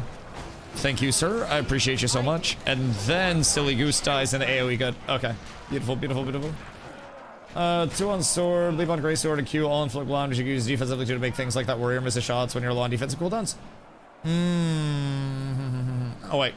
2 on sword, leap on gray sword. Captured Lion. And then that's a full 3 seconds. Next outgoing. So that's just like one big outgoing attack miss. That's good comms as well. Yeah, learning small things like that, you know, it's the small interactions that I've just got to get used to in terms of like the big utility that's available through certain things. Because I really just don't have that information right now, and it's been a hard thing for me to try to grasp so far, but I might be able to turn this actually. Never mind. I didn't get my invuln off. Bro, that shit does so much fucking damage. So much damage. That's crazy. If I can avoid it and get him to throw that shit into a wall somewhere, then we're up tremendous. But I haven't had the best luck with getting him to throw it into a wall every single time. Good shit, good shit, good shit. I think we're up. I think we're up. Keep pushing that. Maybe you get the kill.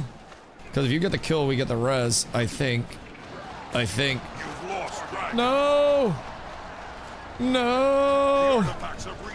Bro, they're all coming over for the X. Jesus fucking Christ. Get the artifacts. One of us go north. One of us go north. Nin, go up and grab the shield. And then, Kristoff, go grab the sword if you can. Because if we can get those, then we're up. We need to get those and then hold 2 objectives. And we win. It's so close. It's so doable. If I can win this fight, then we might be able to make it happen, boys. We just gotta get here and help. Nin, good shit.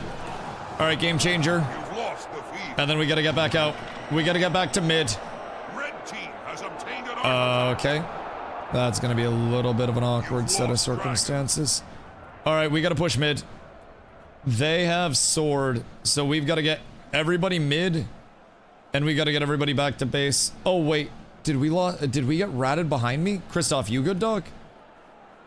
Alright, Kristoff's good. I think. We got 2 right now. Alright, go help base. Go help base. Go help base. I'm gonna go help base. Silly Goose can die. He's kind of cooked as soon as we get stand your ground up. That's like his largest counter against me. Is me just popping one singular ability. Move over! I dropped a cow on him, Nin. Jesus Christ. Your team. Jesus Christ, the actual comeback was kind of fucking crazy, I'm not gonna lie. The comeback was kind of glorious. Holy. I hate that. I hate that. I feel like I got shut down for a little bit. Like, I went on a really, like, shut down period that game. I feel like I need to just, like, learn more about certain counters and utilities by playing against them more. The fights against the Berserker, I understood what I did wrong the 3rd and 4th fight, rather than the first fight where it was just like, oh, I ran in and got blown the fuck up. Gee golly, I wonder what happened, right? So that's really what I'm trying to do every single fight. And I think so far that's what I've been able to do, which has been a huge thing. So we just keep progging on that. Boys, I promised Corlo a movie and some pizza, so we gotta go grab pizza. And then we shall movie. Some fights are better not to take. Yeah, I'll learn which ones those are eventually, but... Fresh Zerk shut you down a few times, then Reap rebuffed you with your own boons right after you popped him. Yeah, we hate to see that. We hate to see that. But that's the thing with the Zerk fight. I learned I need to get in, let him pop his kit, use my iframes, basically my dodge and my F, to get behind him because he has his, like, throw spear shit, which is really good damage. So, hoofsay! Thank you for the 5, brother. I appreciate you. So, like, I gotta make sure that I'm not getting baited by that. And, you know, it works. I 1v1'd in one of the fights, so we learn. I've been here for about 20 hours of SPVP now. So it's just, it's a good time. I just try to learn and evolve and do more as we go. And I just hope that I keep improving, and that's been the biggest thing. I feel like every day so far we've thoroughly improved. So, boys, we're about to go get some pizza. We're about to watch a little movie. And I shall return once again tomorrow for your viewing pleasure. We're gonna go say what up to Mr. Towley. He's keeping it held down for the late night side of the directory. Boys, I am greatly thankful and appreciative for all the love, all the support, and everything that you guys bring me on a daily basis. I truly would not be able to do it without any of you guys here. You are all so incredibly vital to this, so I'll be back for yet another day. Thank you for being here. I love y'all. I appreciate y'all. Peace.